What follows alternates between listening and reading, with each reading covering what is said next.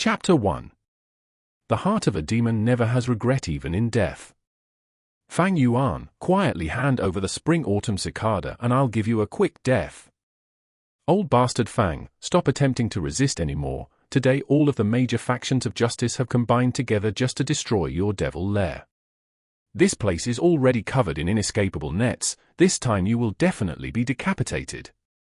Fang Yuan, you damn demon, just because you wanted to cultivate the spring-autumn cicada, you've gone and killed thousands of people. You've committed too many unforgivable, heinous sins. Demon, 300 years ago you insulted me, took away my body's purity, killed my entire family and executed my 9 generations. From that moment onwards, I hated you with a burning passion. Today, I want you to die. Fang Yuan was in deep green robes that had been torn to shreds. His hair was disheveled and his entire body was covered in blood. He looked around. The bloody robes waved lightly in the mountain breeze like a war flag. Fresh blood flowed from the numerous wounds on the body. Just by standing there for a short while, Fang Yuan had already accumulated a large pool of blood beneath his feet. Enemies surrounded him all around. There was already no way out. It was a foregone conclusion that he would die here. Fang Yuan understood his situation clearly, but even in the face of death his expression did not change. It was calm. His gaze was limpid, his eyes like deep pools of water in a well, so deep that there seemed to be no end. The major factions of justice that had surrounded him were not just the experienced elders, but also young and talented heroes. Around the heavily surrounded Fang Yuan, some were roaring, some were sneering. There were eyes that were gleaming with light, some holding onto their wounds while looking on fearfully. They did not move. Everyone was wary of Fang Yuan's final attack. For 6 hours, this tense moment went on until the evening came, the sun casting its rays upon the side of the mountain. In that moment, it was as if the place was on fire. Fang Yuan, who had been silent as a sculpture the entire time, slowly turned his body. The group of warriors was suddenly alerted and they all took a big step backwards. By now the grey mountain rock beneath Fang Yuan's feet had long been stained a deep red. Due to the massive loss of blood, his face had become deathly pale. In the afterglow of the sunset, it suddenly had a brilliant luster upon it. Looking at the setting sun, Fang Yuan lightly laughed. The sun sets above the blue mountain, the autumn moon with the wind of spring. The morning is fine like hair and night is like snow. Whether you succeed or fail, when you look back there's nothing left. As he said this, memories of his previous life on Earth emerged before his eyes. He was originally a Chinese scholar on Earth who chanced upon this world. He endured a hard life for 300 years and went through another 200 years. Over 500 years of his life flew by in the blink of an eye. So many memories that were buried deep inside the heart begun to relive themselves, sprouting into life before his eyes. I failed in the end. Fang Yuan sighed in his heart emotionally, yet there were no regrets. This end result was something he had foreseen. When he made his decision in the beginning, he had prepared himself for this. To be a demon is to be merciless and cruel, a murderer and destroyer. There is no place in heaven or earth for such a thing, turning into an enemy to the world, still having to face the consequences. If the spring-autumn cicada that I have just cultivated is effective, I shall still be a demon in my next life. With this thought, Fang Yuan couldn't help but let out a laugh. Wicked demon, what are you laughing about? Be careful everyone, the demon is going to attack before his final moments. Hurry up and surrender the spring-autumn cicada. The group of warlords surged forward. At this moment, with a loud bang, Fang Yuan was engulfed in a blinding surge of energy. The spring rain quietly rained down on Qingmao Mountain. It was already late in the night, a slight breeze blowing with the light rain. Yet Qingmao Mountain was not covered in darkness. From the side down to the foot of the mountain, dozens of tiny lights shone like a bright band. These lights shone from tall buildings. Even though it could not be said to match up to 10,000 lights, yet it was still a few thousand in number. Situated on the mountain was Jiu-Yu-1 village, giving the vast lonely mountain a rich touch of human civilization. In the middle of the Jiu-Yu village was a magnificent pavilion. A grand ceremony was being held at this moment, and the lights were even brighter than ever, radiating with glory. Ancestors, please bless us. We pray that this ceremony will bring many young men of outstanding talent and intelligence, bringing their families new blood and hopes. The head of the Guu clan had a middle-aged appearance, his sideburns were graying and he was clothed in ceremonial white robes, kneeling on the brownish-yellow floor. His body was straight with his hands held together, eyes tightly shut as he prayed sincerely. He was facing a tall black case. There were 3 layers on the case, all housing memorial tablets of ancestors. On both sides of the tablets was copper incense, the smoke rising. Behind him were over 10 people kneeling in a similar fashion as him. They wore loose white ceremonial garments, and were all the clan's elders, important members, and those who had much authority. After the prayers, the Guu clan head bent his waist with his 2 hands pressing against the floor and kowtowed. As his forehead struck the brownish-yellow floor, light thuds could be heard. Behind him, the elders and important clan members solemnly and quietly followed suit. With this, the hall was filled with light thuds as the heads knocked against the floor. When the ceremony was over, the crowd of people slowly got up from the ground and silently walked out of the sacred temple. In the hallway, sighs of relief were heard from the crowd of elders and the atmosphere loosened up. The noise of discussion slowly rose. Time flies too quickly. In the blink of an eye, a year has gone by. The previous ceremony feels like it just happened yesterday. I can still recall it vividly. Tomorrow is the beginning of the annual grand ceremony. I wonder what new blood will show up this year for the clan. I hope that some highly talented youths will appear. The Guu clan hasn't seen a genius emerge for 3 years now. Agreed. The Bai village, Sheng village, these few years all had some talented geniuses appear. Especially that Bai Ning Bing from the Bai clan. His natural talent is quite terrifying. It was unclear who had brought up the name Bai Ning Bing, but the faces of the elders started to show worry. The boy's qualifications were splendid. In just a short period of 2 years' worth of training, he had already reached the level of a level 3 Guu master. Among the younger generation, he could be said to be the most outstanding one. It was to the point that even the older generation could feel pressured from the promising youth. In time, he would inevitably become the pillar of the Bai clan. At the very least, he would also be an independently strong warrior. No one ever doubted this fact. But for this year's youths that will be participating in the ceremony, not all hope is lost. You're right, Fang Di's side has appeared a young genius. Able to start talking after 3 months, able to walk after 4. At 5 years of age he was able to recite poetry, seems exceptionally intelligent, especially talented. What a pity that his parents died early. Now he is being raised by his uncle and aunt.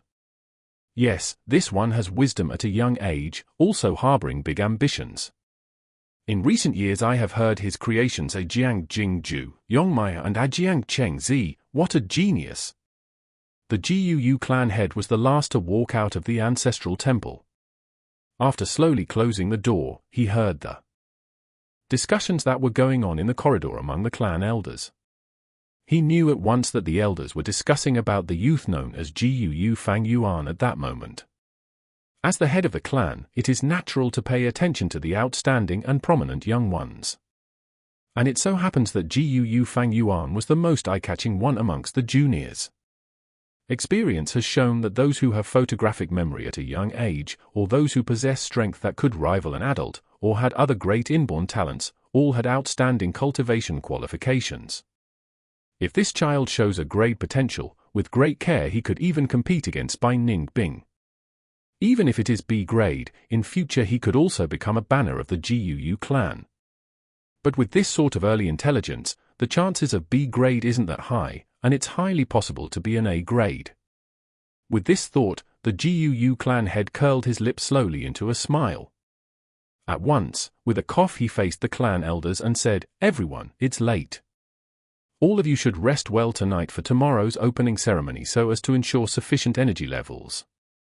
At his words, the elders looked startled. They looked at each other with a hint of caution in their eyes. The clan head's words meant well, but everyone knew what he was aiming to convey. Every year to compete for these young geniuses, the elders would fight among themselves to the point of reddened ears and bleeding heads. They needed to stay well rested and replenish themselves until tomorrow comes where the competition begins. Especially with that Fang Yuan, whose grade potential was extremely huge. Not counting the fact that both his parents were deceased, and also that he was one of the two only descendants of Fang Ji's bloodline left. If one was able to get their hands on and bring him into their own family line, with great care and training, one could secure himself 100 years of prosperity. However, I'm going to go ahead and say what needs to be said first. When you compete, do it fair and square, no tricks and conspiracies are allowed, or damage to the clan's unity. Please keep this in mind, all of you, the clan heads strictly instructed. We wouldn't dare, we wouldn't dare. Then I shall bid you good night, please take care. The clan elders slowly dispersed with deep thoughts. Not long after that, the long corridor became quiet. The wind from the spring rain breezed through the window, and the clan head lightly walked towards the window. Immediately, he breathed in the fresh moist air of the mountain. How refreshing it felt. This was the third floor of the garret. The clan head looked out of the window. He could see half of the entire Guu village. Even if it was late in the night, most of the homes in the village still had lights on, which was unusual. Tomorrow was the opening ceremony, and it affected everyone's best interests. A kind of excited yet tense atmosphere had enveloped the hearts of the people of the clan, and thus naturally many people couldn't sleep well. This is the hopes for the clan's future. With the many lights dancing in his eyes, the clan head sighed. At the very same moment, a pair of clear eyes quietly looked at the same light sparkling in the night, full of complex feelings inside. Guu village, this is 500 years ago. Looks like the spring-autumn cicada really worked. Fang Yuan quietly gazed, standing by the window, letting the rain from the wind hit his body. The use of the spring-autumn cicada was to reverse time. In the 10 big mystical Guu rankings, the spring-autumn cicada managed to be ranked 7, naturally it was no mere creature. In short, it was the ability to be reborn. With the use of the spring-autumn cicada I have been reborn, going back to the time of 500 years ago. Fang Yuan stretched out his hand, his sight fixated on his own young and soft, pale palms, then slowly clenched them, embracing the truth of this reality with all his might. The sound of the drizzling rain hitting softly against the window sill filling his ears, he slowly closed his eyes, opening them after a long while. He said with a sigh, 500 years of experience, it really feels like a dream. But he knew it clearly, this was definitely not a dream. Chapter 2. Going back in time with 500 years of knowledge. It was said in legend that a river of time existed in this world. It supported the world's time flow and circulation. And by using the spring-autumn cicada's power, one could travel back upstream and return to the past. There had been much conflicting opinion on this mythical tale. Many did not believe in it, and some were skeptical to the truth. Few people actually dared to believe it. Because every time one used the spring-autumn cicada, one had to pay with their life, letting their entire body and cultivation be the driving force to use its very power. Such a price was just too great, and the thing that people just couldn't accept was the fact that after paying with one's life, one didn't even know what the outcome would be. So even if someone had the spring-autumn cicada, they wouldn't dare use it so indiscriminately. What if the rumors were fake, and if it was just a scam? If Fang Yuan were not cornered into such a state, he wouldn't have used it so hurriedly either. But now, Fang Yuan was thoroughly convinced, the reality of the truth had been laid before his eyes and there was no denying it. He had really been reborn. It's just a pity. From the start I had wasted an absurd amount of effort, killing hundreds of thousands of people, making even the heavens furious and attracting the vengeance of people. I went through suffering and multiple hardships to finally attain and refine this good Guu. Fang Yuan thought with a sigh. Even though he had been reborn, the spring-autumn cicada didn't come with him. Humans were the greatest among thousands of creatures, but Guu were the essence of heaven and earth. Guu came in thousands of shapes and sizes of strange and mysterious variety, there were too many to count. Some GU after being used once, twice or even thrice would completely dissipate. And some GU could be reused again and again as long as it wasn't used over its limits. That said, it was probable that the spring-autumn cicada was one of those types that could only be used once before disappearing for good. But even if it's gone, I can still refine another. I have done it in my previous life, why can't I do it in this life? After the thoughts of pity were put aside, Fang Yuan's heart burst forth ambitious and determined feelings. To be able to be reborn made the loss of the spring-autumn cicada entirely acceptable. Not to mention he had something precious with him, so it's not like he had lost everything. This precious treasure was his 500 years' worth of memories and experience. In his memories were a multitude of all kinds of treasures and precious items that no one had opened yet in this time. He could easily grasp all the big events and incidents by the veins of history. There were a countless number of figures, some predecessors of hidden levels, some geniuses, and some were not even born yet. Also in those 500 years were memories of painstaking cultivation and rich combat experience. With all these memories and experiences, he had undeniably grasped the overall situation and upcoming opportunities. With good planning and execution, he could empower the situation with great fierceness and elegance. It was not a problem now that he could take a step ahead of others, breaking the higher boundaries. So how do I go about this? Fang Yuan was incredibly sensible. He collected himself together and faced the night rain outside the window, pondering. With this thought, things started to feel complicated. After thinking for a moment, his brows wrinkled deeper. 500 years of time was a rather long period. Ignoring those long muddled memories that couldn't be recalled, even remembering the hidden locations of treasures or special encounters of people was demanding, but the main issue was that the locations were separated among a long distance and had to be accessed or visited at certain periods of time. The most important thing is cultivation. The present me has not even opened my prime valve C, hasn't stepped on the path to be a GU master. I'm just a mortal. I have to hurry and cultivate, catching up to history and seize the opportunities with the best advantage. Not to forget, many of these hidden locations of treasures were useless without proper foundation. Instead it would just be walking into a wolf's den, looking for death. The problem in front of Fang Yuan right now was cultivation. He had to increase the level of his foundation as fast as possible. If he were slow like his previous life, he would just be too late. To cultivate as fast as possible, I would have to borrow the resources from the clan. With the state I am right now, I have no power or ability to travel back and forth across the dangerous mountains.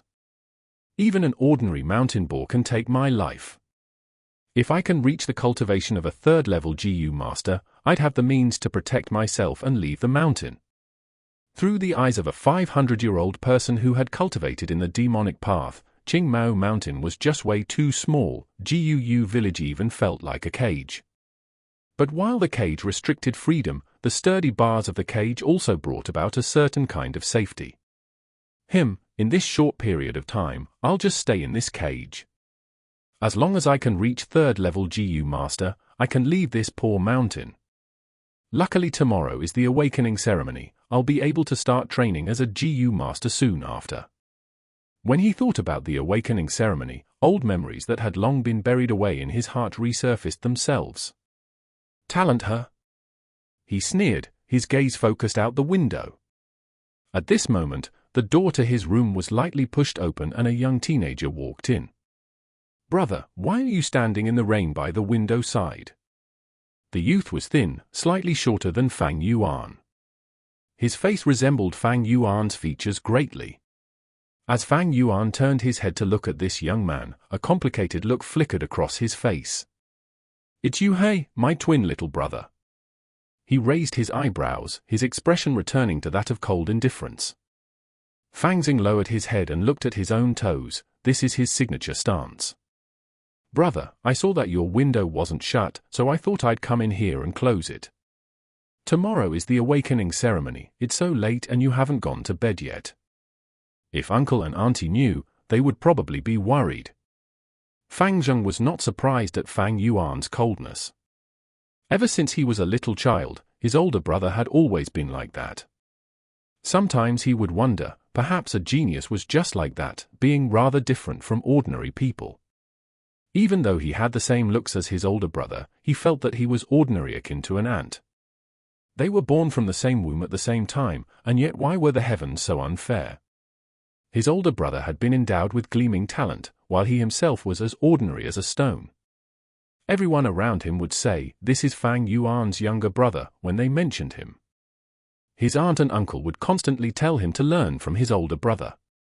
Even when he looked into the mirror sometimes, he would feel disgusted as he saw his own face. These thoughts had been ongoing for many years, accumulating day and night deeply into his heart. Like a giant stone pressing against his heart, Fang Deng's head lowered more and more over the years, and he also grew quieter. Worried. At the thought of his aunt and uncle, Fang Yuan laughed silently. He could still remember clearly how his parents of this world had both lost their lives in one of the clan missions. When he was only 3 years old, he and his little brother had become orphans. In the name of upbringing, his aunt and uncle grabbed hold of the inheritance left behind by his parents while inflicting harsh treatment against his younger brother and himself. He originally planned on simply being a normal person, even planning to conceal his abilities and bide his time. However, his life was difficult, making Fang Yuan have no choice but to choose to expose some of his talents. The so-called talent was merely but a mature and intellect soul that carried a few of Earth's popular ancient poems. With this he managed to startle people and capture attention. Because of pressure from the outside world, the young Fang Yuan made a decision to keep a cold, indifferent expression to protect himself, reducing the possibility of revealing any secrets. Over time the coldness became a habit that he was accustomed to expressing. Thus, his aunt and uncle were no longer harsh on him and his younger brother. As the years passed and they got older, the future became more optimistic and he received better treatment. This was not love, but a type of investment. It's hilarious how his little brother never saw the truth. Not only was he deceived by their aunt and uncle, but he also started burying his resentments inside. Although he looked like a good-natured and honest boy now, in Fang Yuan's memories when his brother was found out to be an A-grade talent, the clan spent much effort in raising him with all they had. After that, all the buried resentment and jealous and hate inside was released, and many a time Fang Zheng would target, suppress, and make life difficult for his own older brother. As for his own grade, it was only C-grade talent. A pair of twins, the older one only had C-grade talent, but had been known as a genius for a dozen years.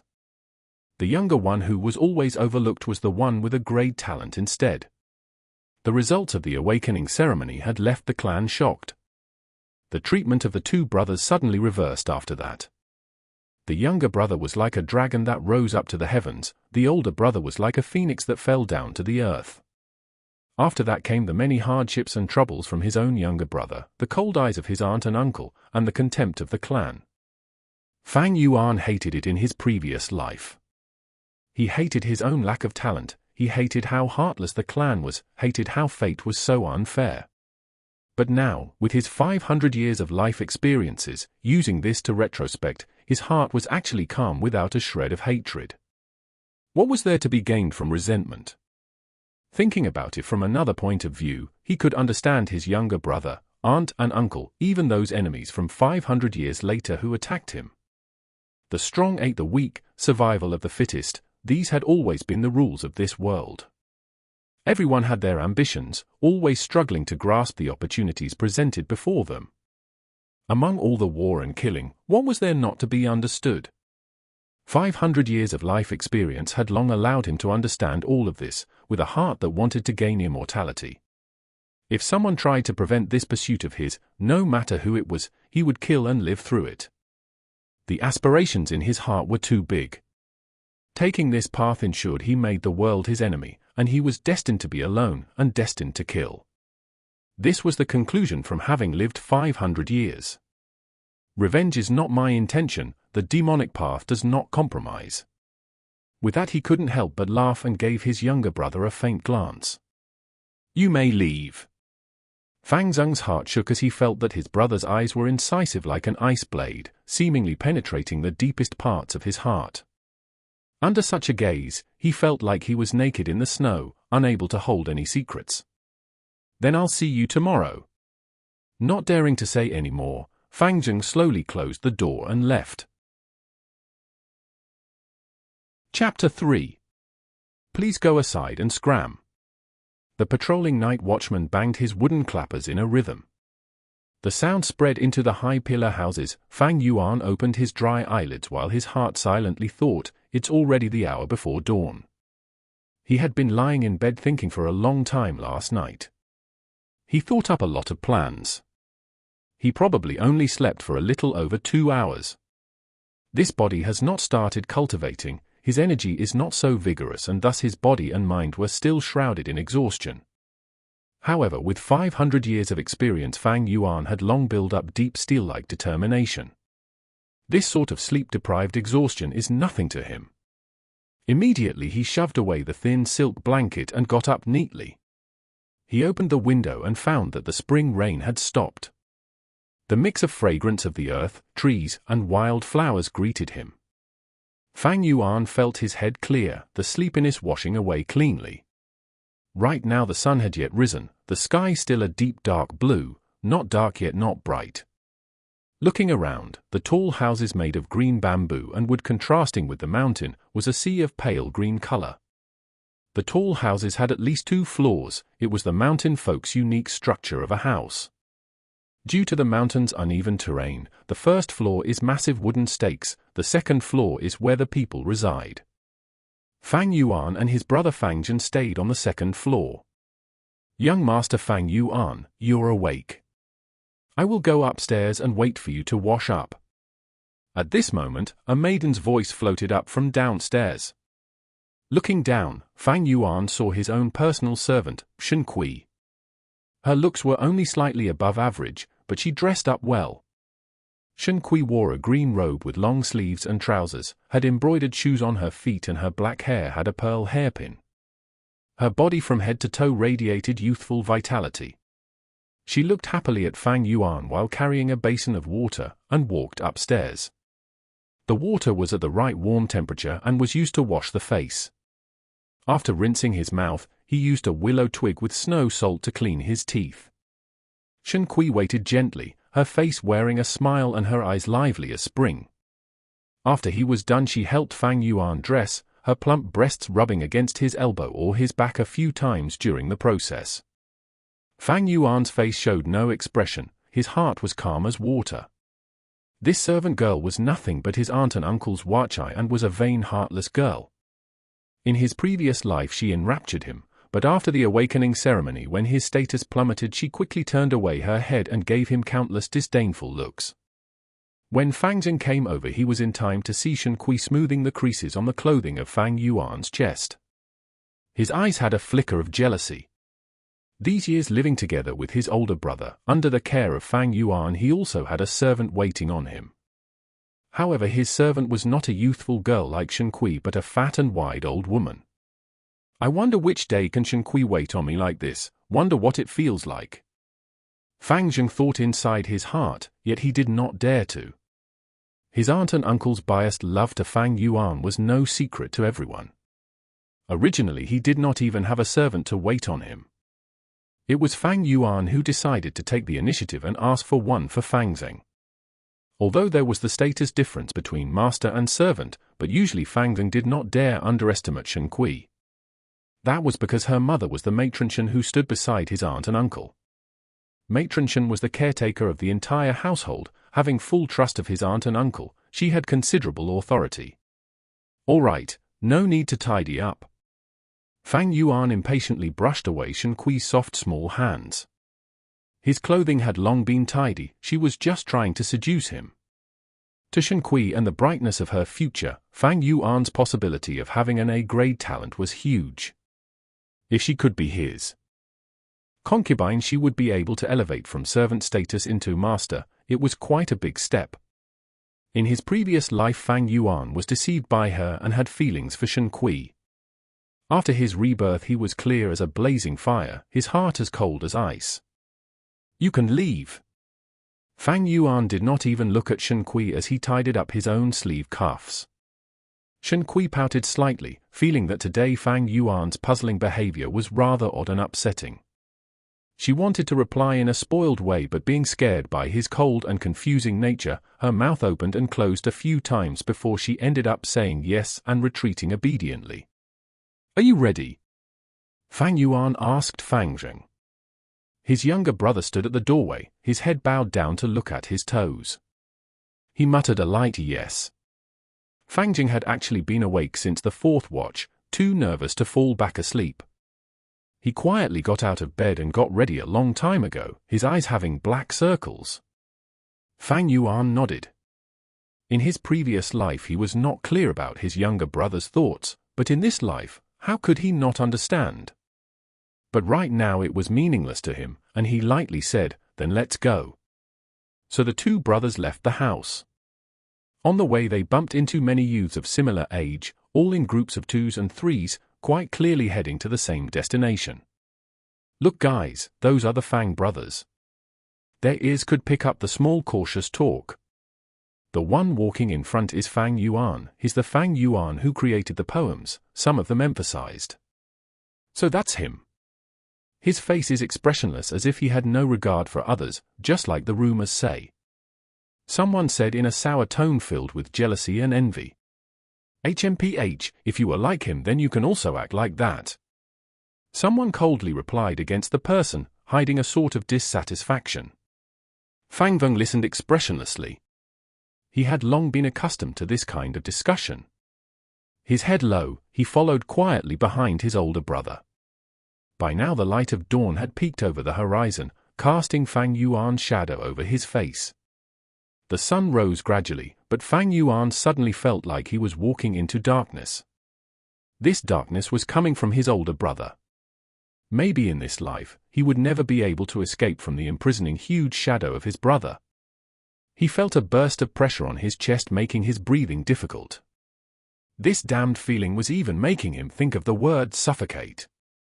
HMPH, this talk is a good example of the saying, "Those who have outstanding talent easily bring about jealous from others," Fang Yuan thought with a sneer as he listened to the gossip around.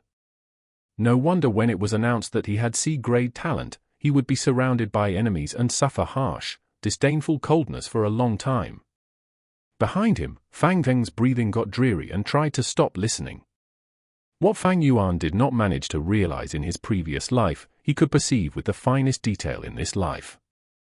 This was the ability of keen insight that he had gained from 500 years' worth of life experiences. He suddenly thought of his aunt and uncle and how scheming they were. Giving him Shen Kui to monitor him and passing his younger brother an old wet nurse, not including other things in life that were different among them. All these actions had intentions. They wanted to cause unhappiness in his younger brother's heart and instigate a rift among the brothers. People are not worried about whether they receive less, people worry about whether whatever they received is undistributed well.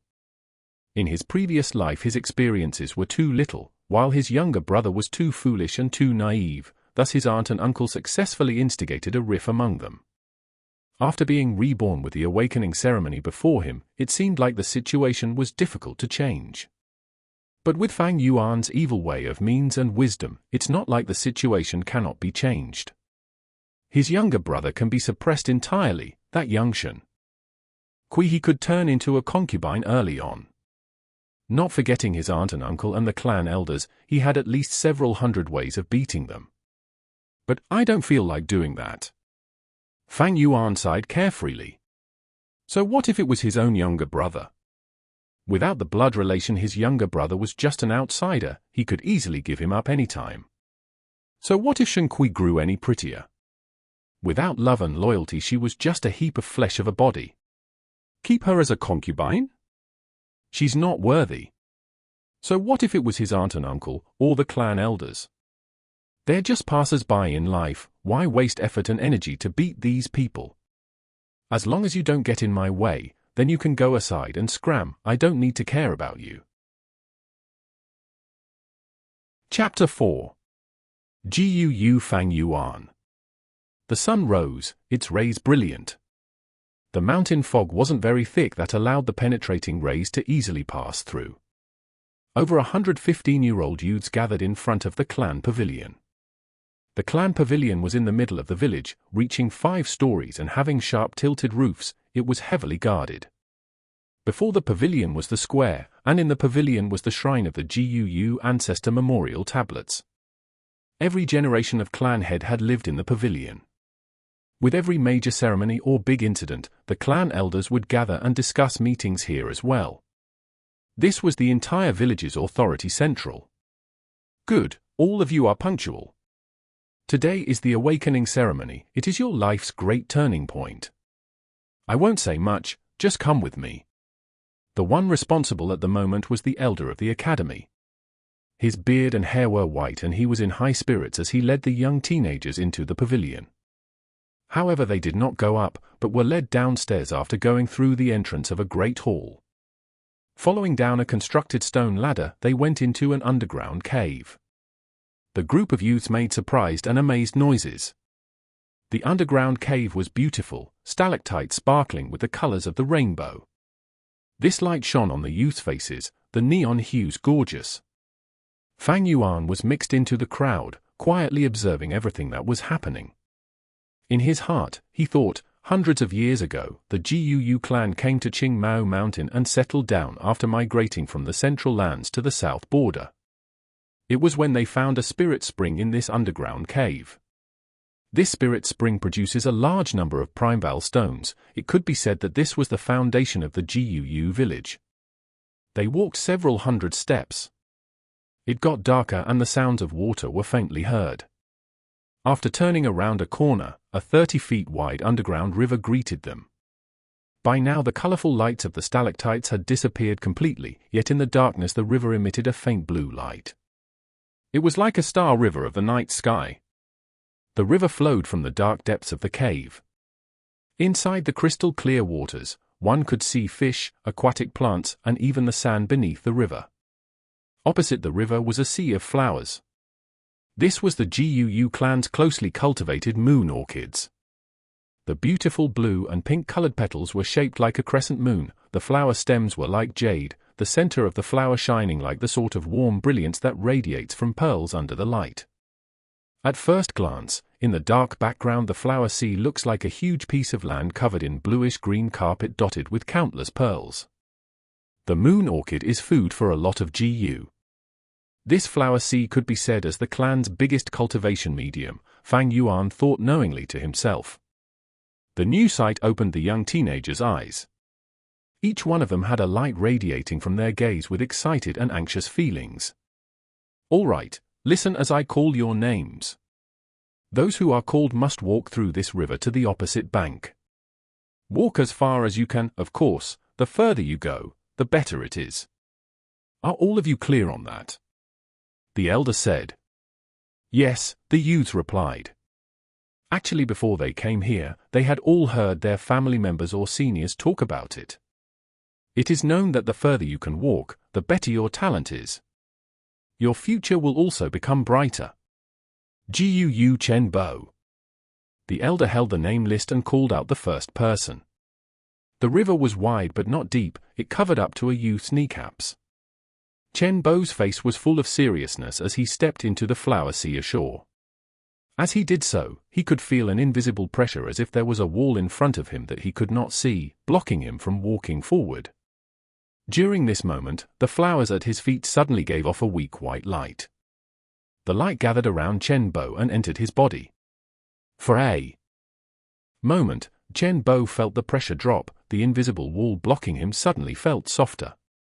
With this, Chen Bo gritted his teeth and mustered his strength, walking forward. He tried to force his way in stiffly, yet after 3 steps the wall in front of him hardened again back to the state before. Thus he could not walk any further. As he watched this the elder sighed. While recording what happened, he said, Guu Chen Bo, 3 steps, no talent to become a Guu master. Next, Guu Zhao Xie. Chen Bo was deathly pale as he walked past the river and back to the youths, clenching his teeth. Without the endowed talent he could live as a normal human, holding the lowest position in the clan. His stature was shaky, it was a huge blow to him, as if reality had killed all his hopes.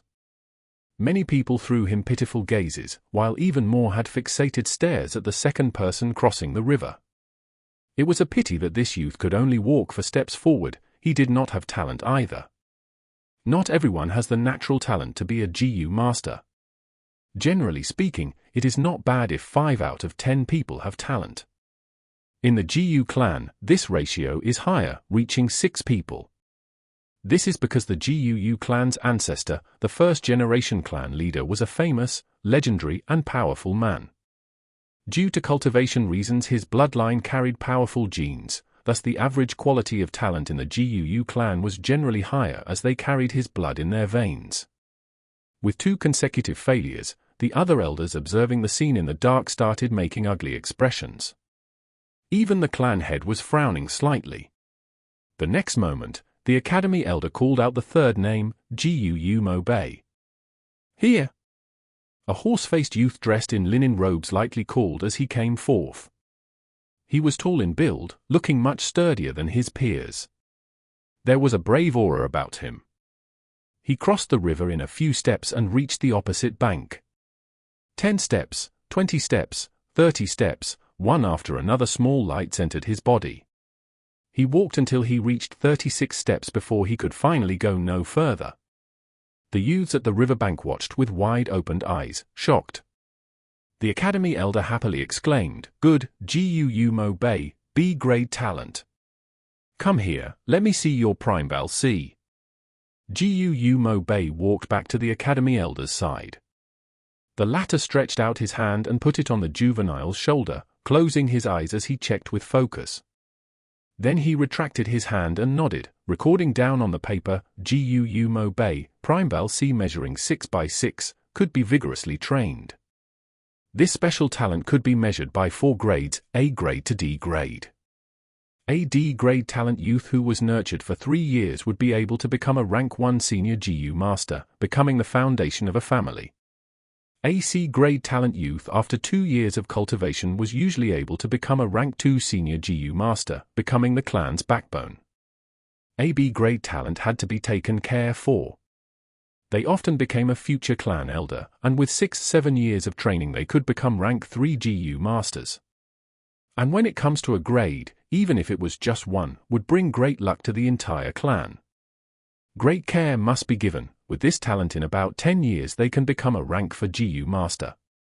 At that moment they would be able to compete for the position of the head of the clan. In other words, as long as this GUU Moonblade grew to his full potential, he would eventually become one of the elders of the GUU clan. That was why the academy elder laughed happily. The elders watching in the darkness also sighed in relief, then they all turned to look at one of the elders amongst them with jealousy. This elder was also horse-faced. He was GUU Moonblade's grandfather, GUU Mo Chen. His face was already smiling. He gave his old nemesis a provocative look and said, "What do you think?" "My grandson isn't bad, hey, GUU Kai Lian." GUU Kai Lian had a head full of red hair. He harumphed in annoyance and didn't reply.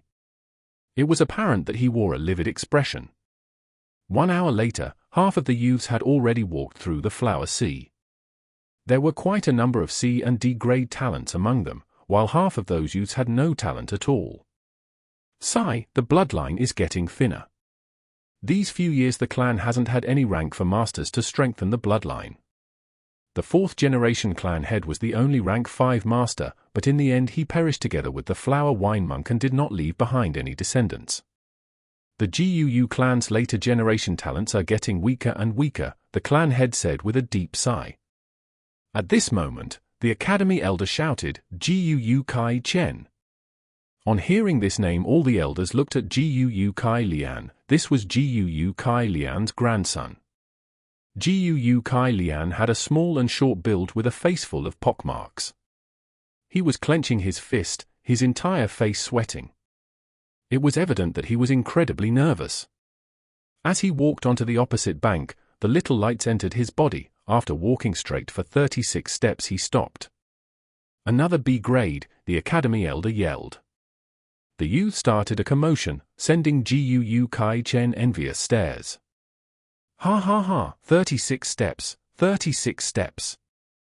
GUU Kai Lian shouted, proudly staring at GUU Moonblade.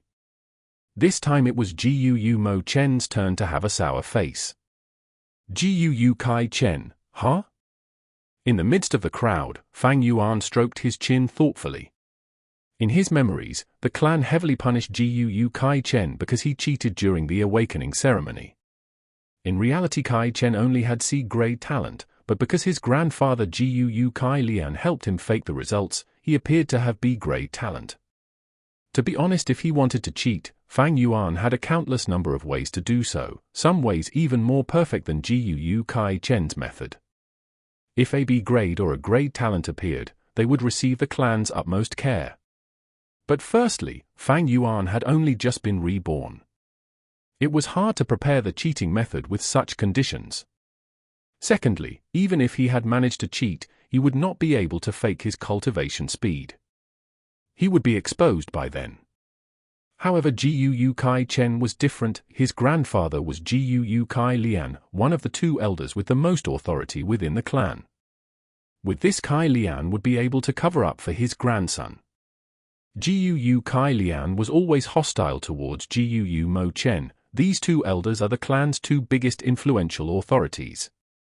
To suppress his opponent, he would need his own grandson to have an outstanding talent. It is also because he was helping from behind, Jiu Kai Chen was able to conceal the truth for a time. In my memories, if it were not for that incident, the truth would never have been exposed. Fang Yuan's eyes shone with light, his mind thinking up ways to use this knowledge to his advantage. If he exposed the matter on the spot, he would receive a bit of reward from the clan, but then he would offend the highly powerful Jiu Kai Lian. This was not advisable. He also could not blackmail them within such a short period of time. Due to his low status, it would just backfire on him. As he pondered, he suddenly heard the academy elder call out his name, Jiu Fang Yuan. Chapter 5. The First Human and 3 Jiu, Hope's Awakening. In that moment his surroundings went quiet. Countless numbers of eyes were on him. It's getting more and more exciting, Fang Yuan thought to himself with a laugh. Under the gazes of the masses, he walked across the river and reached the opposite bank. He could feel a layer of pressure on him. This pressure came from the spirit spring deep in the flower sea. The spirit spring produced primeval qi. Because the qi was too rich in here, it caused the pressure. But very quickly from the flowers below Fang Yuan's feet, little lights made their way up. These dots of light enveloped his entire body before finally entering him. These are the Hope Jiu, mused Fang Yuan. The person in charge did not tell them, but he knew it very clearly. Every spot of light is a Jiu, known as the Hope Jiu. One of the oldest legends talk about the Hope Jiu. In the legend, when the world was just formed, it was a land of savagery. Among the wild beasts that walked the earth, the first man appeared. He was known as Ren Zhu One, eating raw meat and drinking blood, living a difficult life. In particular was a group of wild beasts called Predicament. These wild beasts loved the taste of Ren Zhu and longed to eat him. Ren Zhu did not have a body as strong as mountain rock, nor did he have the sharp teeth and claws of a wild beast. How could he fight with the Predicaments? His source of food was unstable and he had to hide all day. He was at the bottom of nature's food chain, and could barely survive. At this moment, there were 3 Jiu that came up to him and said, "As long as you use your life to provide us, we will help you through this difficulty." Ren Zhu had nowhere to go, so he could only agree to these 3 Jiu. He first gave his youth away to the biggest Jiu among the 3. That Jiu then granted him strength. With strength, Ren Zhu's life began to change. He started to have a stable source of food and was able to protect himself. He fought bravely and ruthlessly, defeating many predicaments. But soon he suffered and finally realized that strength was not everything. It needed to heal and be cultivated, not spent freely at his will. Not to mention when facing the entire group of predicaments, his strength alone was too small.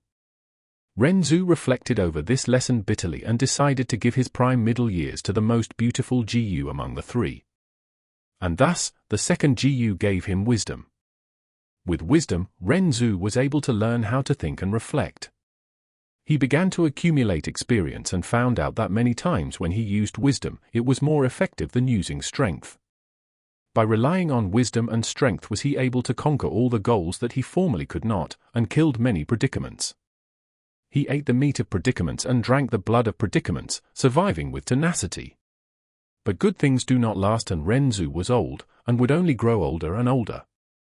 This is because he gave away his youth and middle years to keep the strength and wisdom Gu.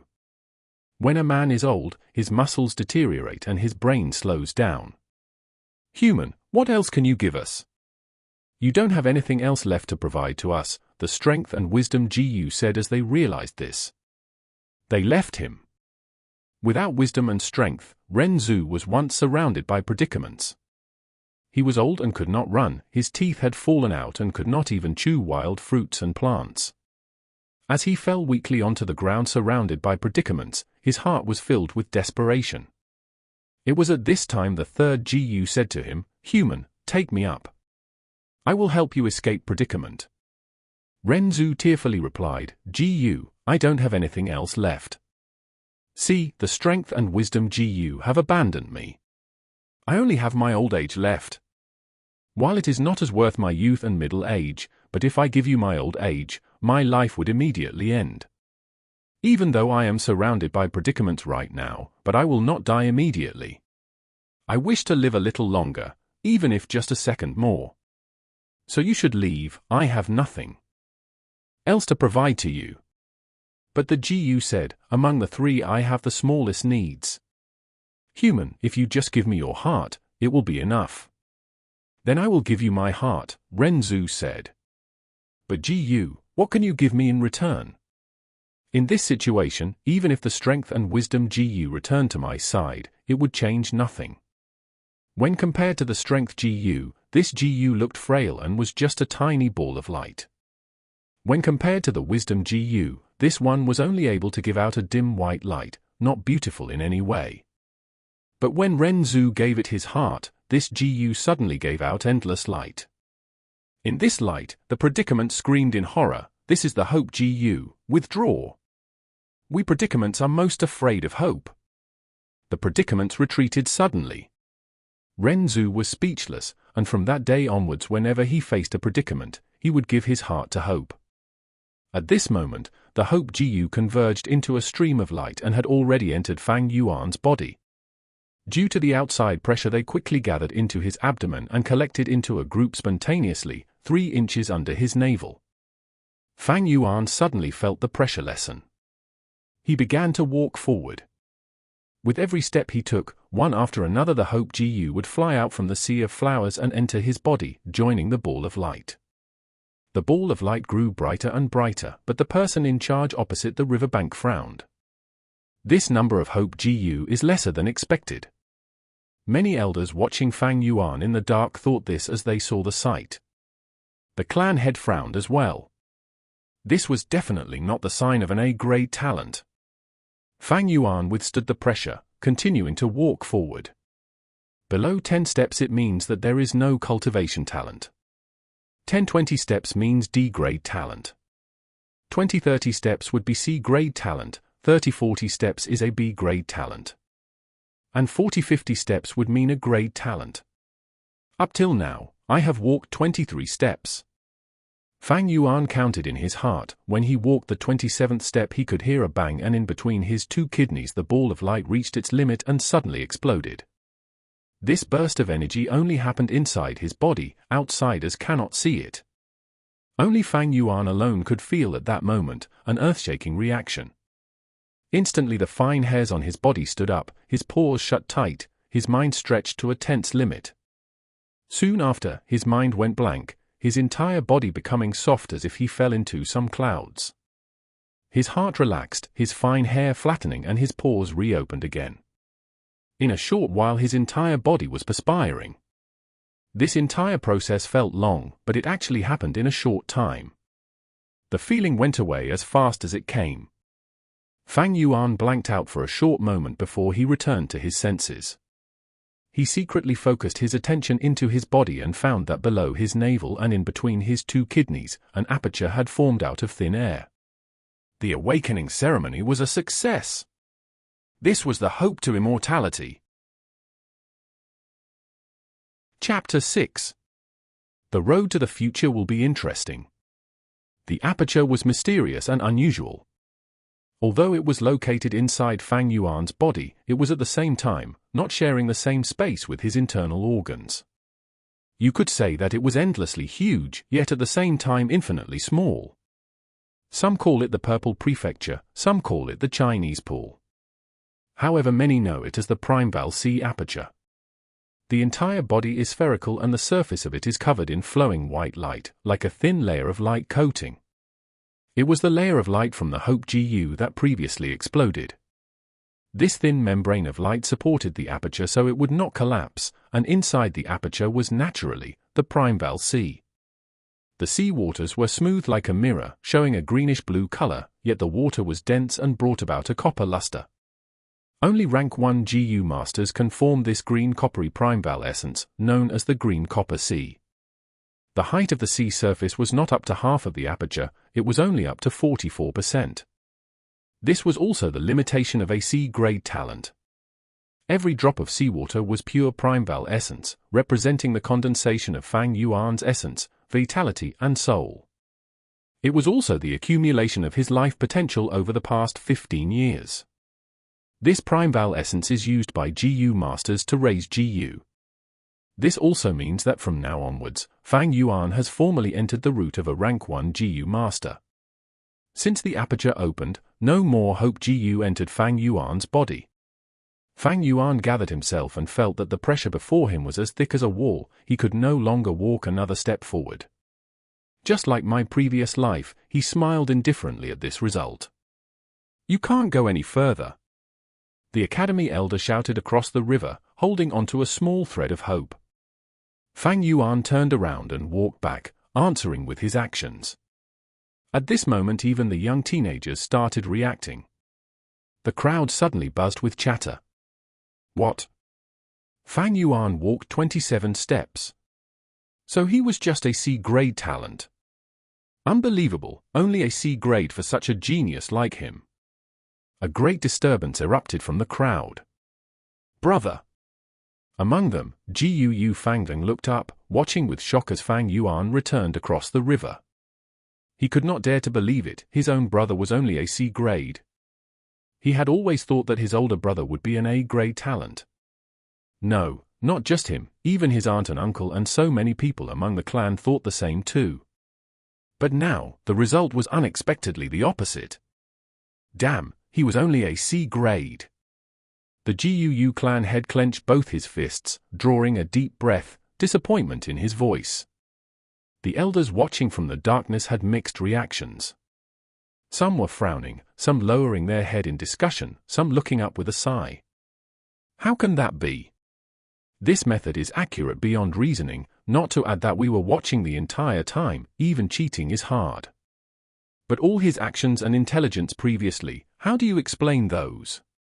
Youths with higher quality of Primeval Sea would indeed display characteristics that surpass the ordinary man, such as intelligence, perception, memory, strength, agility, and so on. On the other hand, these characteristics do not mean that the Primeval talent is definitely high. Everything will still be determined by the results. Sigh, the bigger your hopes, the bigger the disappointment. The GUU clan's generation now is no longer like the first generation. His socks were soaked with the icy cold waters from the river, the coldness piercing into his bones. Fang Yuan walked with the same emotionless face, his distance getting closer and closer towards the crowd. He could clearly see the Academy Elder's heavy expression, and was aware of the stares thrown at him from over 100 youths. These glares were mixed with amazement, shock, gloat, and some taking pleasure at this unfortunate event, some indifferent.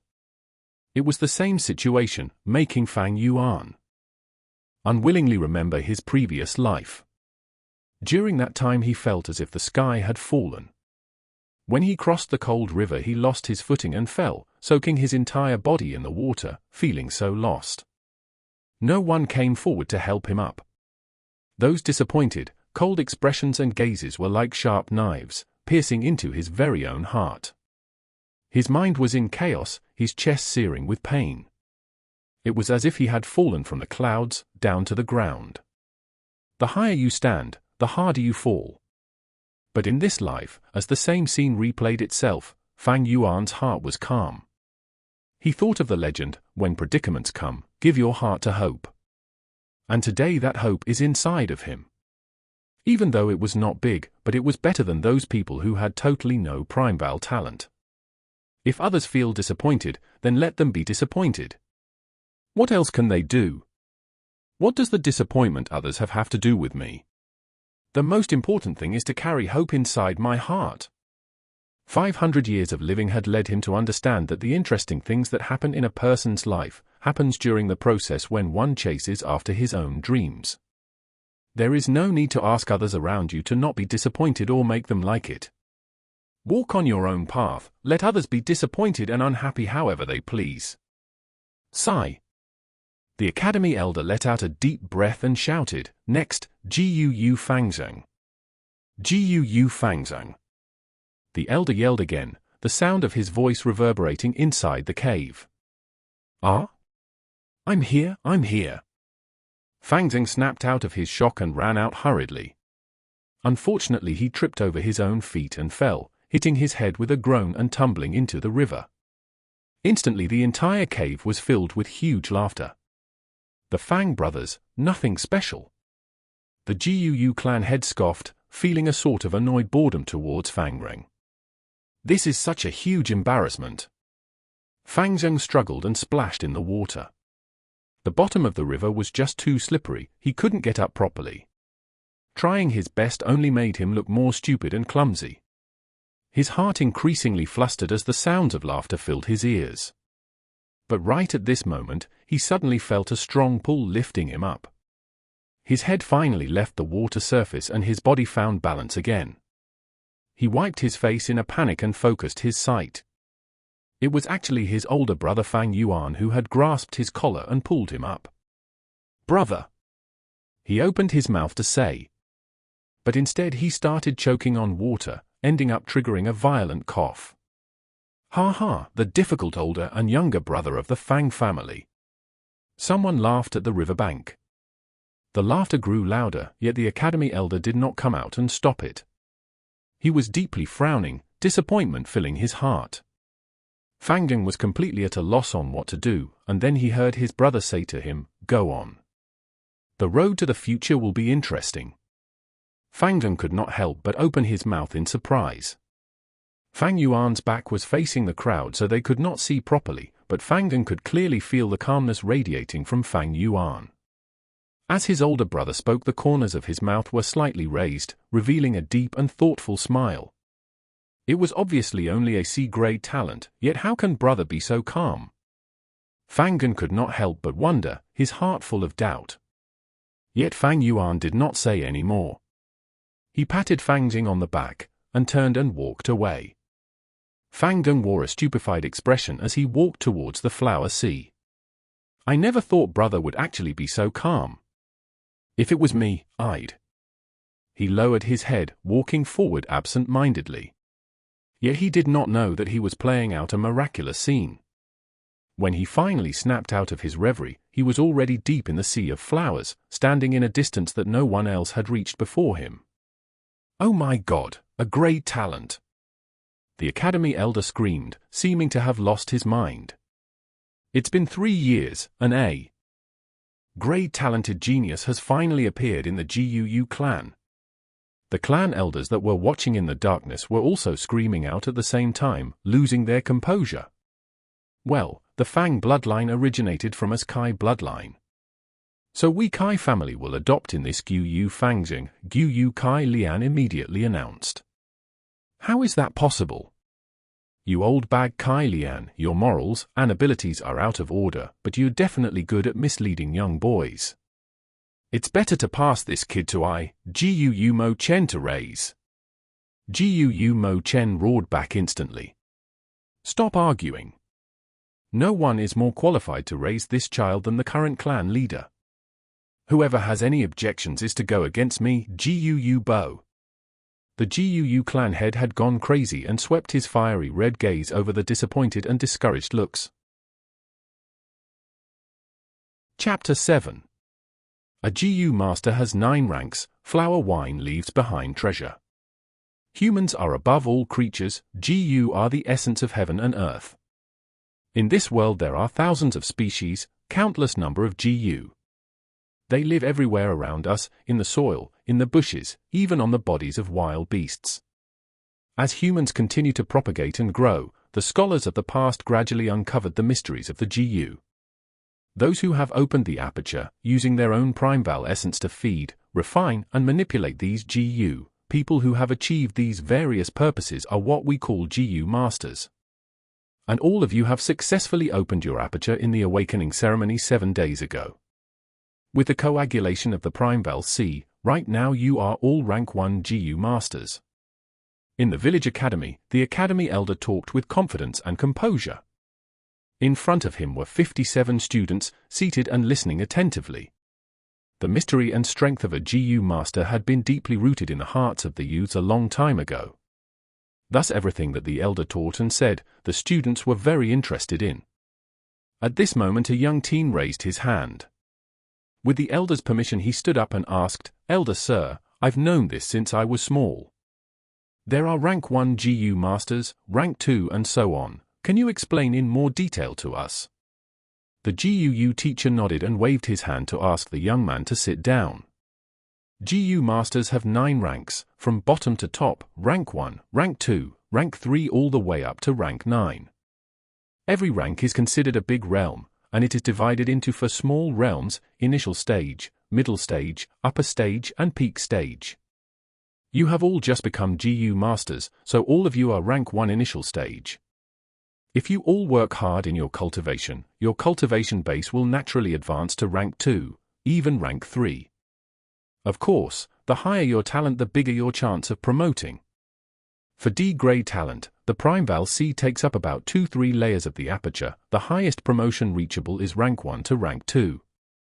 For C-grade talent, the primeval C is 4-5 layers of the aperture. Usually the progress stops at rank 2, but with luck a small percentage of people can advance to rank 3 initial stage. B-grade talents have a primeval C that takes up 6-7 layers of the aperture. They are able to cultivate to rank 3, even as far as rank 4.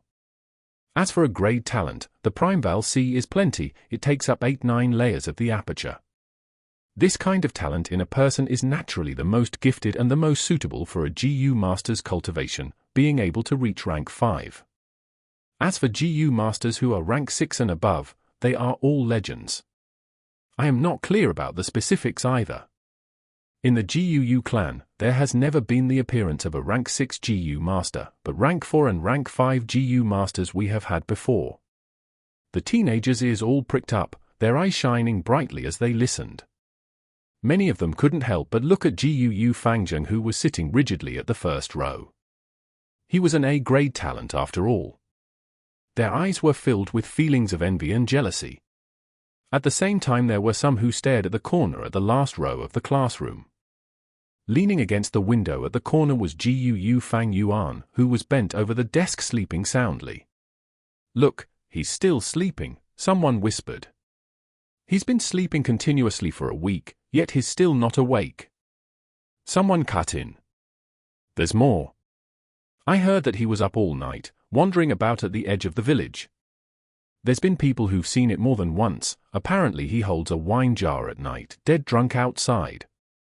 Luckily these few years the village surroundings have been cleared clean, so it's safer." The fellow schoolmates whisper here and there, letting all kinds of small gossip spreading around quickly.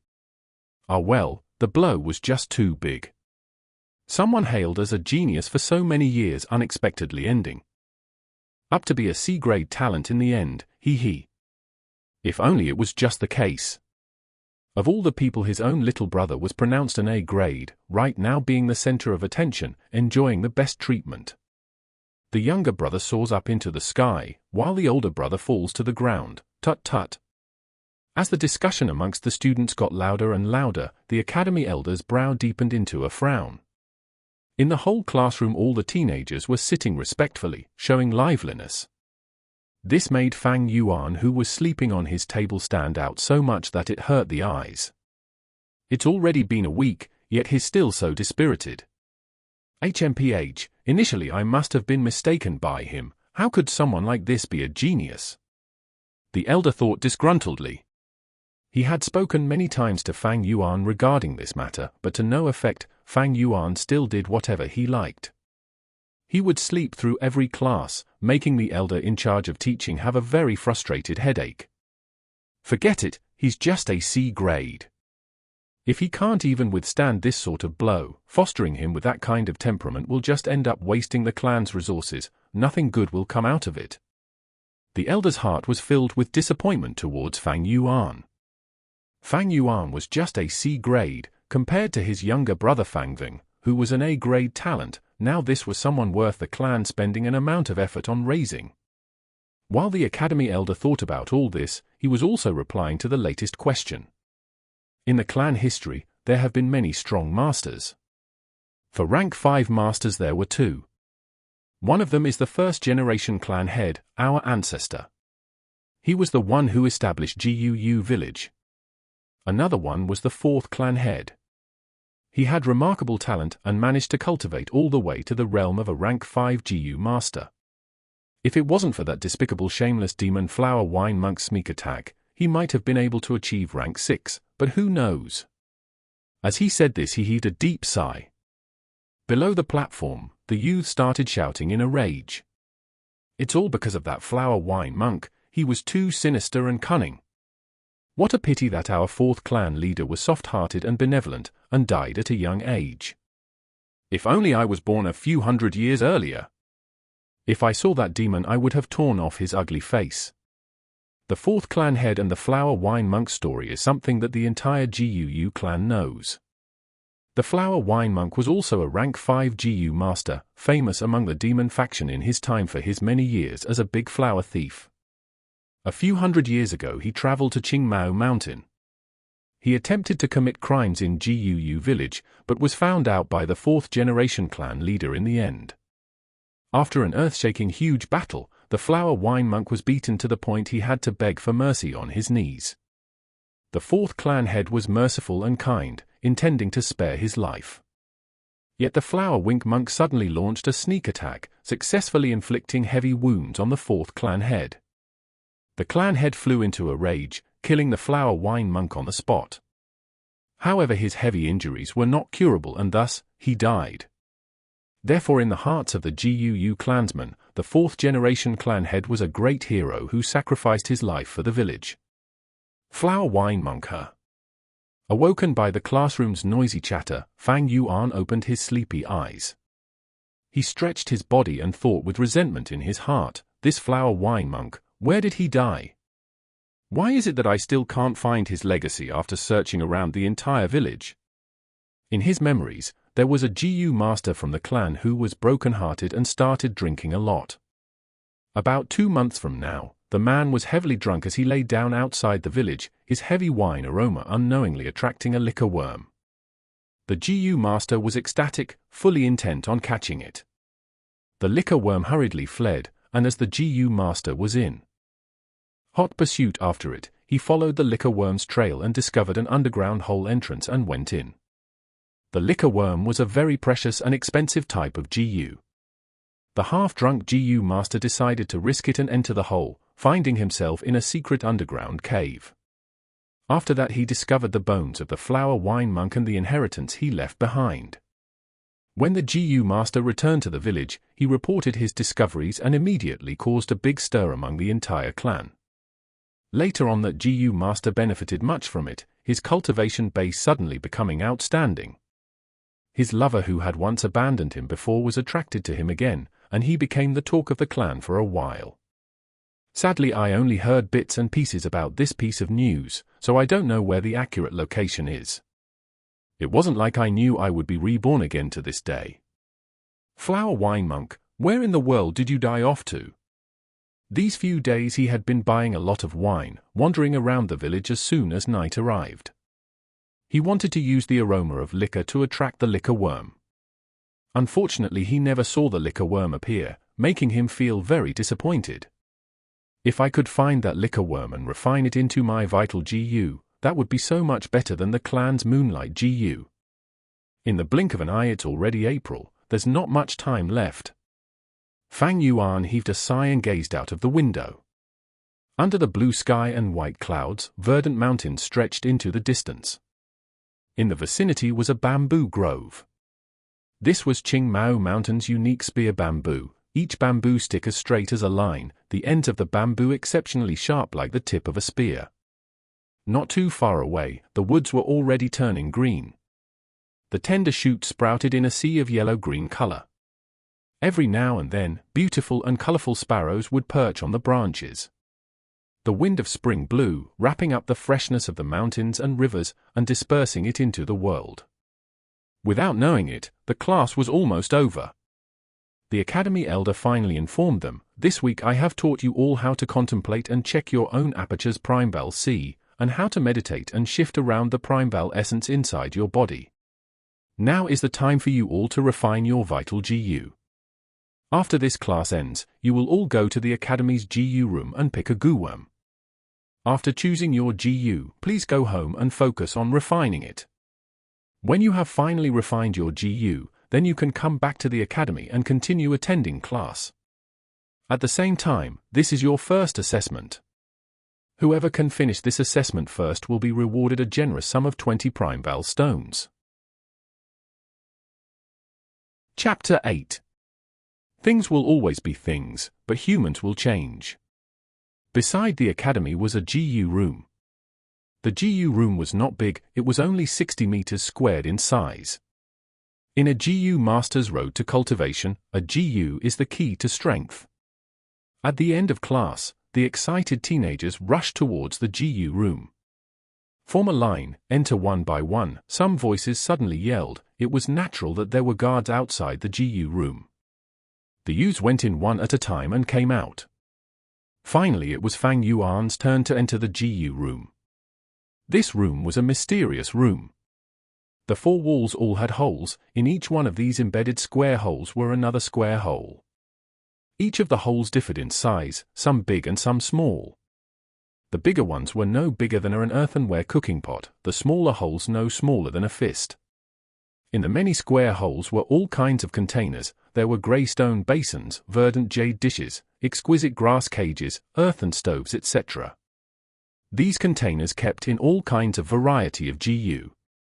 Some GU were silent, while some GU made a lot of noises, creating chirping, clucking, rustling sounds and so on. All these noises combine together to create a sort of life symphony. GU are also divided into 9 big levels, following the same concept of the 9 rank realms of GU masters. All the Gwyn in this room are rank 1 GU. Fang Yuan glanced around, immediately aware of this. Generally speaking, rank 1 GU masters can only use rank 1 GU. If they used higher level GU, these masters would need to pay an extremely heavy price. In addition, GU need to be fed. The high cost of feeding higher level GU was often not something lower ranked GU masters could afford. Thus to GU masters who were newcomers, they would always pick a rank 1 GU worm as their first refined GU unless under a special situation.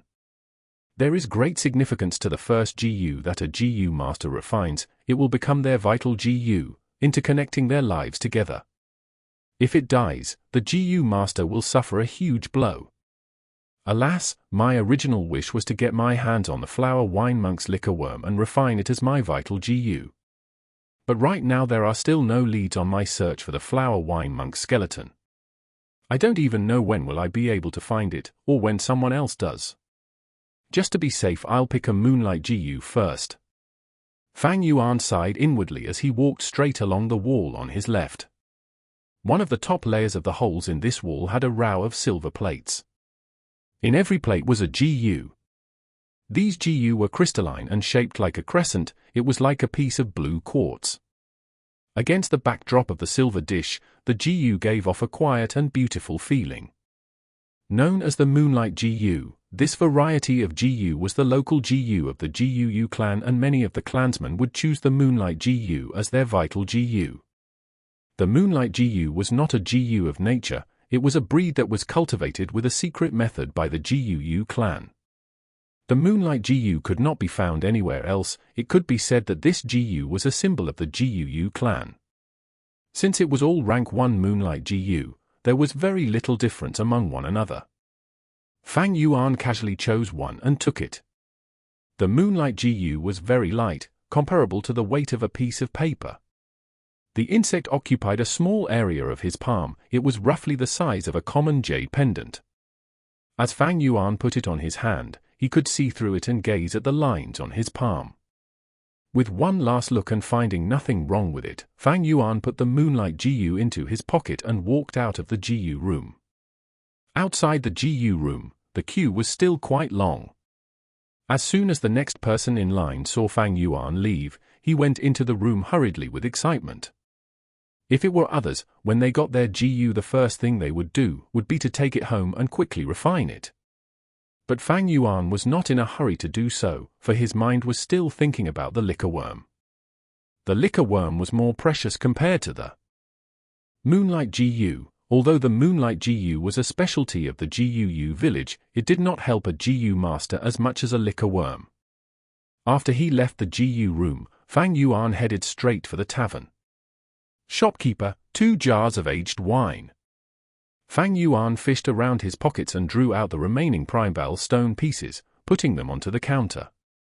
These few days he would come here and buy wine, then go around the village border and scout, intending to attract the liquor worm so it would appear. The shopkeeper was a short and fat middle-aged man, his face oily. After these few days he had already remembered Fang Yuan. "Sir, you've come." While he greeted Fang Yuan, he stretched out a thick and short chubby hand and skillfully swiped away the primebell stone pieces.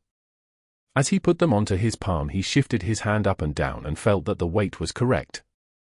With this, the shopkeeper's smile deepened. Primebell stones were the currency used in this world, used to measure the value of all commodities. At the same time, it was also a condensed matter of the world's essence, usable on oneself, and is important in helping a GU master in his cultivation. As it has monetary attributes as well as usable properties, it was similar to the gold on Earth. Earth has a gold currency standard system, and in this world it was replaced with primebell stones. Compared to gold, the purchasing power of primebell stones is even more astonishing. However, with Fang Yuan's continued spending like this, no matter how many primebell stones he had, it would not be enough. 2 jars of wine every day, and it has been 7 full days already. The initial savings I had are already almost all spent. Fang Yuan frowned slightly as he walked out of the tavern with 2 jars of wine.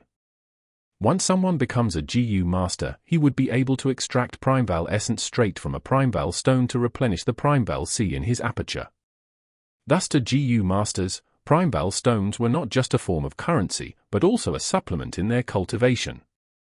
With sufficient primebell stones, the rate of cultivation will increase greatly. This can make up for the disadvantages of those with lower talent grade. I won't have primebell stones to buy wine anymore tomorrow, yet the liquor worm just doesn't want to appear.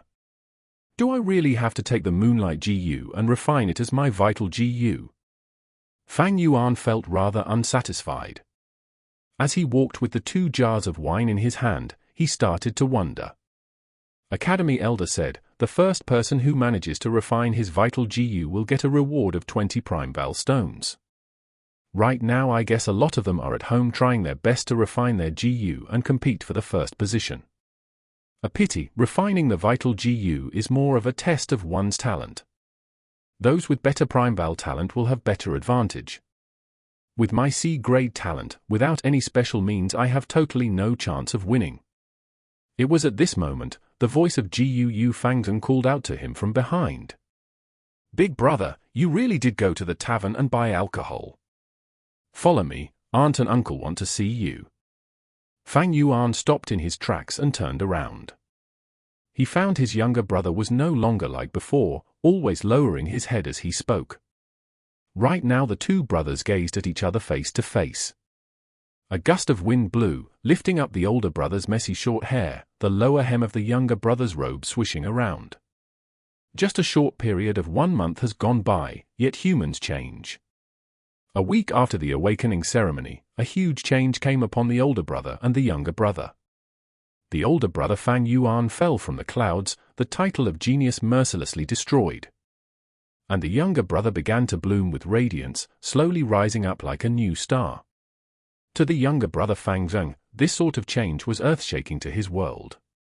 He finally tasted the feelings that his older brother used to have, the feelings of people pinning their hopes on him, the feelings when people use envious and jealous looks to gaze at him. He felt like he was suddenly dragged out from a dark corner and placed into a heaven filled with light. Every day when he woke up, he felt like he was having a very sweet dream. The difference of how he was being treated from before and now was like day and night, making him somewhat unable to believe his reality even until now, but at the same time also strongly unaccustomed to it. In a short while from being unknown to someone who was closely watched, people pointing at him all the time. Sometimes when Fang Yuan walked on the road, he would hear people around him talking about himself, voices praising him. His face would heat up and he would feel completely at a loss of what to do, his eyes trying to avoid gazes, he even almost forgot how to walk properly. The first 10 days or so, Jiu Fang Yuan became thinner yet his energy became more vigorous. From the inner depths of his heart, something called self-confidence began to manifest. This is what Big Brother had always been feeling before, how beautiful and painful at the same time. He could not stop thinking about his older brother Jiu Fang Yuan, facing such attention and discussion. How did his older brother deal with it? He subconsciously started to imitate Fang Yuan, pretending to look expressionless all the time, but quickly found that he was not fit for this kind of style. Sometimes during class, a girl's shout could easily send him red-faced. On the roads, all the flirting from older women even caused him to flee in a hurry many times. He was like a toddler learning how to walk, stumbling and falling as he tried to get used to his new life. During this entire process, he was unable to avoid hearing about his older brother, falling into depression, becoming a drunkard, not going home at night, sleeping soundly in class. He felt very shocked at this. His own older brother, once a strong entity and hailed as a being of great genius, suddenly becoming like this. But slowly he started to sort of understand. His big brother was also a normal man after all. Encountering this kind of setback and huge blow would send anyone into depression. Along with this understanding, Fang Yuan secretly felt an indescribable happiness inside. This feeling was something he was terribly unwilling to admit, but yet it definitely existed. His older brother, who was hailed as a genius and always covering him in shadow, acting so depressed and dispirited right now. From a reverse angle, it was a testimony to his own growth, wasn't it? He was the outstanding one, this was the real truth. Hence when he saw Fang Yuan holding the wine jars, his hair messy and clothes untidy, Jiu Fang Yuan felt relieved, his breathing also becoming a lot easier. But yet he said, "Big brother, you have to stop drinking, you cannot go on like this. You have no idea how worried the people who care about you are, you need to wake up." Fang Yuan was emotionless, he did not say anything. The two brothers gazed at each other. Younger brother Jiu Fang Yuan's eyes were shining, giving off a sharp and keen feel. And the older brother Jiu Fang Yuan's two orbs were a deep black, faintly resembling a deep ancient pool. These eyes could not help but make Fang Yuan feel a strange oppression. Not long after he subconsciously turned away his gaze and looked somewhere else. But when he realized it, he felt a sudden rise of anger. It was an anger that was directed at himself. What's wrong with you? Can't even muster the courage to look directly at your big brother? I've changed, I've completely changed. With these thoughts his eyes shifted back their sharpness and he shot his gaze at his brother again. But Fang Yuan was already not looking at him. Holding a jar of wine in each hand, he walked past Fang Yuan and said in a dull voice, "What else are you gawking at? Let's go." Fang Yuan's breathing became disoriented, the strength that had accumulated inside. His heart no longer able to be released. This made him experience a depression that was hard to describe. Seeing that his older brother had walked far ahead, he could only quicken his pace to catch up. But this time his head was no longer lowered, but rose to meet the sun. His gaze was fixed on his own feet that was stepping on his older brother Fang Yuan's shadow. Chapter 9. Two people who start on the same road, gradually becoming distant. The sunset was a red hue setting over the east. The sky was still bright, but everything seemed to be covered by a shade of grey. Overlooking the window, the mountains in the distance were gradually drawing towards a heavy black color. The light in the living room was dim. Aunt and uncle sat high in their chairs, their faces enveloped in shadow, their expressions hard to discern. As he saw Fang Yuan carrying the 2 jars of wine, his uncle Jiu Dongtu's eyebrows twisted into a knot. He opened his mouth and spoke, in the blink of an eye, "You are both 15 years old now. Since you both have the talents of a Jiu master, especially Fang Ving, your aunt and I are proud of the both of you. I will give you both 6 pieces of Primeval stones, take it. Refining your Jiu consumes a lot of Primeval essence, so you'll need these Primeval stones." As he said this, some servants came over and passed Fang Yuan and Fang Xing each a small bag. Fang Yuan took his bag silently. Fang Xing immediately opened his bag and looked inside to see 6 pieces of oval-shaped, grayish-white Primeval stones. His face lit up with gratitude at once and he stood up from his seat, facing his aunt and uncle. "Thank you, aunt and uncle, your nephew does need Primeval stones to replenish my Primeval essence. You have both raised me until today, this gratitude is engraved into my heart, I shall not forget it forever." Uncle smiled and nodded. Aunt hurriedly waved her hands and said warmly, "Sit down, sit down. Although you both are not our children directly, we have always raised you as our own. You both are able to gain a future, and we are proud of that. Alas, we do not have children of our own, and sometimes we thought that if you both could really become our children it would be the best." Her words brought deep meaning. Fang Xing did not understand it, but Fang Yuan frowned a little. Uncle cut in and said, "I have discussed this with your aunt. We thought of adopting you both and become a genuine, real family. Fang Xing, I wonder if you are willing." Fang Xing was stunned for a second, but the look on his face quickly emerged a joyful smile and he said, "To be honest, ever since both my parents died I have longed very much for a family of my own. To be able to become a family with aunt and uncle, this is too good to be true."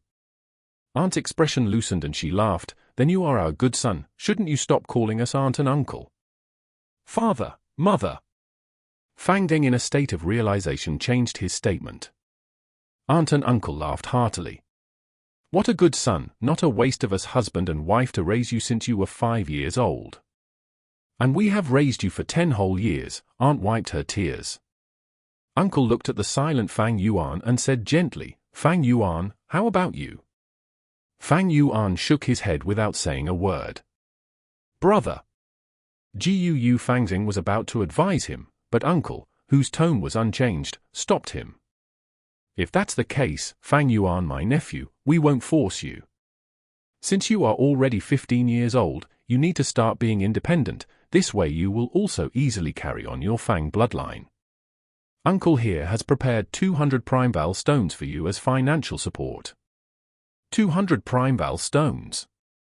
Fang Deng's eyes opened wide, he had never seen so many Primeval stones in his life. He couldn't help but reveal a jealous expression. But Fang Yuan still shook his head. Fang Xing was puzzled, while Uncle's expression changed slightly. Aunt's face had also turned cloudy. "Aunt and Uncle. If there is nothing else, then your nephew will take his leave." Fang Yuan did not give them any chance to speak again. After he finished his sentence he took his wine jars and left the hall immediately. Fang Xing rose from his seat and said, "Father, mother. Brother is not thinking straight, how about you let me advise him?" Uncle waved his hand and deliberately sighed, "Alas, this matter cannot be forced. Since you have the heart. As your father I am already very content. Servants, take care of young Master Fang Xing, treat him well. Then your son will take his leave." Fang Xing retreated, and the living room fell into silence. The sun set below the mountain, and the living room became darker. In a while from the darkness Uncle's cold voice emerged. "Looks like this brat Fang Yuan has seen through our plot."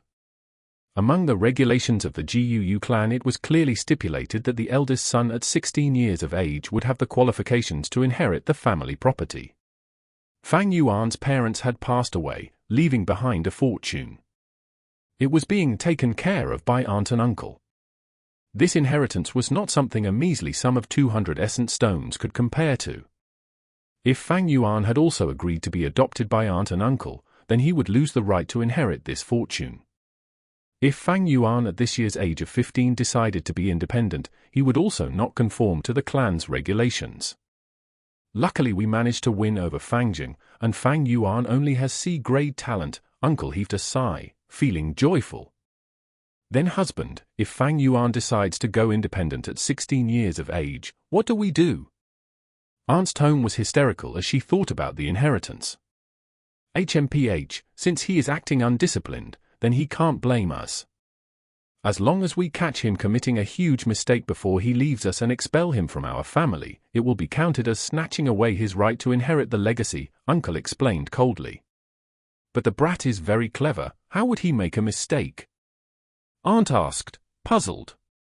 Uncle rolled his eyes immediately and whispered angrily, "You are really stupid. If he won't make a mistake, can't we frame him instead? Just let Shen Kui seduce Fang Yuan and scream assault, we catch him on the spot, fabricate a story about him acting wild while he was drunk. Surely we can expel Fang Yuan. Husband, you really have a way, what an ingenious plan." Aunt was overjoyed at that moment. The thick colors of the night covered the sky, and the stars that blanketed the sky were mostly covered away by floating dark clouds. Each of the households in the village gradually lit up with lights. Jiu Fangjing was ushered into a room. "Young Master Fangjing, the old master personally had me tidy up this room specially for you," Matron Shen said with a hospitable tone. She bowed her waist, her face having a flattering smile. Fangjing looked around with a glance, his eyes shining. This room was at least bigger by 2 times compared to his previous room. The middle of the room was a spacious bed, beside the window was a rosewood desk with a delicate set of ink and paper. The walls were decorated with exquisite ornaments, and beneath his feet was not an ordinary floor, but covered in a layer of soft handmade carpet. From his childhood until now, Fangjing had never stayed in such a room. He immediately nodded his head continuously and said, "This is very good, it really isn't bad, thank you Matron Shen." Matron Shen was aunt and uncle's most highly valued person. She was in charge of all the slaves in the house and was a housekeeper who lived up to her reputation. The girl Shen Kui who served Fang Yuan was her daughter. Matron Shen laughed. "Young master, I am not deserving of your gratitude. It is my duty, my duty. Young master, do not hesitate to eat well and sleep well. Whatever you want, just shake the bell beside your bed, somebody will attend to you immediately. Old master has already instructed us, so in these few days please do put all your attention on cultivating, young master. Just leave all the other chores to us." Fangjing felt a gush of gratitude in his heart. He did not say anything, but deep down inside he decided, this time I must get number 1 and not let aunt and uncle down. The dark clouds in the sky were getting heavier, and the night was getting darker. In the night sky most of the stars were covered by the clouds, leaving a few shining with faint light, blinking away in the sky. Aunt and uncle must be plotting on how to expel me from the house right now. In my previous life they secretly instigated the servants to provoke me, and then framed me. Then they expelled me from the family. I wonder if there will be any changes in this life. Fang Yuan sneered in his heart as he walked along the streets. He had long seen clearly the true colors of his aunt and uncle. But he could also understand it. Men would throw away their lives in pursuit of wealth. No matter whether on earth or in this world, there would always be many people who would be willing to trample over kinship, friendly and love for their own self-interests and benefits. In fact, kinship did not exist. In the beginning when aunt and uncle took in Fang Yuan and Fang Reng, their only purpose was to seek the heritage. It was just so that the 2 brothers repeatedly surprised them. All things are difficult before they are easy. To me this is even more so. Firstly, I do not have outstanding talent. Secondly, I do not have the care of a teacher. It is equivalent to raising a family from nothing, but with my parents' legacy it can be said to be a huge advantage for me. In my previous life aunt and uncle stole away the heritage, and because of that I had to waste 2 full years to be able to cultivate to rank 1 peak stage. In this life I cannot afford to make the same mistake. Fang Yuan pondered in his mind as he walked. Instead of staying home, he held the 2 jars of wine and walked towards the outskirts of the village. The night deepened and the dark clouds obscured the starlight. The mountain breeze blew, growing stronger gradually. The mountain rain was coming. But he still had to search. To get a hold of his parents' inheritance, he would need to wait until he was 16. And the flower wine monk's treasure was the only thing that he could get his hands on in the short run. There were not many people on the streets. The houses along the road showed a dim light. Some small rubbish and leaves were blown away by the wind, drifting about. Fang Yuan's thin clothing could not stop the mountain wind, and he could not help but feel a cold chill. He simply opened the wine jar, drinking a small mouthful of wine. Although it was turbid wine, but after swallowing it he felt a warm feeling rising up. This was the first time that he actually drank wine in these few days. The further he walked out of the village, the lesser the houses beside the road, and the dimmer the lights became. In front of him it was even darker. The wind blew heavily against the mountain forest, the branches swaying in the night, making a whistling noise that sounded like a herd of beasts roaring. Fang Yuan's pace did not slow down. He walked out of the huge entrance of the village and out into the darkness, going further as he walked. And behind him were the bright and brilliant lights of tens of thousands of houses. In these lights there was a warm corner. The younger brother Fang Jing was seated at his desk, reviewing the notes that he had taken down during class. The lights in the house were shining brightly, and the solid wall blocked away the cold winds. Beside his hand was a cup of warm ginseng tea, the steam rising up from the cup. "Young Master Fang Yuan, the hot bathing water has been prepared for you." Outside the door, Shen Kui's voice softly drifted through. Fang Zheng's heart jolted. "Then bring it in, please." Shen Kui walked into the room with her waist bowed, her expression pleased. "Your servant greets young master." Her eye sent amorous glances at Fang Zheng. Fang Yuan was only a C-grade talent, but Fang Zheng was an A-grade talent. To be able to get a hold of him was truly the biggest fortune. Chapter 10. A storm may arise from a clear sky. Refining GU is full of hardships. Big, heavy raindrops fell to the earth, battering the roof of the verdant bamboo house, making brittle sounds. The surface of the pond in front of the building was full of ripples as the rain fell, the fish in the water swimming lively around, the aquatic plants swaying about at the bottom of the pond. The sky was overcast, a thick rain curtain obscured the field of vision as far as the eye could see. In the somewhat dim room the window was open, and Fang Yuan quietly watched the heavy rainfall, sighing. It has already been 3 days and 3 nights. On the night 3 days ago he had walked out of the village with 2 jars of wine, searching around the surroundings. But when it was late into the night it started pouring rain. Put aside him being drenched to the bones, the main point was that in the situation he could not go about searching anymore. The rainwater would quickly wash away the wine fragrance.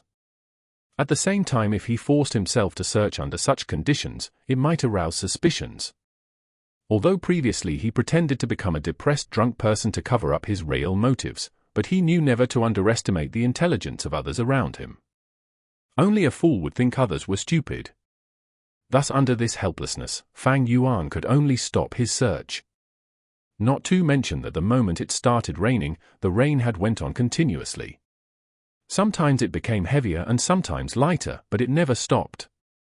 "I guess in this way, I won't be able to find the liquor worm for a short period of time.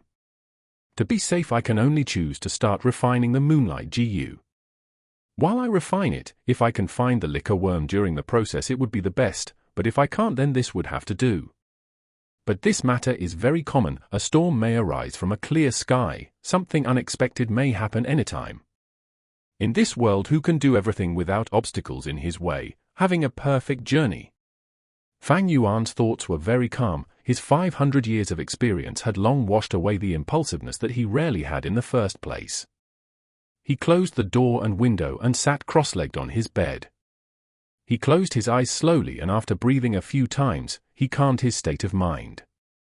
In the next moment the vision of his prime ball aperture appeared in his mind. The aperture may be positioned inside his body, but it was mysteriously unusual, limitlessly big and yet infinitely small. The outer layer of the aperture was a layer of light. The white light gave a thin impression, but it still supported the aperture well.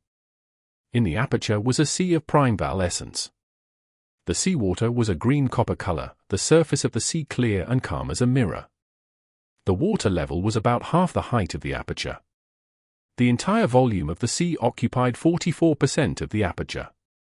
This was the green copper primeval sea of a rank 1 GU master, and every drop of seawater was primeval essence.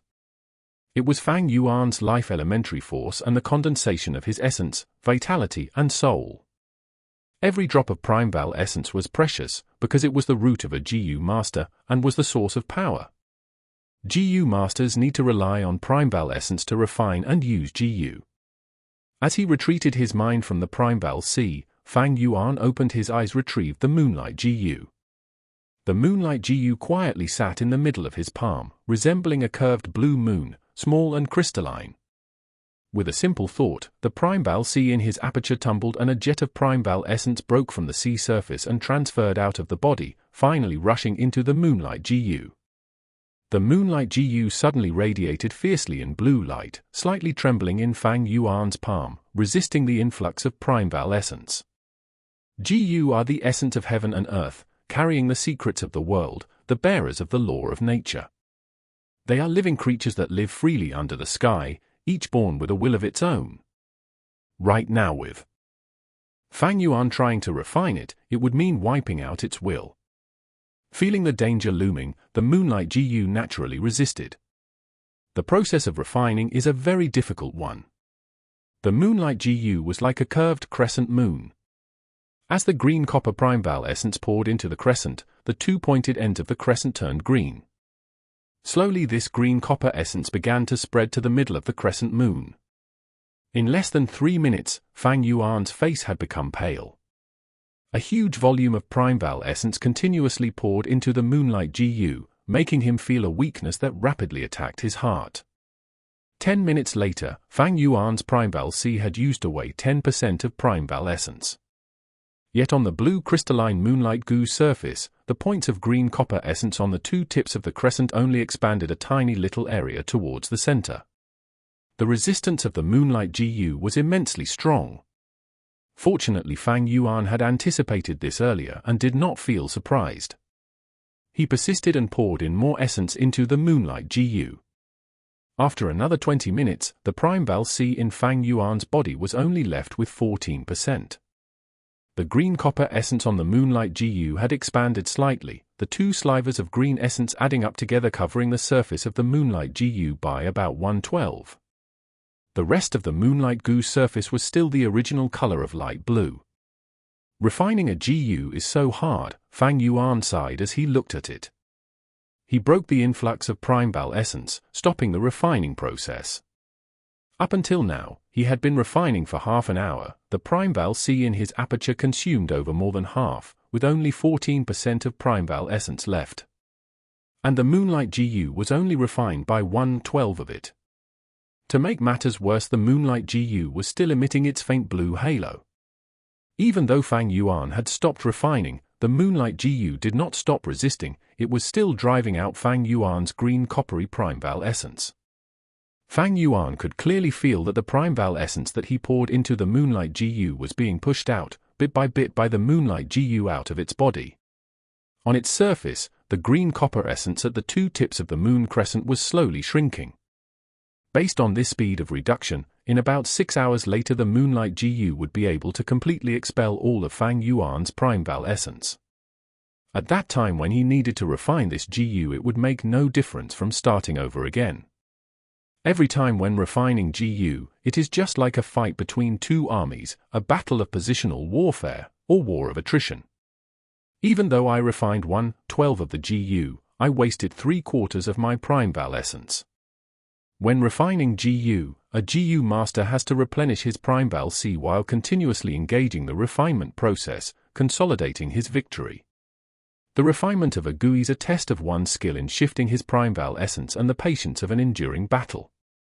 Fang Yuan took out a piece of primeval stone from his money bag as he pondered. A GU master had two ways to replenish the consumed primeval essence. The first way was natural recovery, After a period of time the Primeval C would naturally replenish the Primeval essence. In the case of a C-grade talent like Fang Yuan, it would take about 1 hour to replenish 4% of Primeval essence. In 6 hours it could recover 24% points of the total quantity Primeval essence.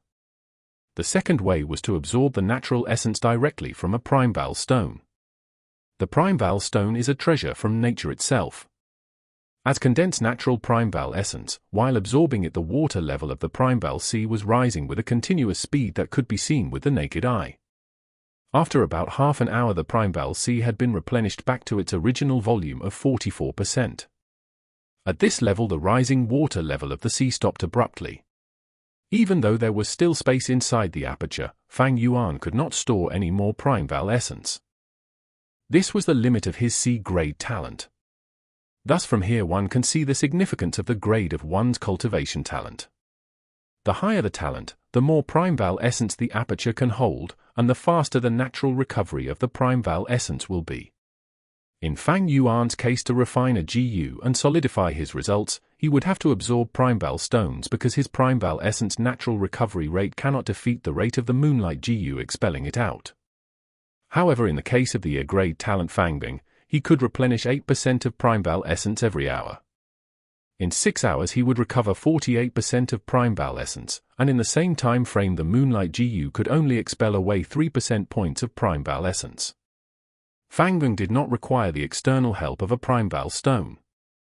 He could go on refining with a few rests in the process and successfully refine the Moonlight GU in a few days. That was why Fang Yuan knew from the beginning that in this test, to refine the Moonlight GU he never had the chance to obtain the first position. It had nothing to do with a person's actual strength, as the first factor was the grade of talent. The second factor would be Primeval stones. If there was an abundance of Primeval stones, without hesitation to consume, a B-grade talent could also surpass an A-grade talent and obtain the first position. In my hands are 6 pieces of Primeval stones. I cannot compare to Gu Mo Bei or Gu Kai Chen, these kinds of people who have their elder family members supporting them from behind. My talent is on C-grade, and cannot be compared to Fangjing who has an A-grade talent. I never had a chance of winning in this test. Why not divert my energy and go look for the liquor worm? If I can make the liquor worm into my vital GU it would be so much better than the Moonlight GU. The sound of rain outside the window has gotten lighter, there seems to be a sign of ceasing. The rain has been ongoing for 3 days and 3 nights, it should be time it stopped. Fang Yuan kept the Moonlight GU and got down from his bed. As he was about to open the window, there was a knock on the door. Outside the door came his servant Shen Kui's voice, "Young Master Fang Yuan, it's me. It has been raining straight for 3 days, so I brought you some food and wine. Young Master can eat and drink and ease some depressed feelings." Chapter 11. It's just power play. Fang Yuan frowned slightly. Based on intuition and 500 years' worth of life experience, he could smell a conspiracy. His eyes flashed and he relaxed his brows. "I'm a little hungry right now, you came at the right time. Come in," he said. Outside the door, while carrying the food box, Shen Kui smiled coldly as she heard his reply. But when she pushed open the door, her face was left with a gentle and meek expression. "Young Master Fang Yuan, the food and wine smells really good. I can smell it as I hold the box." Her voice was sweet and had a hint of longing and flattery. She put the food box on a small table and took out the dishes, arranging them nicely. The food was indeed very fragrant and tasty. After that she took out 2 wine cups and poured the wine. "Come, young master. Sit down. Your servant mustered her courage today and wants to accompany young master for a drink." She smiled like a flower, walking to Fang Yuan's side. Boldly she took him by the hand and pulled him over to sit at the chair by the table. Then she sat on his thigh and leaned her gentle body against Fang Yuan's chest, acting like a timid and lovable woman, whispering in his ear. "Young Master Fang Yuan, your servant has always liked you. It doesn't matter what grade you are, I will always wish to be beside you, rely on you, and comfort you. Tonight your servant would like to give her body to you. She put on blusher, her lips like cherry powder. When she whispered in his ear, a delicate and youthful breath teased at Fang Yuan's earlobe. Because she was sitting on his lap, Fang Yuan could feel her well-shaped figure easily. Her elastic thighs, her slender little waist and her soft chest. "Young master, let me feed you wine myself." Shen Kui picked up the wine cup, raising her head and taking a sip. Then her eyes fixated on Fang Yuan, her small cherry lips a little opened, slowly leaning over to his mouth. Fang Yuan's expression was indifferent, as if what was on his lap was not a young maiden, but a block of sculpture. When she saw Fang Yuan's expression, Shen Kui felt a little uneasy at first. But when her lips were just an inch away from his, she was assured, sneering in her heart. "You're still pretending," she mused. Just at this moment Fang Yuan scoffed, his tone disdainful. "So it's just a power play one." Shen Kui's face became stiff and she swallowed the wine in her mouth, trying to pull false flattery. "Young Master Fang Yuan, what are you saying?" Fang Yuan's eyes were emitting cold light. He stared into Shen Kui's eyes, placing his right hand on her snowy white neck at the same time, slowly pressing it with force. Shen Kui's pupils shrank and her voice was full of panic. "Young master, you're hurting me." Fang Yuan did not answer, but his hold on her neck grew stronger. "Young master Fang Yuan, your servant is a little scared." Shen Kui already had difficulty breathing, she was looking flustered. A soft pair of hands subconsciously grasped at Fang Yuan's hand, trying to pry his hand away. But Fang Yuan's hand was strong like iron, unable to be pulled away. "Looks like uncle and aunt let you come over to seduce me and frame me? This must mean that there are already people arranged downstairs, hey?" Fang Yuan laughed coldly, adding, "But who do you think you are, coming to use tactics on me, with the 2 piles of garbage of rotten flesh on your chest?" As he said this, his left hand climbed up her chest and ruthlessly grabbed her soft breasts, making it incredibly deformed all of a sudden. Intense pain flared from her chest, Shen Kui's eyes were round and wide opened. The pain was so great that her eyes were full of tears. She wanted to scream, but Fang Yuan gripped her throat so strongly that in the end she could only sob for a few times. Then she started resisting strongly, for she really was going to suffocate. But at this moment, Fang Yuan slowly relaxed his grip. Shen Kui immediately opened her mouth and gulped in air greedily. Her breathing was too eager, resulting in a series of violent coughs. Fang Yuan laughed lightly, stretching out his palm. He gently stroked her cheek, his tone carefree as he spoke, "Shen Kui, do you think I can kill you, or not?" If Fang Yuan roared at her with an evil and loud voice, Shen Kui might actually fiercely retaliate. But when Fang Yuan smiled and spoke in a shallow manner, his soft voice asking if he could kill her or not, Shen Kui felt a deep fear from the bottom of her heart. She looked at Fang Yuan with terror on her face, seeing this young man smiling all over his face as he gazed at her. At this instance, Shen Kui vowed to herself that she would never forget his eyes for the rest of her life. This pair of eyes were not mixed with the slightest emotion, dark and profound, resembling a deep ancient pool that was hiding a terrifying beast.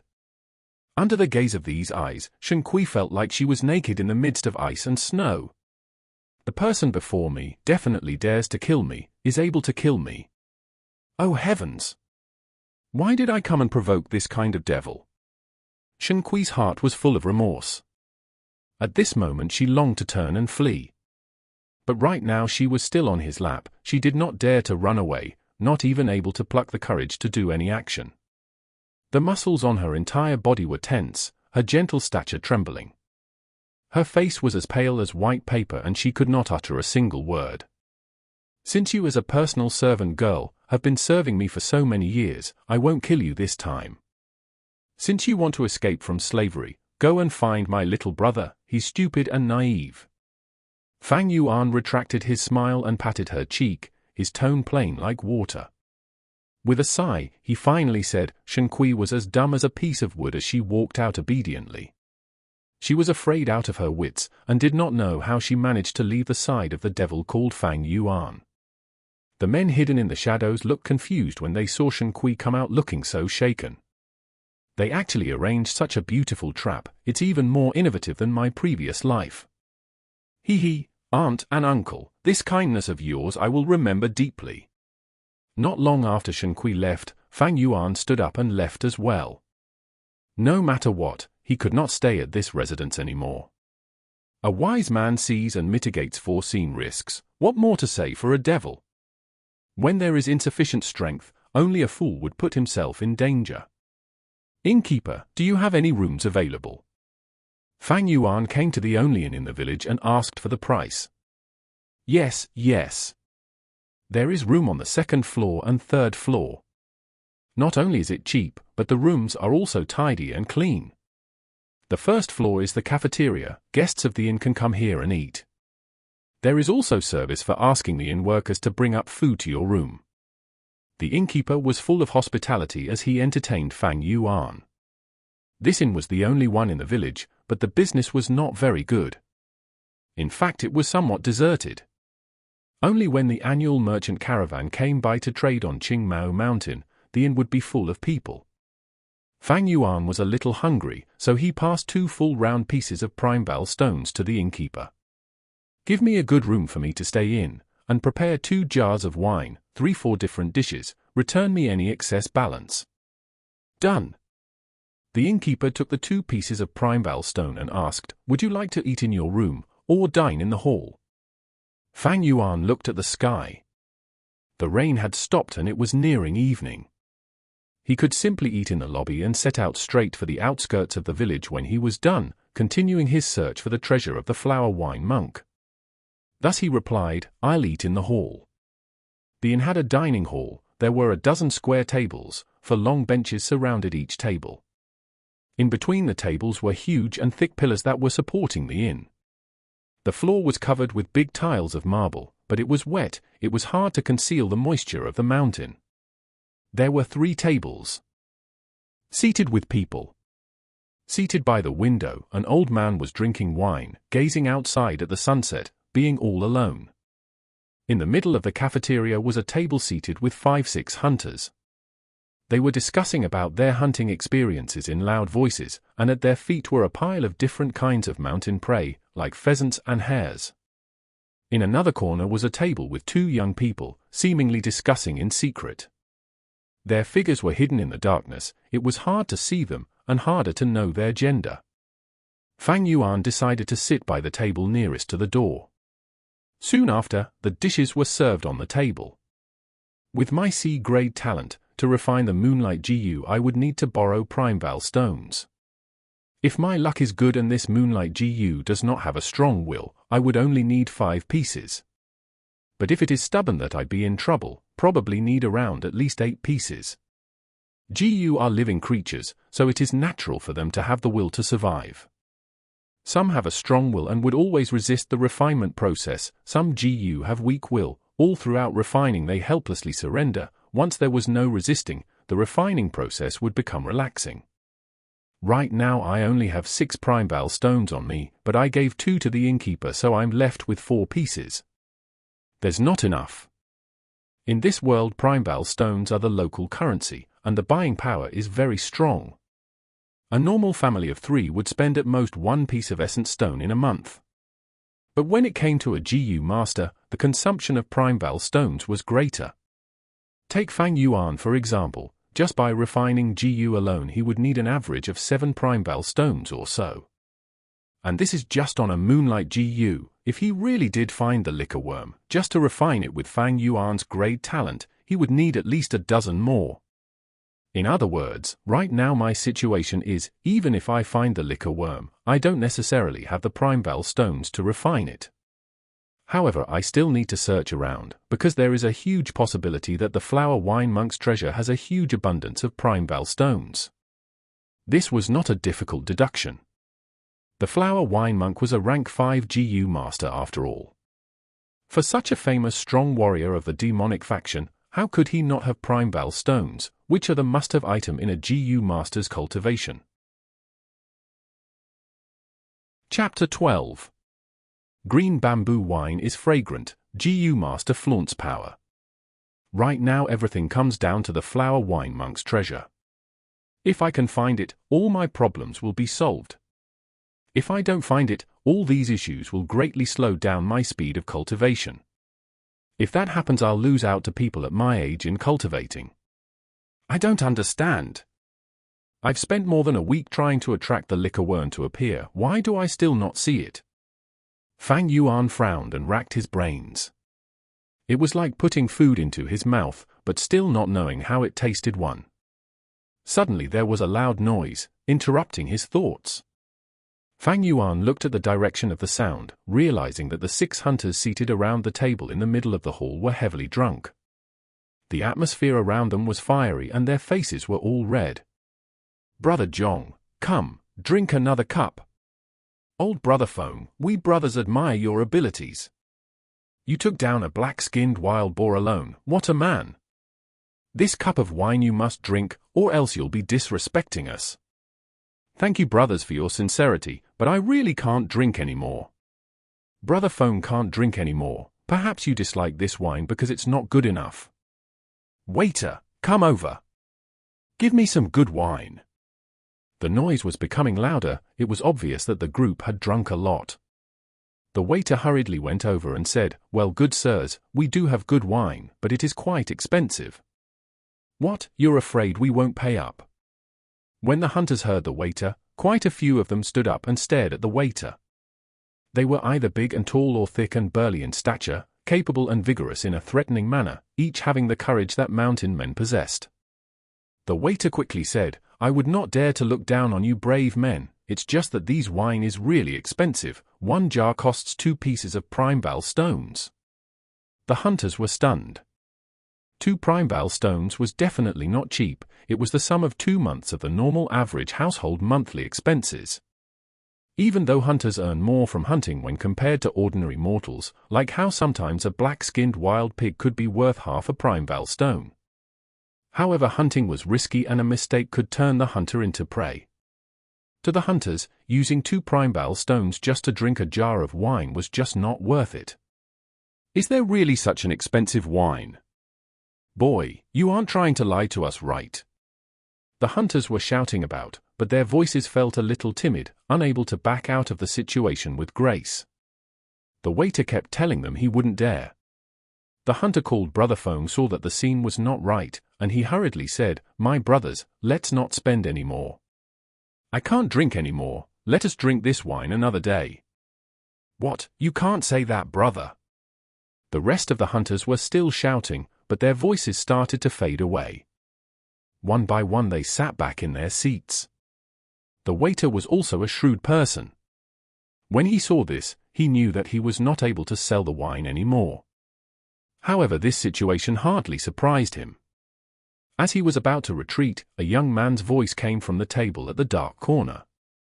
He, hilarious. Each one of them blindly shouting for nothing. If you can't afford to buy wine, you should just obediently keep your mouth shut and go to the side. When the hunters heard this, one of them immediately retorted in anger, "Who said we can't afford it? Waiter, bring over that jar of wine, I'll give you the stones, 2 pieces of it." "Oh, give me a moment, sir, I'll get it." The waiter did not expect such a turn of events. He hurriedly replied and turned to grab a wine jar and brought it over.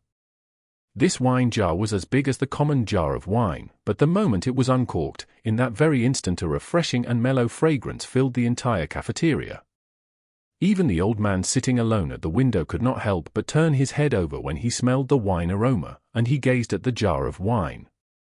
Dear guests, it's not bragging. This is the green bamboo wine. The entire village only has one in, which is us. Smell the fragrance. The waiter inhaled deeply as he said this, his facial expression full of satisfaction and enjoyment. Fang Yuan was moved. This waiter was really not boasting. In the Guu village there were 3 taverns. The wine sold there were the common rice wine, muddy wine, and other similar common wine. In order for Fang Yuan to attract the liquor worm, he continuously bought wine for 7 days. It was natural that he was aware of the prices. Several of the hunters looked at the wine jar before them. They were consumed by alcohol addiction. Each of them twitched their noses and swallowed. As for the hunter who bought the wine in a moment of anger, his expression was even more interesting. A layer of remorse and anger appeared on his face. After all, this jar of wine was the value of 2 primeval stones. I was too rash and bought the wine by impulse. This waiter is not too typical. He immediately brought the wine. Now the cork is unsealed. Even if I want to return the goods, it is too late. The more the hunter pondered, the more distressed he felt. He wanted to return it back, yet he was unable to do so in fear of being humiliated. At last he could only bang on the table and said with a smile, "Damn, this wine is good. Brothers, please, drink all you want. Today this wine is on me." At this moment the young man at the table in the corner hissed, "How is this small jar of wine enough for 6? If you have the guts, then go buy a few more jars." The hunter was furious when he heard this and stood up in a rage, his eyes fixed on the young man who spoke. "Brat, you sure have a lot of words. Come, stand up and fight me." "Oh? Then I will stand up." The young man got up from his seat as he heard the hunter's remark, grinning as he walked out from the shadows. His body figure was tall and thin, his skin pale. He was dressed in navy battle robes, and looked clean and neat. His head wore a blue headband, his upper body had a jacket that showed his thin and weak shoulders. The lower body had long pants, the feet were covered in bamboo sandals and the calves were tied. The most important thing about him was the green belt around his waist. The middle of the belt was a shiny piece of copper, on the copper plate was a black F1 word. "It's a rank 1 GU master." The hunter clearly understood what this manner of clothing represented. He drew in a deep breath, the anger on his face dissipating, replaced by alarm. He had never imagined that he actually provoked a GU master. "Didn't you want to fight me? Come on then, hit me." The young GU master walked slowly towards the man, a playful smile on his face. But the hunter who had challenged him earlier had become frozen like a sculpture, unable to move from his spot. "Maybe you guys can all come at me together, that works too." The young GU master slowly walked to the hunter's table, casually speaking. The expressions on their faces had changed. Some of the hunters who had drunken red faces had gone pale suddenly. Each of their foreheads was drenched in a cold sweat, and they felt restless, too afraid to even breathe heavily. The young GU master stretched out a hand, picking up the green bamboo wine jar.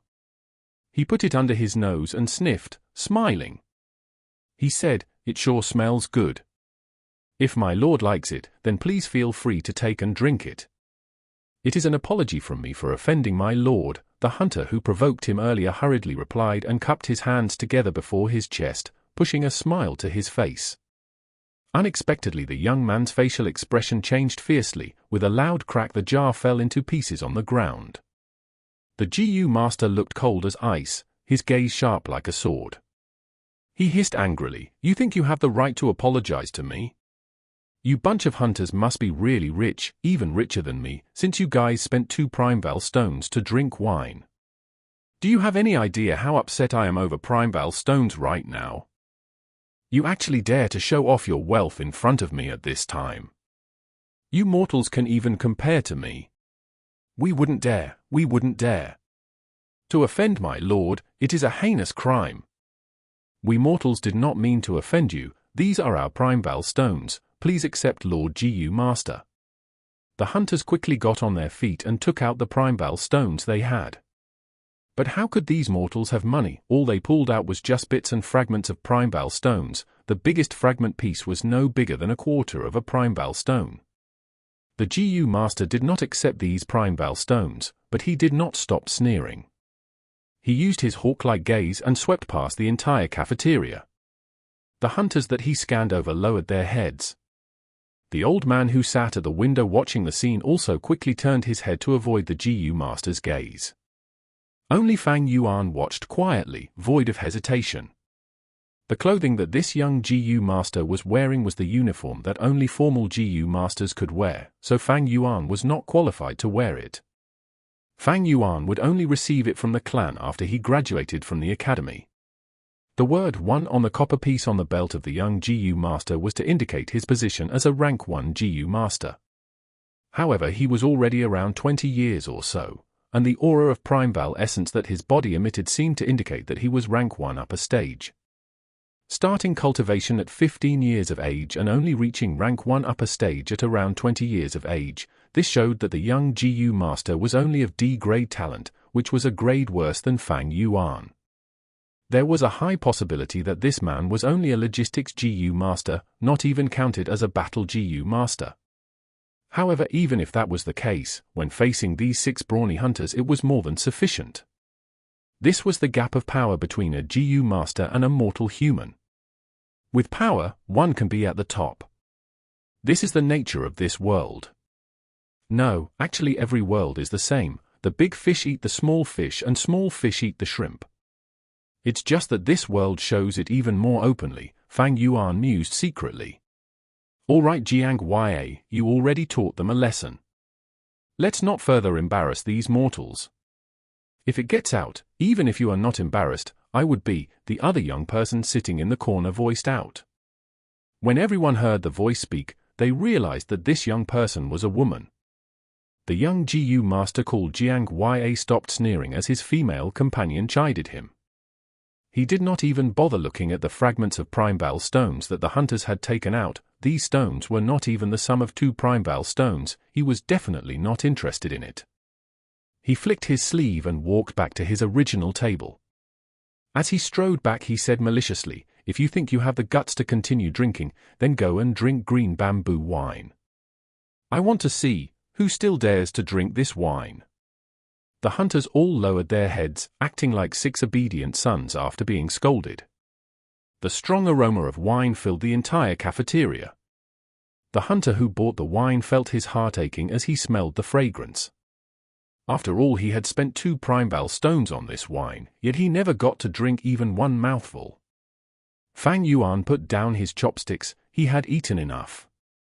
As he sniffed in the wine aroma his eyes flashed for a moment, then he took out 2 primeval stones and put them on the table. Waiter, give me a jar of green bamboo wine, he said indifferently. The young GU master called Jiang Ya instantly stopped in his footsteps. The corners of his mouth twitched and he exhaled. He had just finished his warning, yet right after he was done Fang Yuan wanted the wine. This was especially stepping over him and slapping him in the face. He turned around and narrowed his eyes, shooting a cold glare at Fang Yuan. Fang Yuan calmly stared back, his face indifferent and void of fear. Jiang Ya's eyes flashed and the coldness in his gaze slowly disappeared. He felt the aura of primeval essence on Fang Yuan's body. After realizing Fang Yuan's identity, he lit up with a smile and said warmly, "Ah, it's a junior brother." Everyone else came to the realization and the looks they shot at Fang Yuan changed. No wonder this young teenager was not one bit afraid of a GU master, it was because he was also one. Even though he was still attending the academy, his position was already different. "Lord GU Master, your wine." The waiter scurried over, smiling all over his face. Fang Yuan nodded at the young GU Master and took a jar of wine and walked out of the inn. Chapter 13. The Bamboo Forest Under the Moon, a Bead of Snow. Around 300 years ago, an incredible genius appeared in the GUU clan. He was very talented and had already cultivated to the point of a rank 5 GU master at a young age, and even had the possibility of going further. He was famous throughout Qingmao Mountain, had a bright future and was the pinnacle of hope and responsibility in the clan's eyes. In the history of the GUU clan, everyone spoke of him the most, the 4th clan head. Unfortunately, he sacrificed himself to protect his people and fought the equally powerful rank 5 GU master, the demonic Flower Wine Monk. Even though he defeated the Flower Wine Monk after a fierce battle, he let the devil get on his knees and beg for mercy. In the end he was careless and got caught by the Flower Wine Monk's sneak attack. The 4th head angrily executed the Flower Wine Monk, but due to his own heavy injuries he died an untimely death. This tragic incident had long since circulated until today, becoming a popular story among the GUU clan. However, Fang Yuan knew that this story was not to be believed, because it had a very large loophole. In his previous life, a month later from now, a drunken GU master who had been rejected by his lover lay down outside the village, so drunk he was like a fish. In the end, because of the overflowing smell of wine, it ended up attracting a liquor worm. The GU master chased after the liquor worm and found the remains of the flower wine monk in a secret underground cave, also finding the flower wine monk's inheritance. This GU master quickly hurried back to the clan and told them of the matter, causing a huge stir. As the storm gradually subsided, he also gained benefit from it. He obtained the liquor worm, his cultivation increased, the girlfriend who once abandoned him went back to his side, and he became the talk of the village for a while. When stories are passed down generation by generation, it is normal to change along the way. But in Fang Yuan's memories, the story of the GU master discovering the treasure seemed quite authentic, yet he had a feeling that the story was hiding other truths.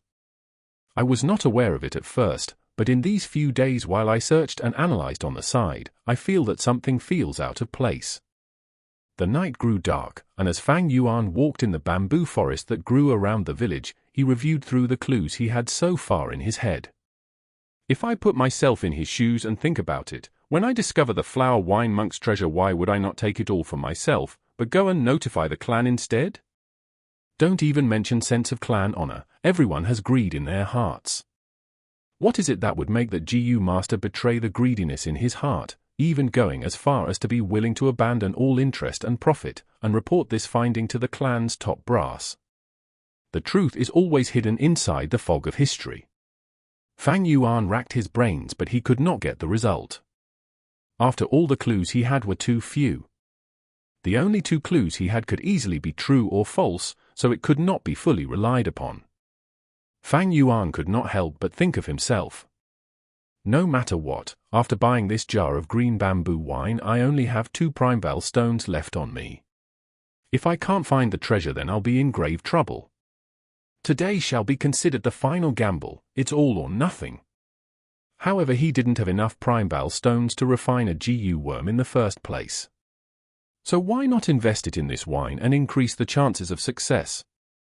If it were in the case of other people, most of them would probably play it safe and save up the primebell stones.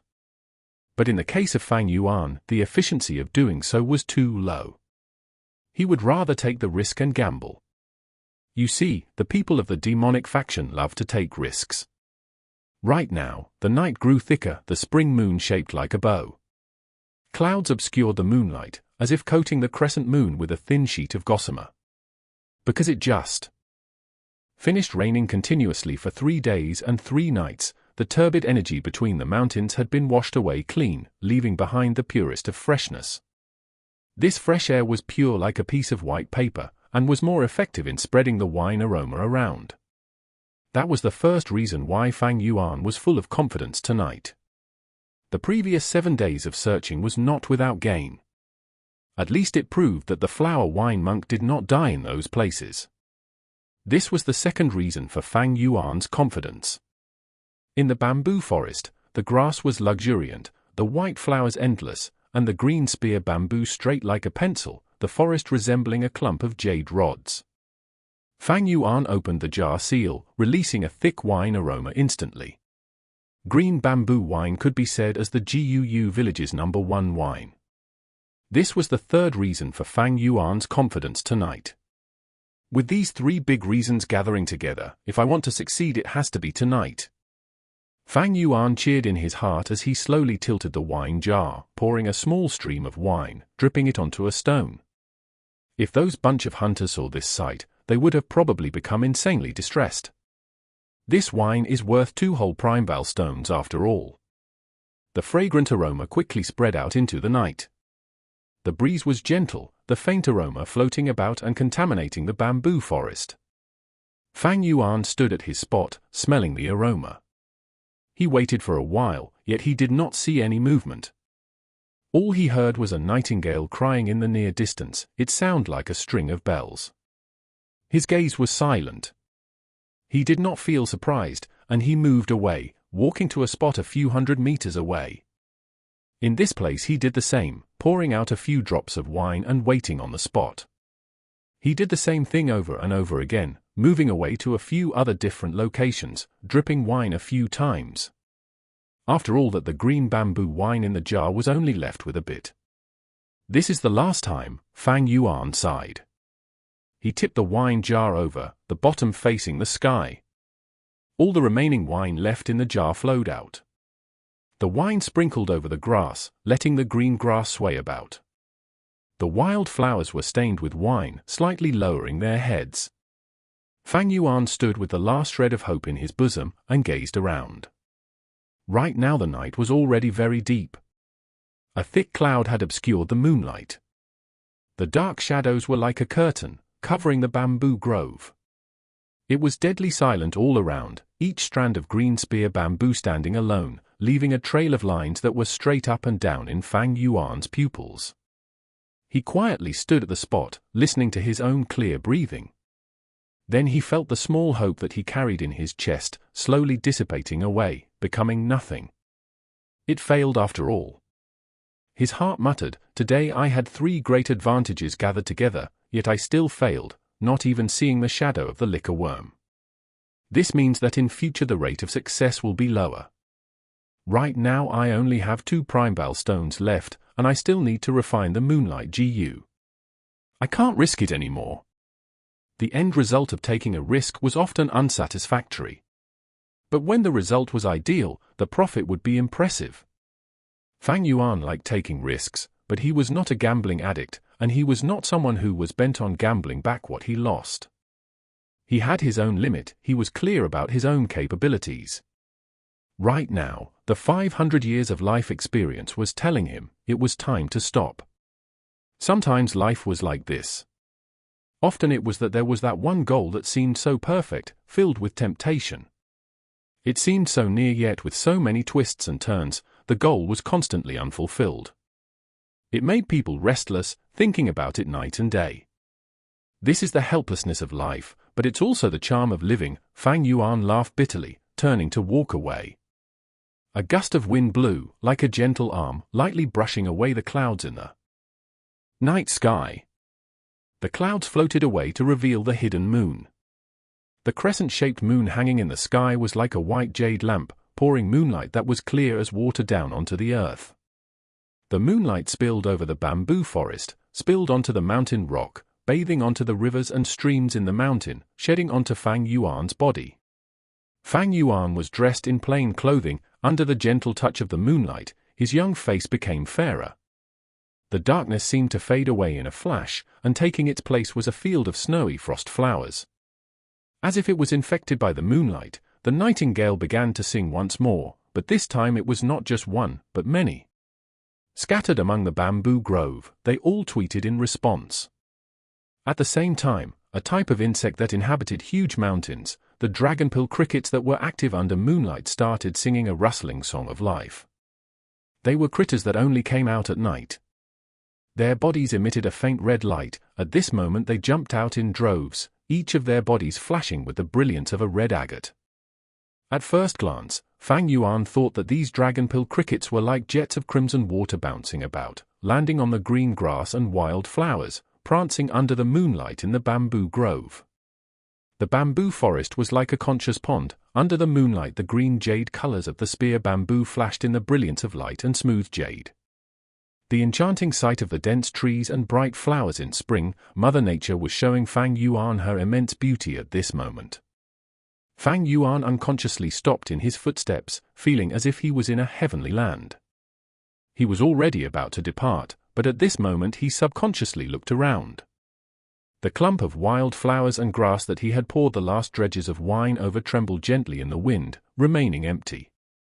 Fang Yuan laughed at himself and took back his line of sight. Unexpectedly, in the process of turning away, he saw a dot of white snow. This bead of snow was glued to a spear bamboo pole not far away.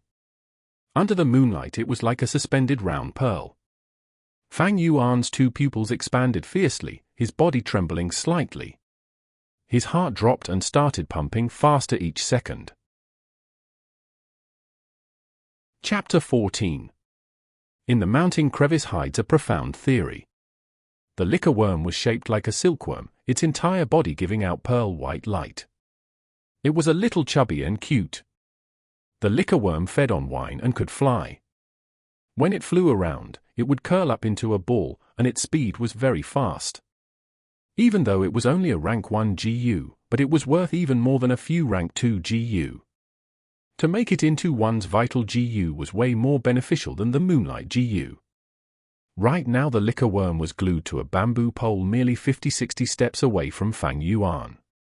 He held his breath, not closing in rashly, but slowly walking backwards.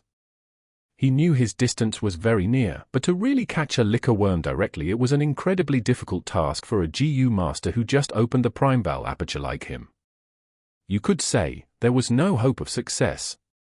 Fang Yuan was unable to see the liquor worm clearly, but in the darkness he could feel the liquor worm directing its vigilance at him. He slowly backed away gently, trying his best not to disturb the liquor worm. He knew that if the liquor worm was to fly away, he could never catch up with his own speed. He needed to wait until the liquor worm drank until it was drunk, and then with its flying speed slowed down he would have a chance to catch it. Seeing Fang Yuan retreated further away, the liquor worm crawling on the bamboo pole stirred. The strong aroma of wine before it was so tempting, so attracting, making the worm lost in a reverie. If it had saliva, it would have long been drooling a pool of saliva around it. But the liquor worm was incredibly wary and vigilant. Only after Fang Yuan retreated 200 steps back did it shrink a little and bounced into the air. When it fluttered high in the air, its body curled up into a ball, looking like a small and white rice dumpling. The little dumpling swept across the air in a round arc, floating down onto the grass that was sprinkled with green bamboo wine earlier. With delicious food right before its eyes, the liquor worm dropped its guard. It impatiently climbed onto a flower bud filled with some wine and popped its little head in, only leaving a chubby tail on the outside. The liquor worm was ravenous, and the green bamboo wine was so delicious. It opened its mouth wide and inhaled, very quickly lost in the deliciousness of its food, totally forgetting about Fang Yuan. At this moment, Fang Yuan started to approach cautiously. He could see the tail of the liquor worm outside the flower bud. This tail was just like a silkworm's tail, chubby and rounded. The light it emitted made people think of a pearl. At first the liquor worm's tail was hanging outside, unmoving. Then after a while this tail started to curl upwards, showing that it was drinking really happily. At the end, when Fang Yuan was only 10 steps away, its tail started wagging and swinging with a cheerful rhythm. Seeing this made Fang Yuan nearly laugh out. He did not continue walking forward, but patiently waited. If he rushed over right now he would definitely have a huge chance on catching the liquor worm, but Fang Yuan's intention was to have this liquor worm guide him to the flower wine monk's remains. In a moment the liquor worm withdrew from the flower bud. Its body was fatter and its head swayed about, resembling a drunken man. Unexpectedly it did not realize Fang Yuan's presence. It climbed up onto another bright yellow flower and perched on the stamen, feeding heartily on the wine droplets there. This time after it had finished drinking, it finally felt full. Its body slowly shrank into a round ball and slowly flew up. When it was 1.5 meters above the ground, it leisurely flew in the direction of the deeper part of the bamboo forest. Fang Yuan quickly followed after its trail. The liquor worm was already heavily drunk, making it fly slower by half of its usual speed. Even though this was the case, Fang Yuan still had to run with all his might to follow after its shadow. The night was washing past his vision as the young teenager ran. In the bamboo forest, chasing after a small bead of snow not far ahead. The moonlight was gentle, the breeze slow and steady. In the bamboo forest that was like a clear pond, the stalks of green spear bamboo flashed past before his eyes, quickly falling behind him. The ground was a green carpet of grass, riddled with blossoming wild flowers. There were small stones with moss growing, and the yellow shoots of bamboo. Fang Yuan's faint shadow was also speeding ahead on the ground, passing through the shadows that each stalk of bamboo cast on the earth like a black line. He tightly kept his sight on the bead of snow, gulping in huge amounts of fresh mountain air, ordering his legs to catch up in the midst of faint wine aroma in the air. Because of his speed, the moonlight looked like water to his eyes. Light and shadow moved frequently, like he was galloping in water filled with seaweed. The liquor worm flew out of the bamboo forest, and so did Fang Yuan. A sea of white flowers with a yellow spot in the middle borrowed the wind from his feet, scattering their petals. A group of dragonpill crickets resembling a flowing poem just so happened to move to the front. As Fang Yuan dashed through, there was a swoosh and a red cloud bloomed before him, dispersing about a sea of red star fireflies that emerged from the cloud. A quiet mountain stream paved with pebbles, the gurgling water surface reflecting the spring moon in the night sky. With a few splashes, Fang Yuan waded across, creating thousands of silver-colored ripples. It was a pity that this stream, after so many ages, had its beautiful and precious stones trampled upon and broken. Fang Yuan was in hot pursuit, firmly following behind the liquor worm. Going upward the mountain stream, he could already hear the sound of a waterfall.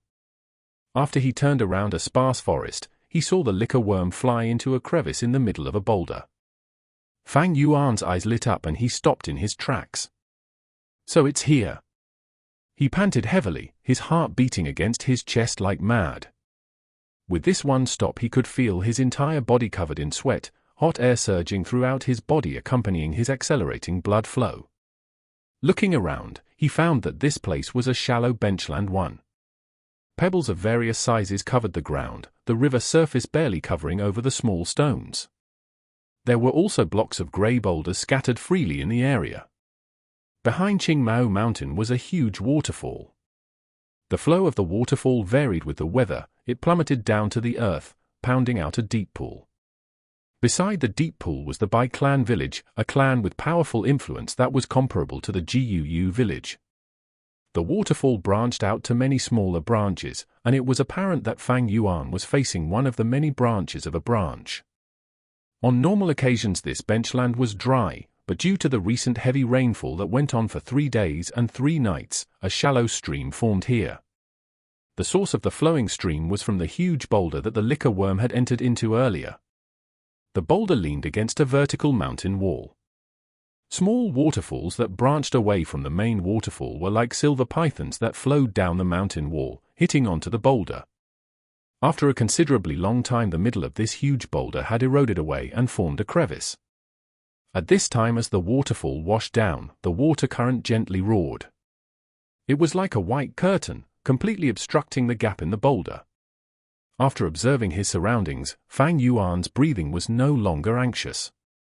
His eyes flashed with a hint of resolve. He walked to the boulder and took in a deep breath, and then he rushed in headfirst. The boulder gap was rather large, and 2 adult humans could walk side by side in it with no problems. What more to say with Fang Yuan, who was merely a 15-year-old teenage boy? Once he rushed in, the rapid currents pressured down on Fang Yuan's body. At the same time, the cold water quickly drenched him from head to toe. Fang Yuan battled against the water pressure, moving in quick steps forward. As he walked a few dozen steps, the water pressure started to lessen. But the space in the fissure also began to shrink, and Fang Yuan could only walk sideways. His ears were filled with the roaring of the water, the top of his head was a sheet of white, and deeper into the boulder was a black darkness. What was hiding in the darkness? It could be a poisonous serpent, but it could also be a poisonous gecko. Perhaps it was a trap set by the flower wine monk, or perhaps it was empty. Fang Yuan could only continue forward by walking sideways, slowly edging into the darkness. The water no longer washed over his head, the stone walls were covered in moss, grazing against his skin, feeling slippery. Soon he was swallowed by the darkness, and the stone crevice became narrower, squeezing around him. Gradually even his skull could not rotate freely. Still Fang Yuan gritted his teeth and continued forward. After walking another 20 more steps, he realized that there was a red shade of light in the darkness. At first, he thought it was an illusion. But when he blinked and focused, he began to confirm that this was indeed light. This realization made him renew his spirits. He continued walking for another 50 to 60 steps, the red light growing brighter. In his eyes the light slowly expanded into a long, vertical and fine seam. He stretched out his left arm, suddenly feeling that the wall in front had bent away. Instantly he rejoiced, knowing that there was an enclosed space inside the huge boulder. With another few steps he finally rushed into this light seam. His eyes were greeted with the sight of an approximately 80 meters too wide enclosure. I have been walking for so long. With this distance I'd have long passed the boulder, so I should be in the heart of the mountain cliff right now. As he sized up this hidden space, he moved his hands and legs about, stretching his limbs. The entire room was filled with dim red light, but he could not tell where the light was coming from. The stone walls were damp and covered in moss, but the air here was very dry. On the walls there was also a few withering vines. The vines intertwined with each other, weaving across half of the wall surface. There were even a few withering flowers growing on the vines. Fang Yuan looked at the remnants of these flowers and leaves, feeling somewhat familiar. These are wine sack flower Gu, and rice pouch grass Gu. Suddenly a thought crossed his mind and he was able to recognize these withering stems and vines. Gu came in many shapes and forms. Some were like mineral rocks such as the blue crystal form of the moonlight Gu. Some came in the form of worms, such as the silkworm-like liquor worm. There were also flowery grassy types, just like the wine sack flower Gu and the rice pouch grass Gu before Fang Yuan. These two types of Gu were rank 1 natural Gu. Just with pouring in primeval essence would they be able to grow. After growing up, the middle of the flower would secrete flower nectar wine, and the grass pouch would grow out fragrant rice. Fang Yuan moved his line of sight along the vines, and sure enough he discovered a heap of withered roots gathered into a ball-shaped clump at a corner. The liquor worm was resting on the clump of dead roots, sleeping soundly. It was already within easy reach. Fang Yuan walked over and took the liquor worm into his arms. Then he got onto his knees and pulled the dead vines apart, discovering a pile of skeleton bones bundled inside. "I finally found you, flower wine monk." There was a smile on his lips as he saw this. Just as he was about to reach his hand out and strip away the remaining vines, suddenly, try touching it. A voice full of murderous intent suddenly sounded behind Fang Yuan. Chapter 15. History is written by the victorious. In this secret cave, someone's voice loomed behind all of a sudden. Even when it came to Fang Yuan, he could feel the hairs on the back of his neck standing, his scalp numb. Could it be that him repeatedly going out these few days had aroused the suspicion and attention of people? Or was it someone sent by his uncle? In his mind he even thought of the rank 1 Gu master that he encountered in the inn, the young man called Jiang Wei. In that short moment his mind flashed countless ideas and guesses, in addition to thinking of a solution. Fang Yuan could feel that in the short sentence, it was full of deep murderous intent. This made him secretly groan. He was only a rank 1 initial stage right now, and he did not even have a vital Gu. To a Gu master this was the equivalent of having 0 fighting ability. How was he supposed to fight? Too weak, too weak. He roared in his head. You have already been poisoned by my single gate poison Gu. Without my other guy that acts as a counterpart to it, after 7 days you will turn into pus and blood and die, the voice said behind him. Fang Yuan gritted his teeth, his expression cold. He said in a low tone, "You want the liquor worm? I can give it to you." He slowly stood up, his actions cautious. But at this moment, another voice sounded. This voice was full of fear, and said in a tremble, "I'll give it, I can give you anything, please just spare my life, oh flower wine monk." Wait a minute, this is... Fang Yuan frowned and suddenly turned around in realization. He was met with the sight of light and shadow changing and fluctuating on the wall in front of him, a picture emerging. A lean and threatening Gu master was standing at the top of a mountain. There was another Gu master prostrating before him. Around the two Gu masters was a collapse pit, fragments and chunks of stone littering the area, showing the obvious scene of a fierce battle that just ended. Not far away from them was a group of old onlookers, their faces filled with anger and fear. In the middle of the scene, the victorious Gu master lifted his head upwards and laughed loudly. "Ha ha ha, Gu's hero, cultivating to rank 5 at such a young age. I thought you were quite something at first, but I didn't expect you to be so unbearable. HMPH. The laughing Gu master had long and thin eyes. He was dressed in long pink robes, his huge and wide sleeves swaying with the wind. The area where his robes intersected around his neck was loose and wide open, revealing his strong and pale chest muscles. The most eye-catching part of him was his bald head, shining without a single strand of hair. The Flower Wine Monk. Fang Yuan immediately recognized the identity of this GU master. To compare myself to Sir Flower Wine, I'm just a fart. I must have been unwell in the head to actually not recognize such a great person and offended Sir Flower Wine. Sir Flower Wine, please remember my clan's generous hospitality earlier and spare my life. The GU master prostrating on the ground was shaking, cold sweat all over, tears and mucus mixing as he begged for mercy. Fang Yuan narrowed his eyes and carefully distinguished the two, realizing that the other GU master was wearing the GUU clan head uniform. Looking at the appearance, it was clear that this person was the fourth-generation clan leader. As for those aged onlookers, they were probably the clan elders of that generation. Generous hospitality? You sure have the guts to say it. I was actually sincere in coming to trade with you, using Primebell stones to buy your clan's moon orchids with a fair price. It was you who was harboring evil intentions, pretending to greet and take me in, telling me to take a seat at your banquet, intending to lace my liquor with a poisonous GU. You all have been looking down on me way too much. I have made a living under the sky with the name of Flower Wine. How could I possibly be poisoned this way? The Flower Wine Monk pointed at the kneeling fourth-generation clan leader, sneering. If you cooperated fairly, none of this would have happened. In the end, you just wanted to use my head to raise your reputation and fame. You only have yourself to blame for dying. Sir, please spare my worthless life.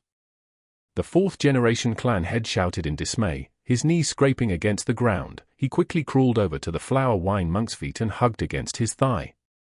Sir, my clan has a spirit spring which produces Primebell stones. We also planted huge numbers of moon orchids in an underground cave. I am willing to take in your enslavement GU and become your servant. My life and death are at a whim. I am willing to devote a lifelong servitude to you, sir. Fang Yuan watched, speechless, while the few elders in the picture looked even more uncertain. The Flower Wine Monk narrowed his eyes. His anger had already calmed down. His eyes flashed and he said, HMPH, the enslavement GU is precious beyond reasoning. It is a rank 5 GU. Do you really think I would have won? However, you have been infected by my single gate poison GU. Only I can cure the poison, so I'm not afraid of you disobeying. Since that is the case, your clan has to give me 30 stalks of moon orchids every week, also 30 Primebell stones. I will come around every now and then to pick up the goods and temporarily cure your poison, sparing your useless life. Thank you so much for your mercy, sir. Thank you so much for your mercy, sir. The fourth-generation clan head cried repeatedly, kowtowing non-stop. His head bled continuously as it bumped against the mountain rock. HMPH, stop kowtowing. I despise groveling people like you the most. What so-called GUU genius, strong rank 5 fighter, how unworthy of your name. You better serve me properly. This is also regarding your life. Ugh! The Flower Wine Monk suddenly cried out, his face making a horrified expression. He kicked away the fourth-generation clan head with his leg, his body swaying. He frantically backtracked a few big steps, yelling at the fourth-generation clan head, how do you still have GU? The fourth-generation clan head was kicked at the pit of his stomach and he spat out a mouthful of blood. He got up with a painstaking effort, his face revealing a scheming smile.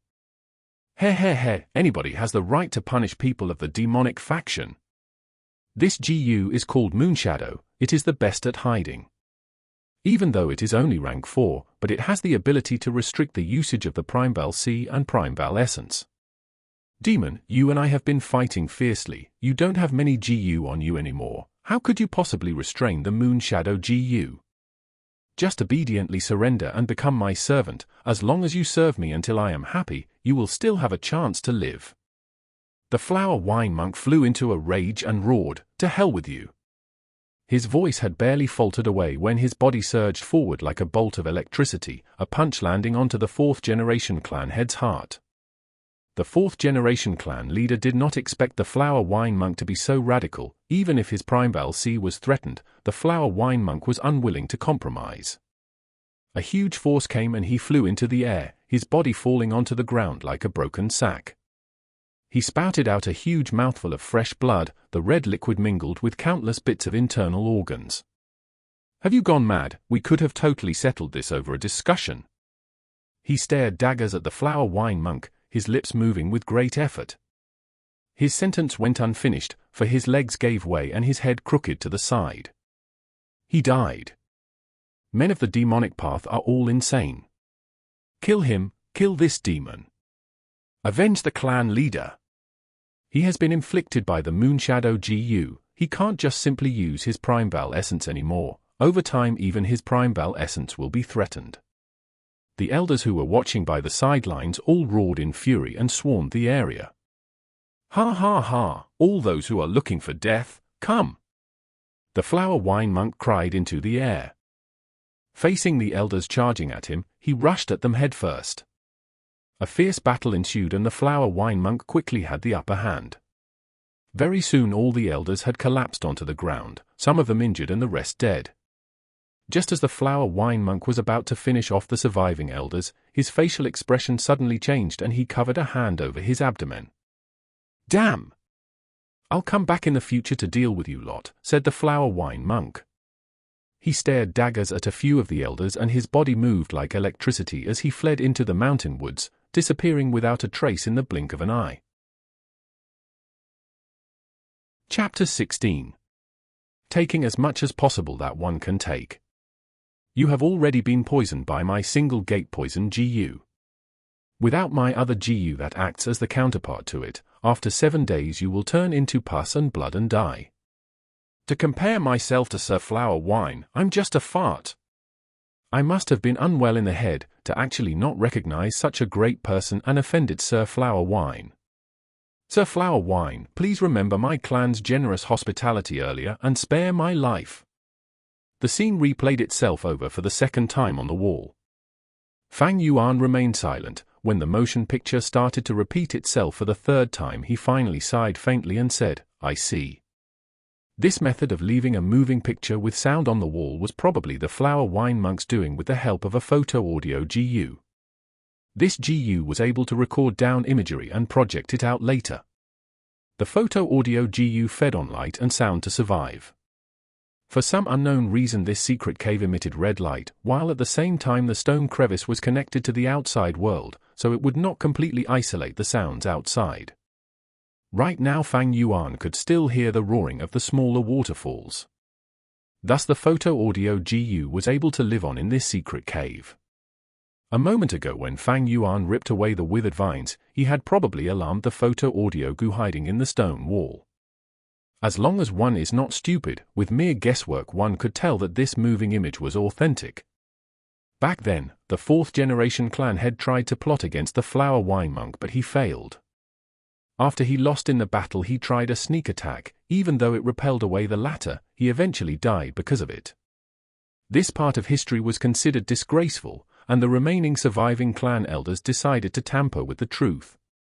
They reversed the roles of the fourth-generation clan head and the flower wine monk. The flower wine monk became the one who was defeated in battle and tried a sneak attack, and later died on the spot. On the other hand, the fourth-generation leader was turned into the justified and perfect hero. But this story itself had a big loophole. The flower wine monk had clearly died on the spot, so his corpse should be in the hands of the GUU clan, but why was another pile of remains found? In his previous life, the GU master who found it had probably been terrified after seeing the moving image. Those surviving elders had long been dead, but to prevent the truth of the flower wine monk from returning, this truth was probably kept secret by the top brass of the clan. That GU master realized that if he single-handedly took the treasure it would be a huge risk. If people investigated and found that he was involved with the flower wine monk in future, the top brass would naturally execute him. Thus after making his choice, he did not dare to hide away this treasure, but instead make a decision to notify the top brass. By doing so it would prove his loyalty to the clan. His subsequent circumstances would also show that he made a wise choice. However, even if he did that, it didn't mean that Fang Yuan would do the same. I went through a pretty rough time searching for this treasure, so I should take everything for myself. Why should I share it with others? So what if I've been found out? Without braving the risks, where would you get profit? That GU master is really cowardly. Fang Yuan smiled coldly, no longer caring about the moving image that kept repeating on the stone wall. He turned around and stretched his hand, using his strength to pull apart the dead vines and roots. The flower wine monk's remains were also affected. It was originally intact, but right now it was being broken into several pieces. Fang Yuan could hardly care. He kicked away a piece of leg bone that was in the way and squatted again, searching through the remains. Firstly, he found a bag of primeval stones. When he opened them, he only found 15 pieces. Old miser, Fang Yuan spat. The flower wine monks.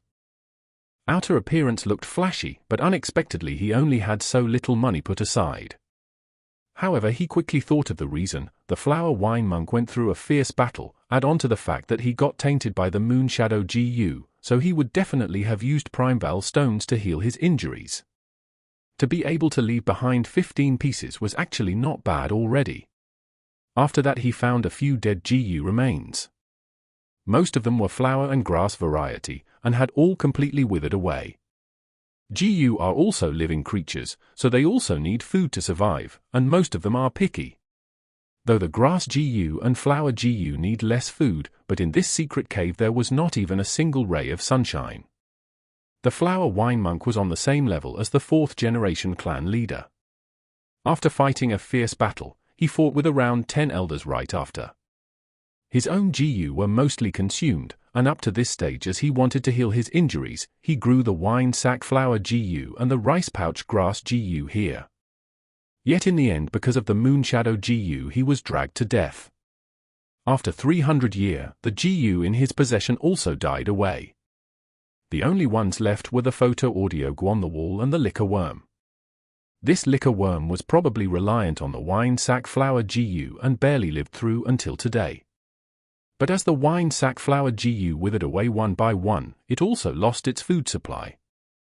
This prompted the liquor worm to go outside and look for wild wine sack flowers. Then in this night, it was attracted by the aroma of the green bamboo wine and came before Fang Yuan. The photo audio GU can only record once, since it's a one-time use GU. Looks like the liquor worm is my greatest gain here. No wonder that GU master decided to report to the clan. Looks like it was because the profit was too small and not worth such a huge risk. A sort of understanding rose into Fang Yuan's heart.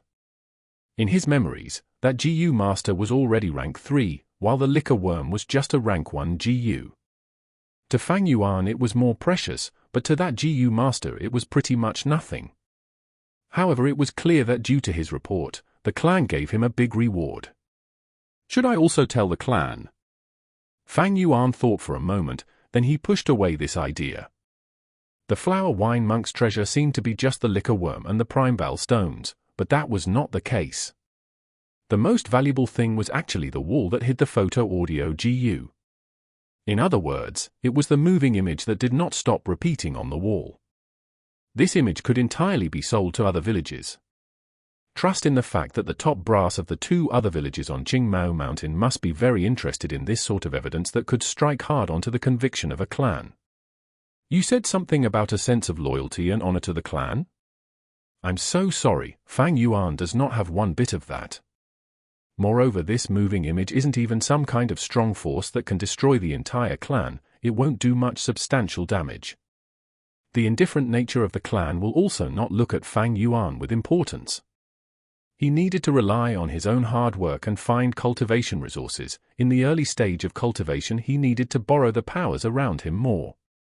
Count on the clan? Heh. Fang Yuan sneered in his heart. How can I be so naive like my past life? Do not depend on anyone. You must rely on yourself on everything in this world. After making sure that he had ransacked every corner of the cave, Fang Yuan began his way back following the original road home. Holding against the water pressure and squeezing past the boulder, he returned outside the mountain. Looking back at this huge boulder, Fang Yuan suddenly thought of his past life.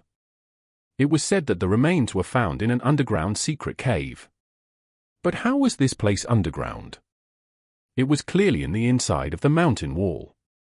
No wonder he couldn't find it for 7 days straight even though he wasted so much effort. Looks like in his past life after the clan found out about this place, the first thing they did was to destroy the wall with the image, and then go about spreading a truth riddled with lies to mislead the clan's people. To be able to find this place tonight was partly due to luck, partly due to hard work, and the biggest reason would be the green bamboo wine. This green bamboo wine was really rich, it could be said to be the best in Qingmao Mountain. Perhaps in his past life, after that Jiu master lost his lover, the wine that he had been drinking was this wine. But all of this was no longer important. The flower wine monk's treasure had been unearthed and ransacked by Fang Yuan, although in the end it was rather disappointing, it was also reasonable. The most important was that Fang Yuan's original goal, liquor worm, was in his hands, and the item he needed the most, primebell stones, was also gotten.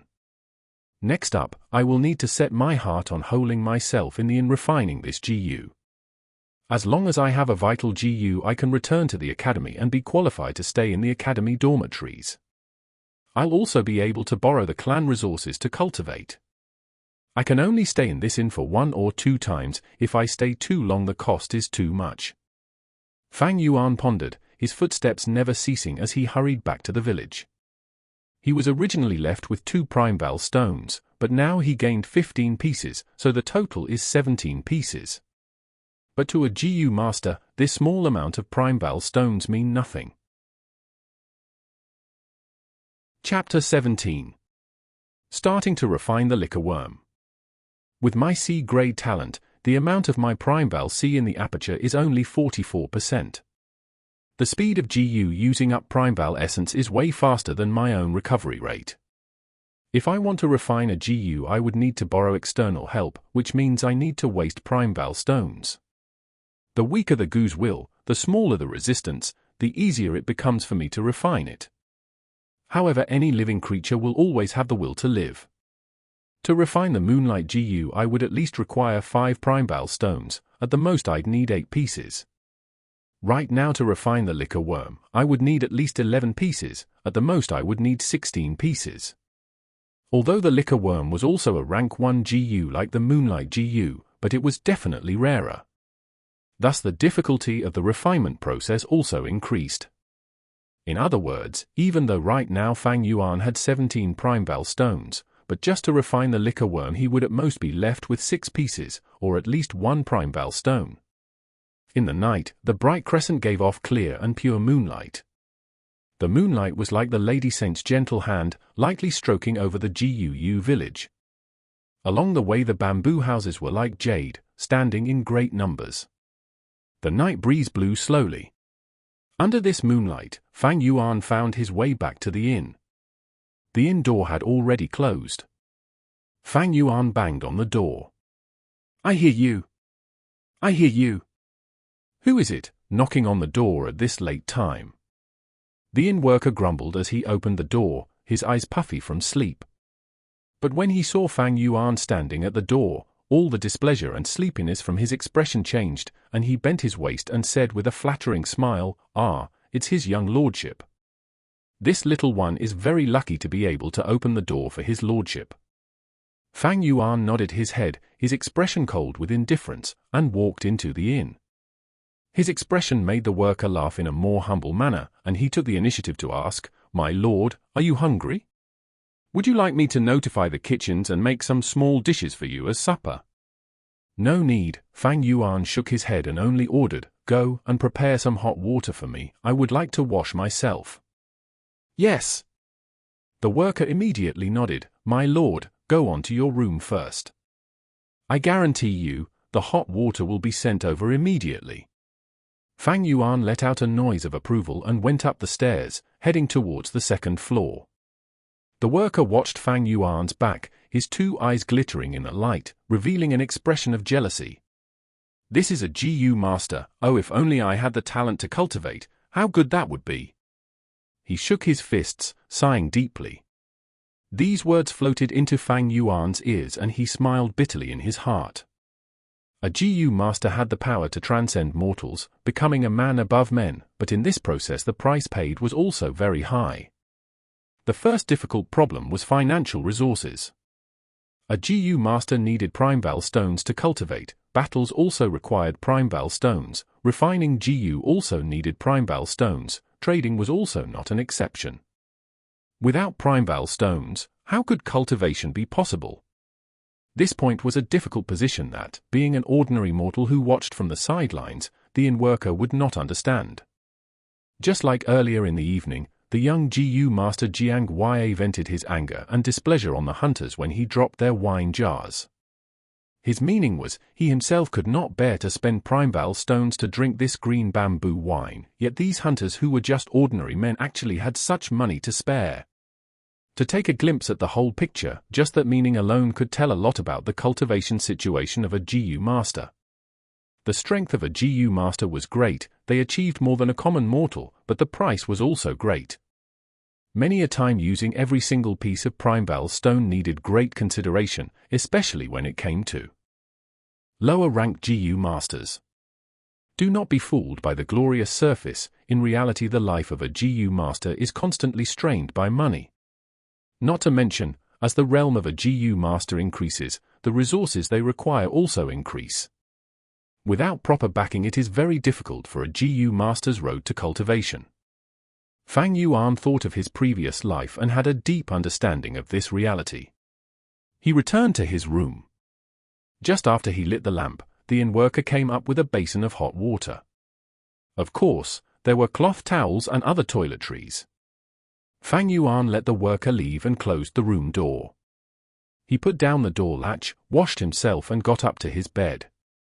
Although his body was feeling a little tired, his heart still flared with a surge of excitement. I finally got my hands on the liquor worm. The liquor worm is rarer than the moonlight GU, because in a sense it is a GU that increase a GU master's latent talent. Fang Yuan sat cross-legged on the bed and took out the liquor worm.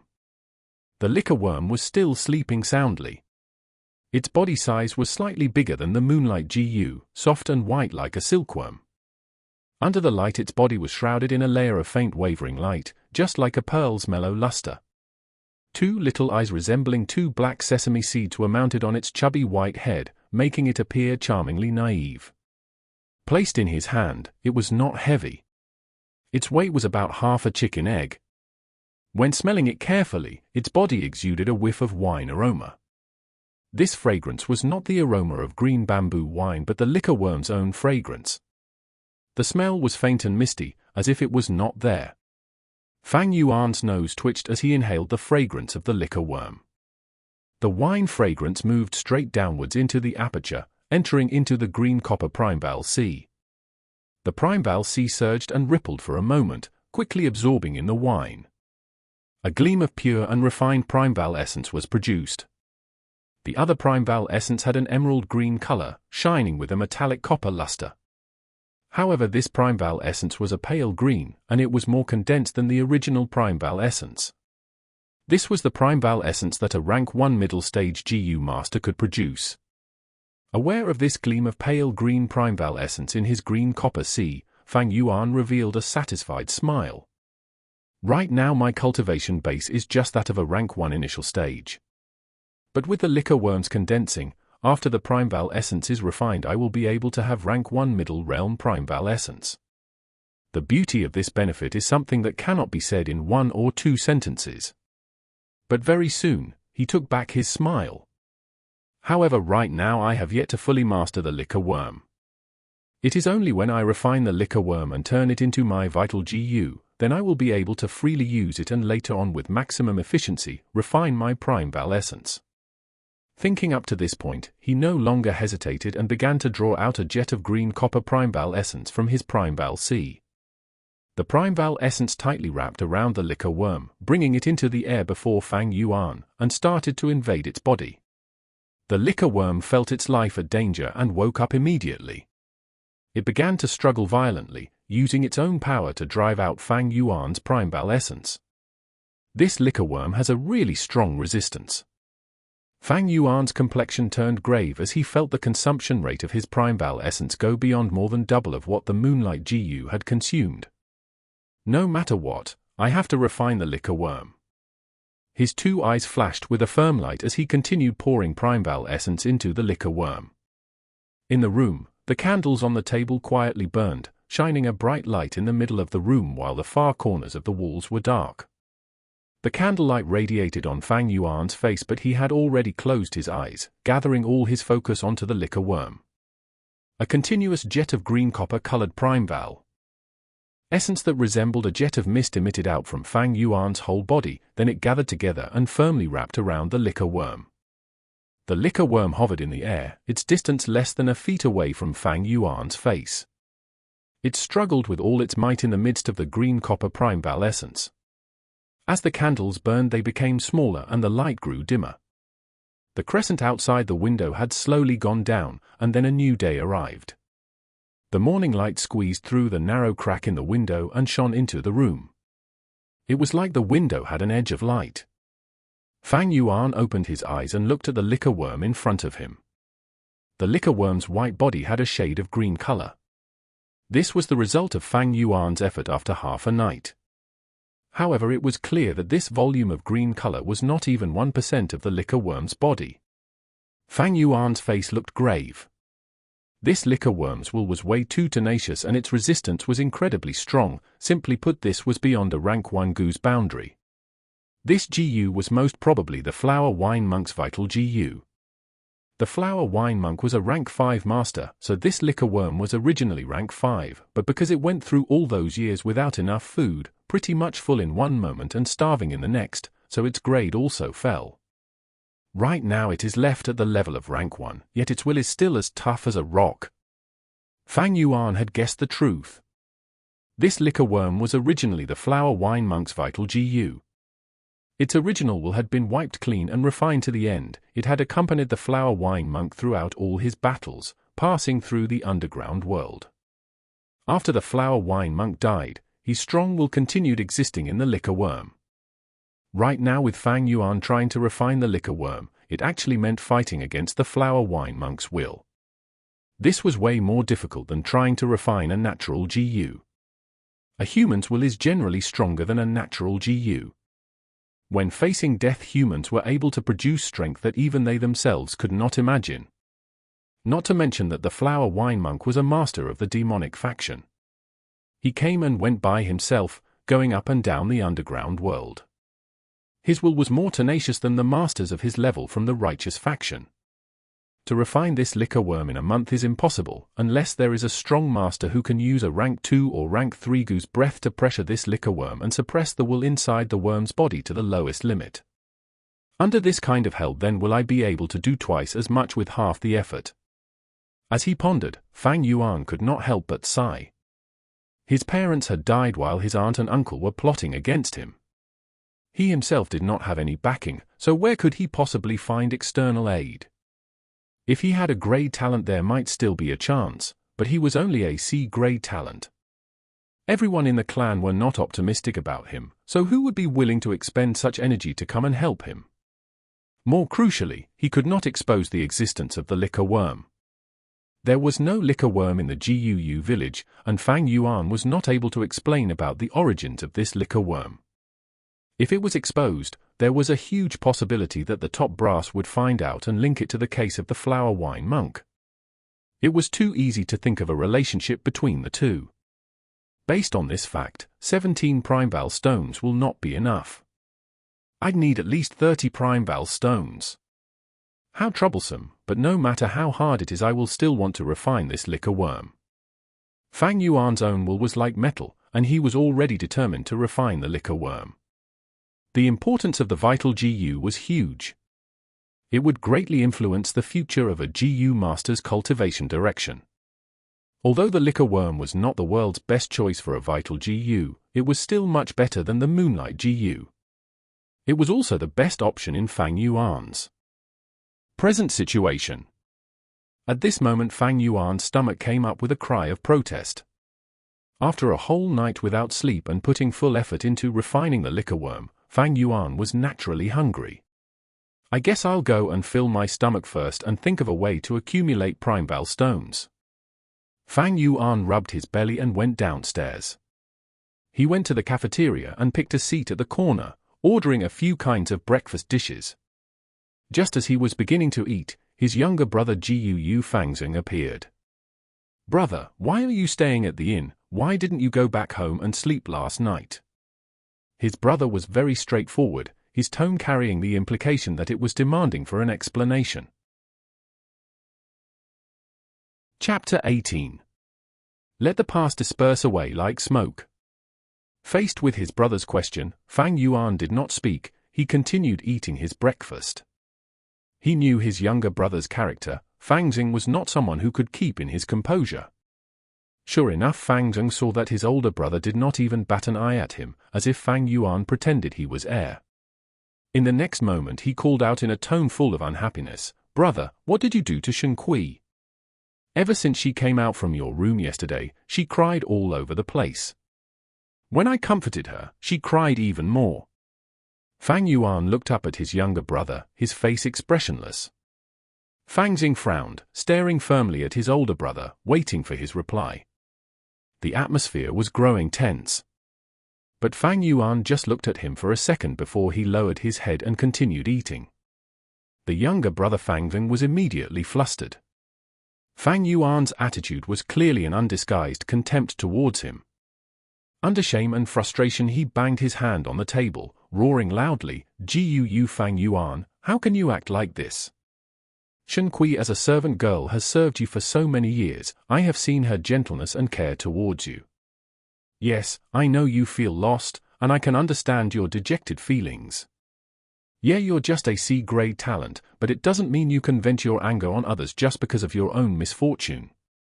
This isn't fair to her." He had barely finished when Fang Yuan stood up, raising his hand in a flash. With a loud snap he gave Fangzeng a solid smack. Fangzeng covered his right cheek, stumbling 2 steps backwards, his face full of shock. "Useless bastard, what kind of tone are you using to talk to your own older brother? That Shen Kui is just a servant girl. Just because of a lowly girl like her you would forget that I am your older brother." Fang Yuan reprimanded in a low voice. Fangzeng finally reacted, his stinging pain on his face surging through his nervous system in waves. He stared wide-eyed, his breathing rough as he said in disbelief, "Brother, you hit me? From the time I was still young until I grew up, you have never hit me before. Yes, I was found out to be an A-grade talent, you were just a C-grade. But you also cannot blame me for it, this is all the arrangement of heaven." Fangzeng had not finished speaking, yet Fang Yuan used the back of his hand and smacked him again. Fangzeng covered both his cheeks with his 2 hands. He was stunned. "Naive fool, do you still remember? From young till now, how did I take care of you? When our parents died, our life was hard. During New Year, Aunt and Uncle only gave us both one new robe. Did I wear it? Who did I give it to wear? When you were a child, you loved to eat sweet porridge. I would tell the kitchens to make another bowl for you every day. When you were bullied by others, who brought you back? Not to mention a ton of other things I don't feel like it is worth talking about. Well, right now because of a maid, you would talk to me like this, coming to question me." Fangzeng's face was red. His lips trembled, ashamed and annoyed, as well as surprised and angry. Yet he was unable to say a single word of rebuttal. Because everything Fang Yuan said was the truth. "Whatever." Fang Yuan sneered, "Since you even gave up your own biological parents and admitted someone else, what am I worth to you, as merely your brother? Brother, how can you say that? You also know that I have always longed for the warmth of a family since I was young, Fangling immediately explained. Fang Yuan waved his hand, stopping his brother from continuing. "From today onwards, you are not my little brother, and I am no longer your older brother." "Brother!" Fangzeng was surprised, opening his mouth to say more. At this moment Fang Yuan spoke, "Don't you like Shen Kui? Don't worry, I didn't do anything to her. She's still a virgin, untouched and pure. Pass me 6 prime val stones and I'll pass her to you. From today onwards she can be your personal maid. Brother, why are you? To have his inner thoughts revealed out loud so suddenly, Fang Yuan felt a surge of panic, feeling rather unprepared. But at the same time his heart was assured. The one thing he was worried about the most did not come true. Not long ago in the night, Shen Kui personally served and washed him. Even though nothing important happened, Fang Yuan could not ever forget the gentleness of that night. Every time when he thought of Shen Kui, he would remember her skillful hands and her soft red lips, and his heart would throb. The sincere feelings of youthfulness had long planted itself in the young man's chest, starting to grow. Thus when he learned about Shen Kui's unusual state last evening, a bout of anger immediately burst from his heart. He instantly gave up refining his moonlight GU and turned the village inside out trying to find Fang Yuan, wanting to make a statement. Seeing Fang Yuan not replying, Fang Yuan frowned and said, "Love is very normal, be more honest. There's no use hiding away. Of course, if you don't want to exchange, then that's fine." Fang Yuan was anxious on the spot. "I'll exchange. Why would I not exchange? But the prime val stones on me are not enough for 6 anymore." As he said this, he took out his money pouch, his face red all over.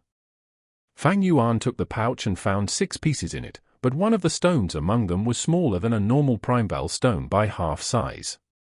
He immediately knew that Fang Yuan had absorbed the prime val essence from this stone to speed up the process of refining his moonlight GU. After all, the more natural essence gets absorbed from the prime val stone, the smaller the stone becomes, and its weight will also become lighter. Even though it was just 5 pieces and a half, Fang Yuan knew these were all the prime val stones that Fang Yuan had in his possession right now. Fang Yuan had no savings on his own, and these 6 prime val stones were what aunt and uncle had given to him not long ago. "I'll keep these, you can go now." Fang Yuan's expression was cold as he tucked the bag away. "Brother." Fang Yuan wanted to say more. Fang Yuan raised his eyebrows slightly, speaking in a slow and leisurely manner, "Before I change my mind, you better disappear from my eyes." Fang Yuan felt his heart tighten. He gritted his teeth, and finally turned and left. When he stepped through the doorway of the inn, he subconsciously covered his chest with his hand, feeling a wave of uneasiness. There was a feeling that was telling him that he had just lost something very important. But very quickly he felt hot as he thought of Shen Kui and that dreamy night. "I can finally have you rightfully as mine, Kui Kui One." He did not look back, and walked out of Fang Yuan's sight. Fang Yuan stood expressionless. He stood for a long time, then he finally slowly sat down. The bright sunlight passed through the window, shining onto his indifferent face, making those who saw this feel somewhat cold inside. The business in the cafeteria was rather poor, and the streets grew busier with people. The noise and excitement from the bustling crowd traveled over, making the place feel quieter. The dishes grew cold. A worker came up attentively, asking if Fang Yuan would like to reheat his breakfast. Fang Yuan did not hear it. His gaze kept shifting like a cloud, as if he was reminiscing some old memories. The worker waited for a while. But as he saw Fang Yuan in a trance, never saying a single word, he could only rub his nose and walk away bitterly. After a long time, Fang Yuan's eyes became focused again. The past memories in his heart were like smoke, they had already dispersed away. He returned to reality once more. The sunlight that flowed in shone over half the table. The hot air that wafted out of the dishes had already disappeared, and the bustling noise of the crowd on the streets traveled into his ears. He reached into his robes and patted the 5.5 prime val stones at his bosom, his mouth curling into a bitter and mocking smile. But the smile was quickly cast away. "Waiter, go and reheat these dishes for me." Fang Yuan took a look at his dishes and faintly opened his mouth, shouting away. At this moment his eyes looked so chilly. "What? Your older brother really said that?" In the hall, Uncle frowned, his voice cold. Aunt sat aside, looking speechlessly at the fresh red handprint on Fang Yuan's cheeks. "Yes, when I met brother, he was at the inn eating breakfast." The entire thing went like this, Fang Zheng replied politely. Uncle's frown deepened, the area between his brows wrinkling into 3 vertical lines. After a few breaths he sighed and said in a solemn tone, Fang Zheng, my child, you must remember this. The maidservant Shen is not Fang Yuan's personal property, we assigned her to him. How can he use her as a trading item? If you wished for it, you should have told us earlier on. We would just assign her to you. Ah. Fang Zheng was stunned as he listened to this. Uncle waved his hand. You can take your leave. You gave all your Primeval stones to Fang Yuan, so I'll just give you another 6. Remember, use them properly on refining your GU and seize number 1. We will be very proud of you when you do. Father, your child is ashamed. Fang Zheng was suddenly moved to tears. Uncle sighed and replied, just go, hurry back to your room and refine your GU. You don't have much time left. When Fang Zheng took his leave, Uncle's face revealed a ferocious and angry expression. He hit the table with his palm using great force, hissing, HMPH, this damn bastard. He actually took our workers to do an exchange, he's really cunning. Aunt advised, husband, calm your anger. It's just 6 Primeval stones. What do you understand, woman? This Fang Yuan is only a C-grade talent. If he wants to refine the Moonlight GU he would need Primeval stones. With his weak experience of a first-timer, 6 Primeval stones won't be enough to refine it. But now that he has 12 pieces, it will be more than sufficient. Uncle was so furious he gritted his teeth. He added, a GU master's cultivation will very swift as long as there are enough resources and no obstacles. In 2 or 3 years, the clan will be able to produce a rank 2 GU master. The lower Fang Yuan's cultivation rank, the smaller his hopes of trying to seize the family inheritance 1 year later. Right now he is still young, just starting to cultivate. We shall hinder him and let his starting process fall behind those at his age. The academy resources are always awarded to excellent students. With his latent talent, once he falls back he won't be able to get any resources. Without the help of resources his cultivation will fall even further. With this vicious cycle, I would like to see if he has the ability to inherit the family inheritance a year later.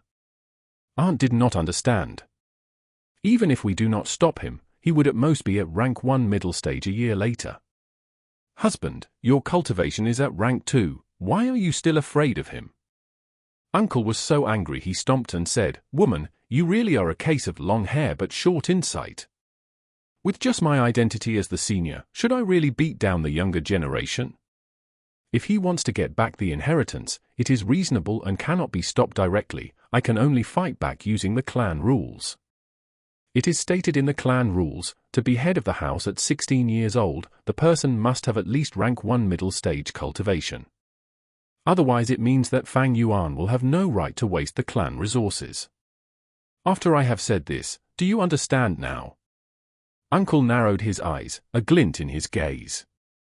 He shook his head a little, sighing as he said, Fang Yuan is just too smart, too cunning. He could even see through a power play. What kind of intellect is this? Scheming and calculating at such a young age, how terrorizing. Initially I was going to continue plotting against him, yet he moved out straight away. I wanted to further rely on Shen to monitor and trouble him, but in the end he went away and even earned 6 Primeval stones. Alas, if he could be as stupid as Fang Zheng, that would have been great. Oh right, from today onwards you must treat Fang Zheng better. He is an A-grade talent after all. Not to mention I can see that he has feelings of dissatisfaction and unhappiness towards Fang Yuan. These emotions are a good thing, they must be guided properly. I have a sort of feeling that he will become the best tool to deal with Fang Yuan in the future. In the blink of an eye, 2 days had passed. In the room at the inn, there were no lights. The moonlight poured in, casting a color of frost. On the bed Fang Yuan sat cross-legged, his eyes closed. He moved his green copper Primeval essence, concentrating his mind on refining the liquor worm. On its body, a small cut had already been dyed the green color of green copper, but the liquor worm's will was still as tenacious as ever. It constantly struggled in the midst of the ethereal primeval essence. Fang Yuan's refining process was not going smoothly. It was very difficult. I spent 2 days and 2 nights, only resting 2 hours each day, and I spent 12 pieces of primeval stone but only managed to refine around 1/15 of progress. Calculating according to the time, I guess someone will succeed in refining their GU in these few days. Fang Yuan could see the situation clearly. However, his talent was a poor grade anyway. Add on the liquor worm that he was trying to refine having an incredibly tenacious will to live, it was even stronger than a normal moonlight GU. The resulting situation of falling behind was normal. A moment of falling behind is nothing, as long as I have the liquor worm. Fang Yuan's heart was clear like a mirror, not a single trace of anxiety and discouragement in him. Suddenly, the liquor worm curled up into a ball.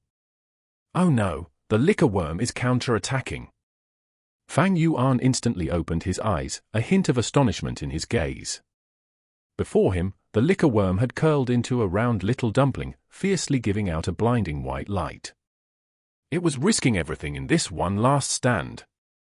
At once Fang Yuan felt a strong will coming out from the liquor worm's body, flowing directly through the primeval essence and descending into the primeval sea in his aperture. The situation where a GU counterattacked was incredibly rare. Only GU with extremely strong will would give their all, it was either success or death. In the face of such a scenario, the usual teenager would be panicking right now. Though he was surprised, Fang Yuan did not panic, in fact he was somewhat delighted. Staking everything in one last attempt, this is also a good thing. As long as I can handle this counterattack, the liquor worms shall greatly weaken. However, I need to put full focus into fighting back against this will. I cannot receive even the slightest outside interference. Or else that would be bad, sigh. But I hope no one will come and disturb me during this period. His thoughts finalized, he was ready to gather the primeval essence in his aperture, ready to accept the liquor worm's will. He would be entangled with it and fight it 300 rounds. But at this moment, a miraculous event happened. In the middle of his aperture, just above the sea high in the air, a GU appeared. A mighty strong breath erupted from this GU. This breath was like the Milky Way pouring out, and flood water rushing down from the mountains. Yet, it was also like a dreadful beast whose dignity was offended that opened its scarlet red eyes and looked around to see who would dare to violate its territory. This is the spring-autumn cicada. Seeing this GU, Fang Yuan was completely shocked. Author's note, he thanks a bunch of people. I will keep on going forward, 3 years, 6 years, 9 years, in this period of time. Some of you may leave temporarily and some will always stay. In the busy process of human life, we constantly mark our constant existence, and we all prove to each other that we have lived before. I had imagined this sort of scenario. When we are old, you all will look at the GU. Read this ID, and will laugh in your hearts, oh, it's him, when I was young I have read his book before. I even gave him a recommendation vote. Maybe I will open my previous layout and see all these familiar IDs, those that have rewarded, voted, and commented before. I will reminisce the times when I was writing alone. These names were the company of my long and difficult journey, giving me warm little lights. Right here in the book is a small little twist. Fang Yuan will begin to truly show his unique style. Those who were able to read up till here are predestined. I guarantee you right here, this book will become more and more exciting. Chapter 19. Rank 6 Vital GU, the Spring-Autumn Cicada. During the process of refining, the GU counterattacked. At this time, the liquor worm that had inherited the flower wine monk's extremely strong will invaded his aperture, brazenly counterattacking at Fang Yuan. This strong willpower descended from above, surging down towards the bottom of the aperture where the green copper primeval sea was. The waves in the sea tumbled, setting off bursts of high tide. Under Fang Yuan's will, large amounts of primeval essence rose upwards to the sky and gathered together, forming a towering monster wave, brazenly accepting the incoming liquor worm's will. Just as both sides were about to collide viciously in the middle of the aperture, a faint image of a Gu worm emerged in a blank area between the two energies. This was a cicada. The cicada's body was not large. If the moonlight Gu was described as a blue crystal shaped like a curved moon, then this cicada would be a delicate craftwork that was made from palm wood and tree leaves by a master craftsman. The Gu sported a brownish-yellow head and abdomen. Its surface had the texture of a tree's growth rings, as if it had witnessed countless years. On its back were two very wide and translucent wings, like two tree leaves overlapping. The wings had similar structure. This structure was like a typical net vein leaf. The center had a coarse stem, and from this stem sprouted out a network vein of leaf lines on both sides. It had been startled. It was just like a giant beast, usually hiding in its cave in a deep sleep. But suddenly it was awakened, furthermore learning that its territory had been violated. "Who dares to come into my turf and act wildly?" As if its dignity was offended, the spring-autumn cicada was angry and let out a whiff of aura. The aura was weak yet powerful. It was like the surging Milky Way, rolling forth with vast and mighty waves. It would sweep across mountains for 10,000s of miles, or submerge a broad desert. To be compared to this aura, the liquor worm's will was like the case of an ant meeting an elephant. The aura swept around and expanded, just like a raised invisible tsunami. The invading will of the liquor worm did not even have the ability to withstand it. It was immediately swallowed whole by this aura.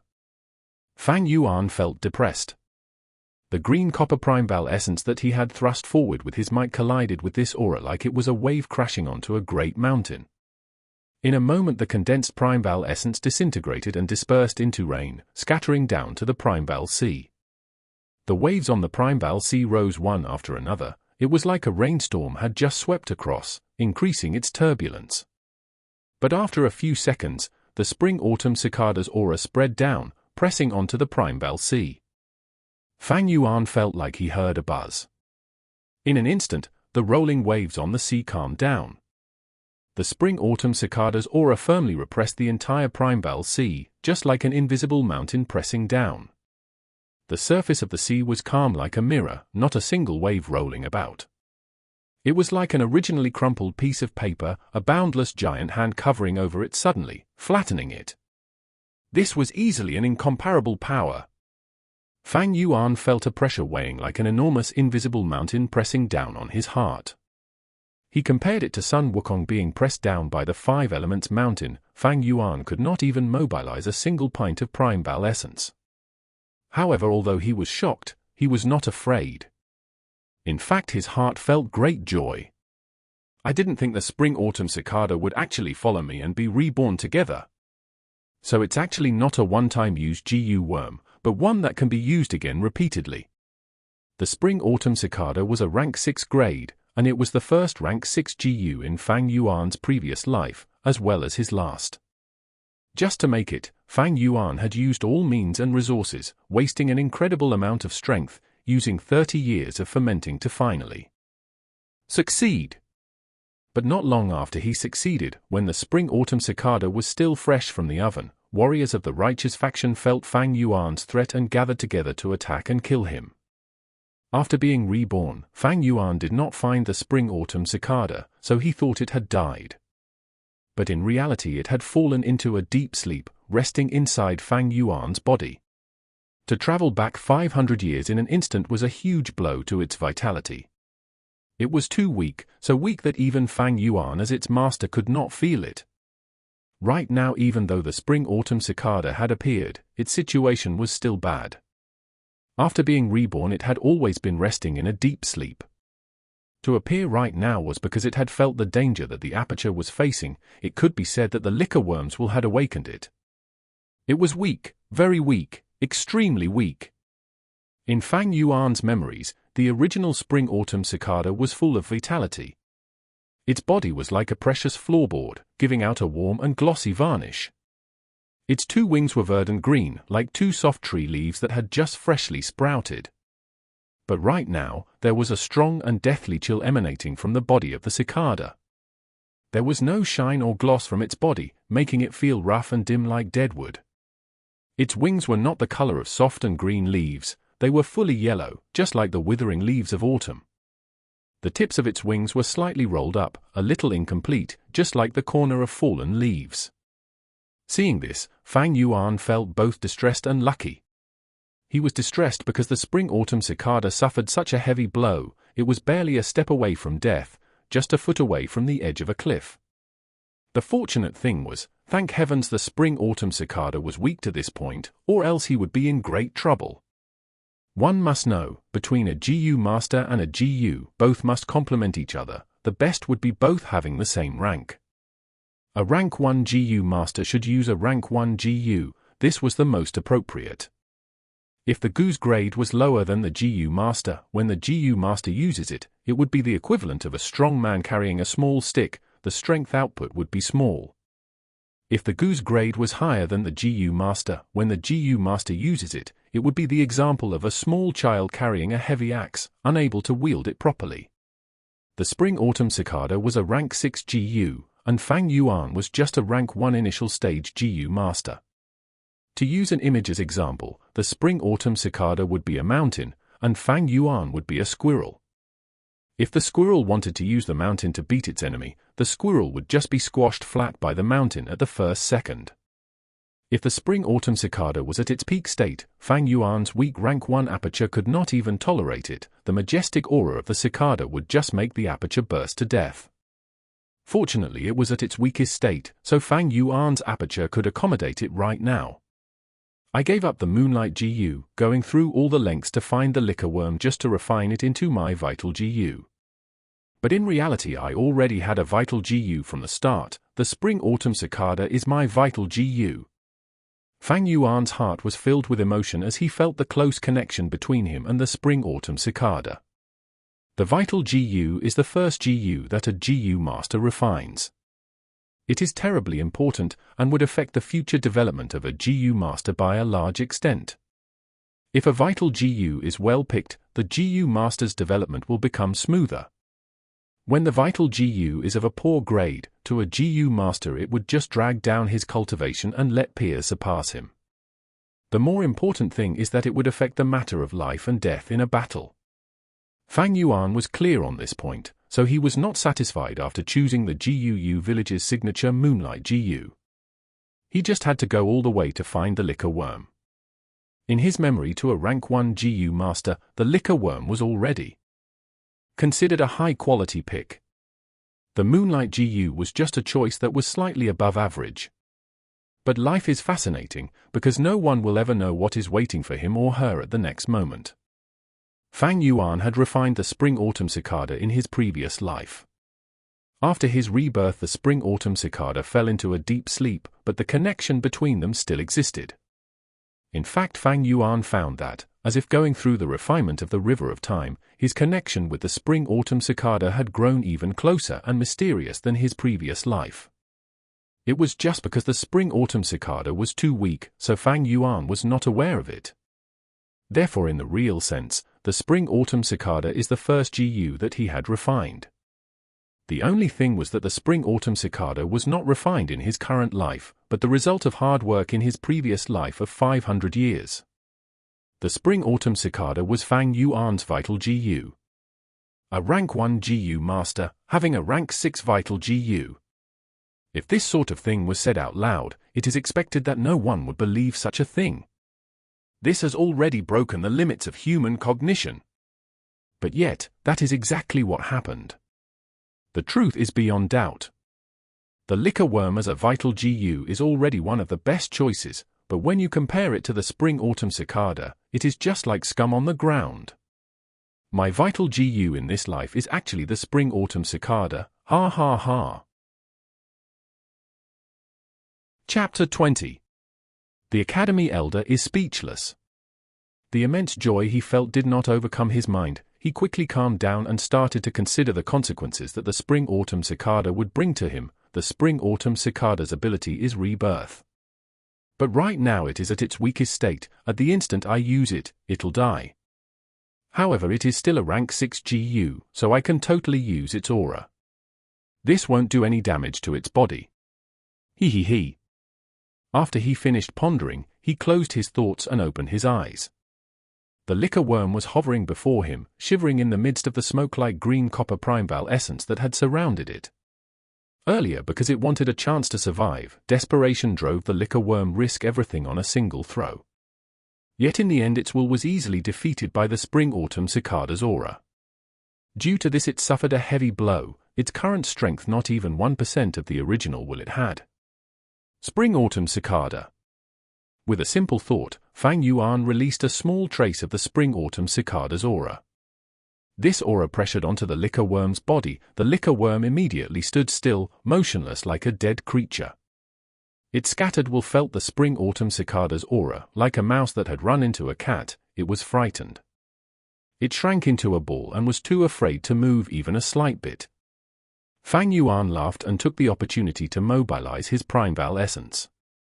In the beginning, when he tried using his green copper primeval essence to refine it, the liquor worm's will resisted fiercely, so it could only expand arduously bit by bit. But right now Fang Yuan's green copper primeval essence drove straight in, flowing vigorously without resistance. There was no obstruction at all. The green copper color on the surface of the liquor worm rapidly expanded. In a few winks, the once pearl-white liquor worm was fully dyed green. The general situation had passed. The last remains of the liquor worm's will was finally washed away easily by Fang Yuan's will, dissolving into nothingness. With that, the liquor worm was fully refined. Compared to the beginning where Fang Yuan had to endure hardship akin to trampling mountains and crossing ravines, the refining process right now was as easy as swallowing saliva. A kind of mysterious and cordial feeling connected the liquor worm and Fang Yuan together. The refined liquor worm was like a part of Fang Yuan. If Fang Yuan told it to huddle up, it would curl. If he told it to curl into a ball, it would curl into a round little dumpling. The feeling was like moving his own finger. Fang Yuan took back his primeval essence, and the liquor worm returned to its fat and white state. Then with a leap, it went through thin air and plunged into the middle of Fang Yuan's aperture. When it was inside, the liquor worm flew a distance away around the hovering spring-autumn cicada and entered the green copper primeval sea. On the sea surface the liquor worm stretched its body arbitrarily. Occasionally it would twist around its chubby waist, appearing comfortable as if it were bathing in a hot shower. With the spring-autumn cicada, my plans will have to change. Fang Yuan gathered his mind away from the aperture and took out the moonlight GU. He repeated what he did earlier, letting out a hint of the spring-autumn cicada's aura, pressing it down on the moonlight GU. As it felt the spring-autumn cicada's aura, the moonlight goose will immediately surrendered, its fear so great its will could only turtle up in the furthest corner of its own body. Fang Yuan's primeval essence poured in. In the blink of an eye, the moonlight GU was dyed a jade green color. Finally, with just a simple thought, the moonlight goose will was easily strangled. After he was done he took back his primeval essence and the moonlight GU returned to its original, semi-transparent, blue crystal form. He put away the moonlight GU. It did not enter his aperture, but instead directly dropped onto his forehead, forming a pale blue crescent mark in the middle of his brow. The entire refining process of the moonlight GU from beginning to end did not take more than 5 minutes.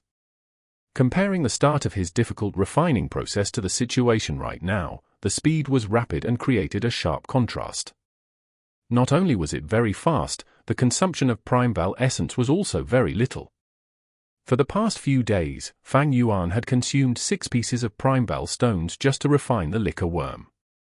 But tonight, while Fang Yuan could see the bottom of the primeval sea in his aperture, he did not use a single stone. Ha ha, with the spring-autumn cicada at hand, it is as easy as having a god's help. After today all I just need to do is use its aura to pressure down, any rank 1 GU will be easily refined. Even though I only have C-grade talent, I don't need to borrow the help of primeval stones. The difference between before and now is like heaven and earth. Fang Yuan's mood was joyous. Right now his situation was like pushing away the mist and cloud to see clear blue skies. Although the spring-autumn cicada was at its weakest point, it was still a rank 6 GU.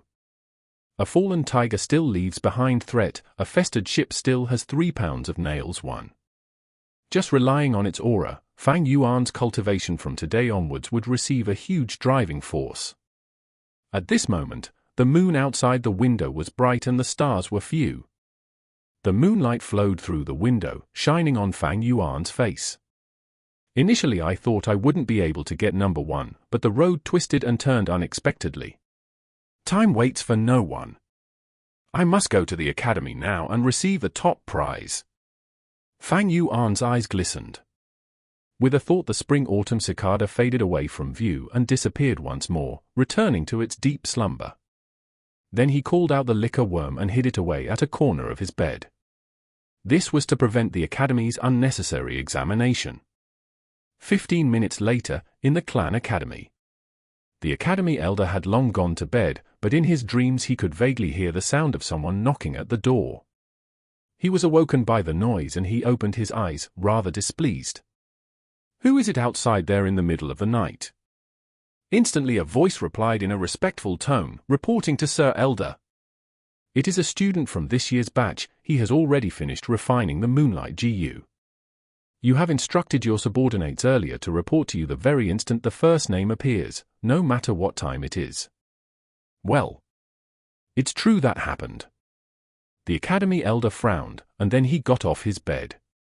As he put on his robes he asked, "Which student is it that got number 1 this year? Is it Guu Fang Zheng?" The subordinate outside the door replied, "It seems so. The moment I heard the news I hurried over here to tell you about it, sir. It seems to be someone from the Fang family branch. Counting the time, it is probably him." The academy elder laughed lightly, confidently saying, "Who else could it be besides the A-grade talent genius? All those B-grade talent students would still be worse even with the help of prime val stones. Or else why would the grade of cultivation talent be so important?" As he said this, he pushed the door open and came out. Outside the door, his subordinate respectfully bowed, moving 2 steps backwards. "Sir is right," he echoed. In the hall, 10 candles or so burned together, brightening up the hall. The man who had received Fang Yuan had already cleared up all doubts by now. Under the bright light of the candle fire, his face showed a stunned expression. "Wait, what did you just say? You are called Guu Fang Yuan, not Guu Fang Zheng." Fang Yuan nodded. At this moment the elder walked in from the entrance. Fang Yuan and the man stood up and turned around to greet. When the academy elder saw Fang Yuan, his face was full of smiles. He strode over and stood in front of Fang Yuan, patting his shoulder in a friendly manner. "You did well, Guu Fang Zheng, you did not disappoint me. You are indeed an A-grade talent, genius.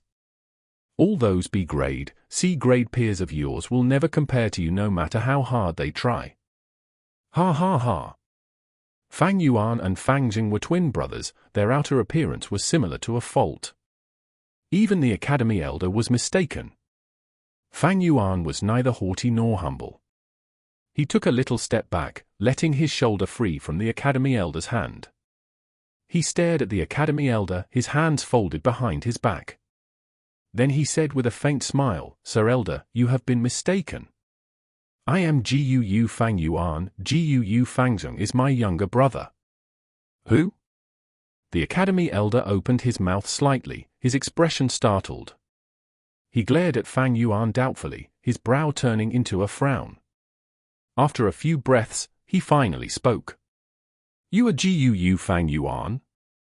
"Correct, sir," Fang Yuan replied. "You have refined the Moonlight GU."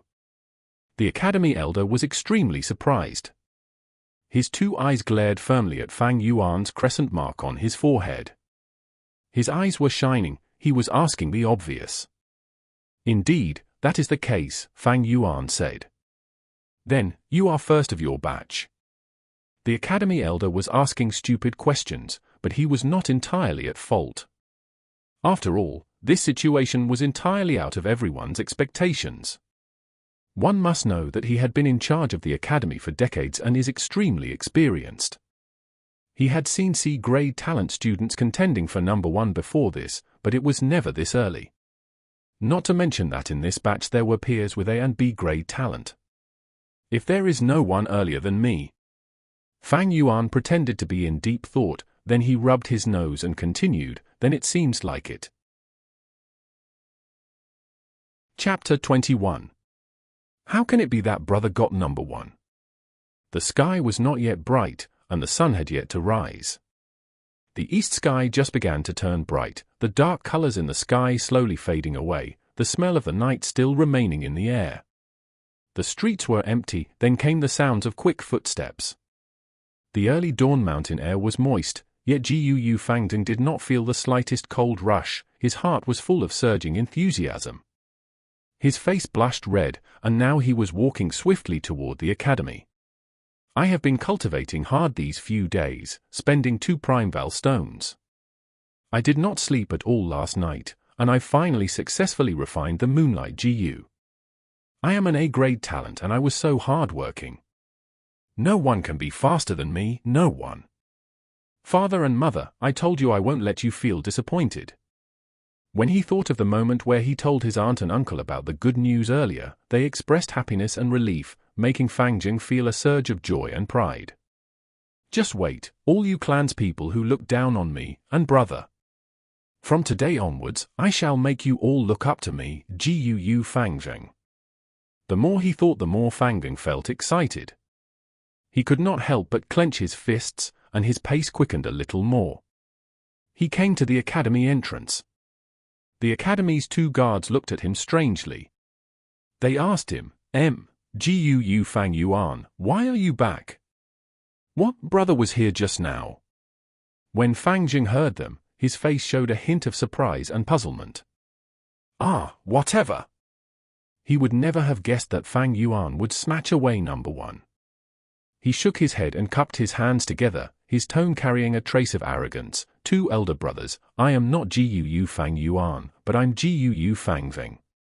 I have already successfully refined my vital Jiu, and I am here to come and take the top prize. You are Jiu Fang Jing? You brothers are just too alike. No wonder the academy elder was mistaken, the guard on the left side shouted, his eyes widening. The guard on the right shook his head and said, you came 1 step too late. Just last night in the late hour, your older brother Jiu Fang Yuan came and met with Sir Elder and took the top prize. My older brother. Fang Jing suddenly opened his eyes wide, crying out, wait, you said he'd gotten number 1. How could this be?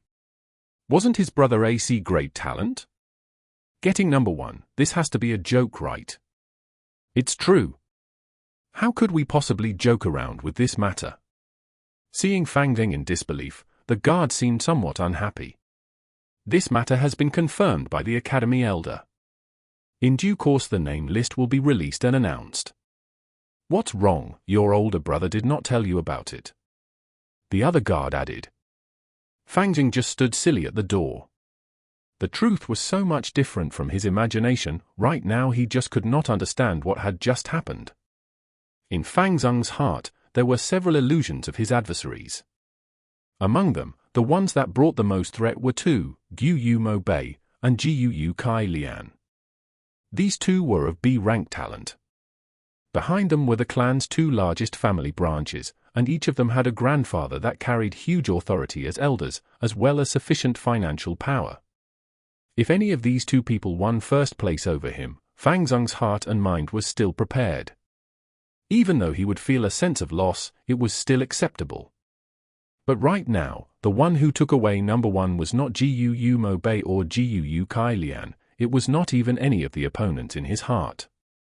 But it was Jiu Fang Yuan, his older brother. That person with a C-grade talent. That person who fell downhill and turned dejected after the awakening ceremony. That person who slept soundly in class all day. That person who was always heavily drunk and never turned home at night. That person who bullied Shen Kui, slapped him twice, and took all his primeval stones away. That person who always held him down, just like a shadow entrenched in his heart. How can it be like this? It can't be possible.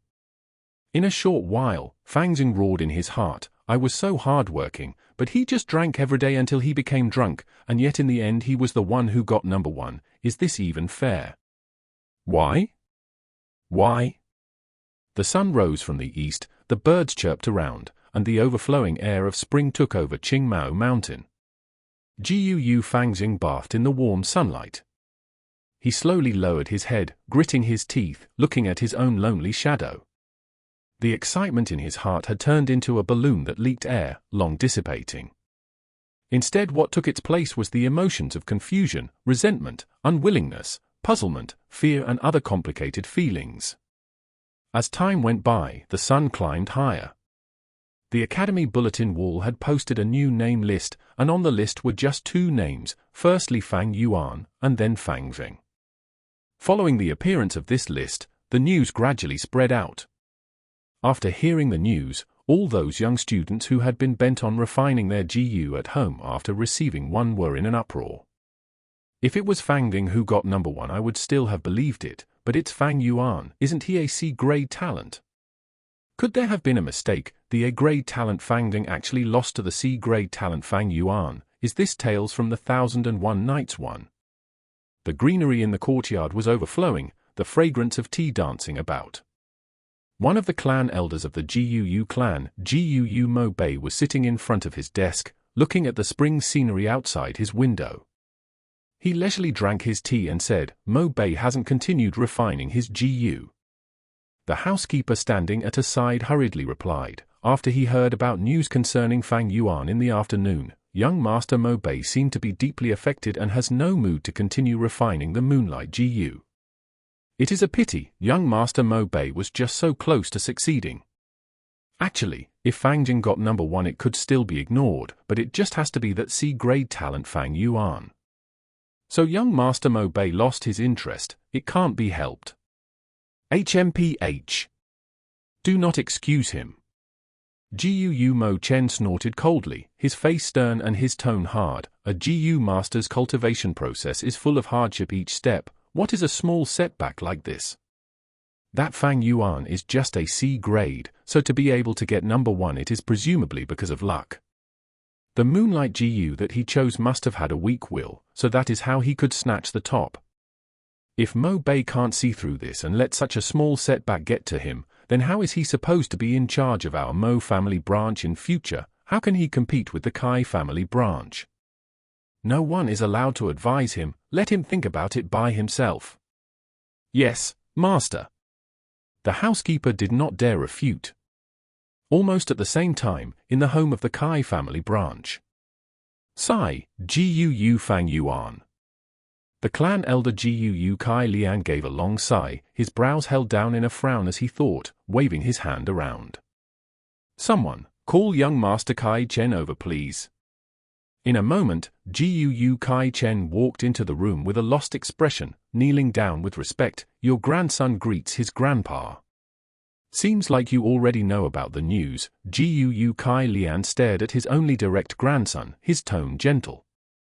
He slowly said, "I called you over to prevent you from getting influenced by this matter. You see, when refining the vital GU, firstly one looks at the talent, secondly at the GU worm. Fang Yuan's talent is just C grade, yet he was able to gain number one this time. This means that the GU he chose compared to all the Moonlight GU your peers have, has a will that is much weaker. This is entirely due to luck. So my grandson, do not be discouraged, this is nothing really. He is just a C grade talent, though he is the same as you, but his supply of resources isn't as good as yours. His road to advancement will also be harder than yours, believe your grandpa, you will soon surpass him. Hence you should put away this trivial matter. Fang Yuan will not be your opponent, and is not worthy to be your adversary. Your real enemies are the A-grade talent Fang Xing and the Mo family's Moonblade. Do you understand?" "Yes, thank you for your advice, Grandpa. I understand. I will go now and continue refining my GU." Jiu Kai Chen had lost the sad expression on his face, replacing it with a high-spirited will to fight. Elder Jiu Kai Lian nodded his head, satisfied. A kindly smile emerged from his face and he said, "Good grandson. While your talent is only C grade, but you can be rest assured that Grandpa will fully support you. Later on, I will come out and use the aura of a rank 3 GU worm to suppress your moonlight goosewell and help you refine this GU. Chapter 22. Dancing Moonblade. The sky was blue and clear, looking pure as if it had been washed clean. The sun was shining golden. Puffs of white clouds floated away, and a group of colorful peacock parrots chirped as they flew beneath the blue sky, forming an arrow formation under the clouds as they soared. This variant of colorful parrots would only appear in large groups during springtime. Their bodies were littered with feathers the color of the rainbow, their bodies the size of an eagle. The birds had parrot beaks, while their tails were that of a peacock's flowing long tail. It had been 10 days since the day Fang Yuan managed to acquire number 1 in the test to refine the vital GU. The spring breeze blew over the whole mountain's green grass, while the wildflowers bloomed eagerly, and the bees and butterflies danced around together. Life was surging all around. It was the wonderful beauty of spring. The breath of spring was so strong that the tall bamboo wall surrounding the training grounds could not hold it back. This training field occupied 3mu1. The ground was flat, paved with a layer of thick and wide grey graphite. Its 4 sides were planted with green spear bamboo. These green poles were placed closely together side by side, straight and tall, forming a circle of green high walls. While below the wall corners were stone as well, clumps of green grass emerged from many areas. In between the bamboo were also some wild roses, poking in from the outside, a few even climbing the wall. 57 young teens at the age of 15 were standing in the midst of the training field right now, formed in a semicircle around the academy elder who was in the center, putting their focus on him. This was a lesson to teach the students on how to use the Moonlight GU. The Moonlight GU is our GUU clan symbolic GU, just like the Xiong 1 house's Bear Strength GU, and the Bai 2 house's Stream GU. The majority of you on the field have chosen the Moonlight GU as your vital GU, so you must all watch properly. Soon I will demonstrate personally how to use the Moonlight GU to attack. Students whose vital GU is not the Moonlight GU must also concentrate on me, as this classical long-distance attacking method can also be used on other GU. The spectrum of methods one can use is very wide. As he spoke, the academy elder stretched out his right hand, his 5 fingers opening wide. He lowered his palm so that the young teens could see the center of it. Firstly, you use your mind to mobilize the Moonlight GU, moving it to the center of your palm. Following his voice, the crescent mark that represented the Moonlight GU moved down the elder's arm and into his palm. Then, you mobilize the Primeval essence in your aperture, pouring it into the Moonlight GU. A thread of white-silver-colored Primeval essence gushed out from the elder's body, so fine it was almost impossible to see. It entered the Moonlight GU in his palm. The Academy Elder was of a rank 3 realm, and only rank 3 GU masters could produce white-silver-colored Primeval essence. Rank 1 GU master's Primeval essence was commonly known as green-copper Primeval essence, while rank 2 GU masters had theirs called red iron Primeval essence. When they reach rank 3, it becomes white-silver Primeval essence. Once it absorbed the thread of white-silver Primeval essence, the crescent-shaped mark in the elder's hand instantly glowed brighter and brighter. Although it was daytime, it still issued a brilliant pale blue light. How beautiful! The youngsters could not help but let out praises of surprise and amazement when they saw it. The pale blue light was clear like water. It flickered faintly in the elder's palm. At first glance it would seem as if the Academy Elder's hand was scooping a handful of moonlight. The Academy Elder smiled a little. Now watch carefully, the last step is just like how I will do it, launching it out. As he said this, his widely opened 5 fingers slowly closed together, then he lifted his arm up and slowly moved it forward, his arm straight. Finally he waved his palm lightly in a cutting motion. The entire movement was steady and powerful. The young students could hear a light brushing sound beside their ear. The light transformed into a small moonblade in the air, the faint blue moonblade only the size of a wide-open hand, the shape just like the crescent moon in the night sky. It drew a straight line in the air before it hit a grass puppet 10 meters away. A tearing sound was heard, and the grass puppet's neck that was about 30 centimeters thick was cut clean by the Moonblade. The puppet's body swayed about, the huge head suddenly falling onto the floor. After cutting the grass puppet into half, the Moonblade immediately appeared dimmer. However, it continued flying about another 6 meters in the air before the crescent began to gradually fade away, finally dissipating in the air. Looking at the grass puppet's neck again, one could see that the cut area was extremely flat, as if it was cut away by the sharpest sickle. The youngsters were all shocked as they saw this, their eyes wide open. A few of them even touched their own necks involuntarily, astonished by the attacking power of the Moonblade.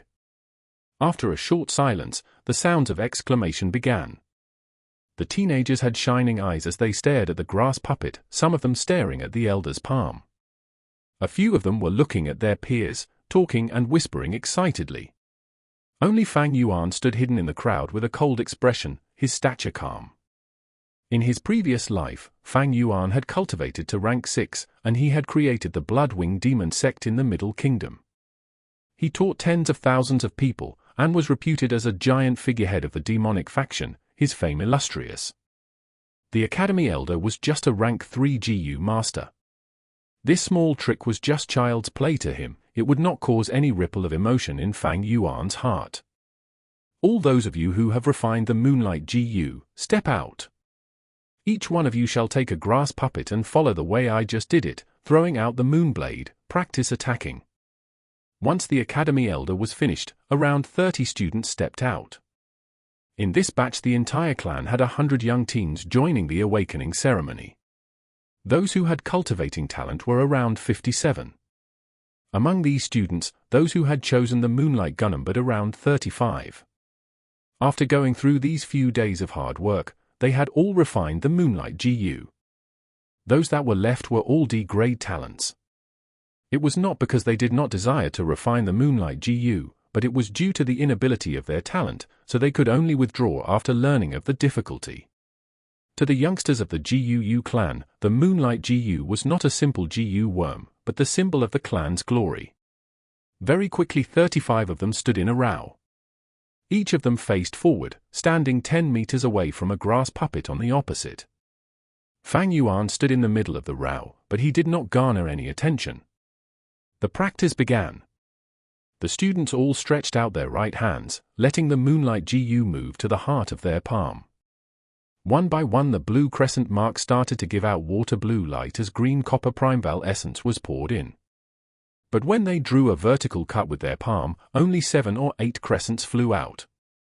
Among these crescents, some of them only appeared for a short moment before dissipating away. Some flew out for 2 to 3 meters before disintegrating into blue light with a bang. Some flew further, but the direction was severely off course, flying straight up to the sky. The young teens all frowned. When they saw the elder's demonstration earlier it seemed quite easy. But when they started practicing themselves, they realized the skill required in this action. To throw out a Moonblade and to have it hit on the grass puppet, it really was not that simple. The elder had a faint smile as he watched. He saw this scene every year, and was not surprised. The remaining 22 students could only stand outside the field, watching jealously. After practicing for 5 minutes, the youngsters were gradually able to produce Moonblades. For a time in the training ground, pale blue-colored Moonblades flew about everywhere. A few Moonblades would fade halfway, a few unluckily crashing into another. Some flew out of the training field, twisting around. Those that were able to hit on the grass puppets were just a small few. Of course these were all due to sheer luck. The Academy Elder started to tutor and guide each one personally. He focused greatly on Fang Jing, Mo Bei, and Kai Cheng and those others with good latent talent. He patiently corrected their postures, teaching them his experience. Towards those C-grade talent students like Fang Yuan, he only mentioned 2 sentences. Fang Yuan kept condensing the blue light in his hand. He waved his palm a few times cutting the air, but he did not release the light, pretending and acting. With the field a mess at the moment and no one focusing on himself, he moved his thoughts and released his hold on the Moonlight GU, his palm tilting a little, making a cutting action. In order not to raise attention, he did not focus on his own grass puppet opposite him, but aimed at the one on his left. With a whoosh, a moonblade flew out quickly, passing through the center of chaos, drawing a straight line in the air and cutting accurately into the neck area of a grass puppet. The grass puppet wavered for a moment, the neck area cut deeply by the moonblade. But very quickly, the green grassy area that was cut began to regrow, tangling together and healing the wound. Of course, this grass puppet was not a normal scarecrow. It was a rank 1 scarecrow GU, having the nature-type ability of self-recovery. Unless the puppet was cut into half at once, it would just recover back to normal in a short while. Moonblades that were able to hit grass puppets right now were rare. Fang Yuan just casually hit one, yet it caused the most significant results so far. Thus in an instant the students outside the field gave out cries of surprise. Even the academy elder's attention was caught, and he asked, "That moonblade just now was not bad. Was it yours?" He looked at a C-grade talent student with an inquiring eye, since that grass puppet was just opposite him. This male student blinked his eyes, feeling somewhat bewildered as he faced everyone's sudden gazes at him. To be honest, the field was just in a chaos earlier with moonblades flying about, so even he did not know if it was he himself who threw it. However, looking at it, it probably is me, thought the young boy. Then he nodded his head subconsciously. The youngsters around him immediately looked at him with admiration. "Who is he? What is his name?" some of the female students asked around. "Even he can throw out a moonblade, I must not lose." Guu Mo Bei's eyes flashed with a hint of determination.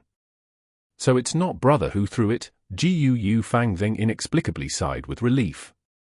After uncle and aunt consoled him, he was able to recover from the previous blow. "Brother, you won first place last time because your luck was good, picking a weak-willed moonlight GU. A GU master's cultivation cannot always rely on luck. I will win you." Fang Zeng was cheering for himself in his heart. "You did well. Continue trying hard, seize the feeling you had earlier." The academy elder patted the student's shoulder, smiling as he encouraged him. The young boy quickly showed excitement and he nodded incessantly, his eyes appearing with a different luster. The elder took the opportunity and announced, "Listen up everyone, this will be your homework. Practice well after class, in 3 days I will check the results. Whoever performs the best will receive 10 pieces of primebal stones as the prize. Understand?" "Yes." The young students all shouted loudly. They could not help but be more excited when they heard about the primebal stone reward. However, only 3 minutes later, the moonblades that flew about in the air started to thin gradually. Damn, every single moonblade takes up 10% of primebal essence. The consumption of the moonblade is just too much. I am just a C-grade talent, my aperture can only hold 38% of green copper primebal essence. I can only throw out 3 moonblades. The academy elder was calm as he witnessed everything, but his heart sighed. This is the benefit of those with high cultivating talent. To use the moonblade, it is simply just 3 words, practice makes perfect. Those with higher grade talent are able to hold more primebal essence in their apertures, and the rate of recovery is faster, so they have more chances to practice. Those with poorer talent can also use primebal stones to make up for it, strengthening the number of practices. But those with low-grade talent and have no primebal stones, though they have the mind to practice, they will still be powerless. Sigh, the GU master's cultivation process is just so cruel. I had just better take care of those high-grade talent students. Chapter 23. Raising a GU is like raising a mistress. The sunset glow was still burning in the sky. The mountains far away in the distance were covered in a thick layer of grey ash, gradually turning to black. In the academy, a day's class was over. The students walked out from the academy in groups of 2s and 3s. "I'm really happy today, I learned quite a few things. Especially how I got to learn how to use the moonlight GU. The way the moonblade flies in the air looks so cool. It's too bad that my talent isn't enough, so in the future I can only be a logistics GU master, I won't be able to go onto the battlefield." The young teenagers happily chatted away. A few of them called their friends over. "Let's go and eat. We can drink some rice wine while we're at it. What do you think?" "Sure, that's not a bad suggestion. You guys go on first. I need to go to the store beside the Academy's GU room and buy a grass puppet. It will be easy to practice at home with it." Fang Yuan went to the GU room alone. The Academy's GU room kept quite a few rank 1 GU worms. There were many types and variations, and Fang Yuan's Moonlight GU was taken freely from inside. Once in a while the students would have a free chance to pick a GU worm. If one wanted to get extra GU, they would need to pay up. In this short time Fang Yuan had no wish to refine any other GU. He walked to the building beside the GU room. It was a small store. In the store there were 7 students, each of them negotiating over the counter with the store owner for buying grass puppets. "It's you, Junior." The rank 1 GU master responsible for the store was in his 20s. When he saw Fang Yuan, he automatically greeted him while bargaining with his customers. Fang Yuan was taken by surprise, finding out that this GU master was Jiang Wei. It was the young GU master that had taught the hunters a lesson in the inn. "Ah, it's you, senior." Fang Yuan nodded his head, his face expressionless. Jiang Wei took out a grass puppet from the counter behind him, passing it to the student who purchased it.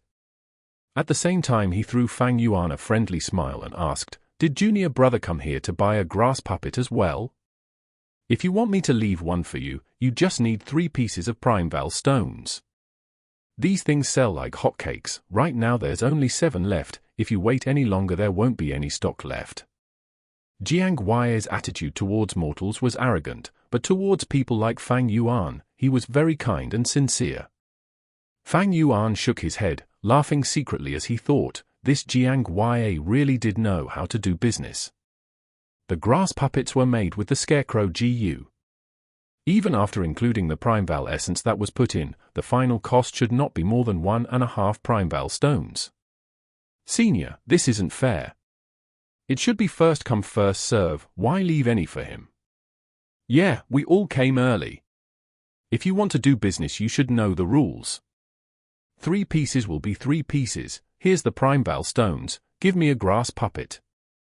The youngsters in the store were all worried when they heard that the store only had 7 puppets left. They stopped trying to negotiate, and took out their stones to buy it. Very quickly, 7 satisfied teenagers walked out. "Does my junior want to buy a grass puppet?" Jiang Wei laughed as he asked. It seems like they were sold out, but actually there's still the 8th puppet stowed away below the chest.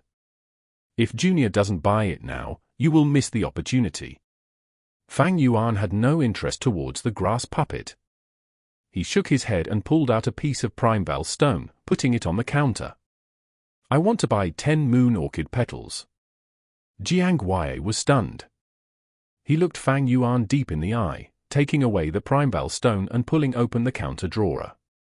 Then he took out a paper bag, saying, 10 pieces of moon orchid flower petals, not one less. Please make sure. Fang Yuan checked the goods on the spot and found no mistake with it. Finally he left the small shop. A GU master. Refines GU, uses GU, and at the same time needs to raise GU. Refining a GU is difficult, there is the risk of counterattack. Using a GU is not easy, one needs a lot of practice. The knowledge of raising a GU is even more extensive and profound, because there are all kinds of GU worms and their food are exceedingly strange. Some need to swallow soil, some need starlight, some require tears and some feed on the clouds and air from the 9 skies. Just by taking Fang Yuan's current 3 GU for example, the Moonlight GU requires moon orchid petals, 2 meals a day. In the morning and night 1 meal, every meal 2 pieces of flower petals. Meanwhile for the liquor worm, it needs to drink wine. A jar of green bamboo wine could support it for 4 days. As for the spring-autumn cicada, it is even more peculiar as it drinks straight from the river of time, maintaining its vitality. The river of time supports the flow of this world. It is not far away in the sky but very near at hand, flowing by every person's side. Every move made by every living creature requires the push of time. Time is like flowing water, hurriedly gliding forward. The river of time is invisible and colorless, while in reality all living creatures are actually surviving and living in the waters of the river of time. After buying the bag of moon orchid petals, Fang Yuan went to the inn to buy green bamboo wine. The liquor worm could also drink some turbid wine or rice wine to live.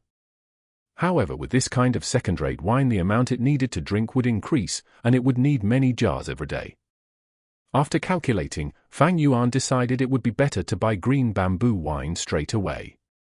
Not only would it be more worth than buying second-grade wine, it would also not arouse suspicion. "Young sir, you've come." The workers in the inn had already known Fang Yuan. Fang Yuan passed him 3 pieces of primebell stones directly, saying with a familiar ease, "Give me a jar of green bamboo wine and make me a few good dishes. You don't need to give me the change, just put it here first. At the end of the month, when it amounts up to 1 stone, you can subtract from my bill with it." Even though Fang Yuan no longer stayed at the inn right now ever since he moved to the academy dormitories, he would always have a meal here when he bought wine. "All right. Young sir, please take a seat, the dishes will be sent over immediately." The worker echoed, leading Fang Yuan to his seat. He took the cloth on top of his shoulder and gently wiped the table before leaving. Indeed, as the worker said, the dishes were very quickly served. Fang Yuan ate and calculated at the same time in his mind, "A piece of primebell stone can buy me 10 pieces of flower petals. The moonlight Jiu consumed 4 pieces every day.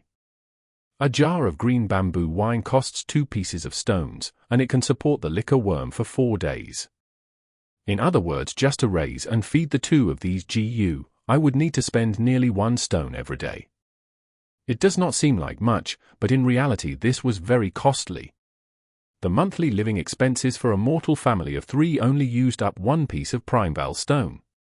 From the starting of refining the Gu until today, 16 days had already passed. Just to raise the Gu alone, Fang Yuan had already spent 14.5 primebell stones. "I have acquired the flower wine treasure, taken away Fang Zheng's bag of primebell stones, and also got the first place reward. My primebell stone assets once reached up to 44 pieces and a half. However, in the early days of refining the Gu, I wasted 6 pieces and a half, then I used 14 pieces and a half on feeding these Gu. My living expenses cost half a piece, and today I am probably left with 20 pieces. Fang Yuan took out his money pouch. He opened it and looked inside. The bag contained pieces of primebell stones inside. Each of these stones were grayish-white in color, their shapes ellipsoid and the volumes equal, the size similar to a duck egg. After counting, he found that he really only had 20 pieces left. In other words, if this continued on, then Fang Yuan would only be able to go on for half a month with the remaining stones he had left. He was not like his peers. They had relatives and friends to help them out, especially with the case of students like Jiu Mo Bei and Jiu Kai Cheng, who were loaded with primebell stones. Fang Yuan could only think of a way himself. "Uncle and aunt have already cut off my living expenses, but every weekend the clan academy would give out 3 pieces of primebell stones as subsidy to every student. Looks like I would need to show off in the Moonblade assessment in 3 days and take that 10 primebell stone prize." Fang Yuan chewed the food in his mouth while he pondered. His current age was just at the age where the body was growing. Without realizing it, all the rice and dishes had entered his stomach. Taking up the sealed green bamboo wine jar, Fang Yuan lifted his feet and started walking, leaving the inn. "Young sir, young sir." The inn worker chased after him from behind and said, "Just to tell young sir something, but in less than a month the trading company will arrive to the village. By convention they would always buy the green bamboo wine in our shop. Young sir loves our green bamboo wine and always buys a few jars every week, so the innkeeper ordered me to tell young sir about this matter. The green bamboo wine in our store has limited supply, so after we sell it to the trading company I'm afraid we would be left with very little." "Is that the case?" When Fang Yuan heard the news, he frowned slightly. To know someone and tell apart the conversation, Fang Yuan had 500 years of experience. The shop worker and the young GU master Jiang Yue spoke with similar meaning, however Fang Yuan could naturally tell the difference with Jiang Yue's tricky words and the shop worker's truthful words. This matter was a little troublesome. Fang Yuan needed to feed the liquor worm and he needed a huge amount of green bamboo wine in the long run. If this inn ran out of stock, then he would have to use huge amounts of second-rate wine to feed the liquor worm. It was not possible for him to drink several jars a day. After a while people would be suspicious. After thinking about it, Fang Yuan took out 10 pieces of primeval stones and said, "Then I'll buy another 5 jars. I will need you to carry them for me and follow me to put them in the academy dormitory." "All right, young sir." The worker immediately accepted the primeval stones. The moon orchid flower petals could only last for 5 days without any special storage means, so Fang Yuan would only buy a bag every time. However, the green bamboo wine could be kept for a very long time, thus there was no problem with this. A few workers followed Fang Yuan into the academy dorms and placed the wine jars under his bed, and then they bid their leave. As he saw the money pouch that had suddenly flattened down in his hands, Fang Yuan heaved a sigh. Refining a GU is hard, but raising a GU is also not easy. This is also considering the fact that he had his 500 years of previous life experience, so he did not need to practice using his GU, meaning that the consumption rate of primeval essence would be lessened and thus saving him a huge sum of expenses. For those at his age around him, they would need to practice using the Moonlight GU and would need to waste primeval essence. To increase proficiency, one would need to practice many times. When too much primeval essence is consumed, primeval stones would have to be used as a supplement since the recovery rate is too slow. To buy a grass puppet it costs 3 primeval stones as well. Fortunately my spring-autumn cicada feeds on time and not anything else. Otherwise I would have long gone bankrupt, I would never be able to support it. Fang Yuan suddenly felt very lucky. The more high-end the GU is, the greater the food consumption needed or the more precious and rare the food required would be, thus the more difficult it would be to keep. A normal level rank 2 GU worm would cost up to around 1 to 2 pieces of primeval stones a day. It is good enough if the food is purchasable. There were some GU that required food that was relatively difficult to find, some of it did not even circulate in the market. Just like the spring-autumn cicada's food being time itself, this was actually more precious. After all, there was a saying, an inch of gold cannot buy an inch of time. No matter how much money you have, can you buy time? In theory, a GU master can refine an unlimited amount of GU. As long as you can refine it, whether 10, 100 or 1,000 worms is possible. You can refine as many GU as you wish to. But in reality a GU master normally only had 4-5 GU. The biggest reason is because it is hard to afford. The higher the grade of the worm, the more expensive it would cost to feed and raise. It often gave a GU master too many difficulties to cope with, making them have unceasing headaches over it. Another reason was unable to use. To use the Moonlight GU to throw out a single Moonblade attack, one would need to use up 10% of primeval essence. AC-grade talent GU master could run out of primeval essence in their apertures after launching 3 to 4 attacks. To raise so many GU, wouldn't it be a waste if one couldn't use them anyway? Thus in the GU master's cultivation there was a saying going around, raising a GU is like raising a mistress. To keep a mistress you would need to buy food, clothes, a house, etc. It is very expensive and the more you have the more costly it is, a normal man cannot afford it. Even if you keep so many, a man's energy is limited, he cannot use them all. Would you raise them just to look at them? When the rank of the GU master increases, so does the food standard of the GU worm. Thus please refrain from seeing how a GU master has no limit to the number of refining GU. In general a GU master only keeps around 4-5 GU of his level. If the number of GU was raised higher, the GU master would go bankrupt. Chapter 24. Close Combat GU Master. Lowering your body to dodge, that is the usual technique of restraining against a flying fist. When your enemy comes and attacks you, quickly squat down and at the same time do a counterattack, striking his crotch and abdomen. Do not be afraid of a swinging fist. Usually those who come up and start swinging their fists at the first moment are people who have no brains and are impulsive and rash. On the martial arts field, the Academy's martial arts 1 instructor spoke while he performed actions to demonstrate. A wooden puppet's right first swept over, and the martial arts instructor quickly squatted down, dodging the incoming attack. Then he threw a punch at the puppet's abdomen, knocking it down with a few punches. The students were looking at the demonstration in a circle, but most of them were lacking in spirit, showing very little interest. The Academy taught a variety of courses, and this lesson was the one that taught foundation of martial arts. Using fists and legs to exert oneself was too inferior to the handsome and cool attack style of the Moonblade, making almost all the students absent-minded. The next class will be the Moonlight Goose Usage Assessment. How have you been practicing so far lately? I'm still doing good. I can do 3 Moonblades, but only a few of them actually hit. Usually I get 2 blades on the grass puppet. That's the same like me. I specially bought a grass puppet just to practice for this in these few days. The young teens whispered to one another, their minds long gone from the lesson. They were all worried about the assessment in the next class. Just for this assessment, they had practiced hard for a long time after class, and now they were flexing their hands and feet, looking forward to the assessment. The sounds of the students' discussion had reached the instructor's ear, and the martial arts coach jerked his gaze back at them, shouting, "No talking aloud in class, all of you keep your mouths shut and watch closely." He was a rank 2 GU master, his body rather muscular. His upper body was naked and robust, the bronzed skin littered with countless scars on it.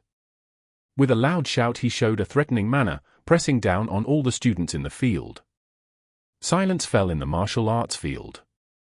The foundation of martial arts is the most important among important things.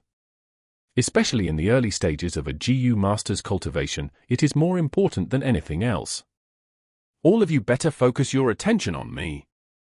After he finished scolding, the martial arts instructor called out another wooden puppet. This light yellow wooden puppet was 2 meters tall, its huge wooden feet making sharp sounds as it stepped on the bluestone floor tiles. The wooden puppet stretched open its arms and rushed clumsily towards the coach. The instructor dodged its attack, then fiercely hugged its waist and used his strength to push it forward down, causing the huge and tall wooden puppet to fall to the ground. Then the instructor rode on the puppet's waist and swung his fist quickly at the puppet's head.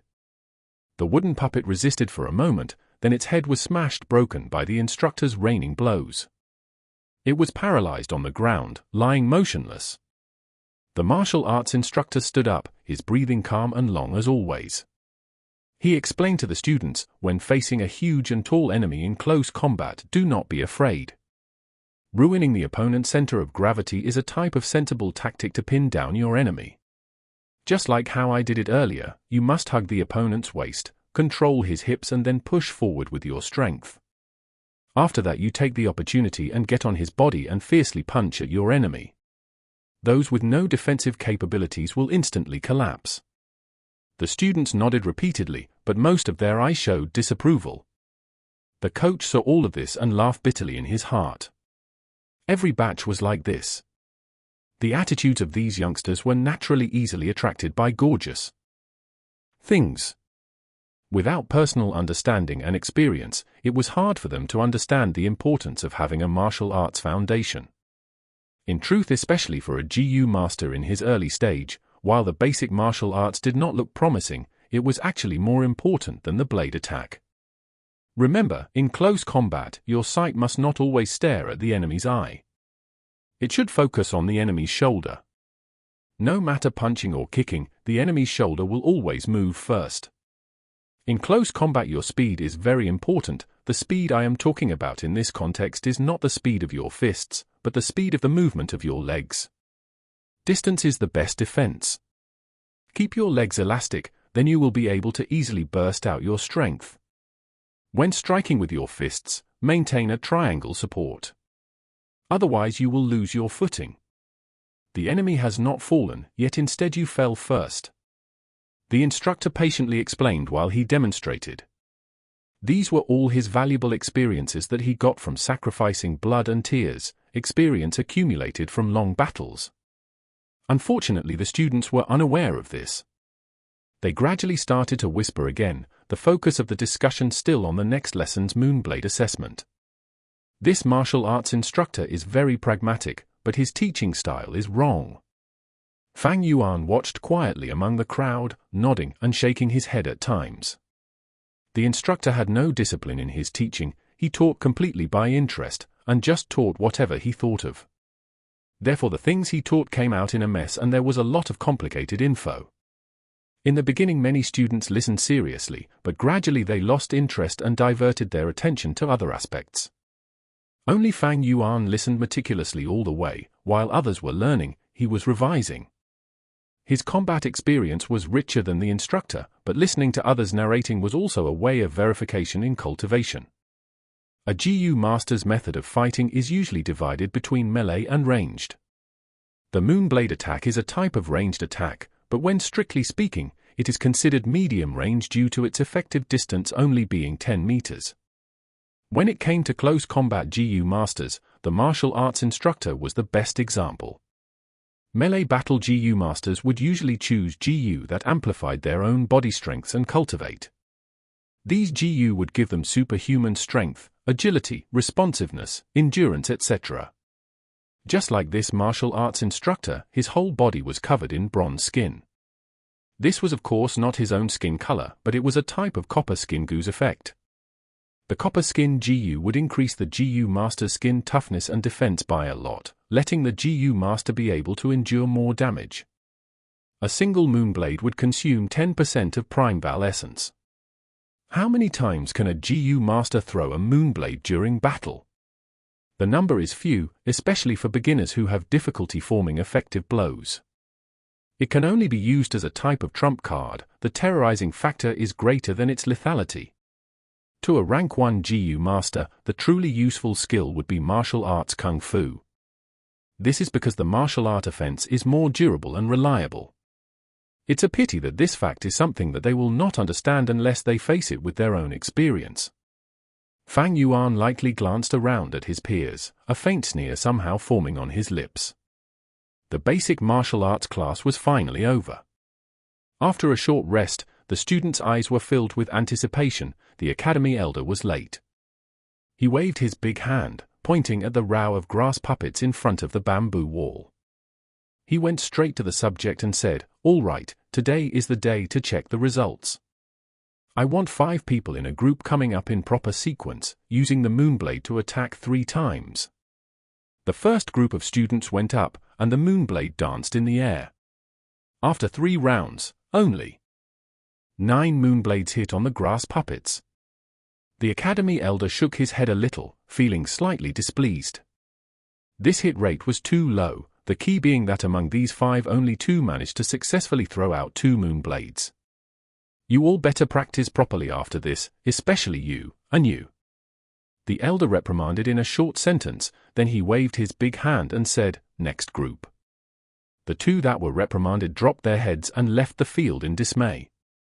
One of them was a girl, her eyes a little red and her heart grieving. She was only a C-grade talent, yet she could not bear to use Primeval stones to quickly recover her Primeval essence. Thus in these 3 days she practiced very little, resulting in her unskilled throwing of the Moonblade. A GU master needed money to refine GU, raise GU, even practicing to use GU needed cash. But where was she able to get so much money? Even though her 2 parents were supporting her from behind, but every family had their own problems. To be short of funds was often the dilemma that a GU master faced. Anyway, I don't have the slightest chance of getting number 1. I might as well give up and save on Primeval stones, that is better for me. As she thought of this, her heart became calm once more. There were actually quite a number of people who thought the same way as this young girl. Because of the lack of practice, many of the students performed poorly. The academy elder's brow deepened more and more. Fang Yuan watched, secretly shaking his head. These people are really pitiful and sad. Just for a small amount of Primeval stones, they gave up their own chance to make progress. Primeval stones are meant to be used. If you want to become a miser and accumulate Primeval stones, then what did you become a GU master for? In other words, those who are short-sighted would often haggle over every penny and chase after less important things. As for those with lofty aspirations, they usually showed a tolerant and generous attitude and had the strength to give up and let go of things. It's finally my turn. At this moment, Gu Moubei's horse face lit up in a confident smile all over, and he walked up to the field. His stature was stout and gave out a fierce and strong aura. After standing still, he raised his hand and threw 3 moonblades. All 3 of them hit. Among the blades, 2 of them hit on the puppet's chest, while the other blade hit the puppet's left arm, shaving away a few green grass. This result naturally caused the young teens to burst with admiration. Well done! The elder's brow slightly smoothed out. The next group came up, Gu Kai Cheng standing among them. He had a small and short body, his face full of pockmarks, his expression bringing a slight nervousness.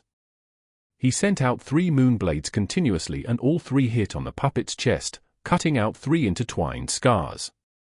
The scars went from deep to shallow and restored back to its original appearance after a few breaths, due to the puppet's self-healing ability. However, this outcome was already tied to Gu Moubei's result, and also received the elder's praise. Kai Cheng held his head high as he walked out of the field, looking at Moubei defiantly in the eye on the way. HMPH. Below the field, Gu Moubei gave a cold snort, but he did not return Kai Cheng's glare. Instead, he continued looking at Gu Fangjung, who had not gone up yet. His heart clearly knew that the real threats were only Gu Kai Cheng and Gu Fangzheng. The previous was the same like him, a B-grade talent while also having the constant supply of Primeval stones. The latter was an A-grade talent, while Fangzheng did not have as many Primeval stones as them, but just by relying on his own natural recovery speed thanks to his grade talent, he would also be able to practice a lot in a short amount of time.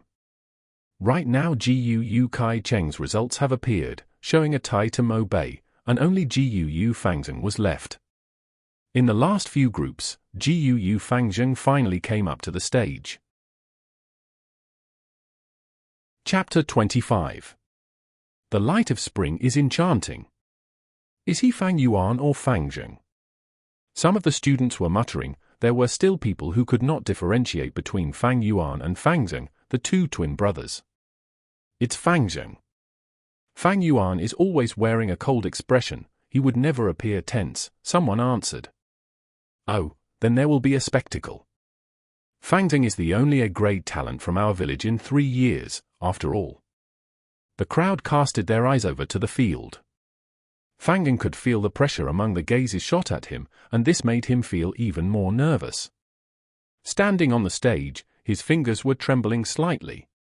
He threw out his first moonblade, originally intending to aim at the grass puppet's chest. But because he was tense, he missed. In the end, the moonblade imprinted onto the grass puppet's neck area. The young teens instantly let out a sound of slight surprise. They thought that Fangzheng deliberately did it. Instead of aiming for the easiest spot, which was the chest of the puppet, he went for the neck instead. This was a showcase of huge self-confidence towards his own attacking skill.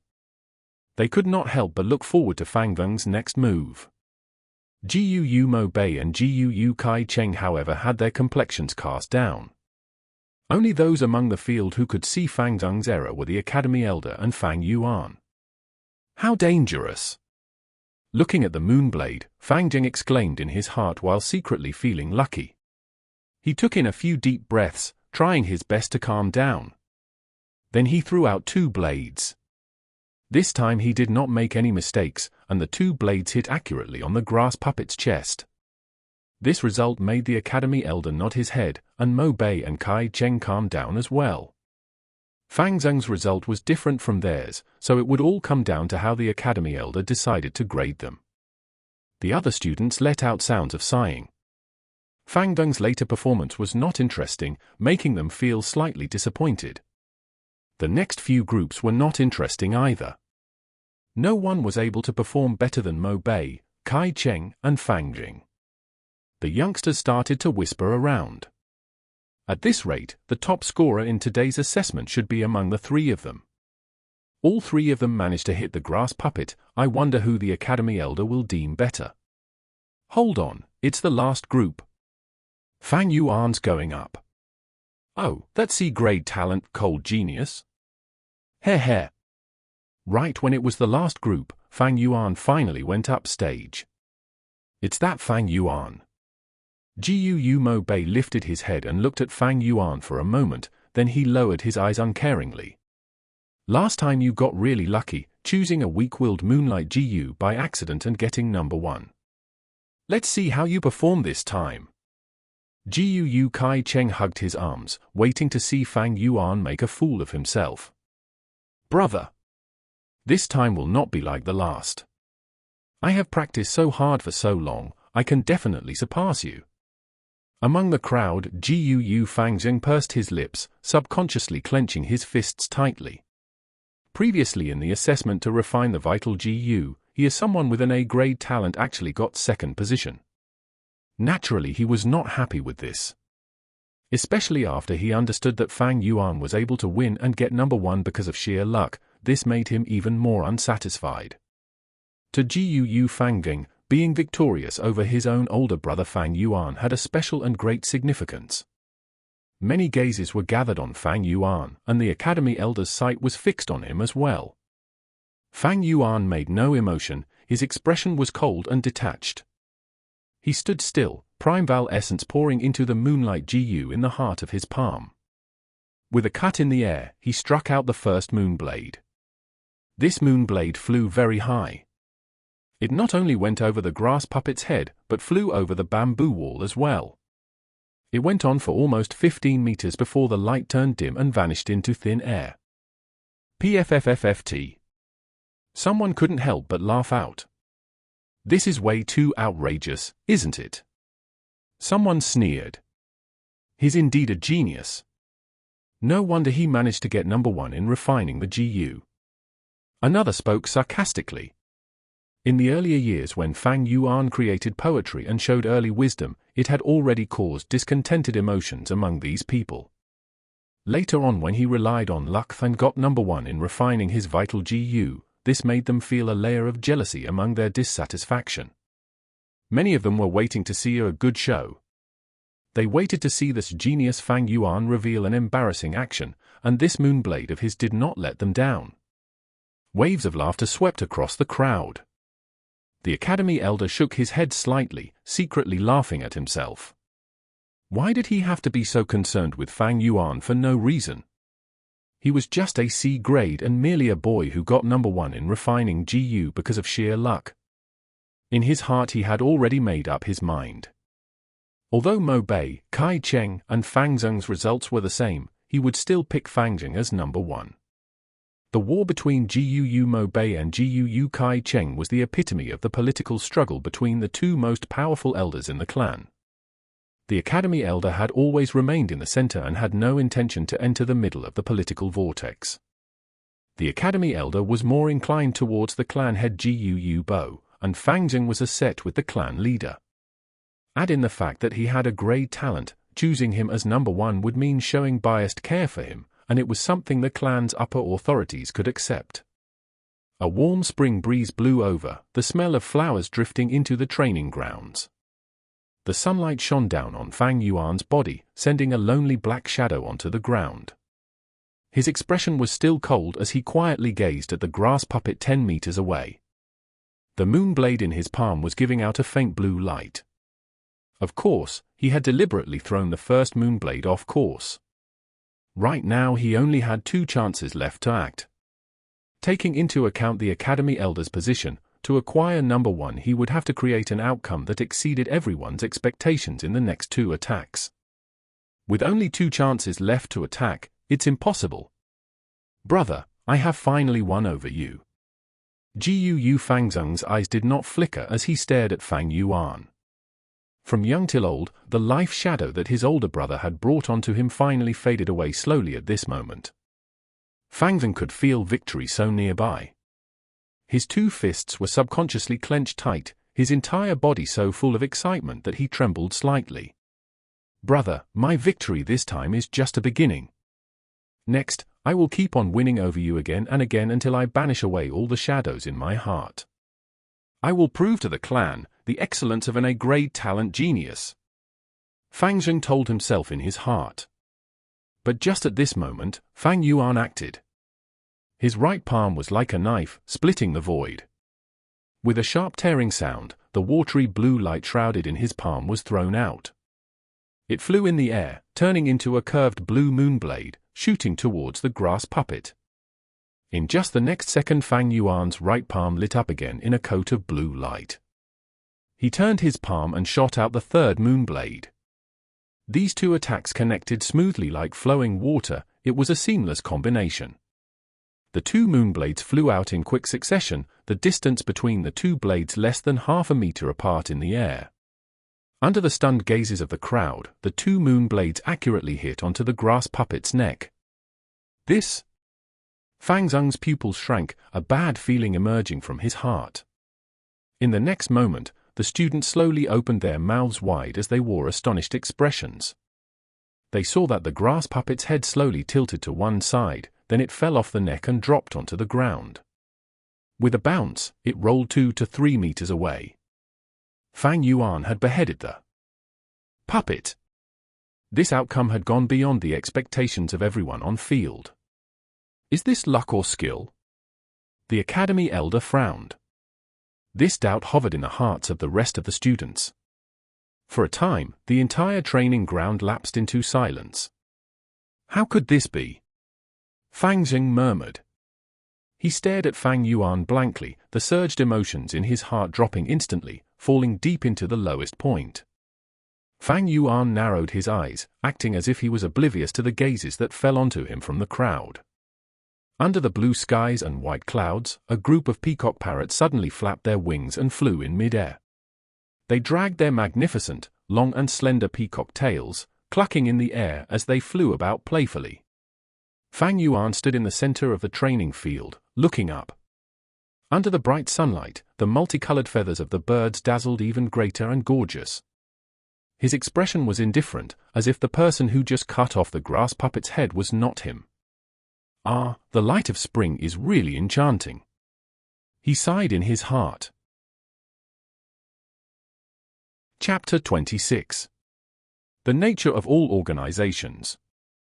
As it neared nightfall, the sun on the edge of the horizon looked like blood. The afterglow rays poured into the school where around 50 students sat upright. On the stage above, the academy elder was reading out names one by one, distributing allowance to them. This was the academy's weekly subsidy where every 7 days allowance would be distributed. One could say it was financial aid for these young teens. After all, with their capabilities, to feed and raise their own GU was a lot of financial pressure.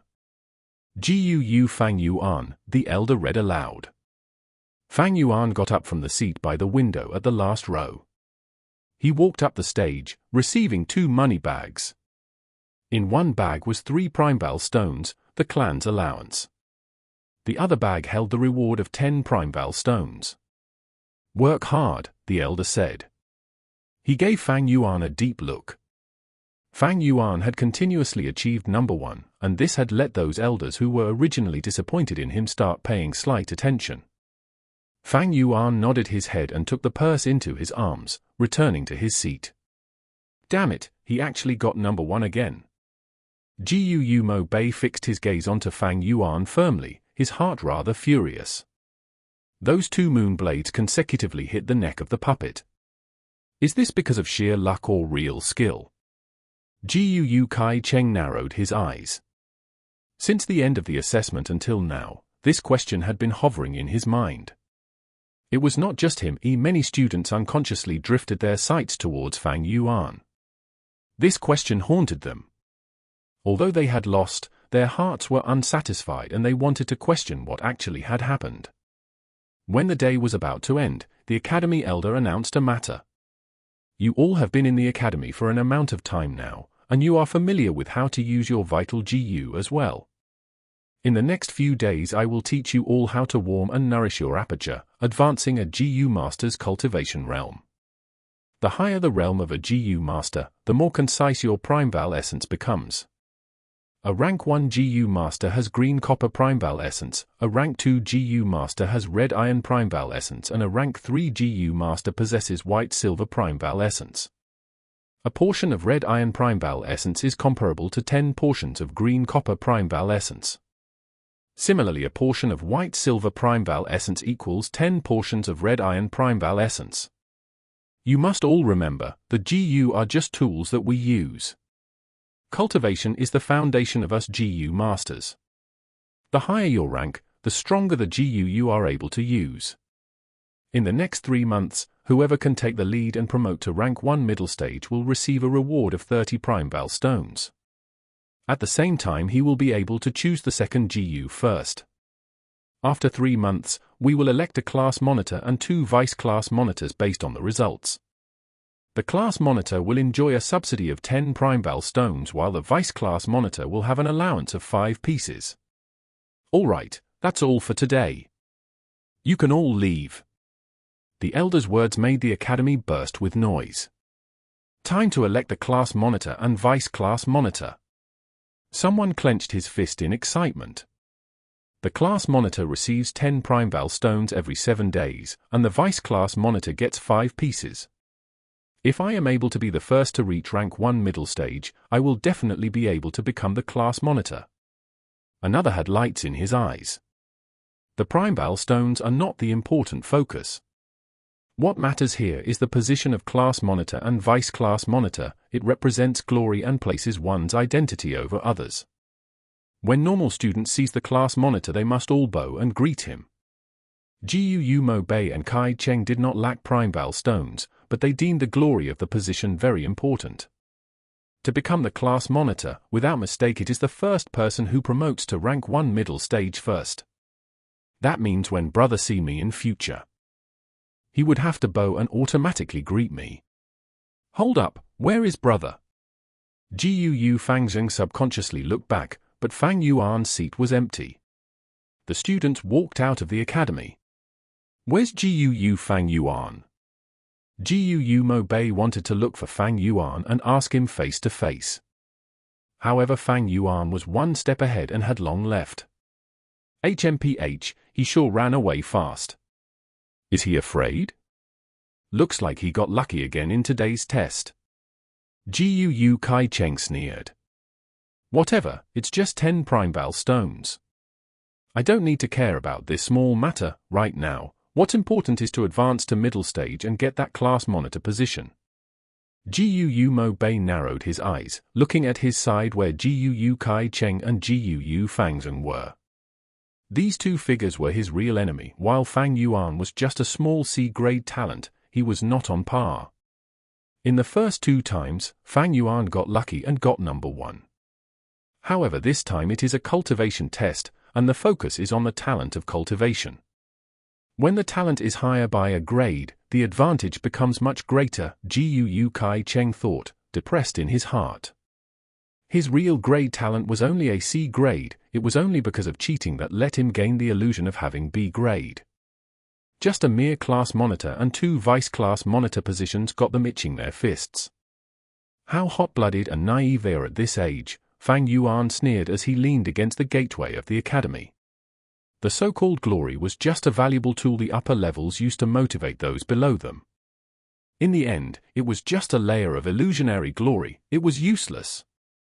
His 500 years of experience had long allowed Fang Yuan to understand some of the secrets of life. Whether it comes to a clan, sect or demonic group, whether it is this world or Earth, all organizations are like this. The high and low positions are established, making the law of promotion clear, letting those in the organization climb up non-stop from the bottom. Because chasing after profit is the nature of humans, and positions of authority often make people have superiority, creating the illusion that oneself is living a more valuable life than others. Power is like the carrot dangling in front of a donkey. The desires of humans are stimulated by it, and each of them secure their personal gains with someone with authority for it. After climbing up 1 level, there will be a higher level. While they are busy currying favor for personal gain, their hard work is squeezed out from them and their value is exploited by the upper position. In every organization, as long as there is a chain of command, it is to give serve to those at the upper ranks. The so-called class monitor and vice-class monitor position is like the smallest carrot, luring everyone else into the structure of the clan. And to stop those below from realizing the truth, those at the higher positions integrate shared values, clear-cutting the idea of glory, meritorious deeds, etc. The establishment of high and low positions are made along with unequal benefits. Sometimes the use of religion is done to dominate people's hearts. This is the real truth, yet it is a pity that too many people in the world do not understand. They foolishly work hard for others. And for every organization in the world, the most fundamental of its essence is just one thing, and that is the redistribution of resources, where the higher the position the more resources they can enjoy. In his previous life, Fang Yuan had founded the Bloodwing Demon sect in the Middle Kingdom, where he taught up to tens of thousands of people. He erected the positions of demon soldiers, demon generals, demon sages, etc. Each position gave their corresponding benefits, letting countless people flock over like ducks, letting Fang Yuan order them around. This kind of experience allowed Fang Yuan to clearly understand the way of thinking in this principle. Thus any organization is just a representation, while the real basis is just one word: resources. Without food resources, one will die of starvation. Without water resources, one will die of thirst. Without cultivation resources, one will become weak and sooner or later be bullied to death. And for a GU master, primebal stones are the most important resource. Fang Yuan's two orbs were deep like an ancient pond, and as his mind reached this point the corners of his lips curled up slightly, creating the outline of a sneer. He had long left the academy, and right now he stood at the gate entrance of the school. He saw the first batch of students coming out, gradually walking closer towards him. What's he doing at the middle of the gate entrance? HMPH, every time I see his dead dysfunctional state, I feel so pissed off. Don't worry about him, he's probably waiting for someone. The young teens paid no attention to him. Just as they were about to walk over, Fang Yuan strode across and blocked them. I'm plundering. Everyone must surrender a piece of primebal stone before they can leave. Chapter 27. Outright extortion. The young teens were instantly shocked and angry. What? I didn't hear wrongly, did I? Fang Yuan, your head must have overheated and gone confused. You would actually stand at the gates of the academy and blackmail us. Have you gone mad? Who gave you the guts to put your ideas on us? Scram, you're just a petty C grade, how dare you block my way? If you don't scram, I will send you flying with my... Ugh! His right palm furiously cut forward. His movement was quick and precise, his slice of his palm hitting the left side of someone's neck. This unlucky teenager was totally not expecting Fang Yuan to suddenly attack him. While he was still cursing at Fang Yuan, he suddenly suffered a heavy blow. His two eyes instantly rolled up and he fainted on the spot. Fuck! You actually dared to strike. The crowd jumped, and the young teen subconsciously retreated backwards. Gu Beiju fainted, what do we do? Some of them were terrified and scared, shouting around in horror. What else can be done? There's so many of us, and Fang Yuan is alone. We should all rush at him together and beat him up. Some people were shouting, their rage erupting. That's right, he sure doesn't know his place. How he dares to provoke us by himself. He's definitely digging his own grave with his overambitiousness. Everyone get on him together. Yet before they could do anything, Fang Yuan had already struck. He strode a few steps forward, rushing into the group of teenagers. He slashed his palm and the edge of his hand cut onto a youth's neck. The young man rolled his eyes upward and fell. Ah! Another teen yelled loudly, swinging his fist at Fang Yuan, sweeping through the air. Fang Yuan lowered his body and dodged, then he lifted his leg and kicked the boy's crotch area. The youngster's loud roar was originally sonorous and indignant, but after he took the blow his voice instantly rose higher and became sharp and shrill. filled with a kind of misery and pain. He covered his crotch with his 2 hands, his knees giving way as he dropped to the ground. He rolled around on the floor screaming loudly, the pain so great his entire body was covered in cold sweat. Fang Yuan swung his 2 fists around like a tiger that had entered a flock of sheep. He had 500 years of battle experience, and these youngsters were just a bunch of soft green kids. They had only just started cultivating not long ago. How could they possibly be his opponents? In the blink of an eye, Fang Yuan put down the entire group of young students. If they had not fainted, then they would be lying on the ground, the pain making them drained and their bodies hurting all over. What's going on here? Jiu Mo Bei arrived and exclaimed. He saw that Fang Yuan stood at the entrance of the academy gates, and there were 5 to 6 students on the floor around him. This Fang Yuan, he wants to extort our primeval stones. One of them lying on the floor shouted angrily while clutching his belly. Wow, still full of energy, huh? Fang Yuan's expression was flat as he kicked fiercely at the abdomen of the boy who just yelled. The youngster immediately cried out in pain, his body curling up like a shrimp. Fear emerged from his face, his tears streaming down as he dared not to speak again. As they saw this scene, the students that came over all felt Fang Yuan's fierce savageness and cruelty, their hearts throbbing. All right, all of you be good and hand out a piece of primeval stone. Then I'll let you go, or else, these people on the ground here will be your fate. Fang Yuan made a big step forward, his tone callous. In your mother's face. You petty little C grade would even dare to win me, a B grade. Jiu Mo Bei flew into a rage, swinging his fists as he rushed toward Fang Yuan before they knew it. With a slight turn of his ankle, Fang Yuan swerved gently sideways and let Mo Bei's fist fly past.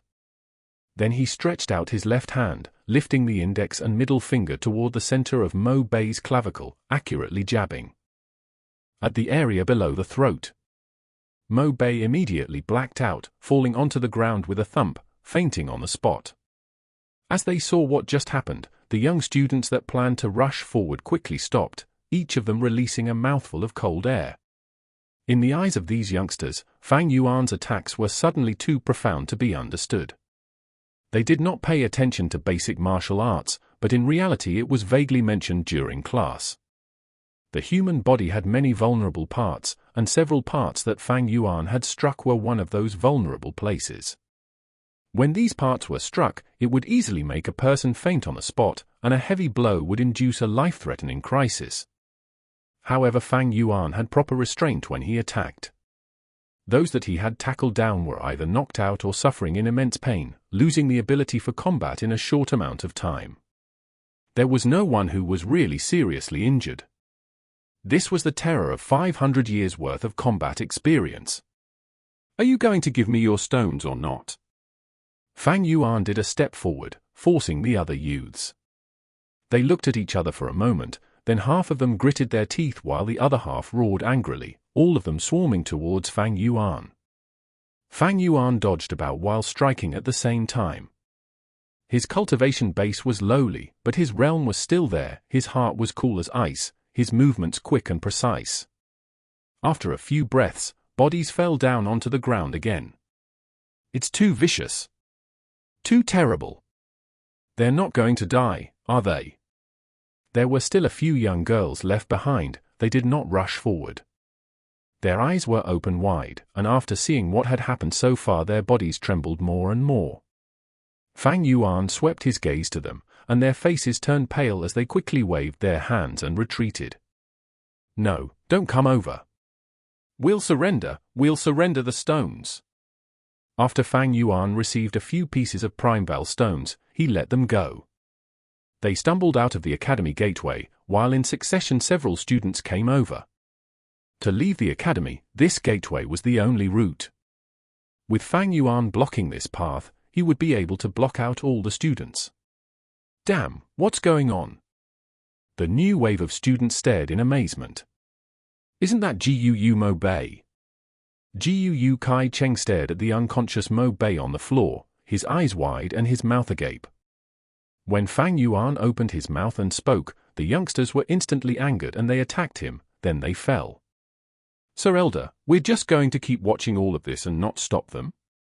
What if someone loses their life? How are we going to salvage the matter? The guards were worried. Some of the guards were indignant, saying, "This Fang Yuan has too much guts.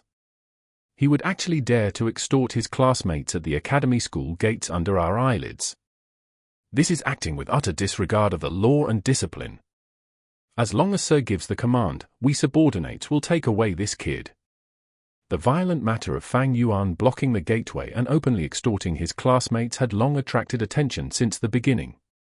But mortal guards had no right to punish the students, so they could only go first to the academy elder and report. When the academy elder heard the news, he did not immediately command for them to stop it. Instead, he went up the pavilion and observed from afar. "Looks like this child has fighting talent." The longer the academy elder watched, the more interested he felt. Fang Yuan's use of the Moonblade today had already caused some uncertainty in the elder. Right now he watched as Fang Yuan, with his strength alone, making an enemy out of the entire batch of students, bearing a sort of unstoppable fighting style of graceful demeanor. With this, the doubts in his heart were cleared. In this world, there were those who were particularly keen and sharp towards battles. These were hidden gifts.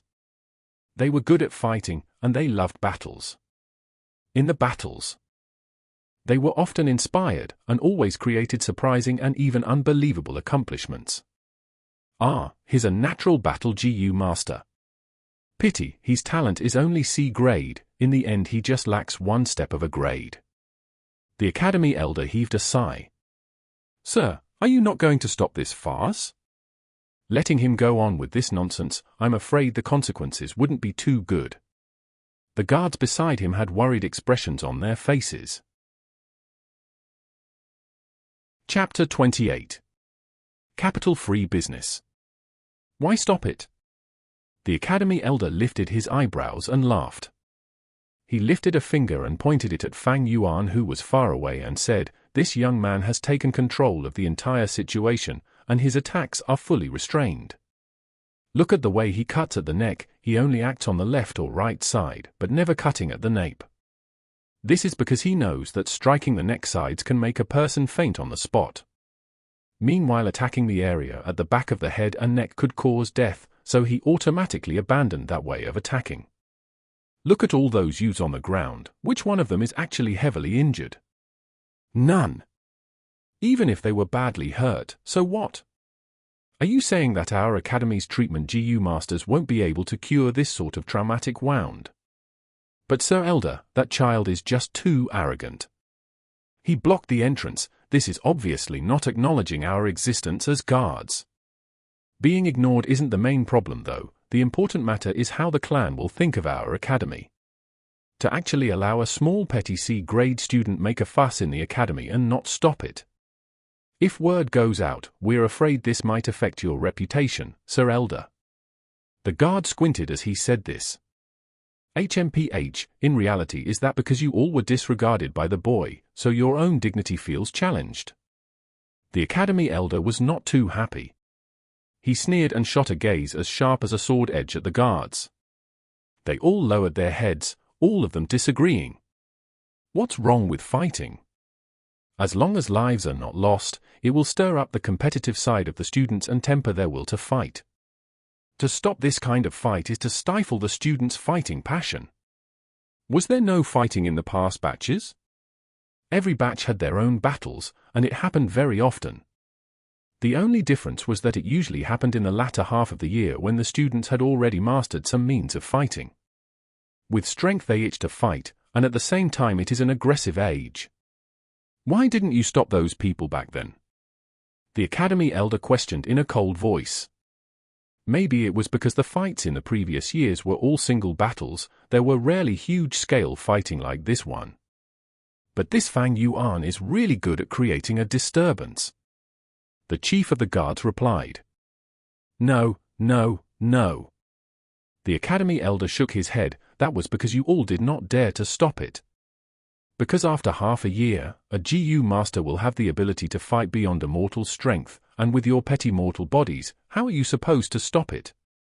Right now you all want to stop Fang Yuan. Perhaps it is because he just started cultivating, so he doesn't have enough power. It's also because you feel that he ignored your existence and offended your dignity. But you must all remember, these students all bear the surname of GUU. They are my GUU clan's clan members, your masters. Even if they are still of young age, no matter how weak, they are still your masters. The elder's tone had turned sharply. Your surnames are not GUU. What is your worth? Because of your loyalty, you were all given the position of guards, rewarding you with some sweet benefits. But in reality, you are still slaves. Just slaves. A slave dare give preposterous opinions of their masters, caring about the matters of their masters. The elder's face was dark like water. This was not your subordinate's idea, not my meaning. I wouldn't dare. I wouldn't dare. The guards were ashen-faced as they kneeled down to the ground, spouting non-stop. The academy elder gave a cold snort and pointed at the chief guard who had just called Fang Yuan a person good at creating disturbances. You gave an outrageous comment on your master. You are relieved of your position. After a while, the elder said to the others, after half a month, there will be a re-examination to determine the new chief. The other guards immediately had eyes that shone, their hearts pumping with enthusiasm. The position of chief of the guard. Every month I'll be able to receive half a primeval stone more. To be able to become the chief is to become a man above men. Aside from the masters, I dare to see who else would show displeasure at me. If I became the chief, how cool that would be. All right, what are you all pestling here for? Get downstairs and wait for the battle to end, then sweep the field. The elder roared. Your subordinate takes his leave. The guards left in reverence and awe as they went down. One of the guards on the stairs lost his footing and fell down. Immediately there was a series of sounds implicating a chain of people falling and knocking down. However, under the academy elder's power and influence, the guards reddened their faces and endured in suffering, not letting out a single noise. HMPH. Those minions are just like dogs. Every once in a while they'd get this itch to misbehave. You'd have to smack them so that they know fear and respect. Then just throw some small victories and bones to them, letting them fight amongst themselves like dogs, letting them compete amongst themselves to serve my clan with their life. To hold a stick in one hand and a carrot in another, this is the unique way of the upper echelons. As the academy elder heard the quiet movements below, he sneered in his heart and turned his head, looking through the window and at the school gates. A fresh group of 10 or so students were on the ground at the entrance. Fang Yuan stood proudly, and there were 3 young girls back to back, huddling at a side opposite him. You better not come over. If you come over, we'll shoot you with the Moonblade. In their hands were a layer of blue radiance. It seemed like they were compelled to the point they would actually mobilize their primeval essence and use the Moonlight GU. Fang Yuan's body was still that of a normal 15-year-old boy, and if they attacked him with the Moonblade it would not do him any good. Yet he was not afraid. Instead he sneered at them and walked step by step towards the girls. You girls have pretty big guts, huh? Have you forgotten the rules of the school? Inside the academy fighting using GU is forbidden, or else the penalty will be expulsion. If you girls want to be expelled, then just do it. The young girls hesitated. Indeed, there is such a rule. The blue light in their hands faded away. Fang Yuan's eyes flashed as he caught this opening and dashed forward, his palms waving in the air, cutting down 2 of them without a shadow of doubt. Being the last one, her morale dropped and her knees turned weak. She collapsed to the ground crying heavily, begging Fang Yuan, "Don't you come over, Fang Yuan, please let me go." Fang Yuan stared down at the young girl with a condescending look, his cold voice sounding in her ears. A piece of primeval stone. The girl's body fluttered and she quickly opened her money pouch, realization taking hold of her. She took out 3 to 4 pieces of primeval stones and held them in her palm, stretching out her hand to Fang Yuan. "Don't hit me, I'll give them all to you, I'll give all my stones to you." Fang Yuan was expressionless as he slowly reached out with his right hand. He lifted his forefinger and thumb, gently pinching at a piece of primeval stone from the girl's hand. The young maiden could not stop trembling. Fang Yuan's hand had a youth's pale and slender form, but in her eyes his hand was horrifying like a ferocious claw of terror. "I've said it earlier, I will only take one piece of primeval stone." Fang Yuan paused for a moment, then he said plainly, "You may leave." The girl stared at Fang Yuan for a good while, then she finally got up. But her limbs were still weak and she could not properly stand. Her heart was already full of fear towards Fang Yuan, and she was afraid to the point that she could not muster a single breath of energy. When the academy elder saw this, he could not help but shake his head. One of his reasons to remain an observer was to borrow the chance to see each of the students' respective fighting talents. This girl who collapsed on the ground was only a C-grade talent, but with this kind of mentality she could only become a logistics GU master. She would be able to be productive in the clan, but there was no expectation for her to be on the battlefield. As for this Fang Yuan, the academy elder rubbed his chin, his eye squinting with a flash of light. He felt that Fang Yuan was very interesting. Not only did Fang Yuan possess fighting talent, he even had a sense of propriety. To just extort for a piece of primeval stone was not beyond the bounds in the elder's heart. But if Fang Yuan wanted to blackmail for 2 pieces, that would be too much and he would need to intervene. The academy's allowance was originally 3 pieces. To have a piece taken away would still be considered harmless. But if he extorted away 2 stones, then what is the point of giving out subsidy? He might as well just give everything to Fang Yuan. Very quickly the last group of students arrived. There were only 5 people, and among them was Fang Yuan's twin younger brother. "Brother, how could you be like this? You are too bold to actually beat up your classmates at the gates and take away their primeval stones." Jiu Fangzheng was wide-eyed as he looked at the scene. He could not believe what he was seeing before him. "I advise you to quickly go to the academy elder and take the initiative to admit your mistake, or else with you making such a huge matter, it's not a joke, you might actually get expelled." Fang Yuan laughed and said, "You're right." Fang Ning heaved a relieved sigh. Seeing that his older brother hadn't gone insane and could still be persuaded, that was good. But very quickly he heard Fang Yuan say again, "Every one of you, a piece of primeval stone." "What?" Fang Jing opened his mouth wide with surprise. "Even I need to pay up?" "My dearest little brother, of course you can choose not to." Fang Yuan's tone was very gentle. "But you will end up just like them," he said and pointed at those fallen on the ground. Some of them had fainted, and some of them were moaning in pain. Even his own younger brother isn't spared.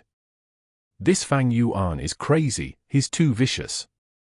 We cannot defeat him. A wise man does not fight when the odds are against him. We better hand it over and overcome the trouble.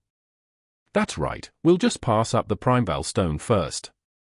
It's just 1 piece anyway. When we go back and report to the teachers, he'll be getting it. With the lesson drawn from their classmates' mistakes, the remaining youngsters obediently accepted Fang Yuan's blackmail with gazes of defiance. "Hold up!" Just as they were about to leave, Fang Yuan shouted at them to halt. "Fang Yuan, are you actually going to go back on your word?" The youth started to become nervous. Fang Yuan faced the teenagers on the ground, gently sighing. "Do you guys really think that I would squat down and search through their bodies one by one?" The youth stared blankly, then they were hit by realization one by one. Each of them turned red in the face and stood at the spot hesitatingly. Fang Yuan stared at them, narrowing his eyes. There was a flash of cold light in his gaze. Immediately the 5 youngsters felt their heart beating fast, their scalps going numb at the same time. "All right, Fang Yuan. We understand your meaning. We'll just help you this once." Under Fang Yuan's despotic aura, they could only lower their heads and search through each of the young teens' money pouches on the ground, taking out a piece of primeval stone from each bag. Then they brought it together and passed it to Fang Yuan. The entire class had a total of 57 people. By extorting a piece of primeval stone from every single one of them, Fang Yuan held 56 pieces. He originally had 20 pieces, but he spent 10 to buy a few jars of green bamboo wine. Adding the number of Primebal stones from his own allowance and reward, the total number of Primebal stones he had in his possession amounted up to 79 pieces. This sort of capital-free business that consists of extortion and plundering is really the most profitable business. Fang Yuan pocketed his money pouch that had suddenly expanded greatly into his bosom and strutted away, leaving behind a floor full of teenagers, lying like corpses on the ground. And a few teenagers, Fang Jing among them, blankly stared after Fang Yuan's gradually disappearing shadow. "All of you, faster! Arrange the little masters properly. The treatment GU master, where is he? Ask him to come over fast." The guards were yelling as they all rushed forward, falling over each other in their eagerness to present themselves. They willingly gave their all for the small position of being the chief guard. Chapter 29. Unscrupulous. Put all the wine jars under the bed. Fang Yuan pointed and directed 4 workers from the inn. In each man's hands were jars of green bamboo wine. Right after Fang Yuan successfully extorted his peers, he went to the inn and bought 20 jars in one go. Each jar cost 2 pieces of Primebal stones, and Fang Yuan pumped in 40 Primebal stones for the sake of the liquor worm. The money pouch that had bulged out not long ago deflated by half in an instant, leaving 39 pieces of Primebal stones behind. However, it was worth the money. These wine would be able to support the liquor worm for a long time. "All right," the workers immediately replied. They would not dare to show any hint of disrespect to a GU master. Add on to the fact that Fang Yuan had bought so much wine, he could be said as the inn's big customer. With just a casual word before the innkeeper, the workers were able to easily put down their current activities and workload. After the inn servants left, Fang Yuan closed the dormitory door and sat cross-legged on his bed. It was already night time. The stars and moon in the sky were bright, and the night breeze flowed with a hint of scented fragrance. There was no light in the room. Fang Yuan calmed his state of mind, letting his focus slip into the Primebal Sea. The waves of the Primebal Sea rose and fell, the seawater giving out green copper-colored light. Every drop of seawater was the green copper Primebal essence that a rank 1 GU master specially had. The Primebal Sea took up 44% of the entire aperture. This was Fang Yuan's C-grade talent's limitation. The 4 walls of the aperture were a thin layer of white light, supporting and encasing the aperture. In the sky above the Primebal Sea there was nothing. The spring-autumn cicada had already hidden itself away under Fang Yuan's command, restoring itself under a deep sleep. Floating on the Primebal Sea was a cute and chubby white liquor worm. It frisked about with its heart's content on the seawater, sometimes diving into the sea, other times shaking its head and tail, splashing and splattering water droplets around. Fang Yuan sent a thought through his mind, and the liquor worm immediately responded. It stopped playing and curled up into the shape of a rice dumpling, leisurely floating into the air. It rose up to the middle of the aperture and out of the green copper sea. Go! Fang Yuan mobilized 1/10 of his Primebal essence, transforming it into a narrow flow, thrusting it all into the liquor worm. The liquor worm had already been refined by him, so this time it did not resist. It took in the entire jet of Primebal essence and absorbed everything into its body. Immediately the sea surface dropped by a small cut. The curled-up liquor worm turned the Primebal essence into a driving force and began to radiate out white light. Inside the soft light, an enshrouding mist of wine fumes were gradually produced, finally converging into a pale white wine mist. The wine mist was marvelous. It did not drift apart, instead enveloping around the liquor worm. Rise! Fang Yuan gave a thought, transferring another 10% of his Primebal essence. The green copper seawater dived into the wine mist. As the wine mist melted into the seawater, it gradually lessened, and eventually there was no trace of it left. As for that 10% of green copper Primebal essence, it also lost its general volume and was left with 5%. However, this 5% of Primebal essence was even more condensed than before. The original Primebal essence was a jade green, giving out a copper luster. Right now, although this new Primebal essence had the same copper luster, the green was a darker shade. It was pale green. Pale green-colored Primebal essence was the Primebal essence that only a rank 1 middle stage GU master would have. The liquor worm's use was to condense the Primebal essence and increase it by a small realm rank.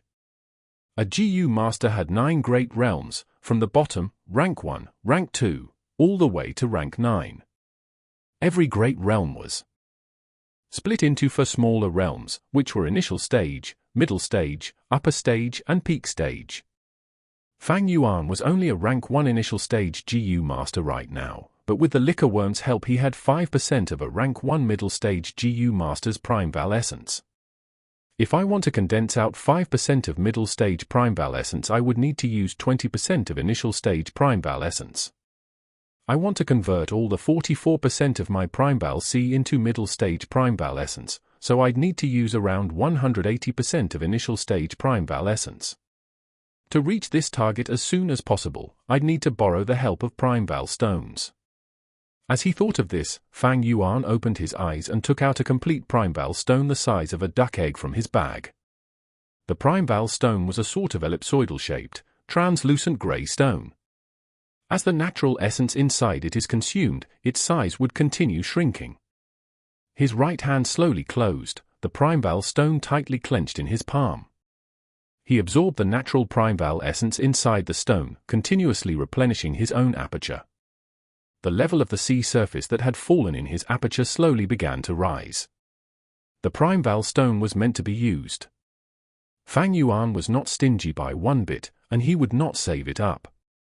I do not have someone to back me up, and I do not have support from friends and family, thus I can only rely on extortion and plundering. Today was just the first time, but after this, every 7 days when the academy gives out the school allowance, I will continue blocking the academy gates. How could robbing and blackmailing once satisfy Fang Yuan's appetite? In a GU master's cultivation, the Primebal stone was the most scarce thing. As for the consequences of his plundering actions, Fang Yuan was not the least worried. This world was not the same as Earth. On Earth, schools would always prohibit fights to mainly stabilize harmony. But in this world, fighting was the main theme. No matter a GU master or common mortal, they would fight for survival. Sometimes it would be a fight with a scary wild beast. Sometimes it would be a battle against the raging weather, and other times it could be a fight against other GU masters over resources. As a result, moderate fighting was instead encouraged and advocated by people. From young to old, from simple brawls to battles determining life and death, this was the portrayal of most of the human lives here. This surface of this world was boundless. Just the southern border alone that Fang Yuan stayed in now, it was bigger than 7 to 8 times the entire surface of Earth itself.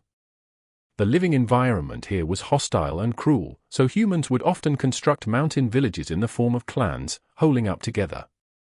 Every now and then there would be waves of beasts, or perhaps extremely bad weather assaulting a village. The GU master would become the core force of a village's protection, and every year the situation of attrition would become more serious. Surviving requires men with strong fighting will. A clan needs battle GU masters, there is never too much. Moreover, Fang Yuan's attacks were within the proper limit. He never attacked the lower jaw, as this would easily cause the skull to fracture and cause the loss of a human life. He also never struck the back of the head. When fighting he did not use his fists or elbow, or even jabbing with his fingers, but he used his palm. The number of kicks he used could also be numbered. The students that fell were not heavily injured, at most they were lightly wounded.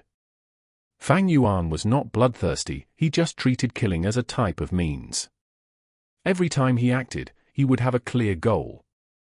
Whatever the type of method, whichever would let him reach his goal the fastest, he would use it. In other words, he was unscrupulous in doing things. The clouds floated over, covering the moonlight. A shadow enveloped over the GUU village. The watchman banged on his clappers, prompting people to know that it was already deep in the night. Be careful of fires, be on guard of beast assaults, as well as the possibility of foreign GU masters sneaking into the village. There were still a lot of lights in the village. In the Kai family branch home, GUU Kai Lian stayed in his study, the lights radiantly bright. This high-authority old man spoke with a gentle tone, expressing sympathy as he asked his own grandson Jiu Kai Cheng, "I heard you were beaten up by that Fang Yuan today." Jiu Kai Cheng had a black right eye, and he angrily said, "Yes, Grandpa. That Fang Yuan was just a petty C grade, yet he dared to act so arrogant. He blocked us all at the entrance, not caring about the friendly sentiments of his classmates, and he robbed us of our primeval stones. What's more, the academy just opened one eye and closed one eye over the incident. It was only when Fang Yuan strode away that the guards hurried over. Grandpa, this time you have to help me expel this angry resentment of mine." Instead, Jiu Kai Lian shook his head. "This is between you and your juniors. You were blackmailed to lose a piece of primeval stone, and you did not suffer heavy injuries. Grandpa cannot act without any justifiable excuse. Even if you were heavily wounded, I will not stand up for you. Do you understand why?" Jiu Kai Cheng was stunned. He struggled to think, and after a long while he hesitatingly said, "Grandpa, I think I understand your meaning. You are hoping that I will rely on my own strength to find my way, right? You only understood one aspect." Jiu Kai Lian nodded his head and added, "You must remember, you are not just an individual representative, but you are the image on behalf of our Kai family branch. For many years we have confronted the Mo family branch, and your every move will represent the hope of the future of the Kai family branch. Grandpa may help you in the shadows, but you must stand up and erect a self-reliant and strong image. Otherwise the elders who are supporting our family will not see the hope for our future, and they will abandon the Kai family." As he said this, Jiu Kai Lian heaved a sigh. "This is also why Grandpa helped you to cheat and let you impersonate a B-grade talent. Our Kai family needs a strong successor to hold on to those who are supporting us." Jiu Kai Cheng was then enlightened. "Grandpa, I understand now." Jiu Kai Lian shook his head. "Just understanding won't do any good. You must work hard. Fang Yuan is just small trouble. Next up you must study hard and train diligently on your basic martial arts and get your dignity back. At the same time do not forget to work hard on cultivating, promoting to middle stage as soon as possible. The best you can do is to win the position of class monitor. This will be great honor and a kind of help to our Kai family." "All right, Grandpa." Jiu Kai Cheng replied loudly. He, this spirit is how the heir to our Kai branch should be like. Grandson, you must work hard. I will do my best to help you." Chapter 30. Fang Yuan, you're robbing again. Almost at the same moment, in another place. Honorary father and mother, that was pretty much how things went. Fang Zheng stood straight, his tone respectful and cautious. In the hall, Fang Yuan's uncle Jiu Dong too, as well as his aunt, sat in their wide-back huge chairs frowning. Aunt gnawed her teeth. While feeling injustice for Fang Zheng and at the same time gloating over the matter, she said, "Fang Yuan, that bastard son, him extorting others is one thing, but to think he would not even spare his own younger brother. How heartless and unfeeling. However, this time with such a huge crime, I expect he will be expelled from the academy soon after this." "That's enough, you should talk less." Uncle heaved a deep sigh and told Fang Zheng, "You only lost a piece of primeval stone, don't worry. Go to the treasury and pick up a stone, there is no business for you here now. You must go and work hard in cultivating. With your A-grade talent, becoming the first middle stage GU master is a huge possibility. Do not waste the talent that heaven blessed you with, for your mother and I look forward to seeing you become number one." "Yes, father and mother." Your son takes his leave. Fang Zheng left with a heart full of trepidation. He secretly thought, Big Brother robbed all the students when he blocked the academy gates today. He created such a terrible aftermath, I'm afraid he might really be expelled. If that happens, should I plead on his case for him? Two voices appeared in his head. A voice said, "No need to plead for him, he even robbed your primeval stone away although you are his younger brother. Even if he was expelled, that's his own fault. If heaven commits a sin, it can be forgiven, but if one commits a sin himself, he deserves to die." Another voice said, "But he is your very own older brother, he shares a similar face, his blood thicker than water." "All right, even if you do not acknowledge him, you still must plead his case. If you do not do so, how will the outsiders look at you? I'm afraid they might think of you as a heartless and ungrateful person." Seeing Fang Yuan leave the hall, Aunt could not help but exclaim happily, "Husband, we cut off Fang Yuan's living expenses. This little bastard finally couldn't stand it and went off committing a huge error. To actually dare to block the academy gates and fight in public, not to mention extortion, this is the equivalent of provoking the academy elder. I dare say the time for him getting expelled is very near." However, Uncle shook his head. "You think too simply. Fang Yuan will not be expelled, in fact, there may not be any punishment." Uncle snorted. "Brawls and fights are encouraged as long as there are no heavy consequences." "Did any students die in this fight?" "No." Aunt refused to comply. "Husband, how would you know there weren't any casualties? There are always accidents happening from fighting." Uncle closed his eyes, leaning against the back of his chair. "Woman, you are really naive. Do you really think the academy elder is just for show? When did the guards start acting? They came out at the last moment. This means that the entire scene was under control. If someone was heavily injured, they would have rushed over a long time ago, not at the last moments. You are not a GU master, so you won't understand.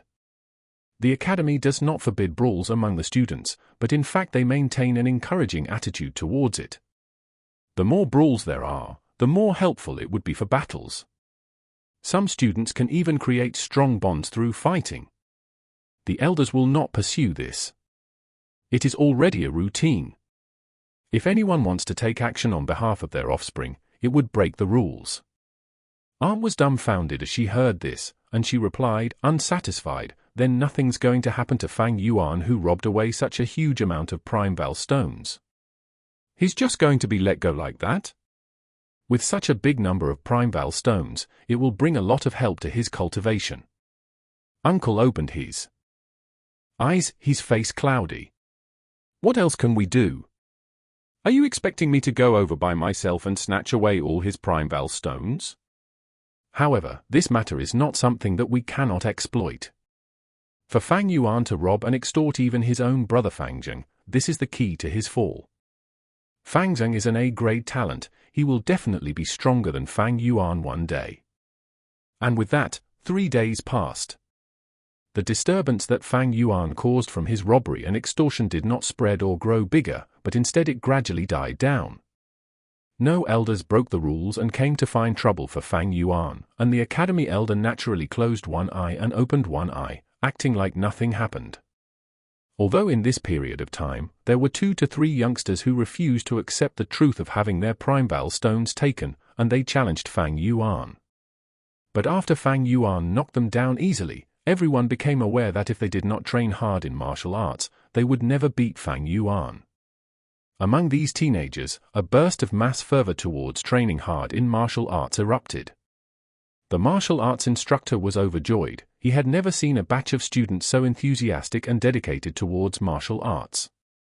Before this, when he was teaching, the students were all lacking in interest, yawning all day. But right now they would constantly seek advice with eyes brimming with radiating vigor. The academy elder specially came over to inquire about his situation. The martial arts instructor had an excited tone as he reported, "The students have been showing unexpected enthusiasm, and this change is too great. Only one student among them, called Fang Yuan, remains as lazy as ever." The academy elder laughed and patted his shoulders. He said, "This student that you speak of is the cause of the other students' transformation." The martial arts instructor was puzzled. But of course the changes were more than this. After the incident, Fang Yuan had undoubtedly become the public enemy of the entire student batch. Everyone was hostile towards him and he was isolated. No longer did anyone speak to him, and no one greeted him. The youths exerted full force, training their basic techniques privately. With their parents' and elders' encouragement and inspirations, they had decided that they must reclaim their honor by their own hands. Under the calm surface, the undercurrent was surging. The academy elder passed out the Primebell stone allowance once more, and the time for Fang Yuan to act came again. Fang Yuan, once wasn't enough for you, you still want to rob away our Primebell stones again. The students were shocked and angry as Fang Yuan blocked them at the gates once more. Fang Yuan stood in the middle of the entrance, his hands behind his back, his expression cold and tone flat. A piece of Primebell stone per person and you'll be spared of physical pain. Fang Yuan, your bullying is excessive. I want to challenge you. Moonblade roared angrily, coming out first. Oh. Fang Yuan raised his eyebrows slightly. Moonblade raised his fists and rushed forward. After a few rounds, he fainted onto the ground. Moonblade, you're too useless. Watch me. Kai Cheng yelled loudly and dashed towards Fang Yuan. After a transition of attack and defense, he joined after Moonblade's footsteps. Fang Yuan's battle experience was 10,000 times more than theirs, although he only started cultivating, every force inflicted was used properly. Meanwhile, this bunch of students had only started their journey. If they came at him together, they might still be able to bring him a little trouble. But with them coming up to challenge him one by one, it was more relaxing than the first time of extortion. After 15 minutes, Fang Yuan leisurely walked away with a bulging money bag, leaving behind a floor full of youths. Some of them were lying motionless, and some were holding their bellies or clutching their crotch as they moaned and howled. Brothers, time to come up and sweep the field fast, the guard shouted and all rushed. Over. Chapter 31. Fang Yuan. You're in huge trouble. I've trained hard in basic martial arts for 7 consecutive days, but to think I only managed to endure 2 strikes from Fang Yuan and lost consciousness afterwards. Shame, unforgivable shame. Moonblade exclaimed, full of anguish and regret. In the family garden, he faced the wooden puppet, unleashing punches and kicks that were resulting in resounding echoes. Suddenly, he heard a laughing voice. Little brother, do you have a deep hatred for the puppet? Why the great resentment? Upon hearing this familiar voice, Moonblade relaxed and stopped his attacks. He turned his head. Sister, you're back. The family council sent me out for an investigation mission which lasted more than 10 days. Moonblade laughingly replied. She was Moonblade's blood-related sister, a rank 2 middle-stage GU master. But soon, her face turned grim, her eyes sharply gazing at Moonblade. Brother, what's the matter with those bruises on your face? Who bullied you? It's nothing. I accidentally tripped and fell. A hint of panic flashed across Moonblade's face as he came up with an excuse. He did not wish for his sister to know of such an embarrassing event. The truth of the Mo family's future heir and the family head, Mo Chen's beloved grandson, consecutively knocked out twice in combat. But the fortunate thing was that he wasn't the only unlucky one.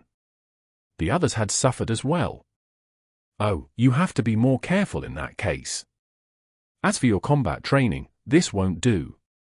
You do not have a GU that enhances your defense right now, so use thick towels to cover yourself. This will protect your limbs from getting hurt. Moonblade instructed before leaving. Young Miss is back. Your servant greets you, Miss. Moonblade hastily walked with a cold demeanor, and the servant she met on the way bowed and paid respects to her without fail. She walked to the study room. Without any warning, Moonblade pushed the door and entered through. Inside the room, Mo Chen was practicing his calligraphy art with his back facing her. You're back? Mo Chen asked directly without turning his body. After investigating for half a month, what is the situation with the wolves' den? How did you know it's me, grandfather? Moonblade gasped, slightly taken aback. HMPH, in the entire family, you're the only person that dares to enter my room without even knocking the door once. Who else can it be besides you, my beloved granddaughter? Mo Chen reprimanded, although his face showed traces of concern and warmth, and he looked at Moonblade with a smile. Moonblade pouted. When it comes to doting, you actually adore little brother more. However, since he's the future family head, you are more strict on him so others cannot sense your concern for him. After a while, she asked, "Grandfather, little brother was beaten up." I asked him and he lied about the situation, so I had no choice but to ask you. Jiu Mo Chen's face turned serious. You have not answered my question. He put down his brush and sat down. Mo Yang reluctantly reported, the wolves' den is almost full, so according to the current rate of breeding speed, although there won't be an outbreak this year, there will definitely be a wolf tide next year at our mountain village. Jiu Mo Chen inquired again, generally there's an outbreak every 3 years, so this is no surprise. However, within that horde, how many Thunder Crown wolves are there? Jiu Mo Chen nodded, feeling assured. The Thunder Crown wolves were the head of the pack, and were the most troublesome to deal with during an outbreak. 3 wasn't a large number since Qingmao Mountain had 3 clan villages. Each village could handle 1 wolf, and the pressure of the outbreak would be greatly reduced. Grandfather, you have not told me about my little brother's matter yet. Mo Yang pursued again. I suppose there's no matter telling you, but he was beaten up. The first time was 7 days ago, and the second time happened today. It happened in front of the school gates, and he was beaten until he sprawled on the ground and fainted on both occasions. Jiu Mo Chen laughingly replied. Who has the guts to knock out my little brother? Mo Yang stared, wide-eyed. He's a classmate of Mo Bei called Fang Yuan. He fights really well. Jiu Mo Chen sniggered. Jiu Mo Yang's eyes grew larger, and she was perplexed as she replied, Grandfather, what are you saying? He is your own blood-related grandson. Jiu Mo Chen stared deeply at his granddaughter and spoke meaningfully, Mo Yang my dear, you are a girl so you may not understand. Defeat and humiliation only serve as fuel for improvement. Without failure one can never develop and grow into a true, mature man. Mo Bei was defeated, and that is his own failure. Once he wakes up, he will ask fighting techniques from the teachers.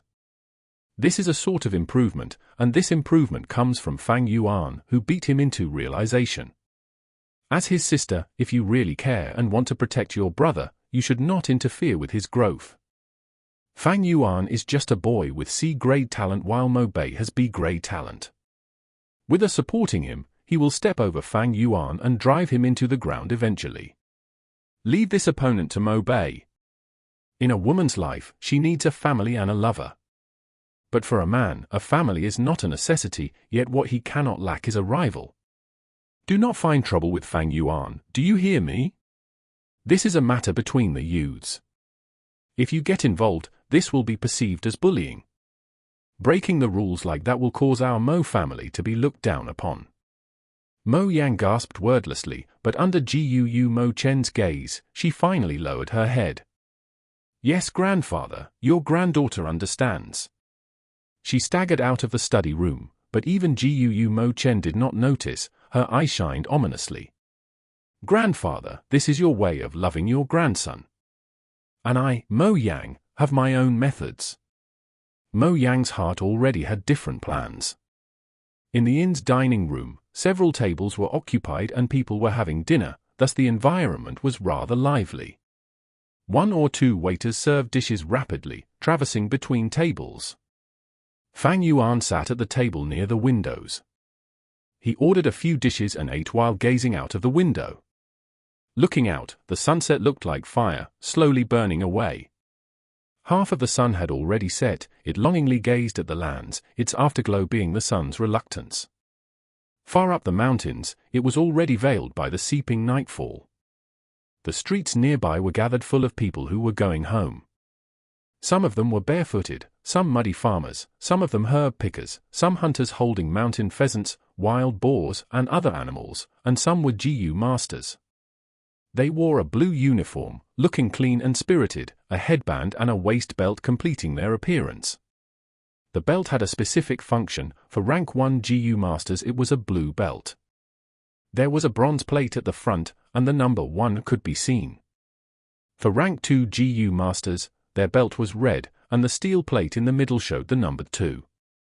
Sitting at the side of the window, Fang Yuan observed that there were 6 to 7 rank 1 GU masters, and they were mostly young men.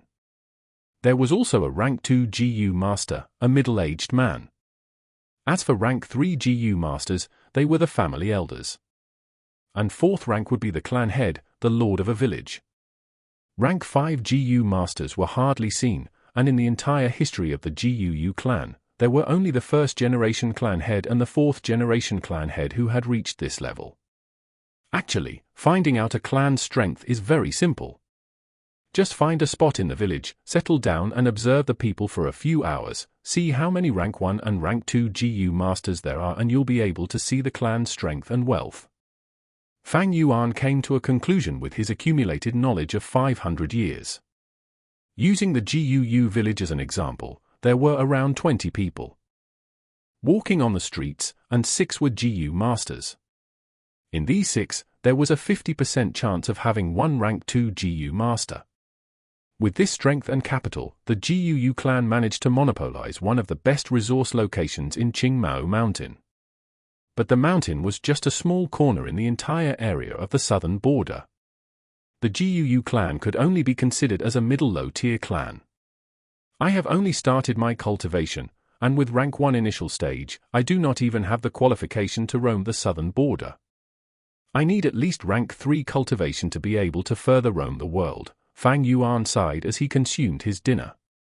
Qingmao Mountain was too small, it could not contain his ambitions, and he was determined to leave.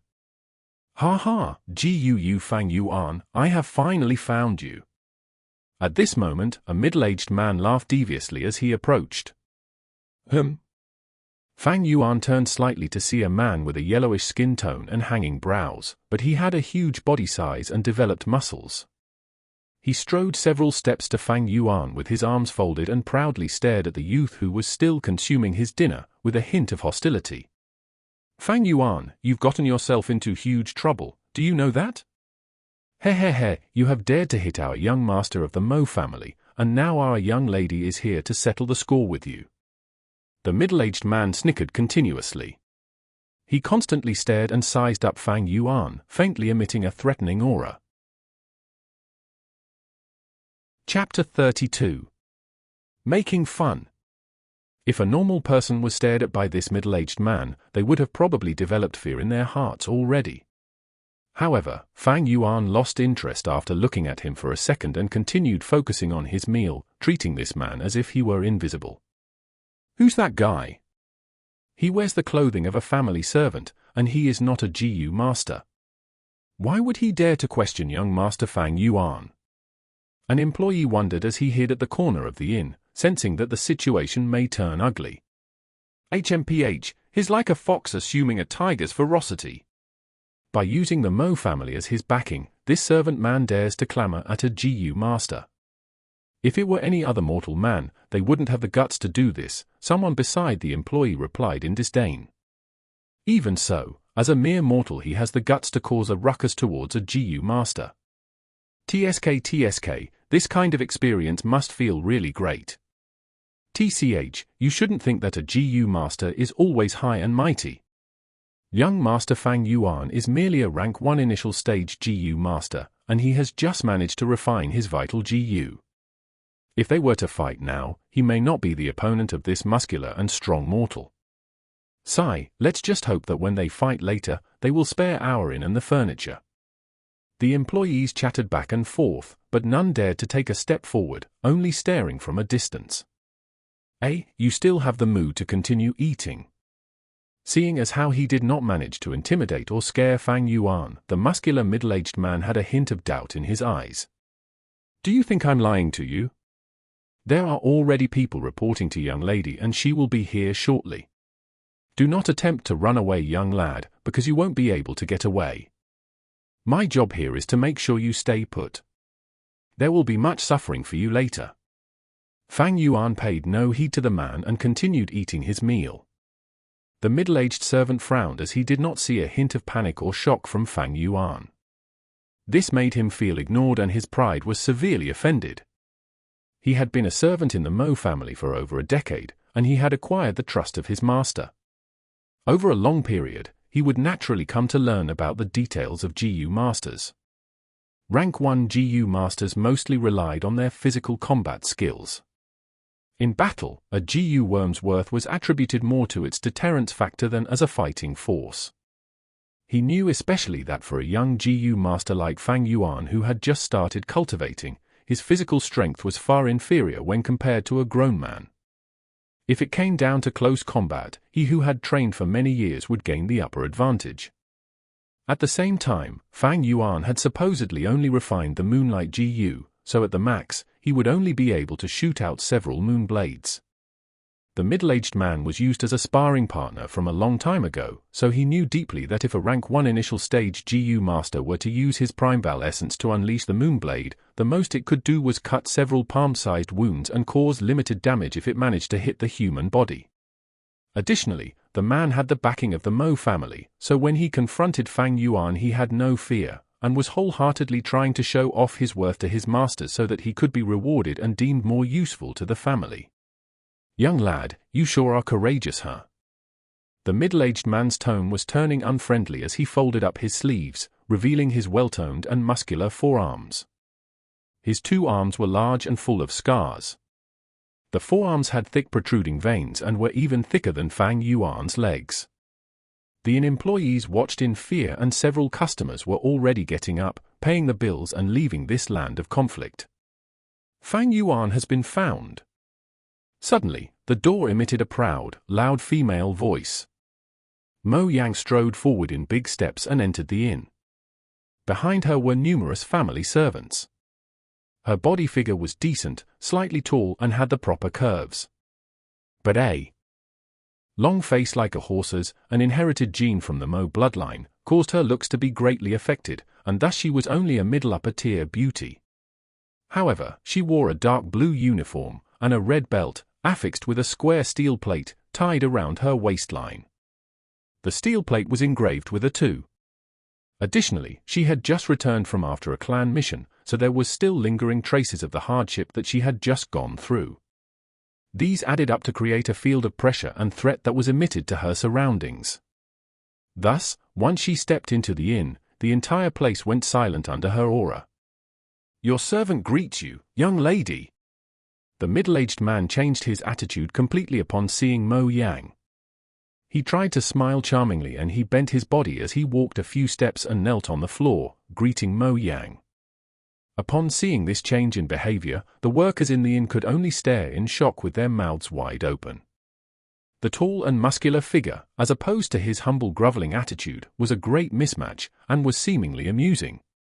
But the employees of the inn did not laugh as his behavior only greatly showed off Mo Yang's imposing pressure and status. Some of the inn workers could not help but worry for Fang Yuan as he was their major customer. If something were to happen to him and made him unable to patronize the inn any further, it would be a huge loss. More of them were secretly praying for Fang Yuan to surrender. If a fight really broke out and destroyed the inn's property, that would be worse. Mo Yang did not even take a look at the groveling Jia Jin, her eyes were fixed on Fang Yuan. She took a few steps forward and demanded in a fierce tone, "So you are Fang Yuan? You seem to be having a good meal. He, have you ever had a knuckle sandwich? I'll give you a taste of it, it might be even more delicious." Even though she said that, Mo Yang did not make a move. Fang Yuan's actions were too calm. It was strange. Did he have any secret backers that were protecting him? But it shouldn't be so, I've checked before coming. This Fang Yuan only has an uncle and aunt that dislike him, while both his parents are deceased, and he even got chased out of the house by his uncle and aunt. In addition, he only has C-rank talent, so how could such a weak young man have any sort of background? Mo Yang thought in her mind. Regardless of this, the situation was still too peculiar. She had to test and probe further. Fang Yuan laughed and squinted at Mo Yang, saying, "Who told you I was Gu Fang Yuan?" Mo Yang was momentarily stunned, then she took a look at Jia Jin. He had just stood up, but upon seeing this he immediately knelt back down with sweat pouring out of his forehead.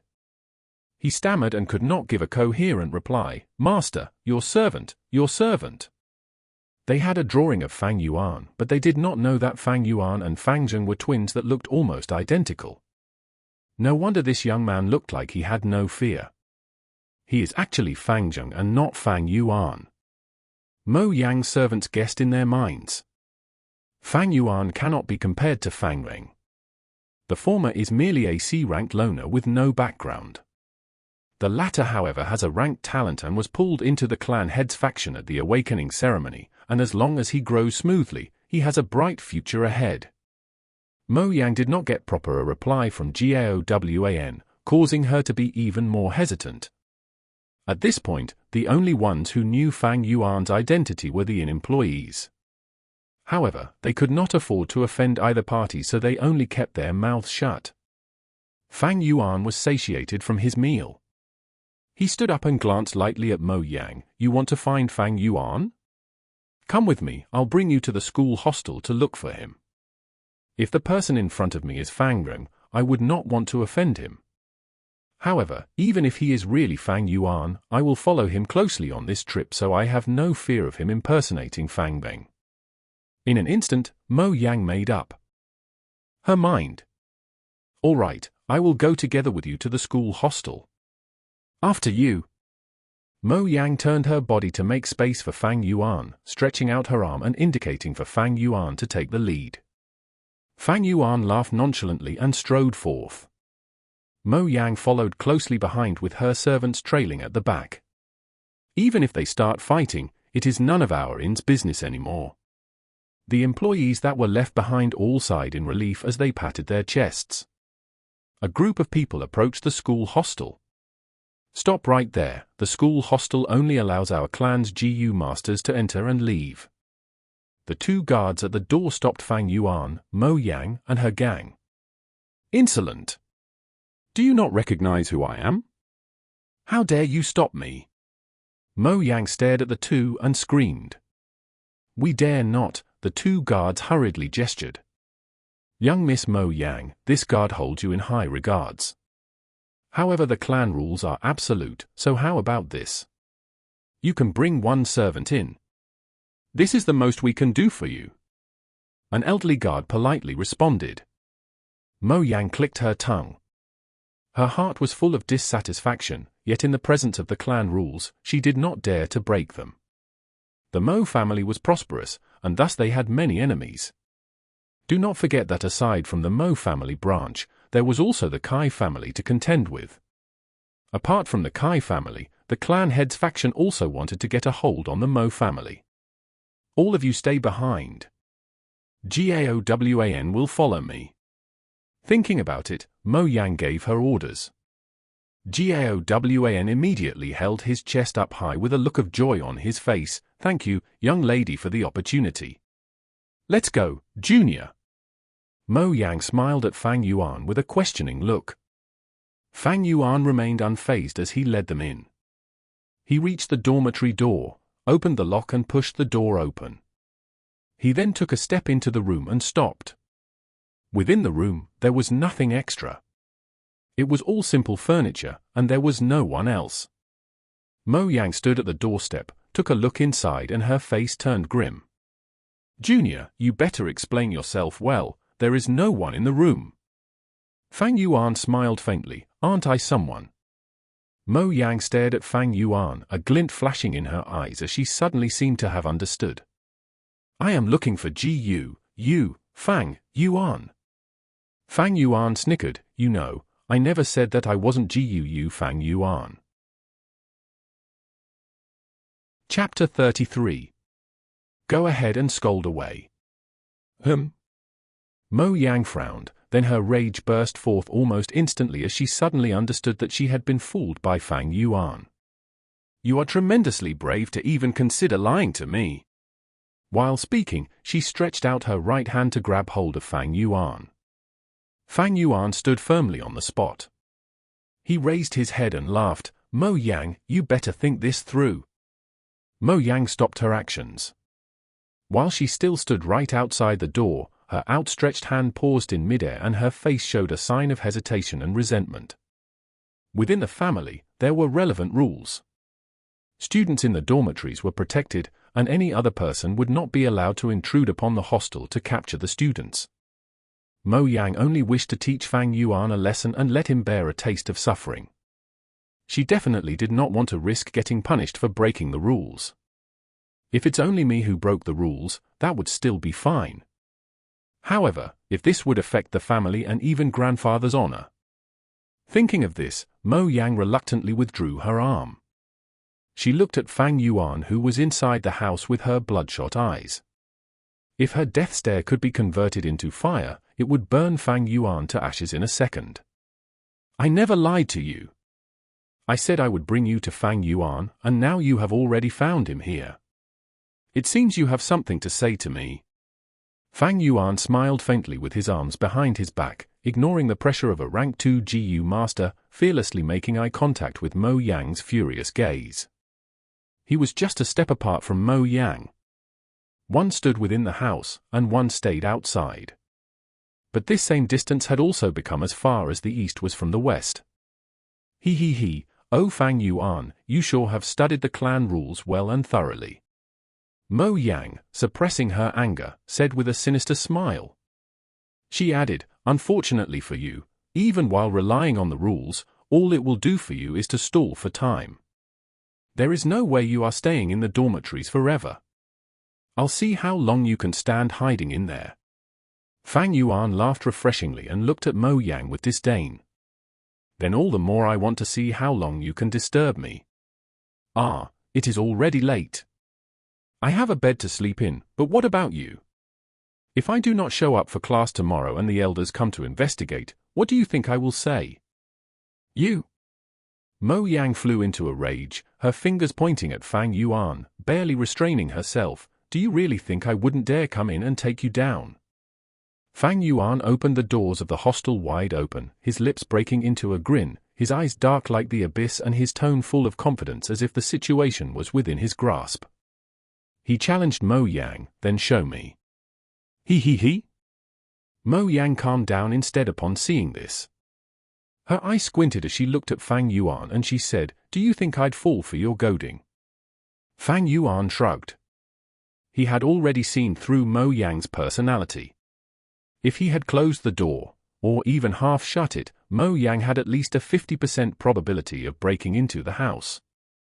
But when he purposely opened it fully, it had instead made her more wary and calm as a result. Thus there was barely any chance of her forcing her way in anymore.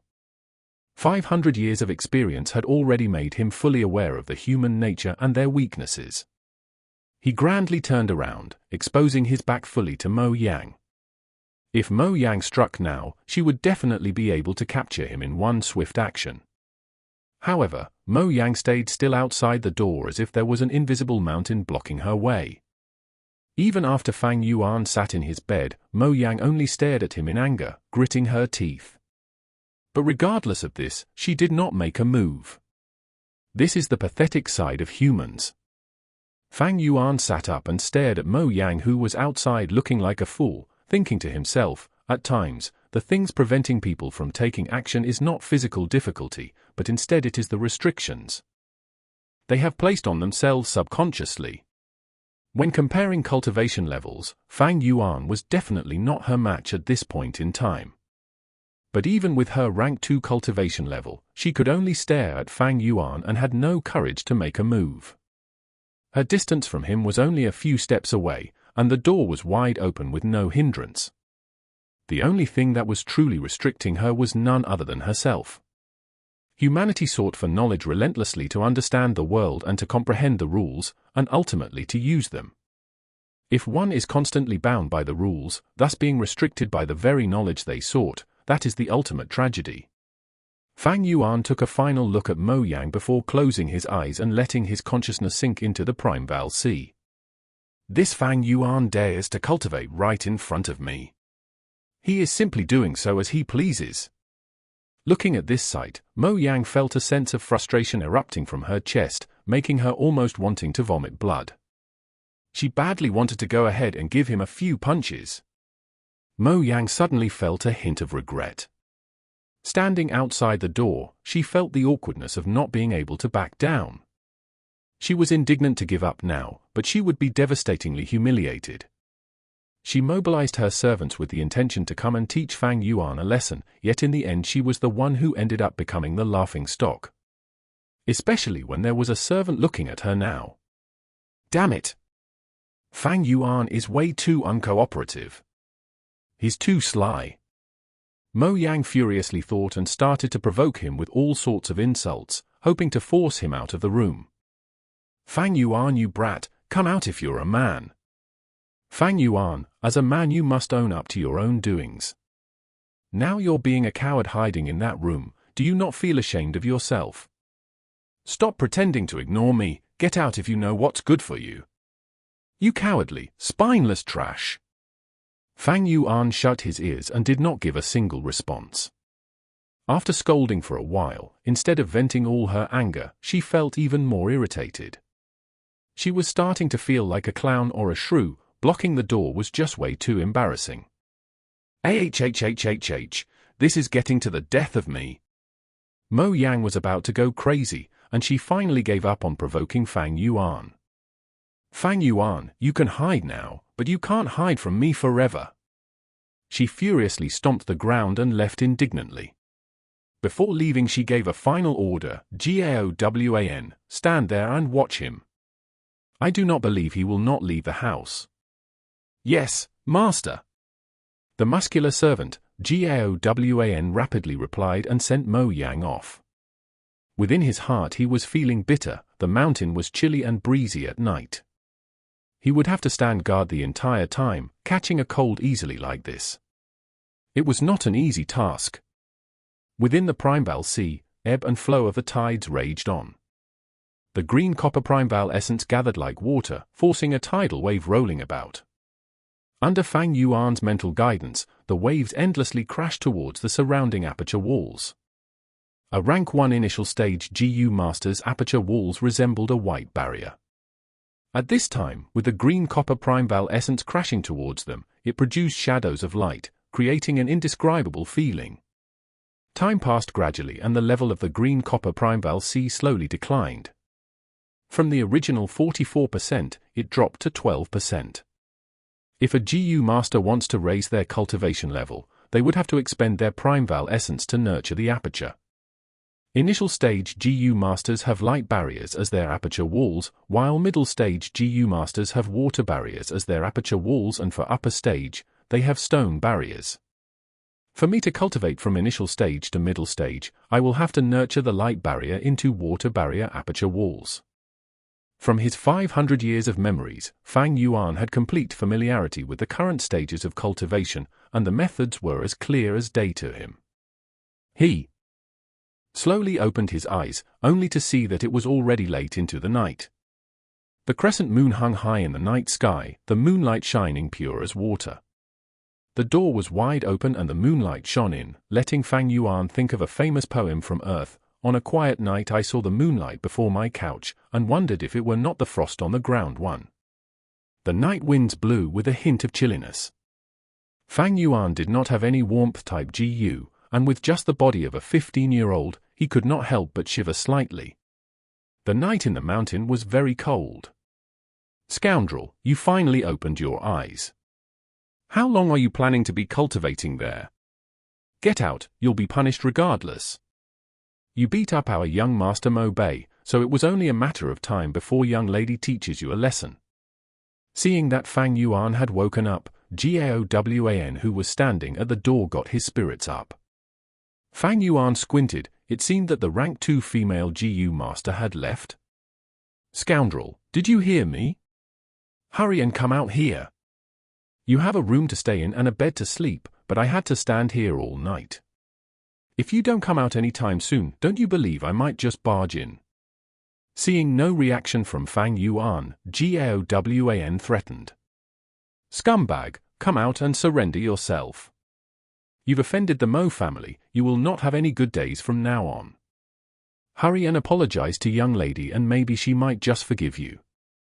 GAOWAN continued to chide. Fang Yuan did not listen to a single word. He took out a Primeval stone from his storage bag and held it in his hands, finally closing his eyes again.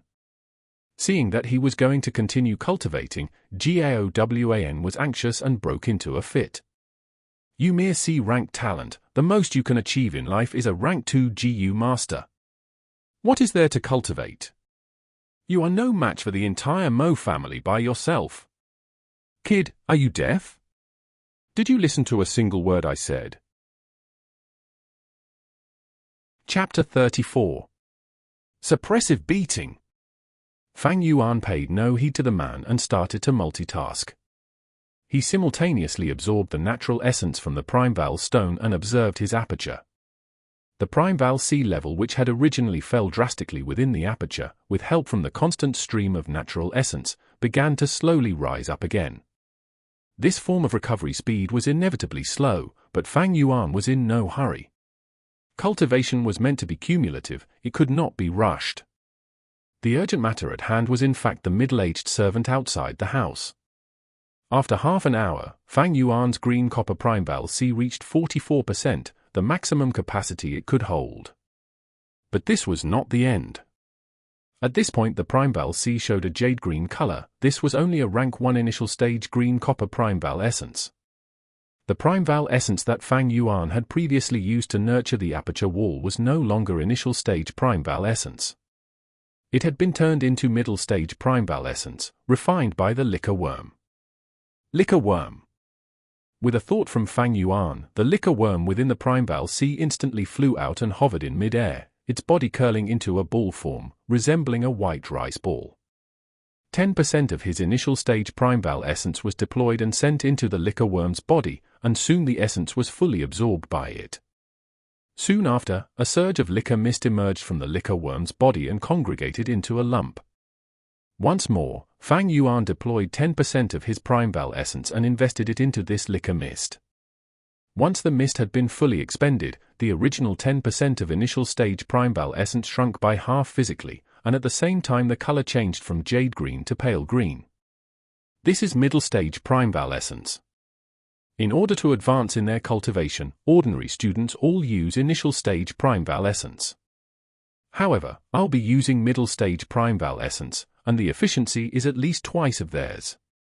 Similarly, when using middle stage Primeval essence to activate the Moonlight GU and throw a Moonblade, it will be far stronger than activating it using initial stage Primeval essence. Only when all the Primeval essence in the Primeval C had been converted to middle stage Primeval essence did Fang Yuan open his eyes. Time passes in the blink of an eye when cultivating, and at this point it was already midnight. The sky was no longer a pure black, but it had turned a deep dark blue color. The moon was no longer visible, and only a few lingering stars remained. The door was open almost throughout the entire night, and a corner of the wooden door was already wet, showing a dark color as the water tainted it. The school hostel had this disadvantage: it was not as comfortable as an ordinary wooden lodge that was built above the ground one, but it was directly built on the ground and thus it had high humidity. Coming back to reality, Fang Yuan felt a chill down his spine.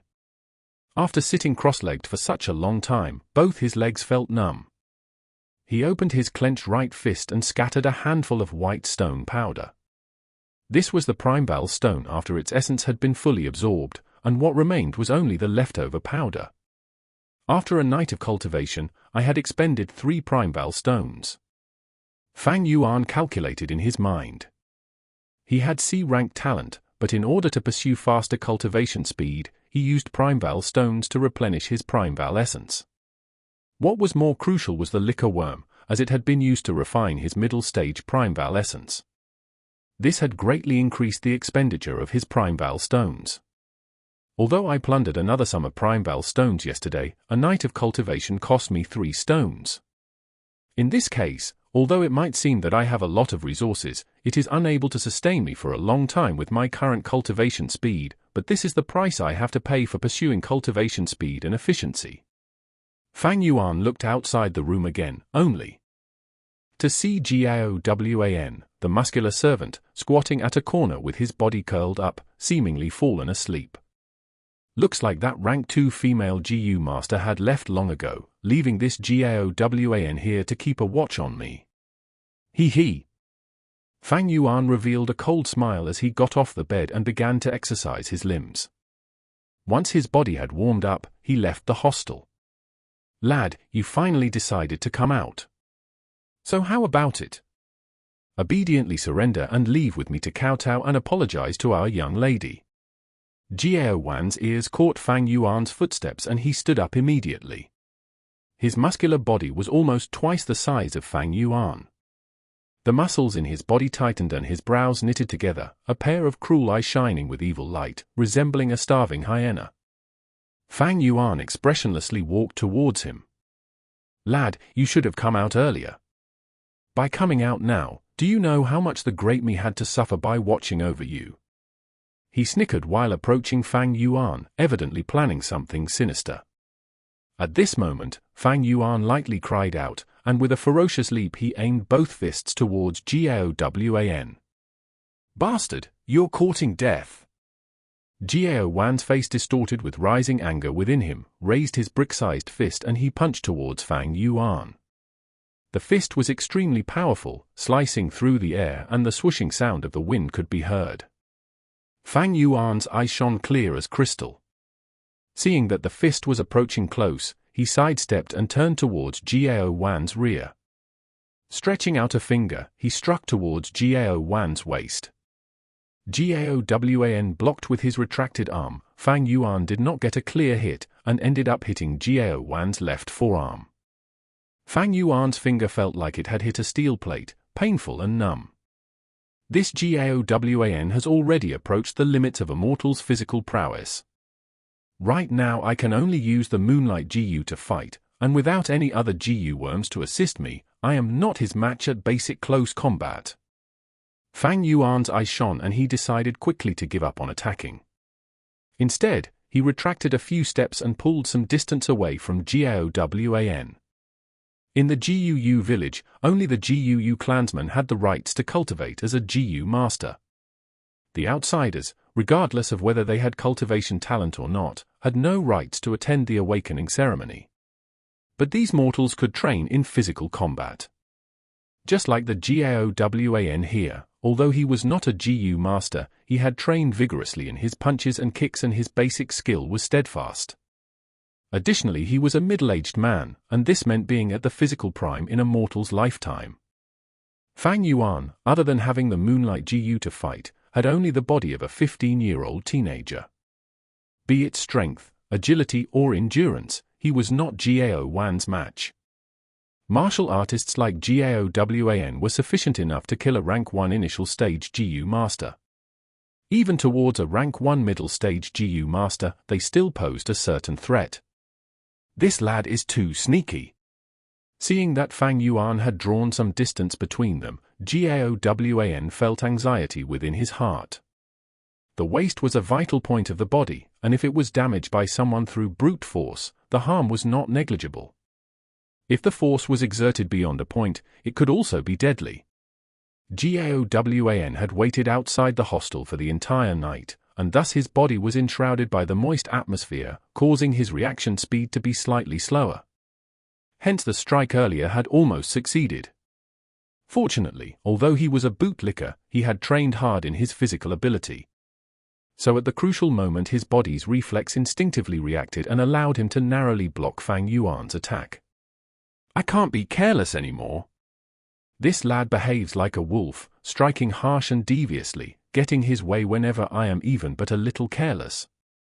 No wonder young master was knocked out by him twice.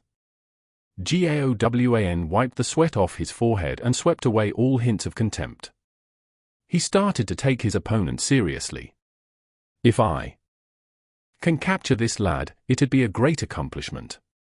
Young miss is sure to reward me. A rank 1 initial stage Moonblade is at max only like a small dagger, so as long as it does not hit my vital points it'll merely be a light external injury." Thinking of this, Jia Wan's heart started to beat faster. Stretching out his shovel-like hands, he grabbed at Fang Yuan. Fang Yuan showed no fear and approached Jia Wan to engage in close combat. Exchanging punches and kicks, taking turns attacking and defending, loud impact sounds echoed through the area. When plundering the students, he had only used his palm with his objective being to control the crowd. But now when engaging with Gaowan, Fang Yuan had gone all out. At times he used his fingers to jab at the eyes, sometimes strangling the throat, hitting the jaw with the base of his palm, chopping at the back of his opponent's head, using the knee to strike the pelvic area, or using his hands to grab at the waist. Gaowan's sweat poured out like a river. Fang Yuan's moves were all aiming at the vital points, each strike devious and deadly as if he wanted to end Gaowan's life right there. Gaowan was a mere mortal, and unlike the GU masters, although he trained well in his physical combat, his vital points remained vital. Mortals were unable to train their eyelids to become steel-like. This was the limit of the mortal martial arts. In addition, Gaowan did not dare to unleash any deadly moves on Fang Yuan. Fang Yuan was a GUU clansman, so killing him would incur public rage and he would be immediately executed. In fact, the Mo family will be the first to carry out his punishment. Thus his only thought was to capture Fang Yuan alive, and it would be good if he could make Fang Yuan suffer in the process of capture. One side has apprehension while the other side had killing intent. The situation thus became Fang Yuan suppressing Gaowan in the fight. Chapter 35. Go ahead and scream. Fang Yuan had the upper hand for now, but it could not sustain him for much longer. Exchanging blows back and forth, he was already panting in exhaustion. In contrast, Gaowan's breathing was still smooth and in sync, reflecting the huge difference in stamina between the two. At the same time, as Gaowan exercised his limbs, his body gradually heated up while his punching speed became faster and faster. The effect of the cold that caused him to be slow and numb had worn off, displaying the true skills honed by his training for decades. Lad, you are unable to beat me. There are clan rules stating that within the school hostel, you are forbidden from using the Moonlight GU. You are dead meat, doomed to be my captive. Gaowan laughed maniacally. His fighting experience was rich, so he attempted to use words to cause Fang Yuan's fighting spirit to waver. In the end, I'm only just a teenager and my body that hasn't fully developed cannot be compared to this servant. Fang Yuan's state of mind was calm as ice. Having sharpened his will for 500 years, there was no way his fighting spirit would waver. Moonlight GU. He called out in his mind, activating his Primeval essence and at the same time leaping backwards to pull away from Gaowan. Gaowan wanted to chase after him, but he suddenly saw a watery blue light emitting from Fang Yuan's palm. His face darkened and he shouted, "Lad, you are using the GU wern to fight in the school hostel. This is against the clan rules." "So what if I break the rules?" Fang Yuan sneered. He learnt the clan rules and memorized it to heart, but it was not for the sake of obeying it. Immediately, his palm slashed and arced towards Gaowan. With a hatching sound, the blue Moonblade flew towards Gaowan's face. Gaowan gritted his teeth as he raised both arms to cover his face, forming a protective shield. At the same time, he rushed towards Fang Yuan without pause, planning to endure the attack while ending the battle as quickly as he could. The Moonblade struck his arm.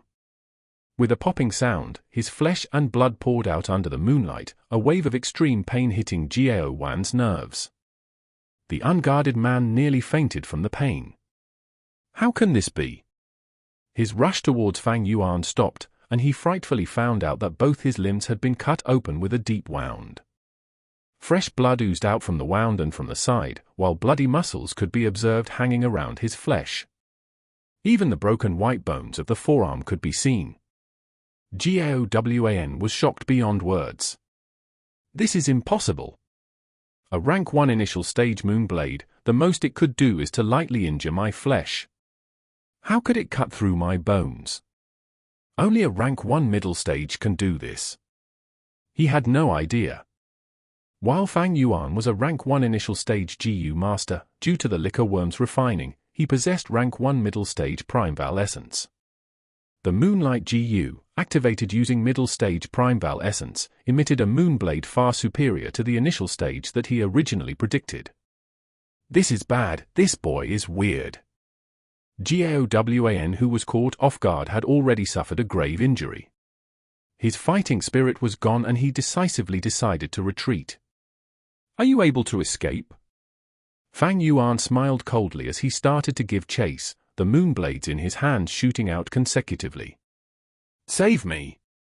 Jiaowan shouted out in horror as he fled, his voice traveling far out beyond the school hostel. "What is going on? Someone is asking for help." This servant Jiaowan, even if he died, it had nothing to do with them. However, if Fang Yuan died or got hurt, it would be their responsibility. Seeing such a sight, Jiaowan despaired. He tragically screamed, "We are all outsiders. You cannot leave me to die." His blood loss was getting more severe, and his speed decreased. Fang Yuan caught up to him, his voice cold as ice, announcing Jiaowan's death sentence, "Go ahead and scream. It doesn't matter how loud you do so." While saying that, the blade in his arm rotated, and he fired 2 moonblades towards Jiaowan. The moonblades flew towards Jiaowan's neck. The servant lost all hope, seemingly one step away into the abyss.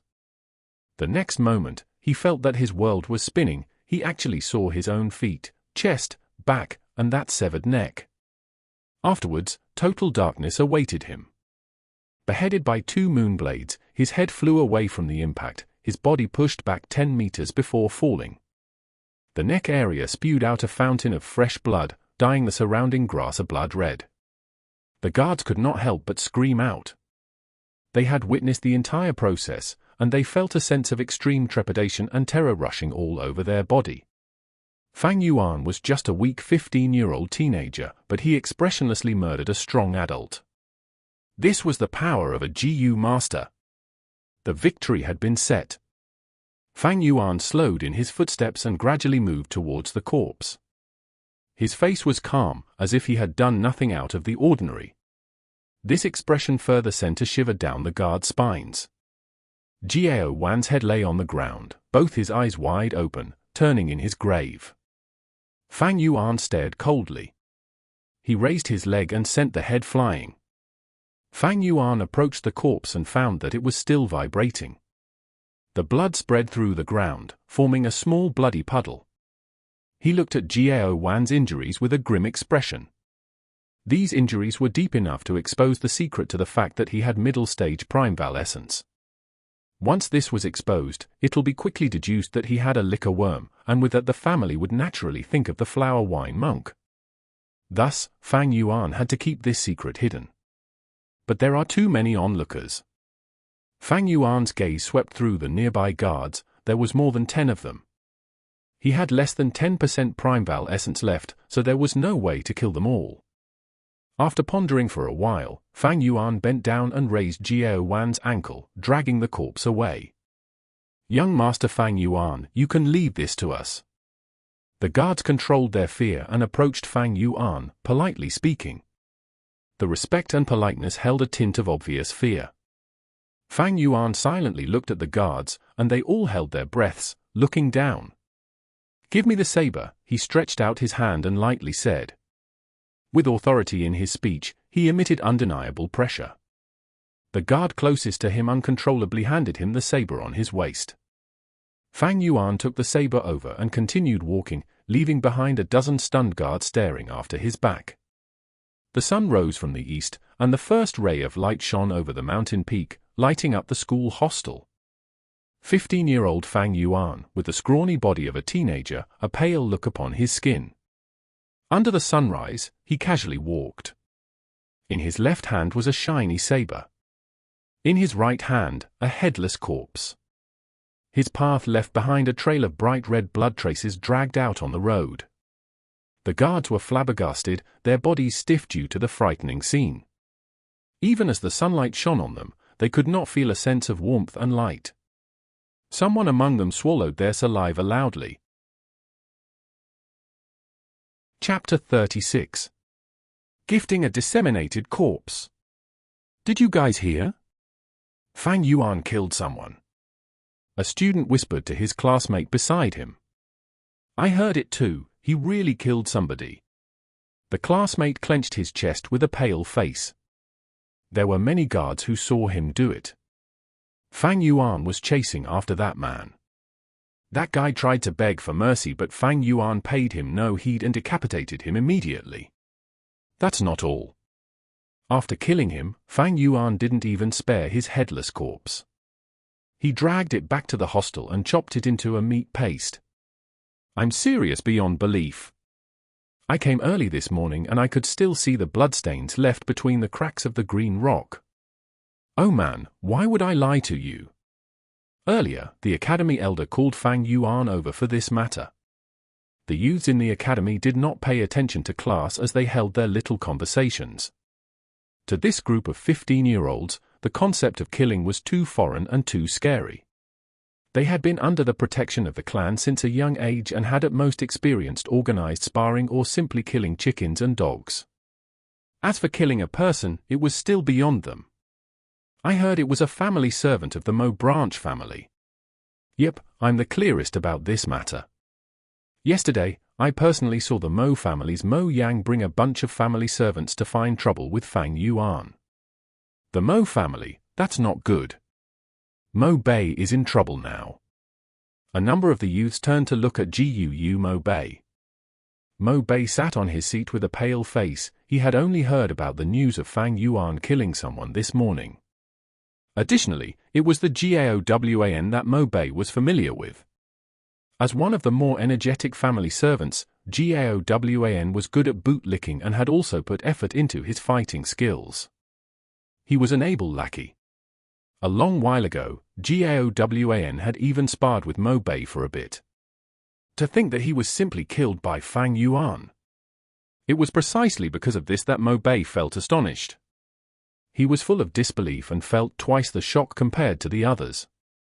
However, compared to his shock, he felt a greater sense of worry and fear. Facing a murderer like Fang Yuan, it would be a lie if Mo Bei said that he was not afraid. Actually, it was not just him, the other youngsters were afraid too. When Fang Yuan had robbed them twice previously, all of them had gotten physical with him. I actually fought with such a ruthless murderer? To think that I'm actually still alive.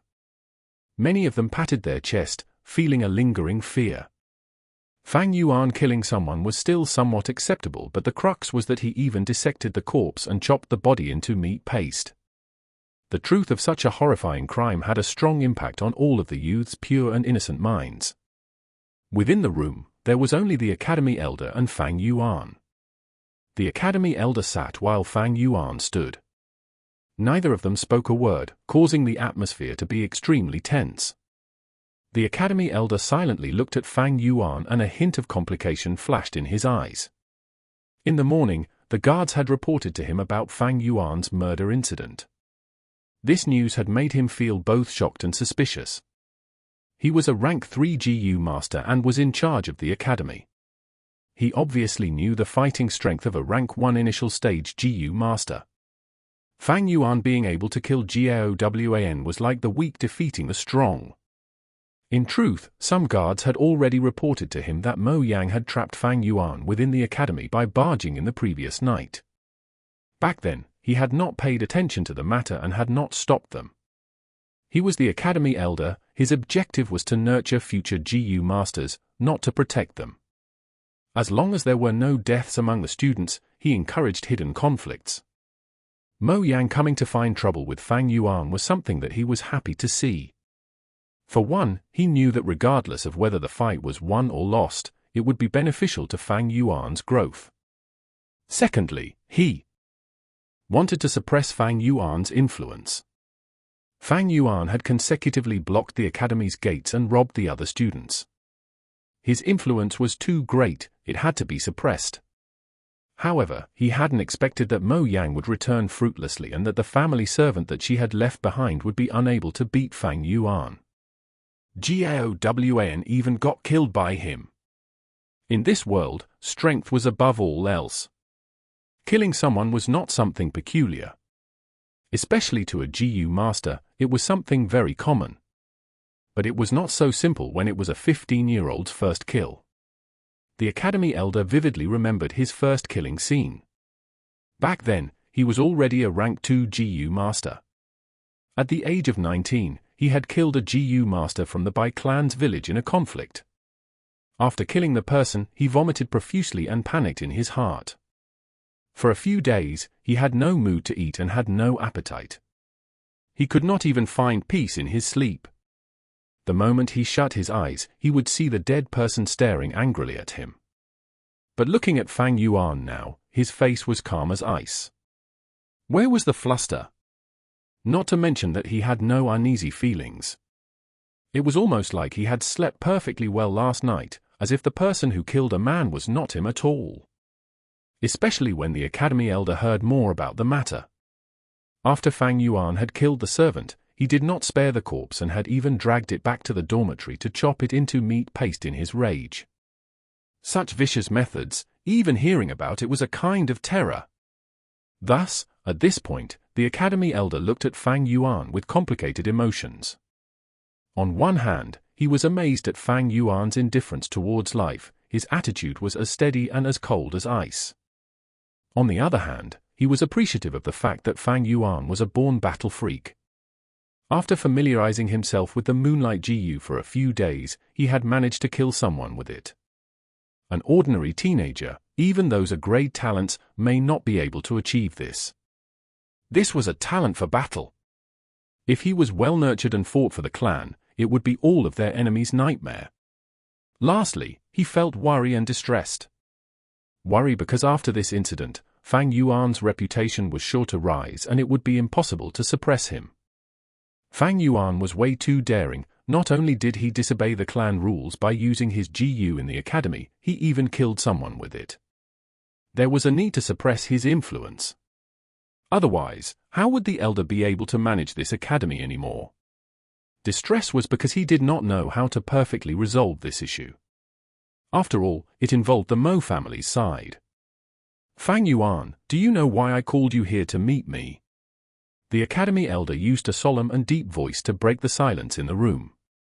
I know. Fang Yuan nodded and replied, I used the Moonlight GU in the academy, breaking the clan rules. According to the rules, as it is my first offense, I should compensate 30 pieces of Primebell stones as punishment. He evaded the crucial point and did not mention Jia Wan's death. The academy elder was stunned for a second. He had not expected that Fang Yuan would answer like this. His expression darkened as he coldly snapped, don't try to blur things in front of me. I'll ask you, what was the matter with Jia Wan's death? Fang Yuan squinted his eyes and said, HMPH, this Jia Wan went against his superiors, his intentions were vicious. Last night, not only did he block my room door, he even tried to kill me. In self-defense, I was forced to use the Moonlight GU. Fortunately, I managed to kill this traitor. I suspect that there is a high possibility of him being a spy of the other mountain villages. I implore the elders to investigate this thoroughly. Upon hearing this, the academy elder frowned and became at a loss for words. Now that Jia Wan was dead, Fang Yuan could say whatever he wanted. After all, Jia Wan was just an outsider, not a member of the clan. Even if he was dead, it would not matter to the academy elder. However, he was worried about the Mo family's reaction. Jia Wan was their servant and he had died within the academy. The academy elder was in charge of the academy and had to give the Mo family an explanation. Thinking for a bit, the academy elder stared at Fang Yuan and questioned, then let me ask you. Jia Wan's corpse, how did you deal with it? Fang Yuan's lips curled, revealing a cruel smile. I diced Jia Wan's corpse and put it inside a wooden box. When morning came, I put it at the Mo family's back door. What? The academy elder was stunned beyond words as he almost jumped from his seat. Not only did Fang Yuan kill their family servant, he had even chopped up the corpse and placed it at the Mo family's back door. This was blatant provocation. To the academy elder who was trying to resolve this peacefully, it was a true nightmare. Fang Yuan was just a small rank 1 GU master. How would the large Mo family react? Thinking of this, the academy elder felt a headache as the matter had already developed out of his control. This Fang Yuan was a true troublemaker. Sigh, since it has already happened, there's no point in saying any more. Leave first, the punishment will come within these few days, you should get mentally prepared. The academy elder was terribly upset. He waved his hand and signaled for Fang Yuan to leave. He needed to think through this calmly to come up with a solution. Chapter 37.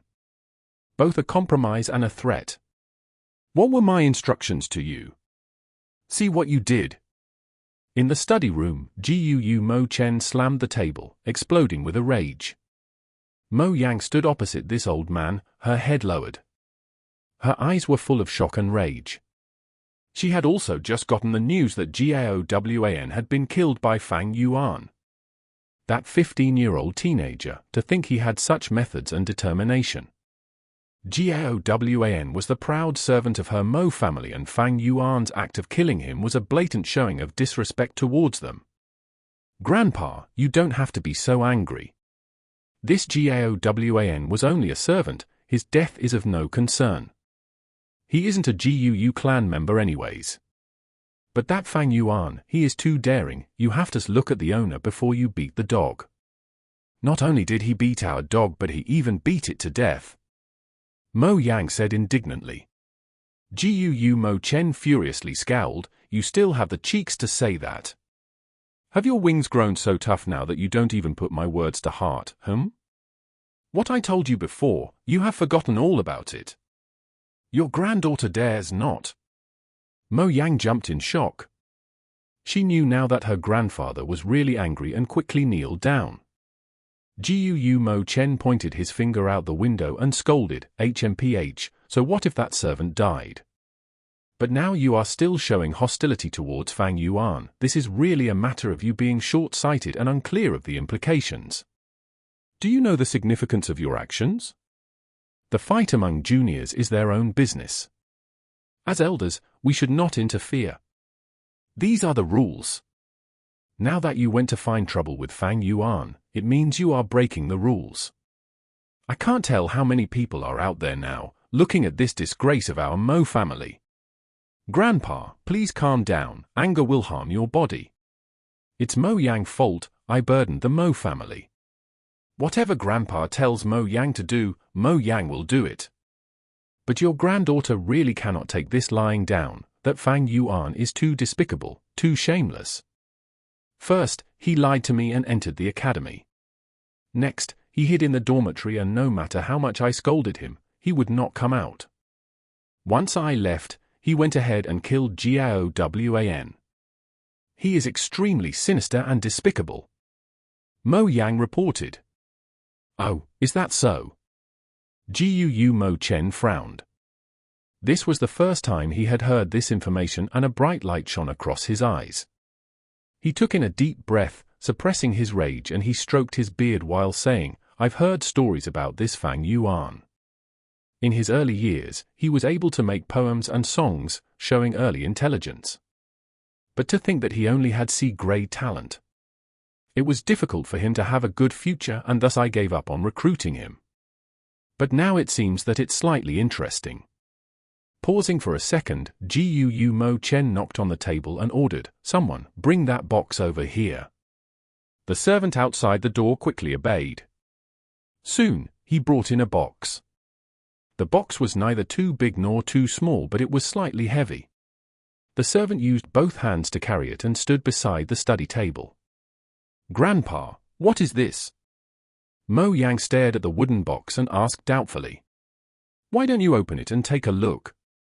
Jiu Mo Chen squinted his eyes and said in a complicated tone. Mo Yang stood up, flipped over the wooden lid and looked inside. Immediately, her facial expression changed and her pupils shrunk to a needle-like size. She could not help but take a step back and let loose an unsuppressed scream. The wooden lid in her hand also fell to the ground. Without the wooden lid, the thing kept within the wooden box was shown to everyone present. It was actually a pile of flesh and blood. The bloody flesh was obviously sliced off piece by piece and placed into the box. Bright scarlet blood had accumulated inside. There was some pale skin and flesh, while some were long strands of intestines, mixed in with a few pieces of bones, either leg bones or the ribs. In the pool of blood at a corner, there were also 2 fingers and half a toe floating in it. Mo Yang's beautiful face changed color as she took another step backwards, her stomach turning as she almost vomited on the spot. She was rank 2 GU master and had gone out to gain experience before.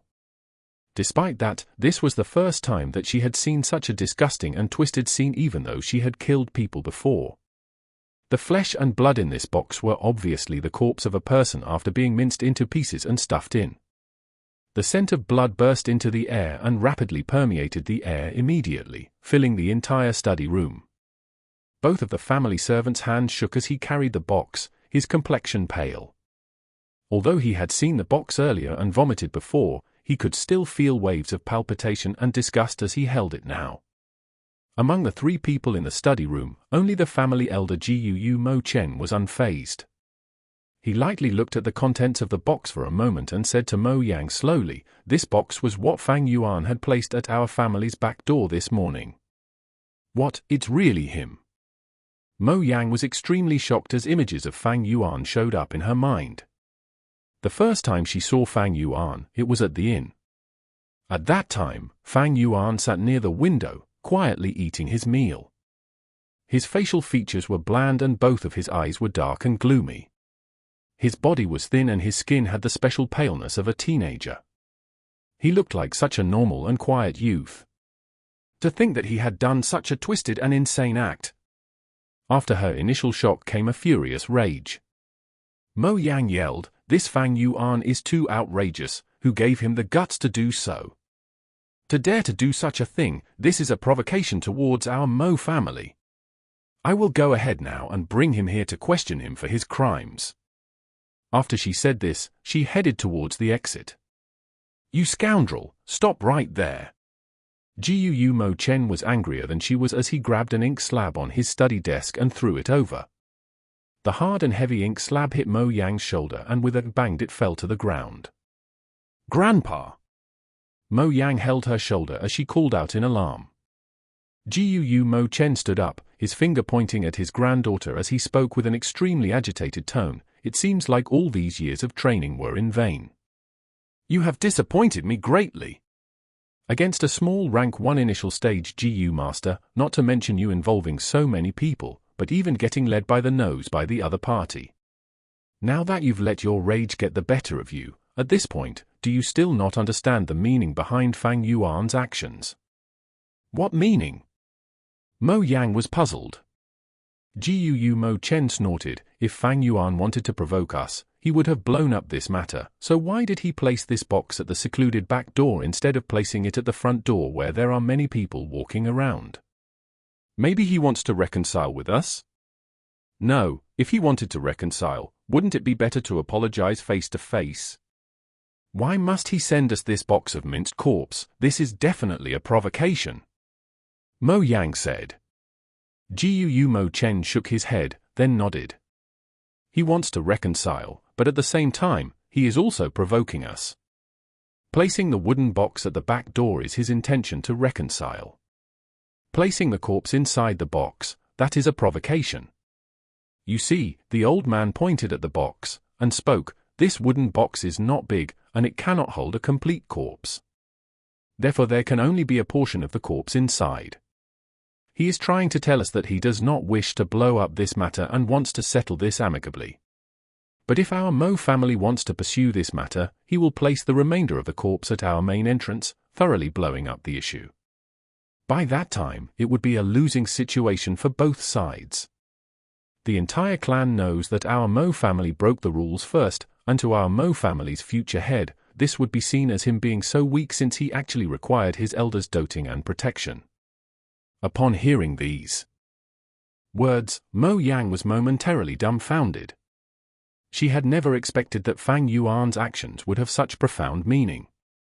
"His method is really wise," Jiu Mo Chen said with admiration. "With just one action, he exercised both toughness and softness, capable of advancing and retreating safely. This is just a simple wooden box, but it not only expresses Fang Yuan's intention to compromise but also his ability to pose a threat to our Mo family. And it so happens that he does hold on to the weakness of our Mo family. If the Mo family's reputation is tarnished, what follows after will be the Kai family's attack as well as the assault from the clan leader's side. Mo Yang found it unbelievable. Grandpa, aren't you thinking too highly of him? Are you sure that he's capable of this? He is only 15 years old. Too highly? Mo Chen looked at his granddaughter unhappily. Looks like you've had too smooth a life in these past few years. Fostering your arrogant attitude, you are unable to clearly see the reality. This Fang Yuan was unfazed towards danger and deceived you to enter the school. Next, he used his wisdom in the face of danger and hid within the dormitory to avoid trouble. No matter what insult you threw at him, he did not respond. This is his ability to calmly endure. After you left, he killed Jia Jin immediately. This is his bravery and courage. Now he sent this box, clearly showing his wisdom and planning ability. Can you still say that I thought of him too highly? Mo Yang listened with wide eyes as she had not expected her grandfather to praise Fang Yuan so highly. Immediately she said indignantly, Grandpa, he only has a C-grade talent. Gu Mo Chen sighed deeply, yes, he is only a C-grade. Having such wisdom and yet only C-grade talent, it really is a pity. As long as his talent was higher, even if it was just a B grade, he would certainly become an influential member of our Guu clan. What a pity, he is only a C grade. The old man's sigh was full of emotion.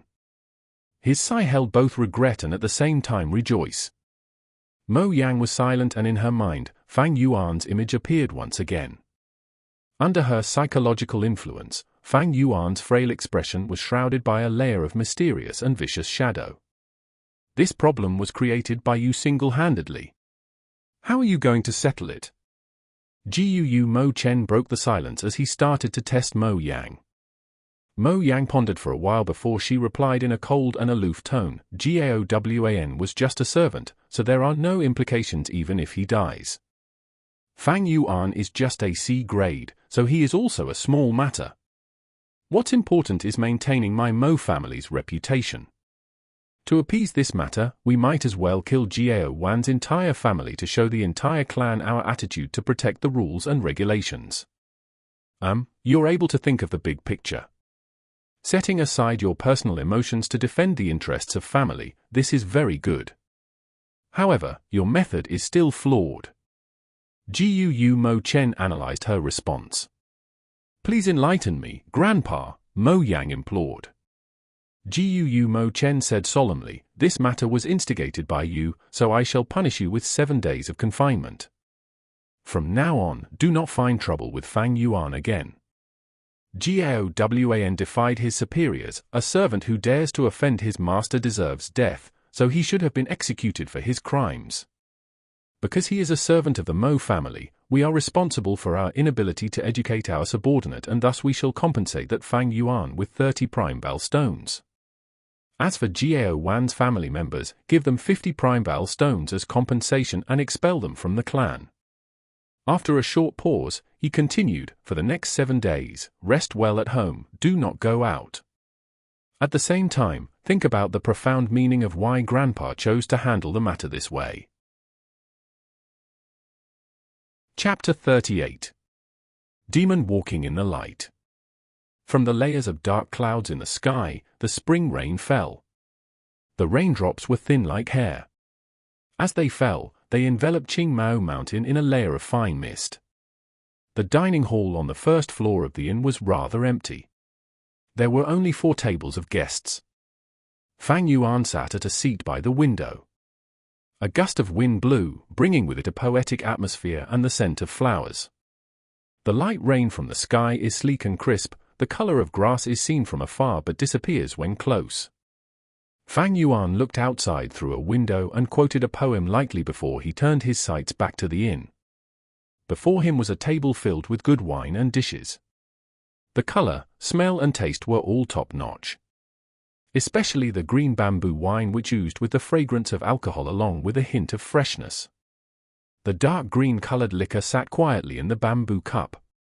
From his angle, it shone with an amber-like luster. A grandfather and his grandson were sitting at the table nearest to him. Being mortal humans, they wore modest clothes. The grandfather sipped his rice wine while looking enviously at Fang Yuan. He was evidently attracted to the green bamboo wine but could not afford it. The grandson ate his braised beans, a crunching sound emitting from his mouth as he chewed. At the same time, he pestered his grandfather, shaking his arm. "Grandpa, Grandpa, tell me about the story of Renzu. If you don't tell me, I'll report to Grandma that you secretly came out to drink. Sigh, I can't even drink in peace." The grandfather sighed, but his face showed a doting expression towards the child. With his twig-like arm, he patted the boy's head. "Then let me tell you the story of Renzu, who gave his heart to the Hope Gu, escaping his predicament of being captured." Renzu's story was the most popular and widespread tale in this world, as well as the most ancient legend. The old man's story was something like this. The story mentioned that Renzu was able to escape his predicament because of hope. But eventually he grew old, and without strength and wisdom, he could no longer continue to hunt. Even his teeth fell off, making him unable to chew many wild fruits and vegetables. Renzu felt death slowly approaching. At this time, the Hope Gu said to him, "Human, you must not die. If you die, your heart will be lost and I will lose my only place of residence." Renzu was helpless. "Who wishes to die? But if the heavens and earth want me dead, I have no choice." The Hope Gu said, "There's always hope in everything. As long as you can catch a longevity Gu, you will be able to increase your lifespan." Renzu had heard of the existence of the longevity Gu long ago, but he waved his hand helplessly. When the longevity Gu stays still, nobody can detect it, and when it flies, it is faster than light. "How can I possibly catch it? It's too hard." The Hope Gu then told Renzu a secret. "Human, don't give up hope no matter what. Let me tell you, on the northwest corner of this continent, there is a huge mountain. On the mountain, there is a cave, and in that cave, there is a pair of round and square Gu worms.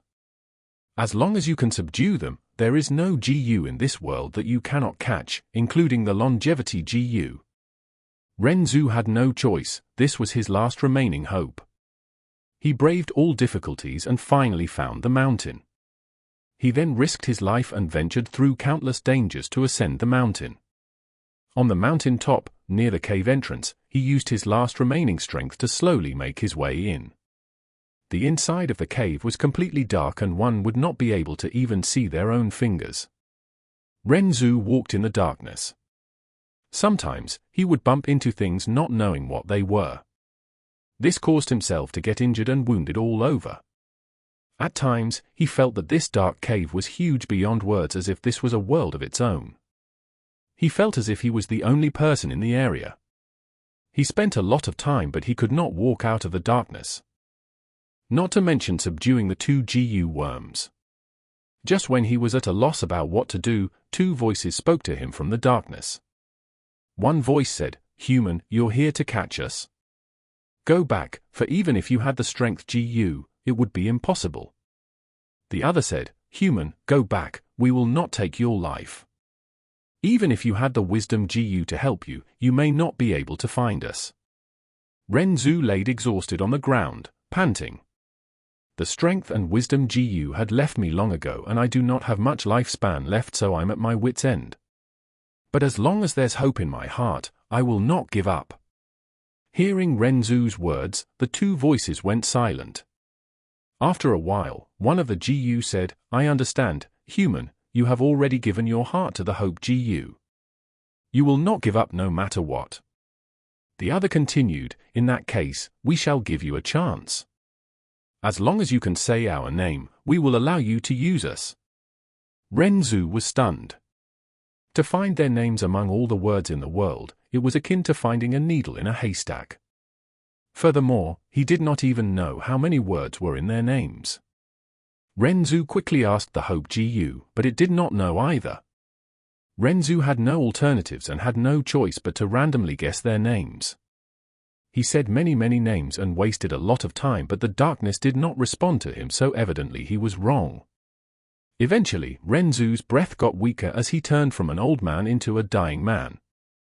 It was like the scene of the evening's setting sun. The sun that would slowly descending had already been lowered halfway across the horizon, becoming a sunset. The food he had brought was gradually reduced, his brain becoming slower, and he barely had any energy to speak anymore. The voice in the darkness urged, "Human, you are almost dead, so we will let you go. Using your remaining time, you can climb out of the cave and take a final look at the world. But you have offended us, and as punishment, the Hope Jiu shall stay here as our companion."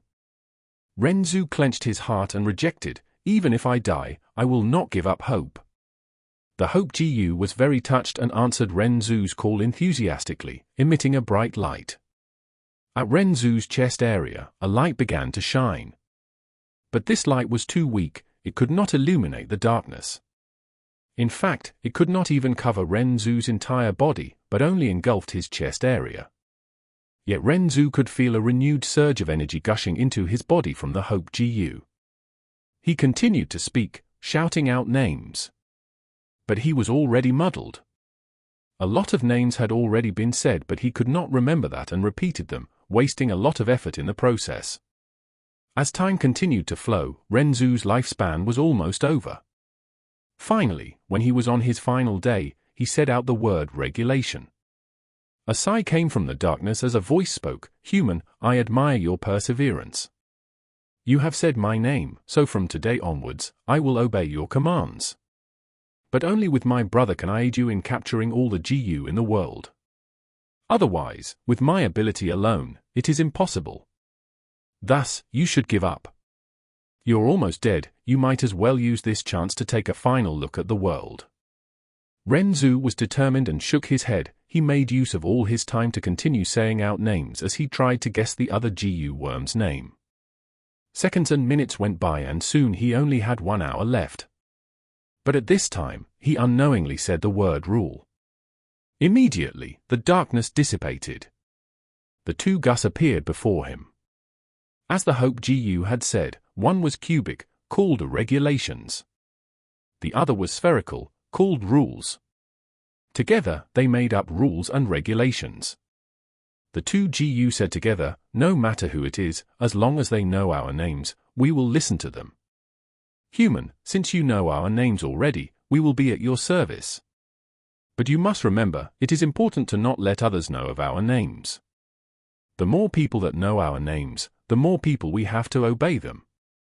Now that you are the first to subdue us, tell us your request." Renzu was overjoyed. "Then I order you both, go and catch me a longevity Jiu." The rules and regulations Jiu worked together and captured an 80-year longevity Jiu. Renzu was already 100 years old, but after consuming this Jiu, the wrinkles on his face vanished and his frail limbs became muscular again. A vibrant aura of youth oozed from him. With a belly flop, he jumped up onto his feet. He ecstatically looked at his body, knowing that he had regained the body of a 20-year-old. "That's all for today, let's go home, grandson." The old man, having completed the story, finished his wine as well. "Grandpa, continue telling me, what happens to Renzu after?" The grandson was unyielding as he shook his grandfather's arm. "Let's go, I'll tell you when there's another chance." The old man wore his straw hat and jacket, then gave his grandson another set that was a smaller size. The two walked out of the inn, stepping into the rain and slowly vanishing from sight. Rules and regulations. Fang Yuan's gaze was dark as he twirled his wine cup, looking at the liquor in his cup. His heart was touched. Renzu's legend was widespread throughout this world and there were almost no people who did not know of him. Fang Yuan had naturally heard of him too. But no matter if it was a legend or a story, it was dependent on the knowledge of the reader. The grandfather and grandson earlier merely treated it as a story, but Fang Yuan could understand the deeper meaning. When he did not know the rules and regulations, he explored in the dark. Sometimes he bumped into things, knocking into others, causing himself to get injured and look like a mess. And at times within a wider area, he got lost and confused, moving without a sense of direction or purpose. This darkness was not purely black or the absence of light. strength, wisdom and hope could not oppose it. Only when Ren Zhu knew of the rules and regulations and said their names did the darkness dissipate and invite light into Ren Zhu's life. The darkness was the darkness of the rules and regulations, and the light was also the light of the rules and regulations. Fang Yuan switched his gaze from his cup and looked outside through the window. He saw that outside the window, the sky was still dark, the greenery abundant and the pelting rain flying by like mist. Close by, the bamboo tall houses were lined up in a row, extending far out. On the road, several people walked, their feet stained with the mud from the rain. Some of them wore grayish-green straw coats, while others carried yellow-oiled cloth umbrellas. Fang Yuan concluded, this world's heaven and earth is like a huge chessboard. All life forms are chess pieces, acting in accordance with their rules and regulations. The 4 seasons have their own rules and regulations, rotating between spring, summer, autumn, and winter.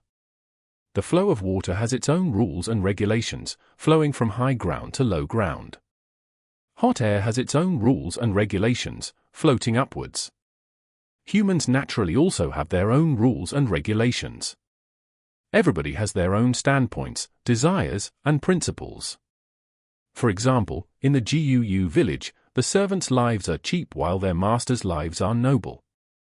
This is a part of rules and regulations. Because of this, Shenqi, who wants to get close to the rich and affluent, is doing her best to try and escape her servant status. Jia Wan tried all means and methods to please his master, using their authorities for himself. As for uncle and aunt, they gave in to greed, wanting to hoard my parents' inheritance. The academy elder wants to nurture Gu masters to maintain his position in the academy. Everyone has their own rules and regulations, every profession has its own rules and regulations, and every society and group also have their own rules and regulations. Only by understanding the rules and regulations can we see the situation clearly from the side. Gone with the darkness and embrace the light, moving around the rules with much to spare. Fang Yuan thought about his own situation, his heart already clear. To the Mo family's head Guu Mo Chen, it is to protect his family branch's prosperity and benefits. Mo Yang found trouble with me, and that would be considered spoiling the rules, so for the sake of his family honor, he will not do anything to me. In fact, he might even compensate me. Actually, the Mo family has great influence, so if they risk their reputation and are bent on punishing me, there is nothing I can do to resist them. However, Guu Mo Chen is afraid. He is not afraid of himself breaking the rules, but he is afraid that others will follow in his footsteps. In a junior scuffle, if the elders interfere, it would aggravate the situation. If it involved the higher-ups, it'd pose a threat to the entire mountain village. Guu Mo Chen's fear lied here. What if in future conflicts, others laid their hands on his grandson Guu Mo Bei? In his entire family line there's only one male, so what would happen if he died? This kind of fear, maybe he doesn't realize it himself. He is only subconsciously protecting the rules. Fang Yuan's eyes were clear as he had the perfect grasp and understanding of the matter from start till the end. Jia Wan's surname was not Guu. Instead, he was an outsider, a servant. The master executing a servant was nothing to be alarmed about. In this world, it was normal. In the case of Fang Yuan killing Jia Wan, Jia Wan's death was not crucial. The crucial part was his master, the Mo family behind him. However, Guu Mo Chen should be able to understand my intention of compromise and threat from the time I sent a box of a minced corpse to them. This is also what I want him to think. If I'm not wrong, the Mo family will not pursue Jia Wan's death. Of course, if I had better talent and was at least a B grade, the Mo family would feel threatened. Even with the loss of their reputation, they would want to suppress a future threat such as myself, Fang Yuan snickered in his heart. Strength can be relied on, but weakness can also be used as an advantage.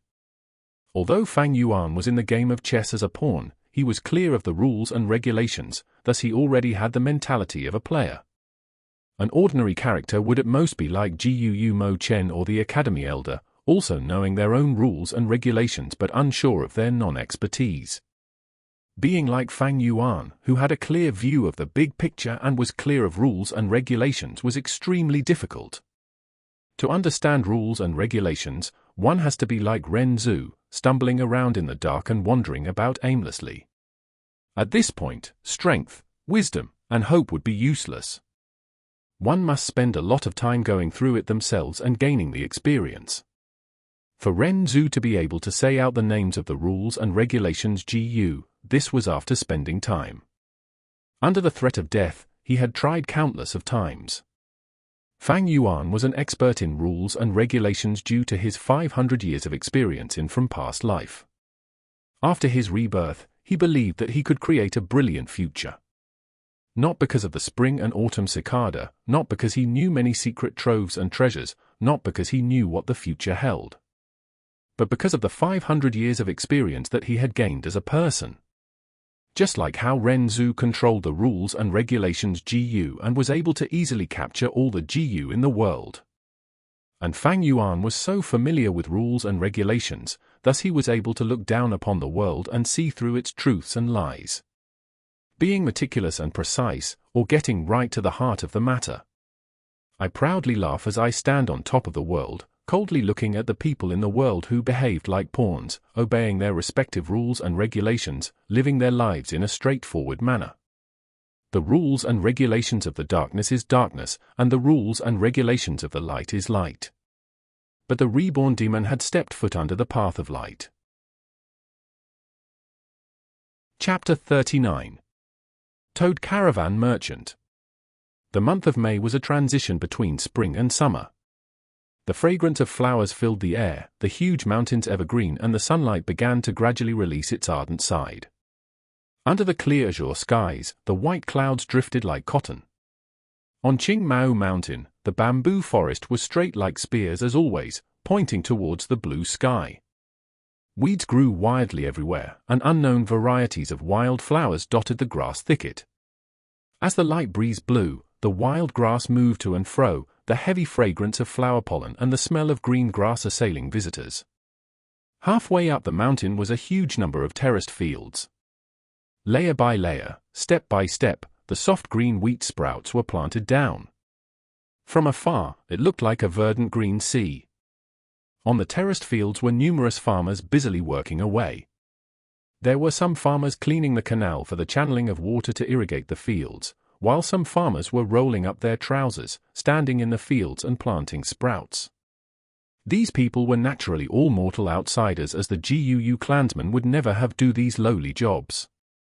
The sound of camel bells could be faintly heard in the spring breeze. The farmers straightened their bodies as they headed down the mountain, only to see a caravan moving like a colorful worm from the mountainside, slowly showing its head. Yes, it's already May, it is about time for the caravan to come. The adults caught on the situation at once, and the children stopped playing with the water and clay in their hands. Together, they energetically approached the caravan. The southern borders had 100,000 mountains. Qingmao Mountain was just one of them. On every mountain, there were villages after villages, which were maintained by everyone through their blood relationships and kinships. In between the mountains, the forests were deep and ominous, the cliffs steep and full of the dangerous falling rocks.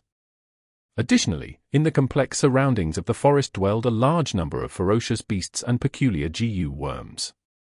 Mortals could not pass through at all. It was difficult to get past these obstacles alone. One had to at least be a rank 3 Guu master. Because of the poor economy, trading was difficult. Thus, the most important form of trading was through the caravan merchants.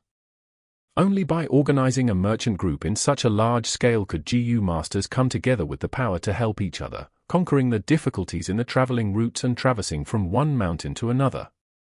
The merchant caravan's arrival was like a bowl of boiling water that poured into the peaceful and serene Qingmao Mountain. All these past years they would come in April, but this year they only arrived in May. At least they're here now. The owner of the inn let out a deep breath upon hearing the news.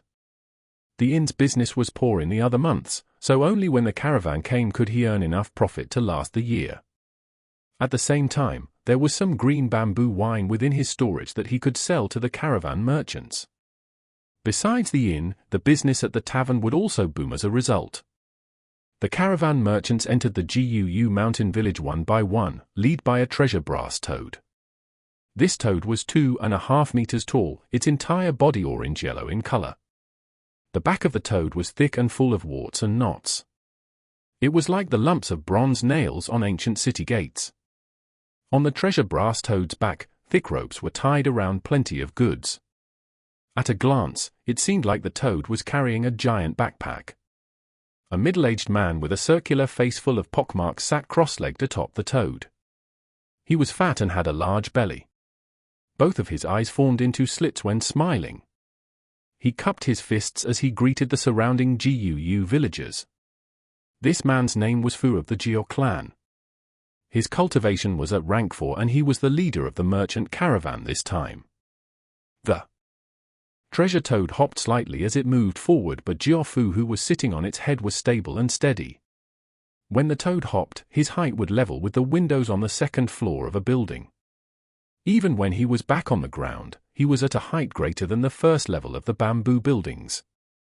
The originally spacious streets were suddenly rather packed and narrow. The treasure brass toad was like a beast that intruded into the midst of a great number of bamboo houses. After the treasure toad was a huge fat worm. It had 2 eyes that were similar to multicolored glass windows, the colors bright and gorgeous. The worm was 15 meters long, its body shape resembling a silkworm. However, the surface of the worm was covered in a thick layer of black porcelainite leather armor. On the armor was another abundant pile of goods and merchandise, a hemp rope tied around it. In between the gaps and intervals of the goods, Guu masters sat one by one, some old and some young. There were also mortals who were robust and sturdy martial warriors, slowly moving forward on the ground following after a fat black beetle. After the fat beetle, there were ostriches with brightly colored feathers, hairy mountain spiders, winged snakes with 2 pairs of feathered wings, and so on. However, these were in small numbers. Most of the creatures were toads. These toads were all similar to the treasure brass toad, but they were smaller in size and had the build of cows and horses.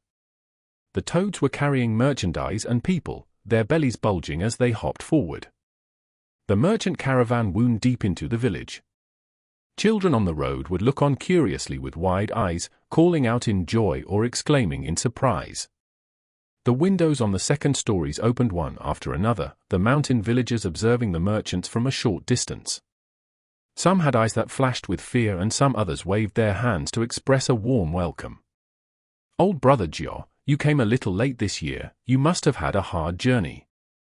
Approaching with the identity of a clan head, Guu Bo came out himself to greet the leader of this year's merchant caravan. As Jia Fu had the status of a rank 4 Guu master, if a rank 3 elder were to be in charge of receiving him, it would be undoubtedly be seen as a kind of negligence and scorn. Jia Fu cupped his fists and sighed. This year's road was rather unfavorable.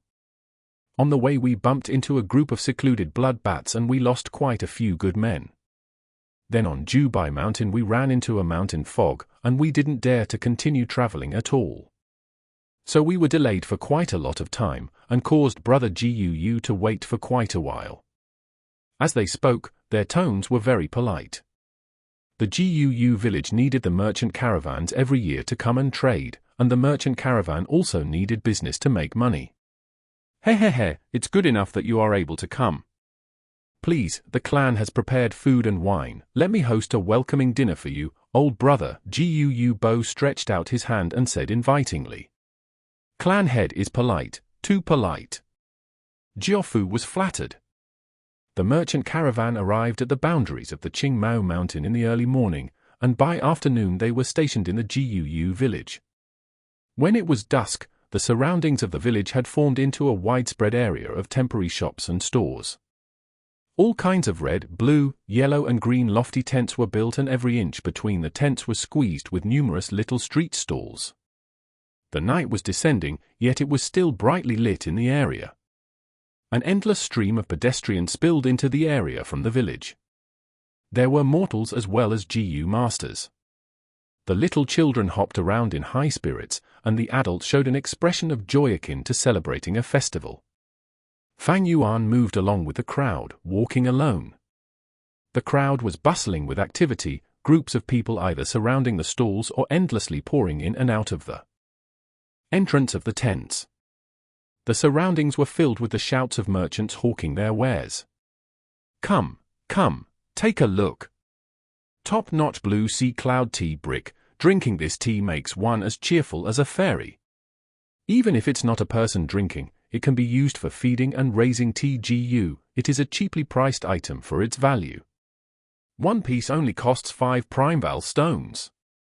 Brute force longhorn beetle GU. A GU master who uses this GU will be able to burst out with the strength of a cow. You can walk away, but don't regret it. Intimate grass, high-quality intimate grass. Everyone look at this quality, it's as fresh as if a newly picked one. 1 catty for 2 pieces of primeval stones, very cheap price." As Fang Yuan heard this, his footsteps paused slightly, then he followed the sound and walked over. He saw an ostrich pulling a handcart with 2 wheels. On the handcart was a heap of pastel green herbs. Every blade of grass was a meter in length, slender and long. Their average width was around that of a fingernail.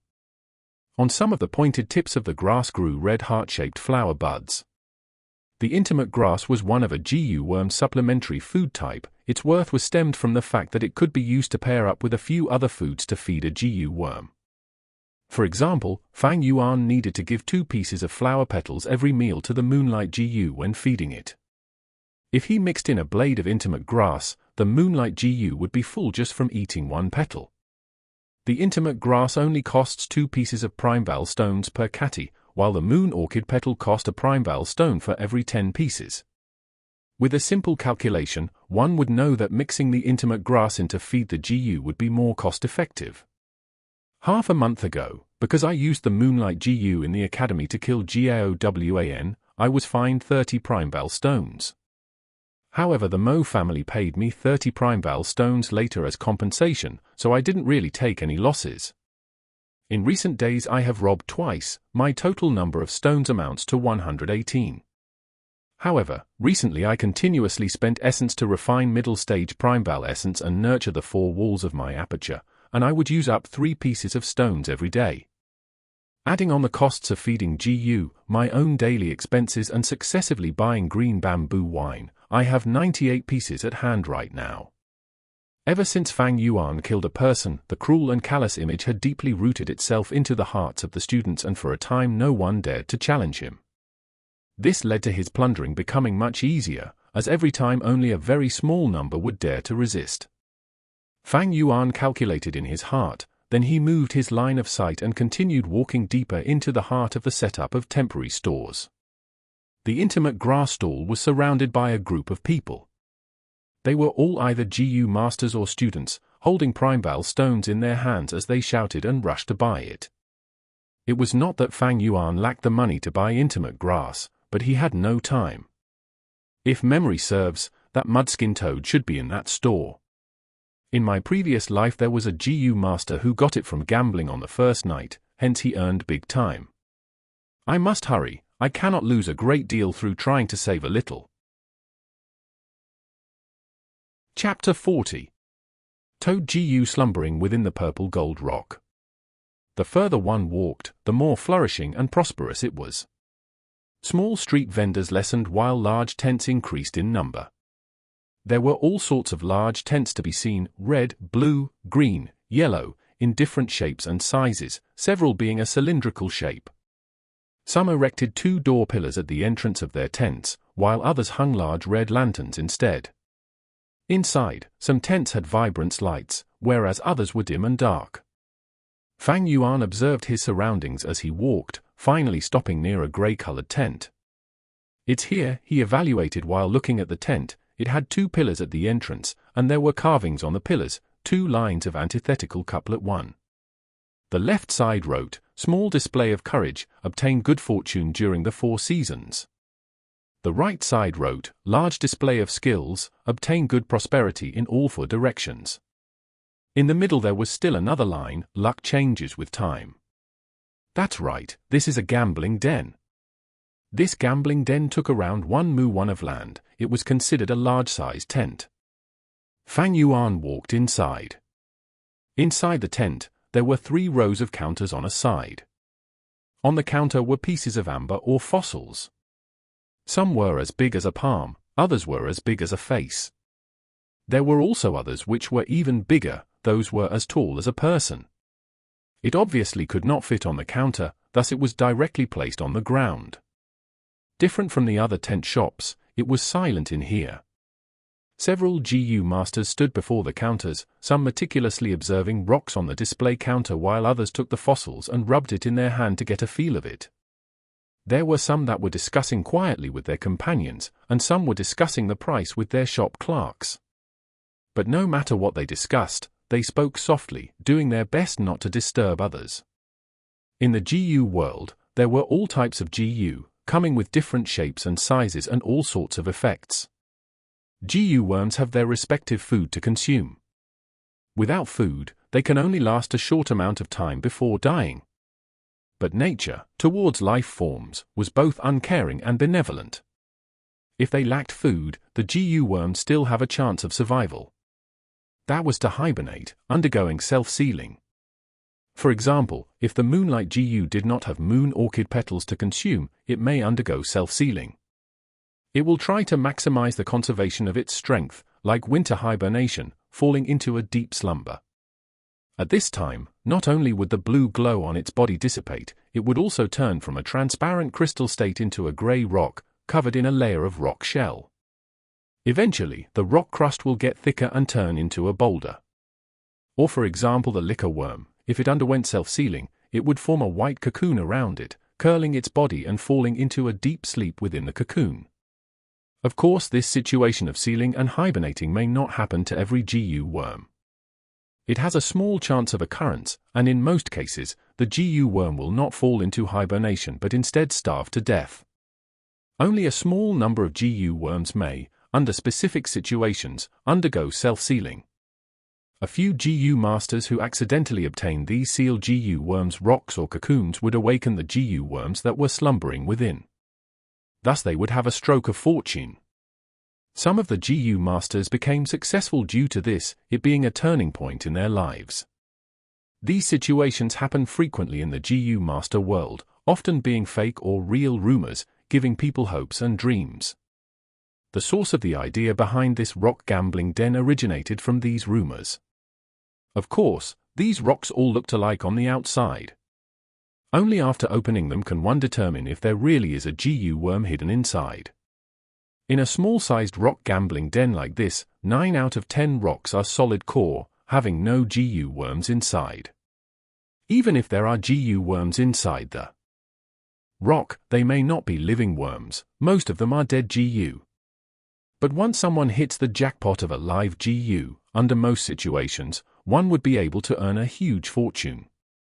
If the GU worm is a rare species, they either become a successful person in life or get murdered and robbed of their fortune. Fang Yuan was clear about this in his heart, being very familiar with the situation beyond these doors. In his past life, he had participated in a merchant caravan before, being a clerk in the rock gambling den. Some time later, he even operated his own rock gambling den, even larger than this one. It was a medium-sized rock gambling den. He managed to con some gamblers, and also misjudged at times, allowing other gamblers to win a precious GU worm. Fang Yuan stood at the door for a while, taking a glance around him before slowly walking to the counter on the left side. Behind the counter, there was a shop assistant every few meters, both males and females. On their waist hung a green-colored belt, showing that they were not ordinary people but rank 1 GU masters. Most were initial stages, while a selected few were middle stages. Seeing Fang Yuan before a counter, a female GU master who was nearest by walked towards him and smiled, softly saying, "Young master, what GU worm do you need? Every rock on this counter is sold at 10 primeval stones each. If this is your first try, just for the sake of it, why don't you go to the right counter? The rocks there are sold at only 5 primeval stones. If you are seeking thrills, you can go to the high-end counter at the middle. The rocks sold there cost 20 primeval stones each." This was an experienced female GU master, having worked at the rock gambling den for quite some time already. She looked at Fang Yuan, who entered, and determined that he was a student from his appearance, age and height, etc. Those that came to gamble were all GU masters. Students were only considered second-rate GU masters, just starting their cultivation. Because they are often tight on finance due to feeding their GU worms, where would they find the money to come and gamble rocks? Students like this, normally they just came to take a look and to get an eye-opening experience, satisfying their curiosity. Most were only window shoppers, though if some had well-to-do families, they might attempt to buy one to try. But most only bought the cheapest fossil. Thus, the female GU master had no expectations towards how many rocks Fang Yuan could buy. Let me look around first. Fang Yuan nodded at her expressionlessly, then started to look seriously into the pile. In his memory, it should be at this counter in this particular rock gambling den. But it had been 500 years, it's been too long. Many things were vague to him already, especially when 500 years of memory was a huge capacity, so to be honest, Fang Yuan could not remember distinctly. He could only vaguely recall that during this year on the first night the caravan arrived, a lucky bird spent 10 primeval stones to buy a fossil with purple gold luster. After he opened it on the spot, he obtained a mudskin toad. Afterwards this toad GU was bought by another person, thus causing him to earn a small fortune of primeval stones. Fang Yuan frowned after observing for a while. On this counter, fossils with a purple gold glow numbered up to 20. In which rock was there a hidden mudskin toad? Every rock here was sold at 10 primeval stones each. Right now Fang Yuan had 98 primeval stones with him, and he could buy up to a maximum of 9 pieces. But realistically, he could not count like this. In any sort of risk and gamble, one had to consider the consequences. Fang Yuan was no longer a greenhorn like those gamblers who thought they were blessed by heaven. Those who thought they were blessed by fate were usually those who fell under the mischief of fate itself. I am alone, with no relatives or friends that can help me. I have to save some primeval stones to survive, as well as to buy food for my GU worms. He counted and under the most basic reservation, he could buy at most 7 pieces of fossils. This rock, the purple gold, is dotted like the stars, but it's flat as a pancake, there's definitely no mudskin toad inside. This piece has striking purple gold color, but it is only fist-sized. If there really is a mudskin toad inside, the rock should be at least 30% larger. This purple gold fossil, well, it's big, but the surface is extremely smooth, while the mudskin toad's skin is supposed to be rough and uneven. This is evidently not the one. Fang Yuan continued to observe and evaluate, using the method of cancellation. When GU worms hibernate after self-sealing, they would form into a natural fossil, being undetectable from most of the world's detection methods. The remaining detecting methods were too rough, and once used, it would instantly kill the GU worm within that is barely alive. Thus, when GU masters choose rocks, they could only rely on their guessing, experience and luck, sometimes relying on a little bit of instinct. Otherwise, this would not be called gambling. Of course, in this wide world, there are countless wonders, and one cannot exclude the fact that a detection method which is extremely gentle exists, allowing a GU master to know if the rock contains a GU worm. Fang Yuan had heard of such rumors in his past life, but after experimenting, found that it was all lies. Fang Yuan assumed privately, if such a method really exists, it has to be a hidden legacy, controlled in the hands of a small number of mysterious people, having no impact on the gambling business. It was still tame around the Qingmao mountain region, but the more one moves east, the more prosperous gambling dens become. At the Baiqiu One mountain region, every family village had its own gambling den. In some large-sized forts, there were even large-sized gambling dens built. The 3 villages that were famous for their rock gambling were Pansha 2 village, Jiyumu 3 village and Kangjing 4 village, where there were even mega-sized gambling dens. These 3 mega-sized gambling dens each had 1,000 years of history. Currently, their business was still blooming, with an endless number of gamblers. There had never been a situation of clean sweep by anyone. Currently, the tent that Fang Yuan was in can only be barely qualified as a small-sized gambling den. If it was any other 15-year-old who came, they would definitely be confused by all the different fossils, and even if they chose it, it would be by random guessing. Firstly, he already knew a portion of the answer from the start, thus his search range shrunk to less than 30 pieces. Of course, to find that one rock out of these 20-odd pieces was extremely difficult as well. But using his 500 years of experience as backing, with such a rich pool of information, he picked out 6 pieces of purple gold fossils that best fit the criteria after observing for a while.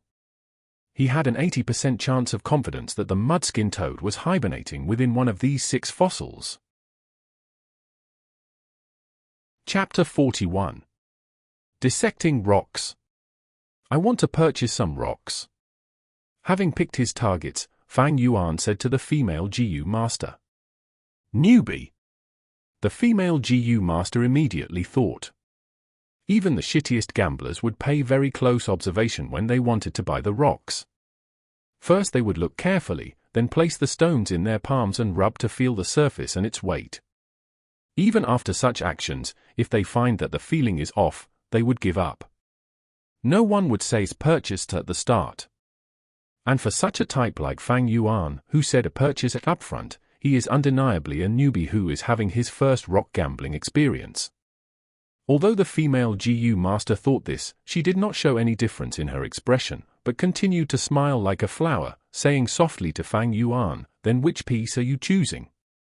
Fang Yuan pointed and said, "This piece." Fang Yuan pointed again and said, "This piece." She felt perplexed, not expecting this youngster to buy 2 pieces. It seems like this youngster is the type to gamble heavily, she evaluated mentally. But next, Fang Yuan pointed yet again, "And this piece, that piece, I'm buying them all." The female GU master was stunned, feeling extremely surprised. She could not help but assess Fang Yuan again. It seems like this ordinary-looking youngster has a really good family background. Otherwise, how would any ordinary GU master have the spare cash to spend like this? Thinking of it, the female GU master's smile became more gentle and friendly. To think that the youngster in front of her was a real customer. However, Fang Yuan surprised her once again as he pointed to the furthest purple gold rock. "Oh yeah, and those 2 pieces as well." The female GU master could not help but feel shocked internally. Which young master is this from the GUU village? It looks like he's the main family branch's inheritor. If I can hook up with him, I may not need to stay here and slog as a shop clerk anymore. With this thought, the female GU master's smile became even more gentle and she even looked towards Fang Yuan seductively. 6 rocks were placed in front of Fang Yuan. Fang Yuan took out 60 prime bell stones and passed it to the female GU master. His act of payment attracted the attention of all the other GU masters in the tent. "Oh? Someone is going to rock gamble. We've been watching for over an hour, but we haven't acted yet. Now that someone is giving it a try, we might as well watch." It's a student, he actually took out 60 prime bell rocks at once, his family must be affluent. He looks like a greenhorn, HMPH, gambling rocks isn't so easy. He's gonna get hurt real bad. The GU masters stood on the spot, discussing softly, all directing their gaze towards Fang Yuan. "Young master, do you want to open the rocks on the spot? Our gambling den provides free service to open the rocks." The female GU master gently advised, sending seductive glances with her eyes. Fang Yuan used the corner of his eye to take a look at the crowd, his lips curling into a mysterious smile. He waved his hand, rejecting the female GU master. "Purple gold is my lucky color, and this is my first time betting. It is very meaningful. I'll open the rocks myself." The female GU master's eyes shone brighter, thinking, this heroic demeanor, as expected of a rich young master. Never in her dreams would she be able to imagine that Fang Yuan could be said to be kinless in GUU village, a drifter with no backing, having to rely on himself for everything. "TSK, so what if you have money? I wonder which rich kid this is, coming here to waste his parents' hard-earned money. Ignorant young lad, how can one choose the rocks based on lucky color? Sigh, this act is simply akin to throw primebell stones into the water, and waiting to see the ripples for fun." The GU masters in the tent lost their excitement at once. After thinking that Fang Yuan was a prodigal son, their already low expectations vanished into thin air. Some GU masters even retracted their gaze and turned around to continue inspecting the fossils on the counter. The changes to his surroundings did not affect Fang Yuan's state of mind at all. He expressionlessly activated the Primeval essence within his Primeval C, pouring it into the Moonlight GU. The next moment, the crescent mark on his right palm emitted a faint water-like blue light. Fang Yuan used this right hand to grab a purple gold rock, holding it in his palm. Next he closed his fingers and slowly rubbed against the surface of the fossil. The blue light continued to shine, the waves of light rippling like water as the purple gold rock shrunk in size, large amounts of powder from rock shavings falling out from the gaps of Fang Yuan's fingers, landing on the carpet of the tent. Young master has good handiwork. The female GU master took the chance and immediately praised. This youngster, he isn't a good-for-nothing. What great skills! Seeing this sight, the GU master's eyes shone across with a complicated glint. They had started to see Fang Yuan in a new light. Fang Yuan used the blue light to rub against the surface of the rock. This was a form of meticulous usage of the Moonlight GU. Normally, one would have to use the Moonlight GU for 2 to 3 years to be able to reach this level. With Fang Yuan's age and student identity, being able to do this is really remarkable. See, he's using our GUU clan's specialty, the Moonlight GU. Some of the GU masters found this and instantly felt proud, gaining affection for Fang Yuan. But opening the rocks with this method, it's still too rough. Some of the older and more experienced GU masters shook their heads. The purple gold rock got smaller and smaller, from being slightly larger than a palm into the size of a fist, being gripped tightly by Fang Yuan's fingers. The blue light intensified as the fossil became pearl-sized. Until finally, what was left was a pile of rock powder, falling on the carpet to form a small hill. This was a solid rock, there was no GU worm inside. As expected, he's unreliable.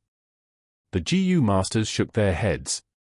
Young master, there's still 5 pieces left, the female GU master encouraged. Fang Yuan's expression was calm, being completely unaffected. He grabbed the second piece of purple gold rock and continued to grind. But the result of this piece was still a solid rock, there was no GU worm inside. The third piece was still the same. The GU masters grew impatient. Stop looking. By relying on color to pick the rocks, there's no point in this gamble. If he can get a good GU from this, I'll eat the pile of rock powder on the floor. Someone laughed insultingly. Don't lose heart, young master, isn't there 3 pieces left, you're only halfway through. The female GU master continued to edge Fang Yuan on. Fang Yuan grabbed the 4th piece, and when he got it to palm size, he suddenly stopped all action. The rock composition changed, it's not purple gold sediments, but a kind of ink black color. Don't tell me he really got super lucky from blinding guessing. The surrounding GU masters exclaimed lightly. Young master, you have to be careful from here onwards.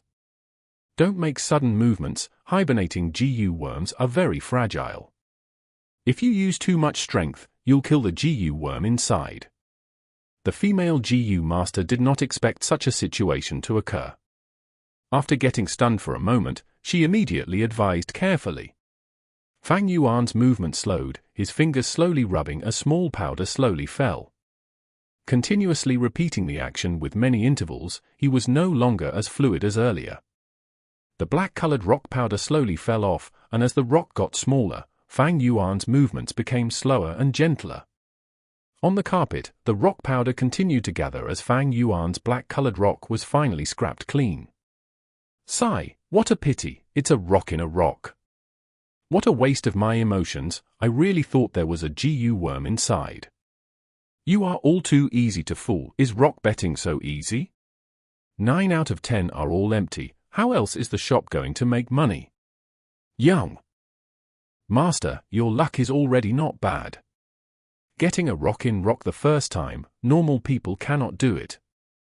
The female GU master tried another way to console Fang Yuan. Similarly, it was to pave way for the result that awaited him. Getting nothing out of gambling rocks was very common, a 9 out of 10 occurrence. In her opinion, Fang Yuan was choosing at random. The chance of getting a GU fossil was close to 0. Fang Yuan smiled but did not reply, and he continued to take out the 5th rock. He carefully grinded, and in 10 breaths' time, the surface of purple gold-colored rock were all rubbed away, revealing a rough-surfaced yellow mud ball. Chapter 42. It really is a GU. Don't tell me it's another rock in the rock. By the looks of it, probably. But it's a little strange. This mud ball is enclosed by a purple gold rock surface. The mud ball's surface should be compressed smoothly, so why is the surface still uneven? The surrounding GU masters were perplexed. Looking at the mud ball in his hands, Fang Yuan's expression did not change, but in his heart he was slightly moved. He continued to grind. Under the blue watery light, powdery sand fell off. Among the powder, there were some soil crumbs mixed in it, falling onto the pile of rock powder beside his leg. Don't tell me there's really something. Upon seeing this, some of the GU masters stared with their eyes wide opened. It's hard to say, someone spoke with an uncertain tone. I feel like there's really something. Another spoke softly. The yellow mud ball gradually decreased in size due to the friction, and when it was palm-sized, someone barged into the tent. Young lad, hold up. I, Jia Jin Sheng, will be buying it. Fang Yuan's movement came to a halt. At once, the GU masters in the tent all focused their attention on this person. He looked young on the outside, his appearance around 20 to 25 years old. He wore a golden-colored robe with a lace belt around his waist, and on the belt there was a square-shaped jade piece. There was a word across the piece of jade, showing the letter A1.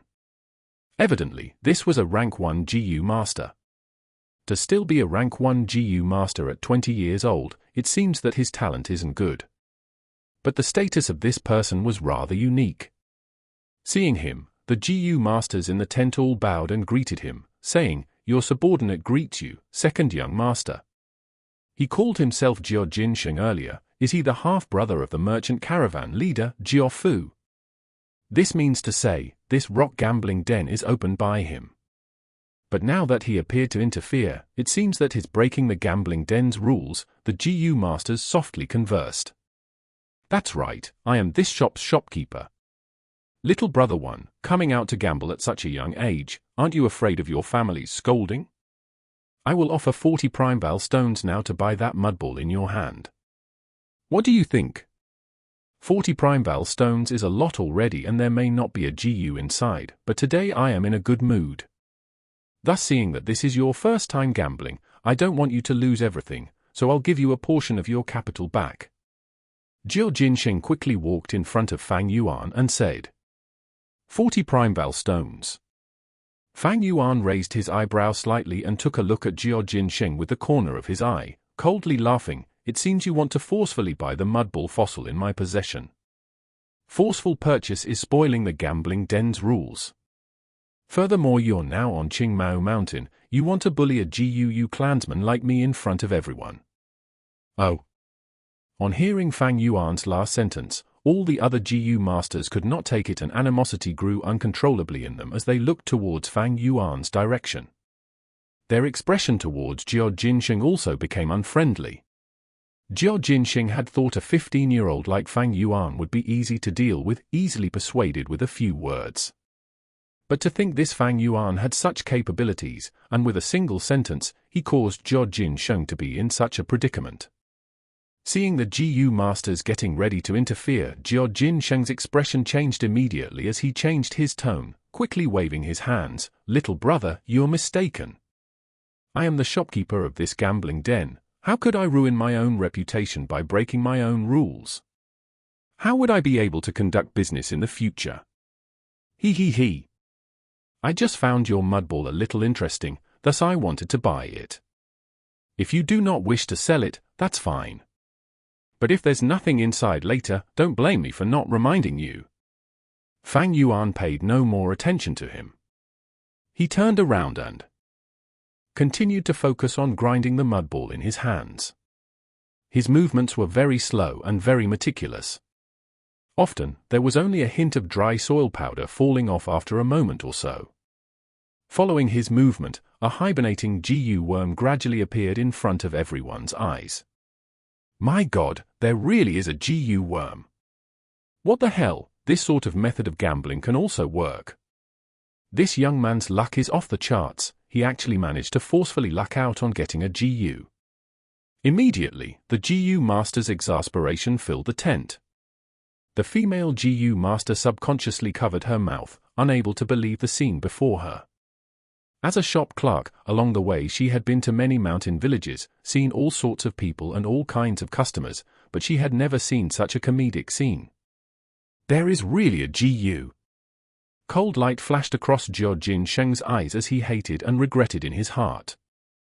The thing he hated most was to be taken advantage of. This gambling den that he opened, he had placed many surveillance methods. Once a customer was about to open a GU, he'd receive the news and would normally forcefully buy it. But now Fang Yuan was inside his gambling den, getting a GU under his very eyes. Jia Jin Sheng could feel his heart bleeding. What he obtained was a toad GU.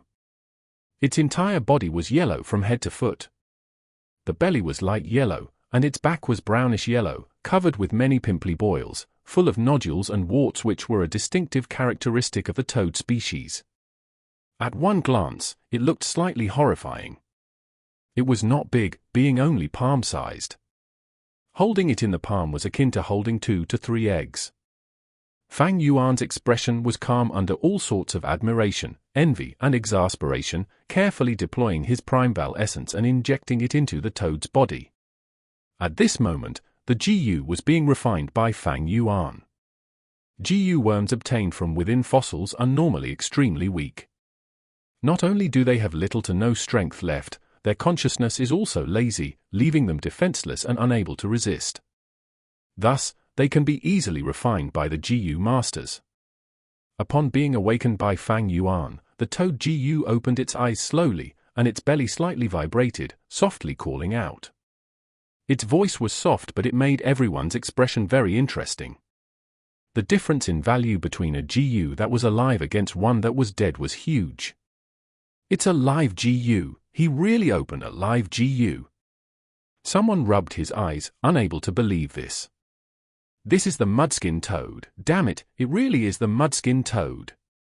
Someone recognized the toad goo's identity and screamed agitatedly. This young man really has got luck on his side. Why don't I have such luck? Someone sighed, filled with complicated emotions such as envy, jealousy, and hatred. Young master, congratulations! This is to date my first time seeing such a precious GU worm. The female GU master was shocked beyond words, her eyes glistening with life. It's actually the mudskin toad. This is a rare rank 2 GU worm, its value worth 500 primeval stones. Damn it, damn! Someone actually managed to open such a GU worm in my shop. I've lost big time, big time. Jia Jin Sheng's face was pale as he stared daggers at the toad, his heart having a strong urge to just snatch the GU away. But he knew he couldn't, for if he really did that, it would be asking for trouble. This was not his family's village, but the GU clan's territory. Maybe I should have paid a bit more primeval stones, maybe he might have given it to me. That's right, he's just a student. If I offered 100 primeval stones, there's no way he'd not be moved. Why didn't I do that? Jia Jin Sheng was full of regret. No, maybe this young lad does not know his stuff. Even though he opened a mudskin toad, I should be able to suppress the price and buy it. Jia Jin Sheng's heart had renewed hope. But at the next moment, this hint of hope was mercilessly smashed by Fang Yuan's words. Fang Yuan plainly looked at the mudskin toad in his hands, ignoring the surrounding people's praises and shock. He used an extremely calm tone and said to Jia Jin Sheng, "Mudskin toad, rank 2 GU worm, requires 500 grams of yellow soil every meal. The more fertile the soil the better. Its species is few in number and it is the necessary main GU in refining the treasure brass toad. The market price is 500 primebal stones.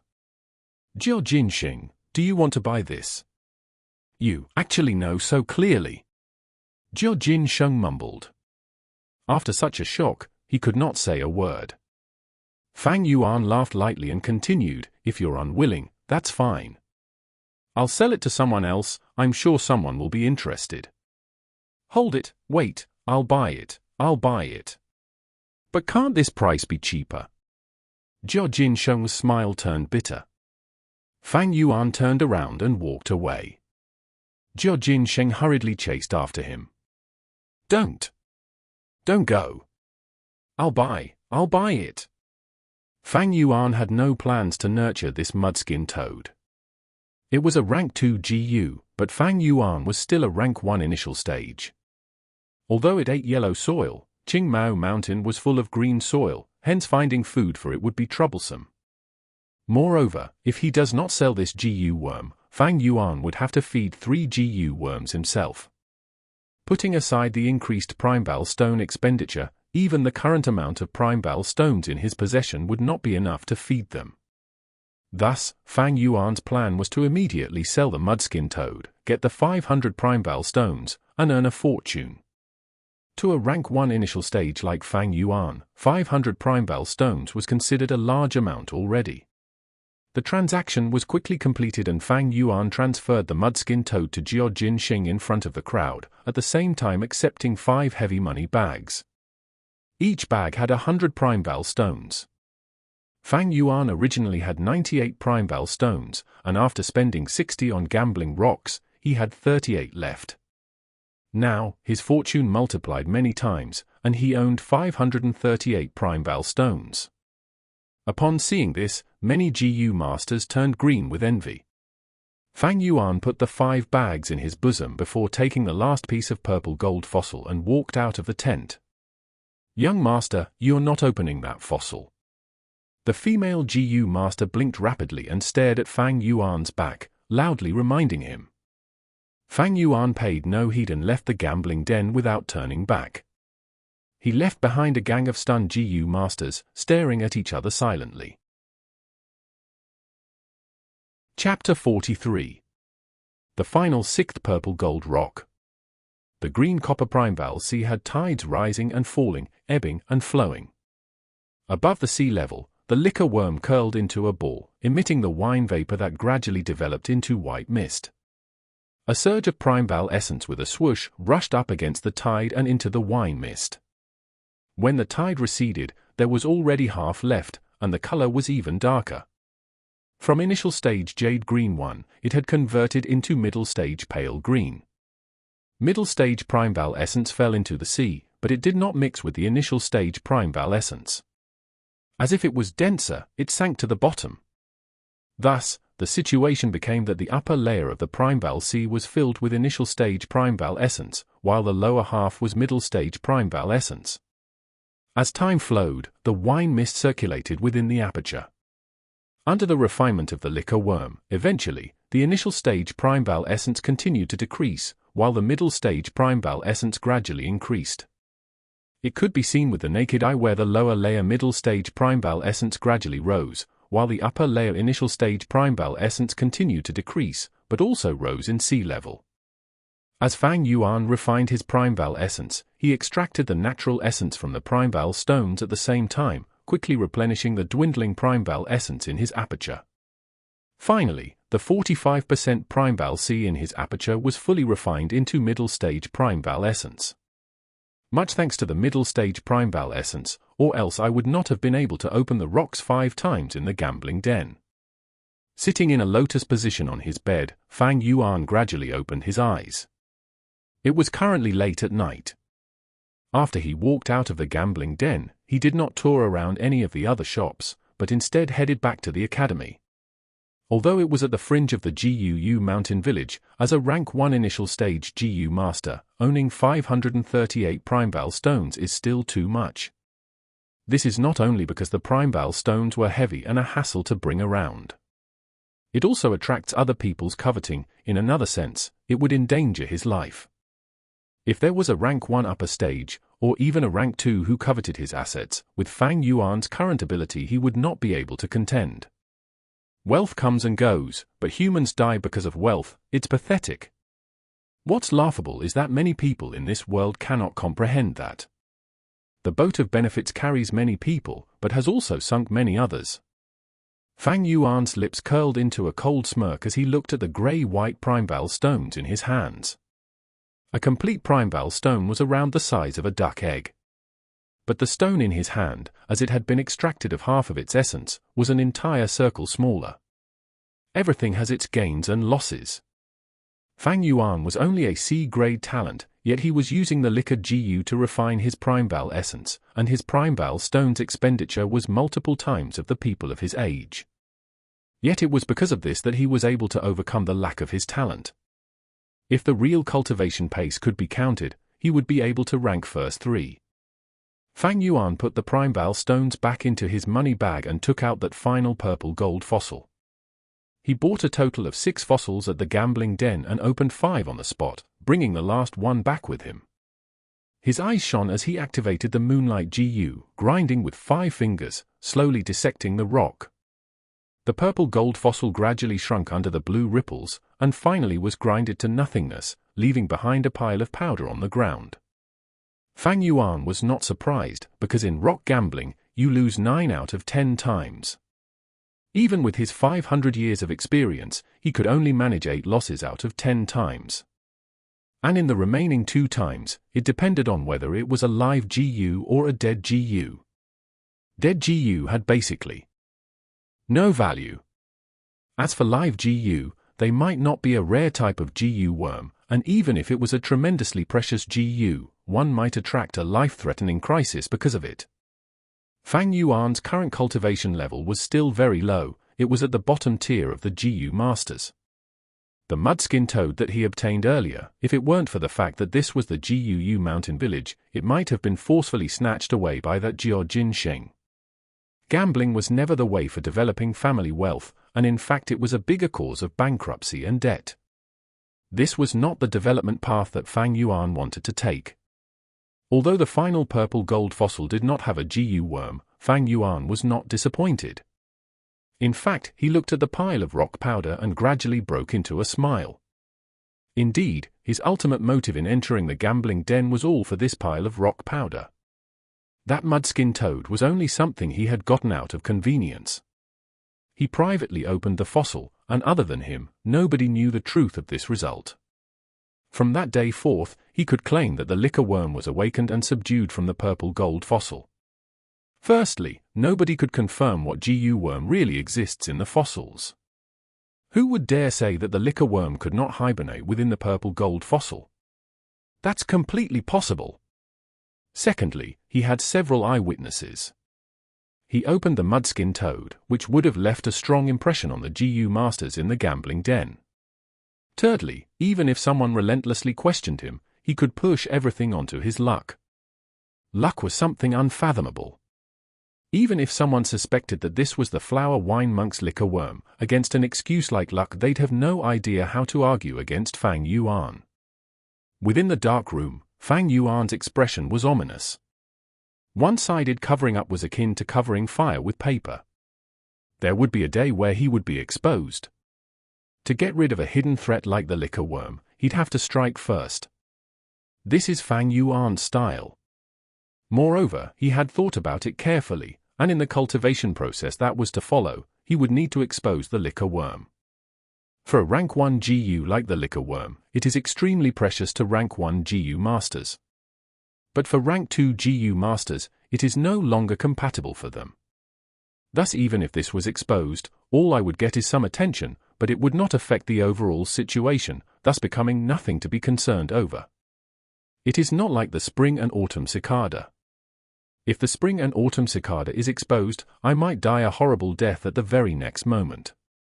500 years of experience in handling problems had already made Fang Yuan extremely familiar with human mentality, with their every thought clear as day to him.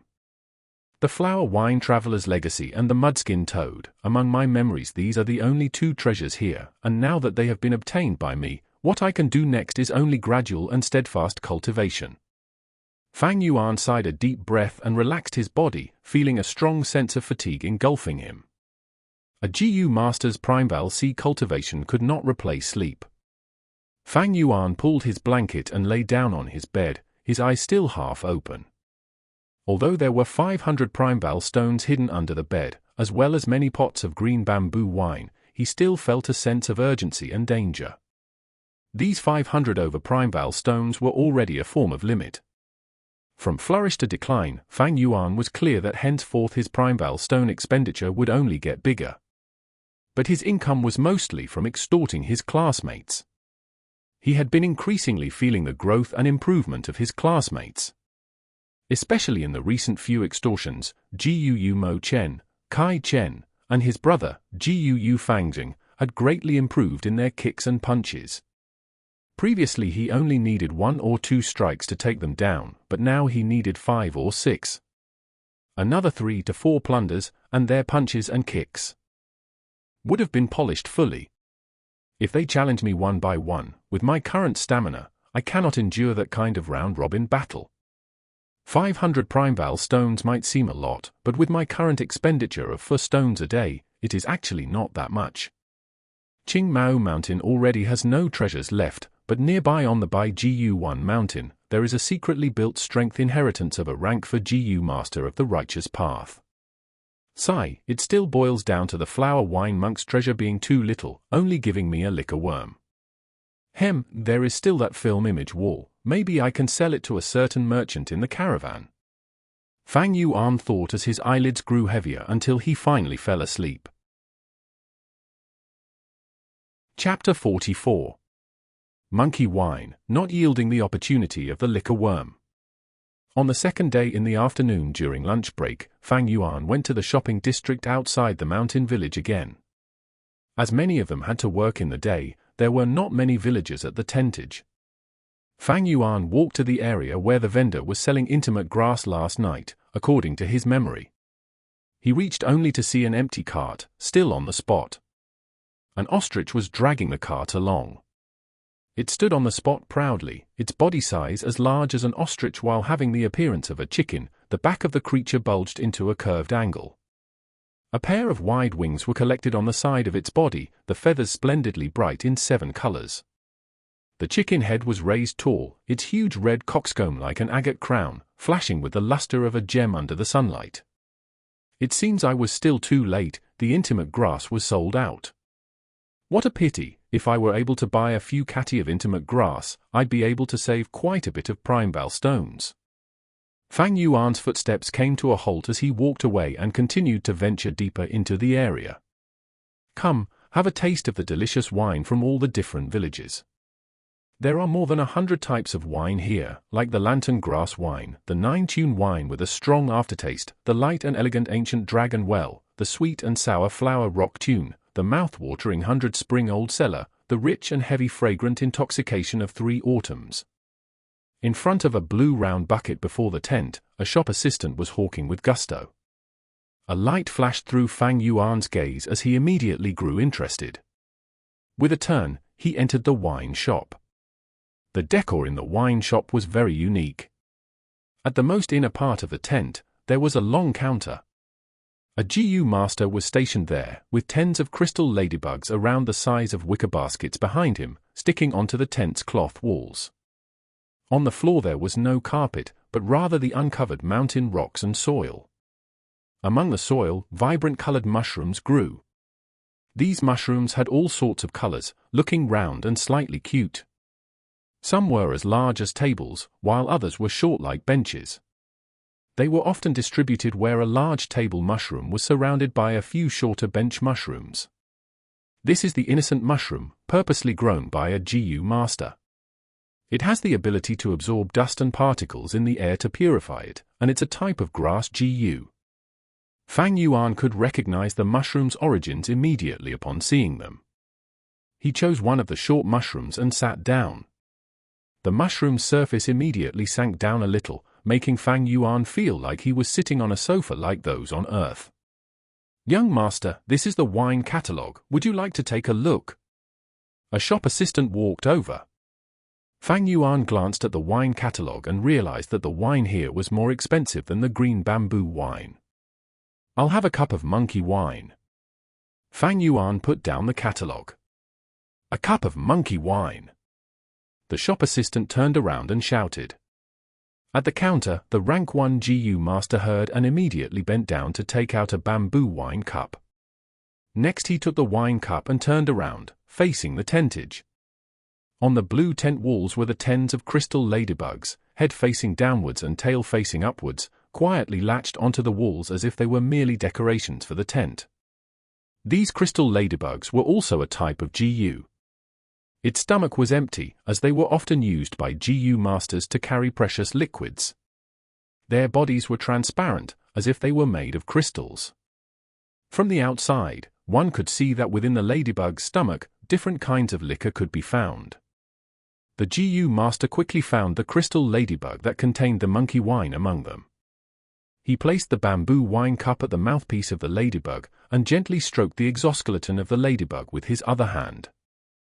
A small amount of primeval essence entered the crystal ladybug's body, and afterwards it opened its mouth and a gush of liquor flowed into the bamboo wine cup. The liquor splattered around in the cup until it was full. The GU master placed the bamboo wine cup which was filled with monkey wine on the counter. The shop assistant who had already been waiting for a while quickly held up the cup meticulously and walked a few steps to deliver it to Fang Yuan. Fang Yuan only took a tiny sip. The monkey wine was indeed a fruit liquor, being sweet and refreshing and delicate on the palate. He stopped drinking, but instead with a thought, Fang Yuan summoned the liquor worm. The white and fat liquor worm turned into a flash of white light and curved an arc in the air. With a plop, it landed in the wine cup. The wine splattered everywhere, sprinkling onto the mushroom table. The liquor worm joyfully beat about in the wine cup, and the monkey wine could be seen decreasing with the naked eye. In the time it took a few breaths, the cup had dried out, not leaving a single drop left. "It's the liquor worm!" The GU master at the counter shouted, his eyes sparkling. He was a rank 1 GU master with grade D talent, only able to follow the merchant caravan and work in this wine shop. His objective was to sightsee while finding his chances. The liquor worm can refine primeval essence and raise it by an entire realm. To a rank 1 GU master, it can be said to be an extremely precious GU worm. Isn't this the chance he's been painstakingly searching for? This young master, do you have any plans to sell this liquor worm? He excitedly approached, a look of sincerity in his eyes. Fang Yuan shook his head, rejecting him with a determined attitude, getting up to leave after that. His motive this time was to reveal the liquor worm in his possession. He had never thought of selling it. Young master, please hold on. I am really sincere about this. Maybe we can sit down and have a discussion." The GU master reluctantly followed Fang Yuan to the tentage entrance, but Fang Yuan did not show any response to him. In the end he could only stand on the spot, his expression extremely regretful as he watched Fang Yuan's rear view turn around a corner and disappear into the midst of the horizon. Unconsciously, the sun gradually set as the crescent moon took its place. In the night, the moonlight shone brightly but was overpowered by the numerous street lights in the merchant shops. The merchant shop tonight was swarming with business. Fang Yuan was squeezed left and right as he entered, hearing all sorts of conversations inadvertently. The stores normally open for 3 days and 3 nights. Tonight is the second night. By the morning of the day after, the merchant caravan would have left on their journey already. Thus, we have to hurry if we want to buy anything. I saw a golden bell GU yesterday. Sigh, too bad it was too expensive. After haggling with the shopkeeper for a long time, it did not get any cheaper. I'll go and take a look tonight. Did you guys hear? Last night, a young man opened a mudskin toad and earned a profit of 500 primeval stones. Fang Yuan listened attentively, feeling disappointment in his heart as he did not hear anything about the liquor worm. The liquor worm is only a rank 1 GU worm, but it is extremely meaningful to a rank 1 GU master, yet it's useless to a rank 2 or rank 3 GU master as they are unable to refine their primeval essence any further with it. Thus it is normal that no one paid attention to this. However, taking the initiative to expose the matter of the liquor worm cannot be rushed for a period of time. If I overdo it, it might end up letting the cat out of the bag. As Fang Yuan walked, he pondered silently in his heart. At this point, there was a hustle in front of him. Next, Fang Yuan heard someone shout, "Quickly come and see, there's a dishonest merchant here selling fake GU to our clansmen." Oh? There's something like that happening. Go and see quickly, which shop dares to cheat our clansmen. Fang Yuan followed the crowd and moved towards the commotion as well. What met his eyes were a group of people surrounding the mouth of a large red tent, the massive crowd swarming it. Some were curiously watching while others stared coldly, but most of the people were enshrouded with a sense of anger. Outside the tent stood two people. One of them was a young rank 2 GU master, whose attire showed that he was obviously from the GUU clan. The other person had a familiar face. It was the owner of the gambling den, Jia Jin Sheng. The young GU master held a black GU worm in his hands, raising it up and shouting to the crowd, "My clansmen, this person in front of me sold me a fake GU yesterday, lying to me that it was a black boar GU, and sold it to me for 250 prime val stones. To think that when I got home to refine it, I realized that it was not a black boar GU but simply an ordinary stinky fat worm." Jia Jin Sheng laughed coldly. "Don't accuse me falsely. Since when did I tell you it was a black boar GU? What proof do you have?" The young GU master, on seeing Jia Jin Sheng's denial, fell into a rage and grabbed Jia Jin Sheng's wrist. "You cunning merchant, you dare to deny it. You actually dare to lie to me of the GUU clan on Qingmao Mountain itself. Are you trying to look for death? Let go of me." Jia Jin Sheng was also furious as he flicked his wrist, slapping away the young GU master's hand. "If you want to find trouble and extort money, you should find a better target. I am not afraid of you. My brother is Jiaofu, a rank 4 GU master. What can you do to me? You?" The young GU master stared with his eyes wide, but did not dare to take action. The name of a rank 4 GU master was enough to intimidate him. "Bah!" Jia Jin Sheng spat on the ground, raising his head and looked at the young GU master, laughing in disdain. "It was you who wanted to take advantage of the cheap GU. Didn't you use your brain to think, why a black boar GU which can raise a GU master's strength, being such a rare GU worm, was sold even more cheaply than a liquor worm? It is normally sold at 600 prime val stones. Did you think that you could buy one for just 250 prime val stones? Dream on, bastard." The young GU master gritted his teeth, his face flushed red as he trembled in anger, his chest burning with the rage of humiliation. There were chatters among the people as they got restless, discussing furiously. But no one dared to step up, for the rank 4 GU master status of Jiaofu was like a giant hill in front of them, stabilizing the crowd. "This lad is too vicious. What a cunning merchant. No wonder he dared to be so arrogant on Qingmao Mountain. He is actually Jiaofu's little brother. I heard that they're just half-brothers, but even with that rank 1 cultivation, he is able to use this relationship to act unrestrained in the caravan. What happened here exactly?" At this moment, a loud voice spoke out. "The leader is here to settle the dispute. Everyone give way." The discussion came to a halt as everyone separated and formed a narrow path between them. A middle-aged GU master having a muscular short body coupled with a giant belly, walked in. He wore a long-sleeved yellow robe, being the leader of the merchant caravan, Jiaofu. "Sir Jiaofu, my regards." The young GU master was furious but did not dare to say anything. He forced himself to endure the anger and paid respects to Jiaofu. Jia Jin Sheng was frozen on the spot, not expecting his brother to arrive, his face suddenly pale as anger flashed across his eyes. This peculiar expression was captured by Fang Yuan, who was observing from afar as he pondered about the situation. Chapter 45. Clear of the schemes, unknowingly trapped in the urn. "Hello, young GU master, what is the problem here?" Jiaofu walked to the middle of the crowd and asked amicably. The young GU master was flattered and he cupped his fists again. Looking at the surrounding clansmen, he bucked up his courage and explained the entire situation. So that's what happened. Jia Fu nodded while listening. Next, he asked Jia Jin Sheng, "Little brother, is this true?"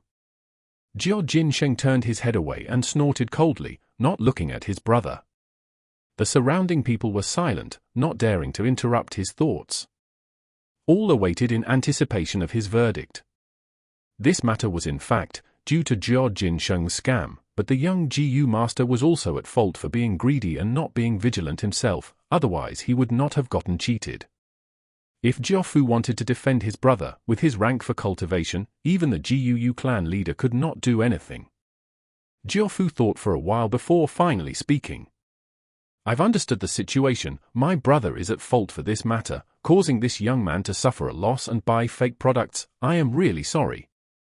Saying so, he cupped his fists towards the young GU master. "Sir Jia Fu." The young GU master was largely surprised, and quickly said modestly, "You are a rank for GU master, I am merely a rank 2, this is too much for me, too much." Jia Fu waved his hand, "This has nothing to do with cultivation levels, I act impartially regardless of ability. A wrong is a wrong, I apologize to you on behalf of the merchant caravan. As for compensation, how about this, you lost 250 prime val stones, so I will compensate double that amount to you on behalf of the Jia family." He executed his promise immediately, as a follower took out 5 money bags and handed it to the young GU master in public. Every money bag was filled to the brim, each containing 100 prime val stones. The young GU master took over the money bag, so overwhelmed that he could not say anything. "However, I have a word of advice to you." Jia Fu continued and reminded, "A black boar GU is very rare, for it is able to raise a GU master's strength permanently. Although it is only rank 1, it is very hard to find on the market. Every time one appears in the market, it would be bought immediately. The pricing is around 600 prime val stones. Trying to get one with 250 prime val stones is impractical. Junior has learnt his lesson." The young GU master bowed deeply to Jia Fu in gratitude. "Magnificent, as expected of Sir Jia Fu." As a rank for GU master, he did not make use of his status to bully the weaker party. Sir Jia Fu really is the role model of the righteous path. "No, no." Jia Fu smiled, cupping his fists towards the crowd, modestly saying, "Our Jia family business bases our principles on trust and honesty. Everyone, my brother is young and foolish, liking to play pranks on others. He is actually very kind, I hope everyone can be more bearing of him, don't take it to heart." The crowd's cheers became even louder. HMPH. Jia Jin Sheng's expression was ugly as he stomped on the ground and walked into the tent. Next he walked out from the back of the tent. Fang Yuan looked at this silently, thinking in his heart, it seems that the image wall at the Flower Wine Monk's place can be sold. The Flower Wine Monk had used a photo audio GU to record the ugly acts of the 4th generation GUU clan leader. Before he died, with indignance in his heart, used the photo audio GU and slapped it on the wall, creating an image wall. The image wall's images continued to loop, showing the truth to the people. With the intention of maximizing his profits, Fang Yuan had wanted to sell this image wall long ago. He believed that the other 2 clan families on Qingmao Mountain, the Bai family and Xiong family, would be very interested in this image wall. But to sell this personally would be very inappropriate. His cultivation was too weak, and if he brought this image wall to the other villages, he could easily be silenced. Even if the transaction was successful and he managed to return safely, there was no secret that would stay a secret forever, and once it was revealed to the GUU's higher-ups, he would be kicked out of the clan family at best. In accordance to Fang Yuan's plans, he still needed to make use of the GUU clan. Thus, the safest way was to sell it to a certain merchant in the caravan. All of them were outsiders, and were not involved in the disputes among the villages, thus it was the best choice for him. In just one day, this caravan would leave the GUU mountain village and lead towards either the Xiong family or the Bai family. Fang Yuan could reduce his risks to the minimum by selling to them, it was the safest method. "Quickly get me the wine, Are you afraid that I'm unable to pay? Jia Jin Sheng slammed the mushroom table as he howled. Young Master Jia, here's your wine. The clerk quickly brought him his wine. Jia Jin Sheng grabbed the bamboo cup and tilted his head and gulped the liquor. Good wine. He laughed loudly, sounding coarse and bleak. With a bang, he placed the cup on the table and howled again. Get me another glass, I want as many as you can supply. The clerks did not dare to offend him and could only do as he said. Luckily, this wine house was already full of people. Not only were the mushroom tables packed with people, even the surrounding streets were packed with people. Jia Jin Sheng's drunkard temperament was not very peculiar in this bustling street. Jia Jin Sheng drank cup by cup, wanting to drown his sorrows. With his back facing the crowd, no one observed that as he drank, 2 clear lines of tears flowed down his cheeks. Who would know of his pain, his sorrow? A hateful person has to have his pitiful side, conversely. Everybody had their own stories. Amongst his brothers, he was the youngest, being the most handsome and resembling his father the most, thus being the most doted by his father. But heaven made fun of him by giving him only D-grade talent. As he grew up, he lived under the pressure of his brothers. He was indignant and wanted to resist, but with that talent, there was nothing he could do. His father felt death approaching and wanted to split his assets. 2 people were to lead a merchant caravan. They pledged to break up the family property in accordance to the results. Jia Jin Sheng wanted to rely on his own method to acquire the family assets and the recognition of his clan. But to think that he became his brother's stepping stone once again. When Jia Fu appeared, he knew he fell into a trap. This was a scheme right from the beginning. But what could he do? Once he entered this caravan, he was doomed to be Jia Fu's fodder. Rank 4 and Rank 1 was such a huge gap that he was powerless to fight again. Jia Fu. He forced this name out of his mouth, his eyes burning with the flames of hatred. He was unable to take it lying down. Do you wish to deal with your brother? I can help you. At this time, he heard a voice. Jia Jin Sheng was stunned, but when he turned around, he saw that for quite a while, there was someone sitting beside him. He shook his head and blinked a few times, finally seeing who it was. It's you.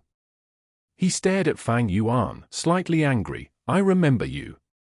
Lucky lad, getting a mudskin toad from my gambling den. You're here to mock me. Fang Yuan looked at Jia Jin Sheng, his eyes cold as water. I have a huge business, so if you wish to acquire better results and get more assets, why not listen to me? Jia Jin Sheng was suspicious. His back straightened and he sat up. How do you know about the matter of the assets? This secret was not easily known to outsiders, but Fang Yuan was easily able to guess it. The Jia family's business is not top secret. How can it evade people who wish to know? Fang Yuan laughed coldly and thought of a memory from his previous life. The Jia family head was a legendary figure who started from scratch. He made his fortune through the merchant caravans and revived the Jia family's village. He gradually got old, and when he could feel that his time was up, he got his children to form a caravan in twos and according to their results, split the assets. The better they did, the more family assets they get. But his eldest son Jia Fu and second son Jia Gui were extremely talented.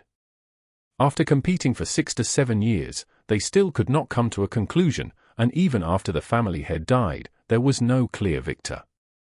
After the Jia family head died, there was an enormous amount of assets. While competing for the assets, the 2 brothers' conflict escalated and both called in external help, causing a large-scale GU competition. Finally, the both of them died. The Jia family that had prospered quickly also failed quickly, causing people to talk about it in amazement. Jia Jin Sheng squinted his eyes, for Fang Yuan's explanation was irrefutable. He thought, from the time his father declared the asset distribution, it had already been 2 years.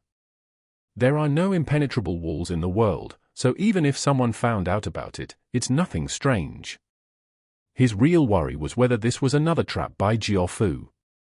But no matter what, there was no harm listening. Fang Yuan did not speak immediately. He surveyed the surroundings. This was the same wine cellar he came into in the afternoon. The shopkeeper operated independently, and at night, the shop was bustling with business. Discussing here was a far safer place than a quiet environment, as it could avoid the eavesdropping of certain GU worms. He hooked his fingers at Jia Jin Sheng. "Lend me your ear." Jia Jin Sheng unhappily snorted, but still slanted his head forward. After hearing Fang Yuan's description, he frowned and looked at Fang Yuan coldly. "This business involves the 3 families on Qingmao Mountain, and we merchants detest getting involved in other people's disputes. HMPH, you were sent here by Jiafu to harm me, right?" Fang Yuan had long expected for him to be suspicious. He did not bother to explain, but got up and left. In that case, I'll go talk to your brother." Jia Jin Sheng squinted his eyes, staring at Fang Yuan. Only until Fang Yuan had left the wine shop did he lose his patience.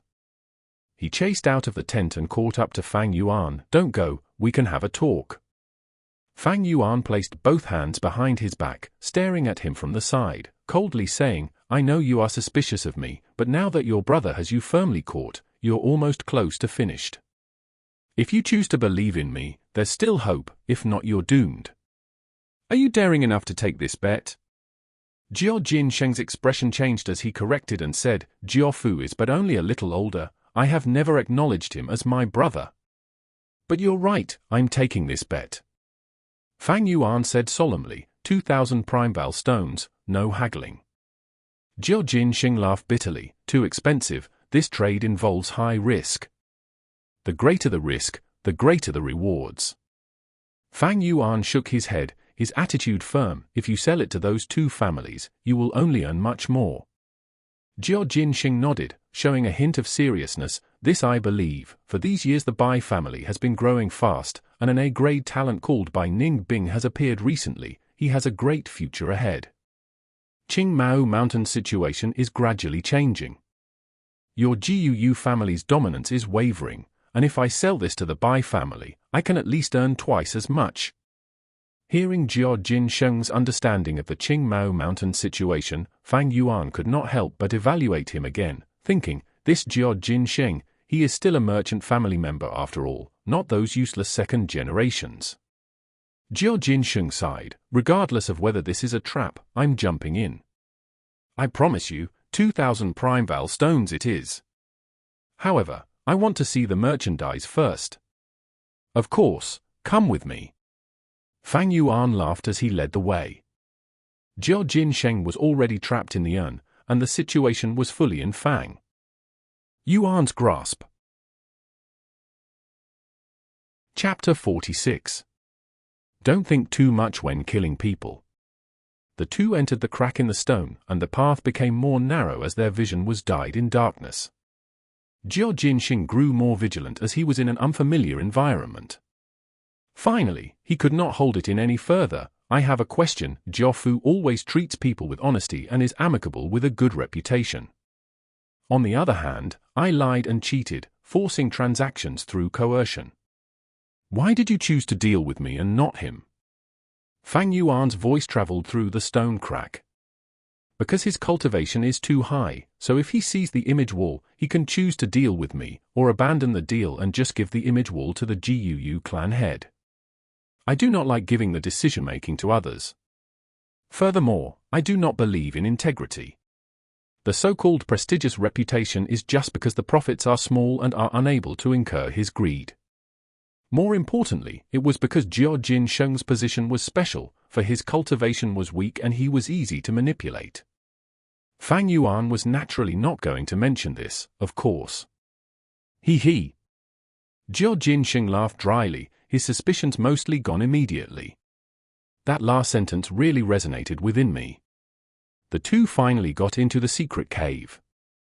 Jia Jin Sheng saw the image wall at once, and could not help but laugh loudly. "Ha ha, I guess right, you didn't lie to me."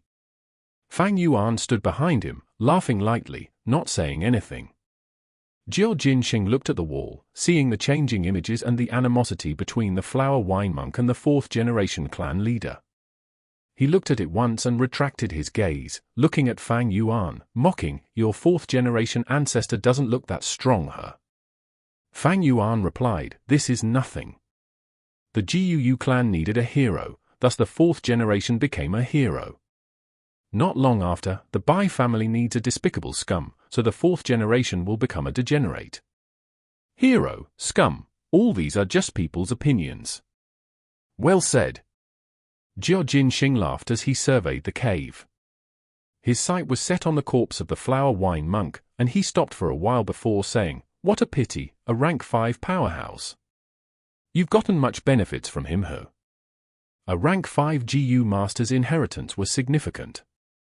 Jia Jin Sheng's heart beat faster upon thinking of this, and he could not help but ask. Fang Yuan shook his head. "It's been so long, most of the GU are dead, I only got a liquor worm." Jia Jin Sheng did not believe him. "Don't lie to me, brother, as long as this deal goes through, we are accomplices, I won't reveal any information. Tell me honestly, what did you gain from this?" Fang Yuan laughed coldly and did not bother replying to him. Jia Jin Sheng's response was anticipated, and this was also why Fang Yuan chose him over Jia Fu. Jia Jin Sheng continued to say, "At the very least, I know the flower wine monk has a 1,000-li earthwolf spider one. That is a rank 5 steed-type GU, with a large body and is proficient in burrowing underground. The flower wine monk was a demonic cultivator, and his ability to get about freely was mostly due to this 1,000-li earthwolf spider, allowing him to escape from the righteous cultivators." "Oh, there's something like that." Fang Yuan frowned. Regarding the flower wine monk, he did not have much information. Jia Jin Sheng smugly said, "I came to your village last year and heard this legend, and I found it interesting, so I went home and researched about it. The 1,000-li earthwolf spider and flower wine monk were inseparable, and in my opinion, this cave should have been dug out by the spider. Otherwise, with the Qing Mao Mountains' rich and heavy soil, how can a cave like this form? Brother, you don't have to conceal it anymore. The flower wine monk died here, so there's definitely his 1,000-li earthwolf spider here." Fang Yuan frowned even more deeply, feeling a sense of discomfort, his gaze grim. "Yes, there are no other exits here. The 1,000-li earthwolf spider is massive, he would not have been able to squeeze out from the crack we just walked through. However, there is a possibility that the 1,000-li earthwolf was plotted against and killed by the fourth generation. Seeing that image wall, even when the flower wine monk was fighting, he did not summon the 1,000-li earthwolf spider. That makes the situation even more peculiar. This cave is not formed naturally, thus it has to be created by the flower wine monk. Without the 1,000-li earthwolf spider, could there be any other methods?" Jia Jin Sheng looked at Fang Yuan suspiciously. Fang Yuan's frown swelled into a knot as he felt more and more uncertain. From Jia Jin Sheng's information, he found out something. It appears as if there was a crucial point that he had missed out. He could not help but fall into deep thoughts. Jia Jin Sheng was thinking too, the image wall was no longer enough for him. Once he confirmed that the situation was real, he wanted to dig out the flower wine monk's inheritance from Fang Yuan. But at this time, something unexpected to the two of them happened. The image wall, which was playing endlessly, suddenly changed its image. A gravely injured, pale-bald GU master replaced the original video and appeared on the wall. He weakly sprawled on the ground, his back facing the wall. His chest and limbs were deeply cut, but the strange thing was that his wounds did not bleed, as if his entire body's blood had been drained out. "I am the flower wine monk." The bald GU master laughed, his expression distorted with madness. "Future person, no matter who you are, to endure this video and let it play for nearly 100 days, it proves that you have no goodwill towards the GUU family. Very well, you shall be my successor. My entire inheritance is yours, but I have a condition. You must exterminate the GUU clan for me. Murder the entire clan and leave no one alive." Jia Jin Sheng was stunned on the spot, his face frozen with shock. A rank 5 powerhouse, the flower wine monk's inheritance. He was stunned, and for a moment his brains were churning and thinking. My God! A rank 5 powerhouse, what does that mean? Rank 3 is a family elder, rank 4 is a village lord, and a rank 5 is a mountain lord, able to rule over a mountain and do as he pleases. To think that in this tiny place, there is a rank 5 GU master's power inheritance. Wait, Flower Wine Monk is a demonic cultivator, so if I inherit his powers, is it inappropriate? No, strength has nothing to do with good or evil. The Flower Wine Monk wants his successor to destroy the GUU clan, but do I really have to? He's already dead, I just have to take his inheritance and ignore those issues. This is a godsend opportunity. Even with my D-grade talent, if I inherit the Flower Wine Monk's inheritance, I might be able to improve my talent. Those rare talent-raising GU worms, they might be part of the inheritance. If I inherit this fortune and become a rank 4 or 5 GU master, I'd be able to contest with Jiaofu. Wait!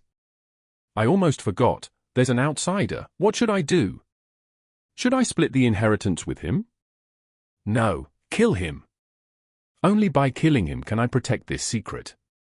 Yes, I should calm him down first, and lie that we're going to split the treasure.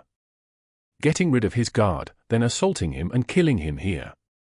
This place is so hidden, it's great. Even if I kill him, nobody would know. Although he thought of all these, it was merely a moment in real life. Having a plan, he squinted and revealed a fake smile. He slowly turned around and faced Fang Yuan, but just as he was about to speak, he saw 2 blue moonblades flying towards him. His pupils dilated into the size of a pin, the distance was too small, he could not respond in time. You? His voice came to a halt. The moonblade aimed accurately for his neck, and in an instant, his skull flew into the air, fresh blood pouring out like a fountain. After 2 seconds, his corpse plopped on the ground. The scalding blood poured on the mountain walls, dyeing the withering vines red. Don't think so much when killing people. Fang Yuan looked at the corpse plainly and then shifted his gaze towards the image wall. To think there was such a twist here. How interesting, he muttered as his eyes emitted an eerie glow. Chapter 47. Jia Jin Sheng, I actually did not want to kill you. Grey clouds covered the sky, and the continuous mountains far away blended into a mass of black ink. The rain curtain interwove the heavens and earth together. The sky flashed bright abruptly, and a bolt of lightning cut across the sky like a silver snake, then in an instant it was gone. Summer was approaching, and the end of spring's heavy rain seemed to bring about a trace of the warmth of summer. On Qingmao Mountain, huge expanses of jade-green spear bamboo stood tall and straight, resisting the winds and rain, the bodies of the bamboo straight like a spear as ever, the tips of the bamboo pointing towards the blue sky dome. In the Guu village, row upon row of innumerable tall-pillared houses endured against the great rain's washing. Outside the village, the caravan had already set out on their journey once again. The rain is heavy, take note of the pavement.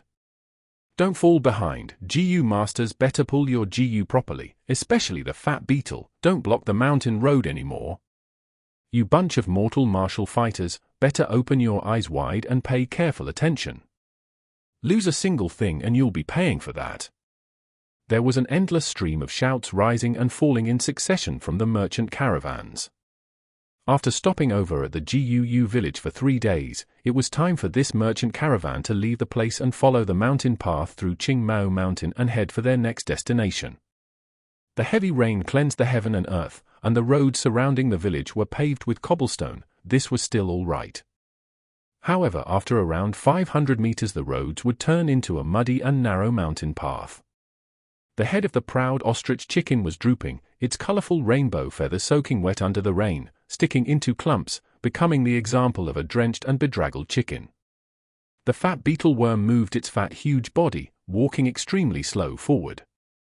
The rainwater beat upon its black armor, forming streams of water flow, sliding down both sides of its body onto the earth. The shaggy mountain spider was also drenched, and its green-black colored fur were adhered together. On the contrary, the toad GU were happily calling out, carrying out the load, and GU masters, hopping forward on the mountain. And the winged snake had already put away its wings, the thick snake's body cheerfully traveling on the muddy water. To protect the goods and prevent them from getting drenched wet by the rainwater, the GU masters were showing their magical abilities at the moment. On a few enormous fat beetles stood GU masters in the middle. Their two hands were raised high, each of them having a one-stretch golden light worm floating in midair 1 inch away from their palms. The green copper primeval essence was like steam evaporating as it concentrated into the one-stretch golden light worm's bodies. The entire GU flashed like a golden beam, acting as the heart, supporting a tremendous faint gold-colored bubble dome. The hemisphere-shaped bubble dome had a rather huge scope. It was able to completely cover one fat beetle worm and still have some leftover space. As the rain smashed upon the bubble dome, it would bounce away, just like hitting on an umbrella. However, this sort of one-stretch golden light worm continuously consumed primeval essence, and in the long run the rank 1 GU masters would not be able to take it anymore. As expected, after a while, a GU master shouted, "No more, my primeval essence is almost exhausted, who can take over?" "I can." Almost simultaneously, a GU master rushed forward and replaced his position. A few GU masters pulling the carriages or riding the mountain spiders activated the green silk GU in their bodies. Under its influence, their hair started to grow furiously. A normal person's hair had at least 100,000 strands. 100,000 strands of hair, each being 5 to 6 meters, intertwining and covering the GU master's body along with the steed, formed an impenetrable hair raincoat. The green silk GU was a rank 1 GU worm, often used for defense. It uses 30% of green copper primeval essence to activate, and was not a continuous expenditure type like the one-stretch golden light worm. This green silk GU can be combined with the rank 1 black boar GU to become the rank 2 black mane GU. The black mane GU when activated would not only involve hair on the head, but also hair on all the paws. Within a few seconds, the GU master's body would gain a black mane protective armor. The black mane GU's advancement path was the rank 3 famous GU, steel mane GU. Other than the one-stretch golden light worm and green silk GU, many of the Caravan GU masters also chose the water spider GU. It can be seen that there was a thin layer of blue raincoat on their bodies. On the raincoat's surface, the water circulated randomly. As the raindrops hit onto the raincoat, it would immediately become part of the raincoat. Since the GU masters were continuously soaking under the raincoat on their bodies would grow thicker. Every now and then the GU masters would have to urge the water spider GU and discharge away the excess water. At this moment the thick raincoats would be reduced to the original thin layer. As for those mortal warriors, they were constantly on the move, watching over the goods on the muddy road. Most of them wore raincoats made of straw, but in their rush and confusion the straw raincoats had limited effect from avoiding the rain, so they were already drenched wet by the rainwater. "This accursed weather!" the warriors cursed in their hearts. In the rainy weather, the mountain trail becomes even harder to walk on. Under this weather, martial artists might be strong physically, but they are still mortals. Once their bodies are drenched by rain and coupled with intensive labor, they would easily catch a cold. Getting a serious illness was the lightest consequence. Perhaps they might catch repercussions, and if they catch a certain tough disease, it might cause them to get gravely ill and abandoned on the trip itself. If they encounter slippery roads on the mountain trails, or encounter wild beasts and GU worms attacks, they might lose their lives. The caravan may be big and have many GU masters. But every time they went on a journey, there would always be a great decrease in numbers. Mortal martial artists die the most, while GU masters also have injuries and casualties. If the caravan was unlucky enough to encounter large-scale migrating beasts, they might even get wiped out completely. Other than natural disasters, there were also human-caused problems. Among the villages, there might be those who do not welcome the caravan. Some villages like to rob the outsiders. "We're leaving, see you next year." Some of the GU masters sat on the GU worms and turned their bodies to bid farewell. At the entrance of the village, many people gathered as they sent the caravan off with their gazes. "You must come again next year." Reluctant to see them depart, the children shouted loudly. The adults had more complicated expressions. "The road ahead is unforeseen. In these hard times, for those who are able to come to the village next year, how many would still be familiar faces? Be it at the merchant caravan or in the village, it is not easy to earn a living. As the caravan left further and further, as the crowd dispersed, the cheerful and light-hearted market atmosphere had also subsequently disappeared. The original spot that had erected tents and shops was left now with a huge mess. The grass turf had been walked upon continuously by the crowd, grass roots and mud soil trampled out. The rainwater hit on its surface, immediately forming mud and numerous little potholes that collected muddy water. In addition to that, there was a lot of garbage left over. Fang Yuan stood on a secluded hillside, watching the merchant caravan from far away alone. The merchant caravan was like a fat and colorful flower python, snaking through the narrow mountain road. Under the grey heavy rain, slowly entering the dense mountain forest. Ah, the heavens are sending their blessings. Fang Yuan sighed lightly. He held a butter-yellow paper umbrella, quietly standing in the rain. Fang Yuan wore the most plain flax cloth garment, his body slim, his skin bringing about the pale whiteness of a 15-year-old teenager, a settled clump of clean and short black hair atop his head. The ends of his hair trembled slightly in the wind under his umbrella. While others cursed the weather, he was lamenting the timely appearance of the rain. He killed Jia Jin Sheng last night and cleaned up the scene, but because it happened so unexpectedly, there was bound to be areas of neglect. Especially with the bloody smell, because the cave is not ventilated, the smell could not disperse easily. With this rain, it cleaned up the air and environment, greatly reducing the chances of getting exposed by smell-tracking methods. The crack was bound to have a small cascade of water flowing down, and once the fresh water vapor diluted the air, he would not be exposed for the short time being. Of course, once time passes, the chance of getting exposed increases. In this world there were all sorts of GU worms, and investigative methods were abundant, even Fang Yuan only knew a portion of them. The rain produced pitter-patter sounds as it hit on the yellow umbrella. Then following the shape of the umbrella, streams of water flowed down onto the limestones beneath Fang Yuan's feet, hitting and creating splashes. Seeing the caravan curve into a corner, completely disappearing into the forests, Fang Yuan did not show a sign of relief, but instead looked grim. Although Jia Jin Sheng's cultivation was weak and had little talent, he had a special status.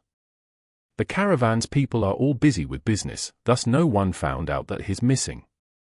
But once some time passes, it'd definitely be found out. By then, Jia Fu would return to investigate, and the real challenge would be then. The Jia family had intentionally arranged Jia Jin Sheng and Jia Fu to be on the same caravan. He had deep intentions. In terms of cultivation, they are worlds apart. In terms of cunningness, they're also incomparable. Such an arrangement is to inflict a blow to Jia Jin Sheng and let him be clear of reality, and live life peacefully. At the same time he is testing Jia Fu's nature, for if he is too overbearing on Jia Jin Sheng, how can he hand the position of clan head to him? Jia Jin Sheng never truly understood his father's intentions. Although he had some intelligence, he only managed to scratch the surface of a merchant's wits. What a pity. A pity of such a good pawn piece. Fang Yuan felt regrettable in his heart. With 500 years of experience, he could easily see past the surface and understand the true nature of the situation. When he saw the dispute between the two that night, he could tell the complicated relationship between Jia Jin Sheng and Jia Fu, and thus he had a vague plan formed in his heart from then on. In his plan, Jia Jin Sheng was a very suitable pawn. His cultivation was weak, but he held a high position in the caravan, and although he had some wits, he had little experience, thus Fang Yuan could easily manipulate him. Once controlled, this pawn would be extremely useful. For one, he could build a strong network of smuggling through his relationship, preparing up for usurping treasures from future killings. Secondly, Fang Yuan could hide in the background and use the image wall to stir up conflict among the Qingmao Mountains' three families, causing a civil war and enabling him to be able to reap the rewards. Thirdly, Fang Yuan could rely on him to make his way into the Jia family interior.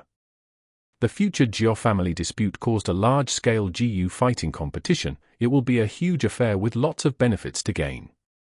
Fang Yuan could make use of this to acquire the greatest reward for himself. My cultivation is still too low, restraining me greatly in doing things. If there was a pawn for me to use, I can do some things that I cannot attempt myself. It is not only convenient but also lowers the risk of doing so. If I get exposed, I can simply discard the pawn and stay safe myself. The surrounding people know the situation well and are loyal to the family, thus they aren't good to manipulate. Only an outsider like Jia Jin Sheng can be used more efficiently to execute my plans. Unfortunately, I did not expect the flower wine monk to leave behind his power inheritance. The flower wine monk is a rank 5 GU master. His inheritance is definitely more valuable than this pawn. Of course, it'd be good if he could get the best of both worlds, but in face of such treasure, Jia Jin Sheng could not longer be controlled, thus he had to be discarded. Nothing will go smoothly forever in this world. Fang Yuan sighed and shook his head. The flower wine monk's inheritance appeared and disrupted Fang Yuan's original plans. In addition, after the changes to the image wall, the videos and images were all gone, only showing a line written in blood, telling Fang Yuan to destroy the image wall and reveal a cavern entrance. Following the trail, he would be able to get the inheritance. The blood writing only appeared for a few breaths before vanishing, and the image wall also turned back into the most ordinary mountain wall. Fang Yuan spent the entire night cleaning up the murder scene, and had no time to break the wall. Killing Jia Jin Sheng in a hurry, this would leave many problems for me in the future, and I am but only temporarily safe. Although I succeeded in getting rid of the evidence, there is bound to be trouble coming for me in the future. In this case, I would have to change my way of exposing the liquor worm. I cannot go to the secret cave behind the wall crack either. I have to stay in the mountain village for some time to anticipate investigation in the near future. Fang Yuan turned around and held his umbrella, walking in the rain towards the village. But this is fine too. I can spend a large amount of primeval stones during this period to refine to middle stage primeval essence. Using it, I can nurture my aperture and break through into the middle stage. Once I reach the middle stage, my power will double, allowing me to get the inheritance more easily and with greater confidence. A demonic cultivator's inheritance was not as mild and gentle as a righteous cultivator's, for there was often dangerous tests and tasks, and if one cannot get through, they'd have to pay the price with their life. The world is hard to predict, but it is precisely this that makes it interesting. Fang Yuan smiled coldly. The green mountain beneath the heavy rain extended continuously and unending, its green mixed with grey, appearing stifling and heavy. A gust of wind blew, and the raindrops inclined a little, hitting onto Fang Yuan's shoulder and attacking him with a burst of chilliness. He thought about Jia Jin Sheng again. Sighing in his heart, he thought, Jia Jin Sheng, actually I did not want to kill you. Chapter 48. A little cute. It rained for 4 days before stopping. The sun rose high into the sky, tearing away the rain curtain, seemingly like it was unveiling summer itself. The breath of summer had faintly started to come around. The weather became increasingly sunny and cloudless, sweeping away the sentimental breath of spring, and the temperatures slowly rose. In the night of spring, the lively dragonpill crickets had retreated, cowering away into the deep ground to lay eggs. The green spear bamboo specially found on Qingmao Mountain had started to grow wildly, and nearly every day it would show an obvious increase in height. The grass and the trees began to change from emerald green into a dark green color. The never-ending green mountain started to look even more verdant and lush. The weather was clear for thousands of miles, blue like a crystal. At the training grounds in the academy, sounds of punches and kicks could be heard. After exchanging over 10 blows, Jiu Mo Bei was kicked in the abdomen by Fang Yuan, taking 5 to 6 steps backwards, leaving the designated circle drawn in the arena. The martial arts instructor stood before the stage and evaluated the situation. Seeing this, he immediately declared, Jiu Mo Bei has exited the stage. Jiu Fang Yuan wins for the 33rd consecutive time. HMPH, I lost to you again. Jiu Mo Bei gritted his teeth, his eye staring right at Fang Yuan, but don't be arrogant. One day, I will defeat you. I can already feel it, that day is nearing. Fang Yuan looked at him expressionlessly, and then his eyelids drooped downwards. That kick earlier caused you to have internal bleeding. I'd advise you to treat that injury first. This small injury is nothing. Jiu Moonblade was retorting halfway, when suddenly his expression changed and his throat gulped, vomiting a mouthful of blood. His face was pale. This was the first time he suffered this level of injury. His eyes could not help but show signs of fear. The martial arts instructor hurried over and pacified him. Don't worry about this level of injury, you just need to rest for a few days. Just stop practicing your punches and do not do vigorous exercises during this period. The moment he finished saying so, two healing GU masters who were waiting outside rushed over and meticulously helped GU Moonblade out. GU Moonblade did not dare to say anything else, but he looked at Fang Yuan deeply in his eyes, filled with anger, hatred, regret and indignance. Moonblade has good martial techniques, but he couldn't beat Fang Yuan. Fang Yuan is too good, basically no one can beat him. Moonblade actually vomited blood. How scary. I don't want to fight a guy like this. Sigh, but the instructor said today is practice combat, up on the arena. Each of us needs to go up and fight once. The students stood outside the arena, some looking towards Fang Yuan in fear, some sighing non-stop, some were pale while others felt trepidation. Among them, some were injured. A few held their bruised faces, some held their limbs, gasping for breath. Others laid on the ground, rubbing their thigh. Next! Seeing that there were no challengers coming up, the instructor yelled. However, no one answered. Usually those who were courageous to challenge Fang Yuan were only Jiu Moonblade, Jiu Kai Chen and Jiu Fangzing. But these three were already beaten. Silence swept across the students as others even retracted their steps slightly. The instructor frowned on seeing their fearful expression. He could not help but think of the academy elder's words, "These days, Fang Yuan has gotten too dominant, we have to suppress him." The other students cannot even raise their heads under his pressure, and if this goes on, the courage in their hearts will be simmered. Our academy nurtures courageous tigers and wolves to fight enemies, not fearful sheep and lambs. What's wrong with all of you? No matter how strong he is, Fang Yuan is only 15 years old, he's one of your peers. He has the same age as you, eats the same food as you and drinks the same water. He does not have 3 heads or 6 arms, he's not a monster. Pluck up your courage and show me the pride of the GUU clan within you. The instructor yelled, trying his best to motivate the students. But he is too strong, we cannot beat him.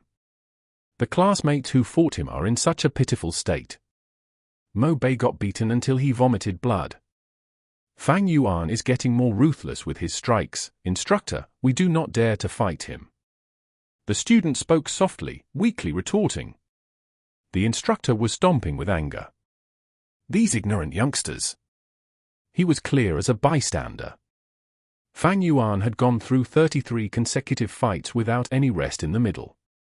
Although he was constantly adjusting his breathing, his stamina had already depleted. Fang Yuan's attacks getting merciless proves this fact even further. He could no longer take it easy like before, he is losing control of his strength and the situation. If someone tries harder, his fatigue will be revealed. With just a few more people, he could be defeated on the stage. Once Fang Yuan is beaten, his dominating presence will be reduced sharply, the students' courage ignited and the motive to suppress Fang Yuan achieved. But now, the students were deterred by Fang Yuan's tough front. At times, what defeats a person is not a strong enemy but one's own heart. The instructor was anxious in his thoughts, and continued to motivate them. But he was not good with his words. In the beginning he said these same words to ignite the hot-bloodedness in the youngsters and stirred up some challengers. But now that he had said this so many times, the youngsters are all numb already. Fang Yuan folded his arms and stared at this coldly. Although he was standing in the center of the stage, he was acting like a complete bystander. The instructor encouraged for ages, but the students were still looking at each other, not one had moved. The martial instructor could not help but be angry and helpless. He turned to Fang Yuan, unhappily chiding, "Fang Yuan, you're also at fault. Your blows are getting more vicious among classmates. You should be more gentle and friendly. How can you deal such vicious blows? Be careful from now on and attack carefully. If you cause another classmate to vomit blood, I will declare your loss and evict you from the stage." Fang Yuan snorted, his gaze not showing any weakness, looking right at the instructor. "Practicing and fighting, we naturally have to give it our all, otherwise how can it achieve the aim of training? Don't tell me that when we are in battle, we also have to request our enemies to be more gentle and friendly." The instructor flew into a rage. "HMPH, your attacks are vicious, you are harming your classmates and you dare to use twisted logic." "Instructor, you're wrong again." Fang Yuan laughed coldly. "You arranged this practice match and raised the winning prize to 20 prime val stones. Without your encouragement, would these people have gotten hurt? Bastard!" The martial arts instructor was not good with words, and he pointed at Fang Yuan and scowled. "Do you still want the prize or not? If you argue any further, even if you get first place, I will declare you a loser. You are so uncooperative and antisocial, and you dare to argue with your teachers. You have no rights to claim the 20 prime val stones as reward." Fang Yuan laughed heartily. "It is but a competition that merely gives 20 prime val stones. Do you think I give a damn?" Saying so, he turned around and left. Under the class-distraught gaze, he walked out of the center of arena. Although he did not manage to sell the image wall, Fang Yuan still had several hundreds of prime val stones in his possession. Furthermore, his aim this time was not prime val stones. "You!" Seeing Fang Yuan really walking down the stage, the instructor was stunned without words, showing an expression of shock and confusion. A 15-year-old teenager, shouldn't he be competitive and full of vigor? Fang Yuan having such fighting talents, shouldn't his character be even more so? How could he just back out of the competition like this? Furthermore, Fang Yuan has no background, he should be tight on prime val stones.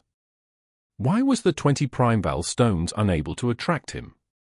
At this point, the martial arts instructor stood on the spot, unsure of what to do. Fang Yuan did not step into the trap, but left the stage immediately. The instructor suddenly realized there was nothing he could do to Fang Yuan. With his status, he could not find problems with Fang Yuan directly and force him onto the stage, right? The surrounding students retreated, maintaining a distance away from Fang Yuan.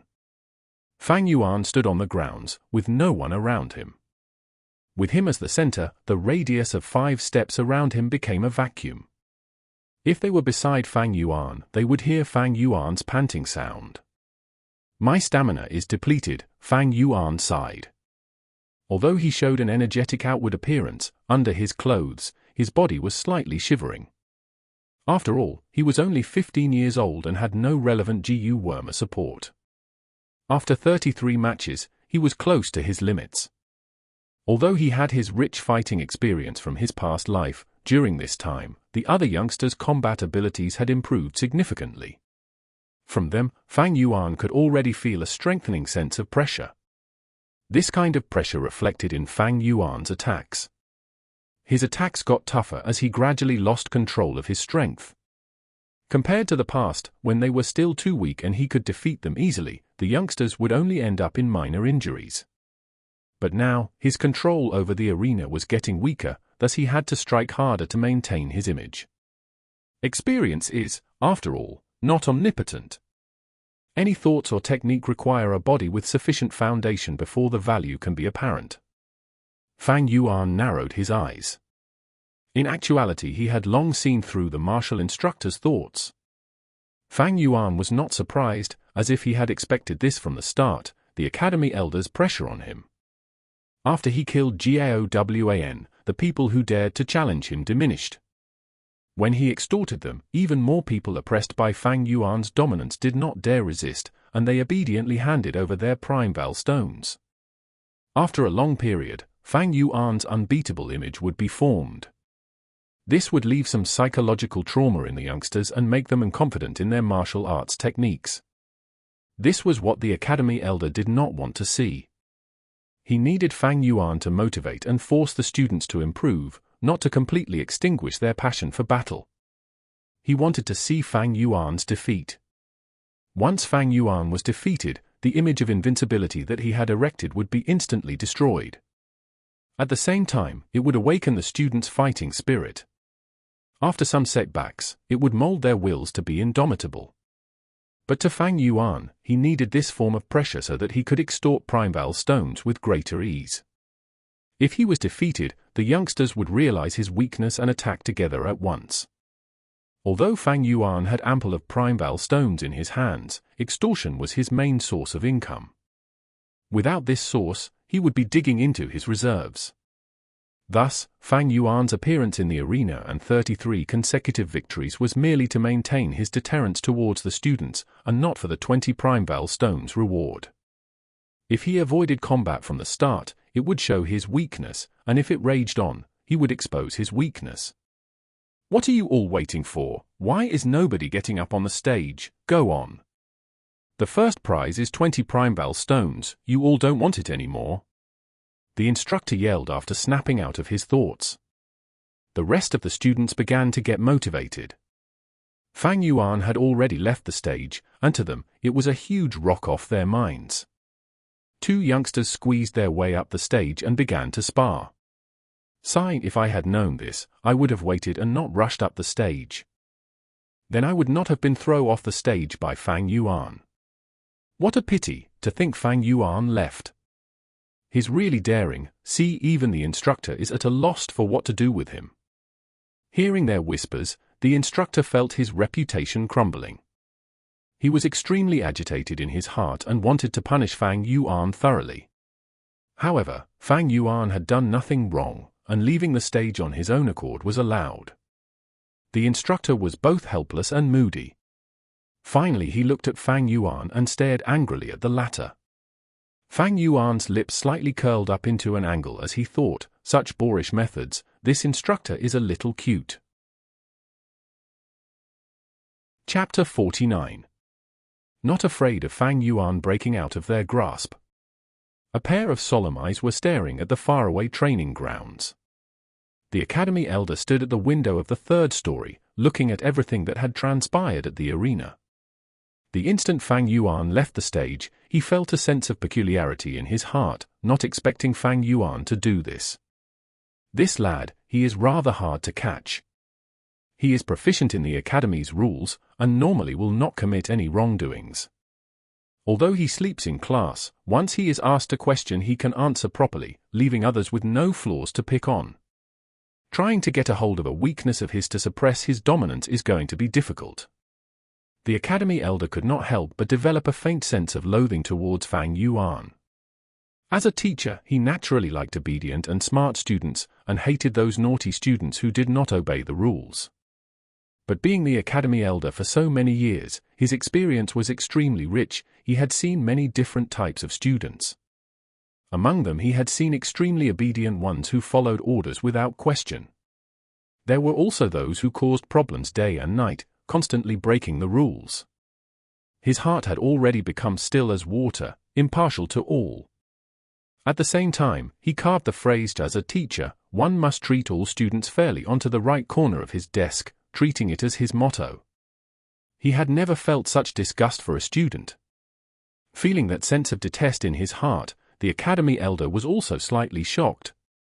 In previous years, even towards the most naughty students, he was able to handle it with a big heart, tolerating their actions.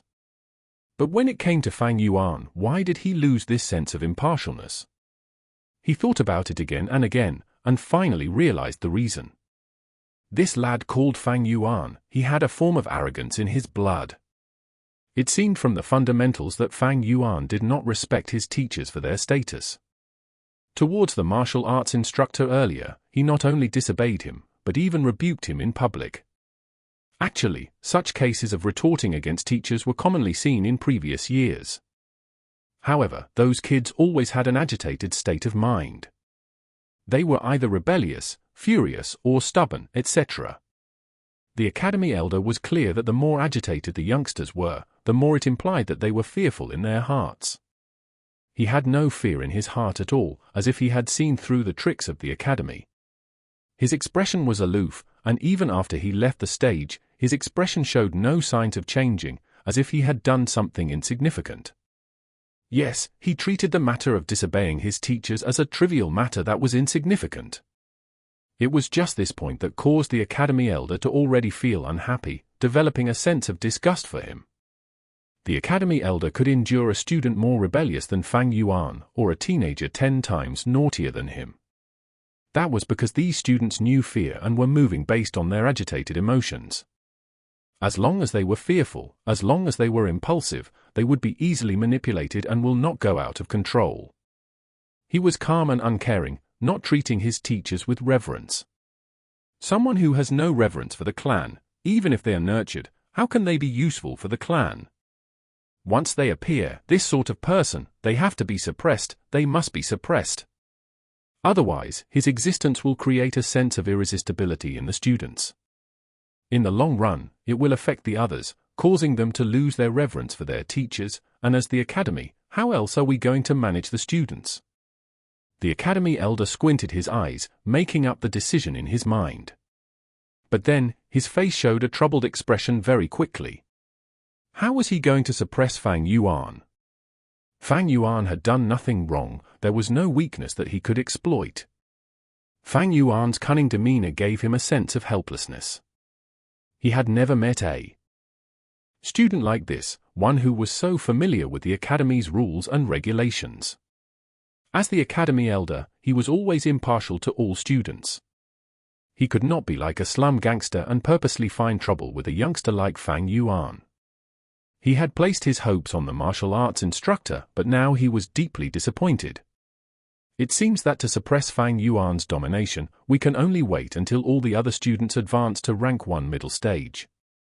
A GU master's advancement is mostly influenced by their talents. With his rich experience as the academy elder, he had calculated before in his heart, the ones who had the greatest chance to advance first are GU Fang Zeng, Kai Chen, and Mo Bei. They were an A rank and 2 B grades respectively, and with their elders' help behind them, they had no lack of prime val stones. No matter which one of the three, they were mostly likely to be the first to advance to rank 1 middle stage cultivation. GU Fang Zeng, Kai Chen, and Mo Bei, these three are our hopeful seeds this season. The academy elder looked at the arena and sighed. With his experienced gaze, he could tell, in the arena, although the students seemed to be standing casually, they had subtly already split into 3 factions. In one circle was GU Kai Chen and a bunch of similarly aged clansmen, all crowding around him. The second circle's core was GU Fang Jing, and the clan leader's faction's younger generation were subtly supporting this A-grade talent genius. The third circle was led by GU Mo Bei. He had already been treated of his internal injury and stood on the arena with a pale face. The classmates beside him were asking him about his condition. This is the meaning of letting them compete with each other. Seeing the 3 factions, the academy elder was overjoyed and laughed. Allowing the students free rein to compete, this was not just to nurture their battle senses, but also to prematurely choose the leader-type characters. In past seasons, they had to wait until the end of the year to have the capacity to develop their own circles. But in this year, because of Fang Yuan's appearance, his extortion had brought forth the divergence much faster. Against Fang Yuan, the only ones who dared to compete against him were Fang Zeng, Mo Bei, and Kai Chen. After a long time under imperceptible influence, the other youngsters would automatically regard these 3 as the leaders. As long as there were no mishaps, these 3 social circles would be the layout of the future family's higher-ups. But these factions are still not stable. Within them, there are still students moving around. Once the 3 take the lead and advance to the middle stage first, I will give them the positions of class chairman and vice chairman. With that differentiation, they would gain authority, and this will strengthen their social circles, the academy elder thought. Of course, there was someone not within either factions. Just one person, and that was Fang Yuan. Getting close to stronger people is human nature. In fact, although Fang Yuan extorted the students and acted against the students, there were a number of youngsters who wanted to attach themselves to him. However, they were rejected by Fang Yuan. To him, only those who were useful were pawns, and these youngsters had too little value. This was also another reason the academy elder hated Fang Yuan. He was too antisocial, not willing to integrate into the team. To such people like him, the clan's control over them was not as much as the other youngsters. The academy elder's gaze once again shot towards Fang Yuan in the arena. Fang Yuan stood alone at one corner with his hands behind his back, his eyelids slightly closed, allowing the students to fight for their prize. Even with the heated competition, his expression did not change the slightest. His surrounding was vacant, no youngster was willing to stand with him. Very evidently, he also did not wish for these people to be near him. Fang Yuan stood there alone, enshrouded in loneliness. He floated outside the factions. But I don't have to be too worried. This Fang Yuan is still young and can be changed slowly. The academy elder's gaze shone and he thought deeply. Next up will be the establishment of the class chairman and vice chairman. A year later we will split into groups, creating team leaders and assistant leaders.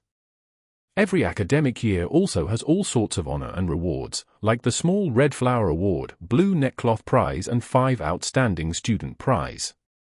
He wants to cultivate, so he needs resources, thus he has to compete for these positions and prizes. As time passes, with interaction among the students, he is bound to have kinship, friendship and love as his restraints. I don't have to worry about him going beyond the clan's control. These years, the academy elder had gradually understood something. When a new clan member is born, they would be brainwashed by the clan. First, they would be taught the clan's utmost value system. Next they would go into moral education and learn about the beauty and importance of kinship, friendship, love. After that, they would be taught honor, and in the process of growing up, many resources such as prizes would be used to attract them. Using the family's assigned roles, they would choose and recruit the most loyal clansmen into their factions. Do not look down on the small roles like chairman or vice chairman, for once they become one of these roles, they would be part of the clan's administration. Under such a system with constant influence, on the one hand it brings about the benefits of having authority and the sweetness of power, while on the other hand, it brings the problem of detaching from the system. A carrot in hand and a stick in the other, who can break away from this system? Even the wildest of people or the most lonesome ones would gradually become a part of the family. One without loyalty would also be nurtured into one with loyalty. Without kinship, friendship or love, they would still be developed. This is the power of the system. This is the clan's way of survival. Chapter 50. Middle Stage. Nightfall arrived. The moon was like a silver plate, appearing among the clouds. The thinly spread stars decorated the surroundings. Moonblade stood in the courtyard, raising his head up, his eyes glistening under the reflection of the moon. "Little brother, I heard you got injured today." Behind him, his sister Yang's voice resounded. "Sister, you are worried that after being beaten till I vomited blood today, I would have long-lasting trauma." Moonblade turned around and curled his lips. Seeing her brother laughing, Yang's heart felt at ease. Although she had truly worried, she said instead, "No way, big sis here understands you best. Good brother, you have an indomitable will, the future head of our Mo family. How can you be frightened off by such a small injury?" He, I knew sister doted on me the most." Moonblade scratched the back of his head as he laughed sheepishly. "You know what, sister?" Under the glow of the moonlight, this 15-year-old teenager's eyes radiated brightly. "Although I failed this time, I heard Fang Yuan panting during the match. Back then he easily beaten me in 2 or 3 strikes with a calm and composed manner. But his gasping already revealed his weakness. He is definitely not as strong as everyone else thinks. One day, I will defeat him fair and square." "Good, as expected of a good man from my Mo bloodline." Yang laughed, patting her brother's head, showing concern on her face. "However, you suffered internal injuries, so please don't practice your martial arts these few days." "Don't touch my head, sister, I am already old enough." Moonblade shrugged his head, using an unhappy tone, I understand what you are saying, I have a plan. These few days, I'm going to nurture my aperture walls. To completely break through from initial stage to middle stage and obtain the position of class chairman, and suppress Fang Yuan's dominance. I'll let him know that, what truly matters to a GU master's cultivation is still talent. I'm glad you can think this way. I was only a vice chairman last time. If you manage to become chairman, it will fulfill my regrets too. Don't worry, sister. The position of chairman, I certainly must obtain it. At the same time, in the Kai family. Inside the secret room, there was only one torch, attached to an opening in the limestone walls.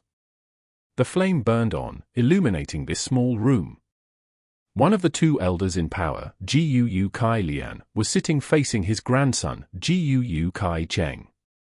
The two sat on a praying mat with their shadows projected on the ground, wavering with the flickering of the flame. Gu Kai Lian stretched out his hand, using his palm to touch Kai Cheng's abdomen. Gu Kai Chen's face was full of anxiety, his mind entering his aperture, suppressing the ripples in his primal sea with all his concentration. In this world, there were no two identical tree leaves. Similarly to GU masters, there was no identical primal essence as well. Once primal essence from an external source enters the aperture, it will result in the natural resistance of the original primal essence in the aperture. If Gu Kai Cheng didn't suppress it, and instead allowed his primal essence to resist, it would result in a clash between the essences. Such intensive reaction could cause great damage to the aperture. The aperture's primal sea was the foundation and roots of a GU master's cultivation, and was of utmost importance. Once the aperture was damaged, the consequences would range from having one's cultivation lowered to having their latent talent lowered as well. Once the aperture was completely shattered, the GU master would die immediately. After a while, Gu Kai Lian gradually stopped transmitting his primal essence, slowly taking back his hand. Gu Kai Cheng took a deep breath of relief, his tense body relaxing. Thank you, grandfather, for nurturing my aperture and transfusing primal essence to me every 3 days. It has been hard on you. Gu Kai Lian's forehead was full of sweat, and he sighed and said, "This is inevitable. Your talent is only C grade, so if we rely on your ability alone to rise to middle stage, it'll take a long time. The time will usually be twice a B grades, and 4 times an A grades. In such a situation, your talent will be exposed. Thus, even if this method is dangerous, we have to use it. Grandson understands grandfather's intentions. As long as you understand." The old man sighed. This method also has another sequela. After your aperture has been nurtured by my silver primal essence, although the silver primal essence has a greater effect, it is still an external source of primal essence to you. Henceforth, even if your aperture walls change from a light wall to a water wall, it would still be mixed with my energy. The more external energy there is, the more impure your aperture will be, and this will stifle your talent, limiting your development in the future. Gu Kai Cheng bit his lips. "Grandfather, for the future of the Kai family, I am willing to sacrifice my future prospects." Gu Kai Lian was pleased, stroking his beard. "It is good that you have such thoughts. But the heavens always leave a glimmer of hope for you are not hopeless yet. If we can find the cleansing water Gu, it will be able to cleanse your aperture walls and flush out all the external energies in your aperture C, removing this sequela. In addition, I have also used my relationships to search for a liquor worm for you. This worm is able to help a rank 1 GU master refine their primal essence and raise it by 1 small realm. In this way, the primal essence that is refined will be your body's own primal essence and not an external one. Using this way to nurture your aperture leaves no repercussions and risks. It is a much better nurturing effect." Gu Kai Lian was overjoyed. "Thank you, grandfather." However, the liquor worm is hard to find. Among the rank 1 GU worms, the liquor worm, boar GU, and bookworm etc. are all extremely rare GU. Once they appear in the market, they would be snatched up immediately. Of course, there are also some GU in this world that are rumored to change a GU master's talent. But at this age, grandfather has never seen one, only hearing occasional rumors about them. The old man explained. The night winds blew in gently from the windows and into the room. Gu Fangjing sat on his bed with his eyes shut, holding a primeval stone in both hands. The green copper primeval sea was raging without any winds, the waves crashing towards the white aperture walls. He had a grade rank talent, and his primeval essence occupied 80% of the aperture. His natural rate of recovery was twice of Fang Yuan. With such God-blessed advantage, he was already close to rank 1 middle stage. A while later, Gu Fangjing puffed out a breath of air and opened his eyes. The moon was bright and stars sparse outside the window, the bluish-green bamboo houses arranged in a line. Time always flies when cultivating. In the blink of an eye, it is already late into the night, Fangjing muttered softly. He slowly opened his hands, and 2 piles of rock powder fell onto the floor in front of his bed. After a primeval stone's essence had been fully retrieved, it would turn into a pile of powder. Looking at the powder pile, Fangjing frowned. He took out his money bag, it was already close to empty. Opening it, he saw 3 primeval stones left inside. Fangjing would retrieve 3 pieces every 7 days from the academy as resources, but since Fang Yuan would snatch a piece from him, he only had 2 left every week. Uncle and aunt would also give him living expenses, but it was also 3 stones every 7 days. Just with these primeval stones, how was it enough? Fangjing was determined to surpass his brother Fang Yuan, thus he took the initiative to approach his uncle and aunt multiple times to beg for some primeval stones. After many times, his aunt would look for him to have a heart-to-heart chat, telling him about how poor the family was and how they had cash flow difficulties, having no spare money left. Since then, Fangjing did not have the desire to continue asking. Father and mother are already doing all they can to support my cultivation. I cannot make things difficult for them and ask for more primeval stones. I only have 3 left. I can only be more thrifty. If I use 1 piece a day, I'll have enough for 3 days. I have a feeling that in 3 or 4 days, I will definitely advance to middle stage. The only thing is, what is brother's progress now? Thinking so, Fangjing subconsciously looked towards to academy living quarters. I have a grade talent, while brother only has C grade talent. His speed is definitely slower than me. Brother is not my match this time. Brother, I will let you know the true power of an A grade talent. Thinking of this, Fangjing clenched his fists. Fang Yuan's door was shut tight. In the darkness, he was not asleep, but sitting on his bed. A GU master's cultivation cannot replace sleep. Normally at this time, Fang Yuan would already have fallen asleep. But in cultivating earlier today, he already felt that he was just 1 step away from middle stage. I might as well not sleep tonight, I'll rush straight for middle stage. His eyes shone with determination. Soon after, he shut his eyes and his mind went into the aperture. 44% of green copper primeval C.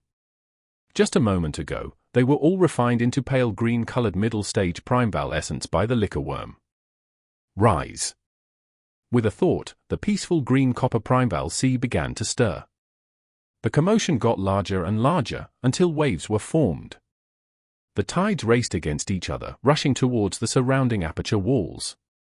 Like crashing on a reef, most of the primeval essence would break into emerald ripples and fuse back into the sea.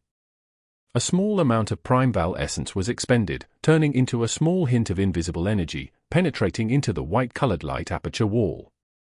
Rise again, Fang Yuan thought as the emerald ripples became larger in scale.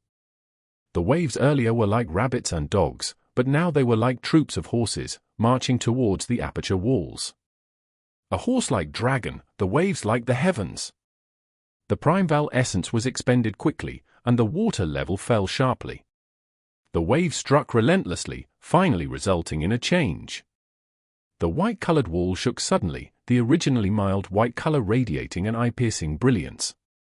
Seeing this scene, Fang Yuan was overjoyed as he knew that the crucial part had arrived, and he quickly activated all of his Primeval essence to rush at the walls. The white light grew brighter, the light rays distorted and tangling together, giving people a feeling of thickness. After more than 10 breaths, white strips of light bands appeared on the light wall, and the strips collided with each other like water flowing non-stop. In the process of collision, they continued to combine and merge, forming a white flowing light. Finally, the flowing light gathered into one piece and completely covered the light wall. The white light dimmed, and the original white light wall of the aperture was gone, replaced by a layer of spherical-shaped white water wall. The light wall surface was smooth with no impurities. The water wall, however, was thicker than the light wall, the ripples of light flowing and flickering on it. The Primeval Sea regained its peace, the aperture still having 20% Primeval essence left. I advanced to middle stage. Fang Yuan laughed heartily, opening his eyes. The bright sunlight crept in through the cracks in the curtains. Unknowingly, the night had passed, and it was already morning.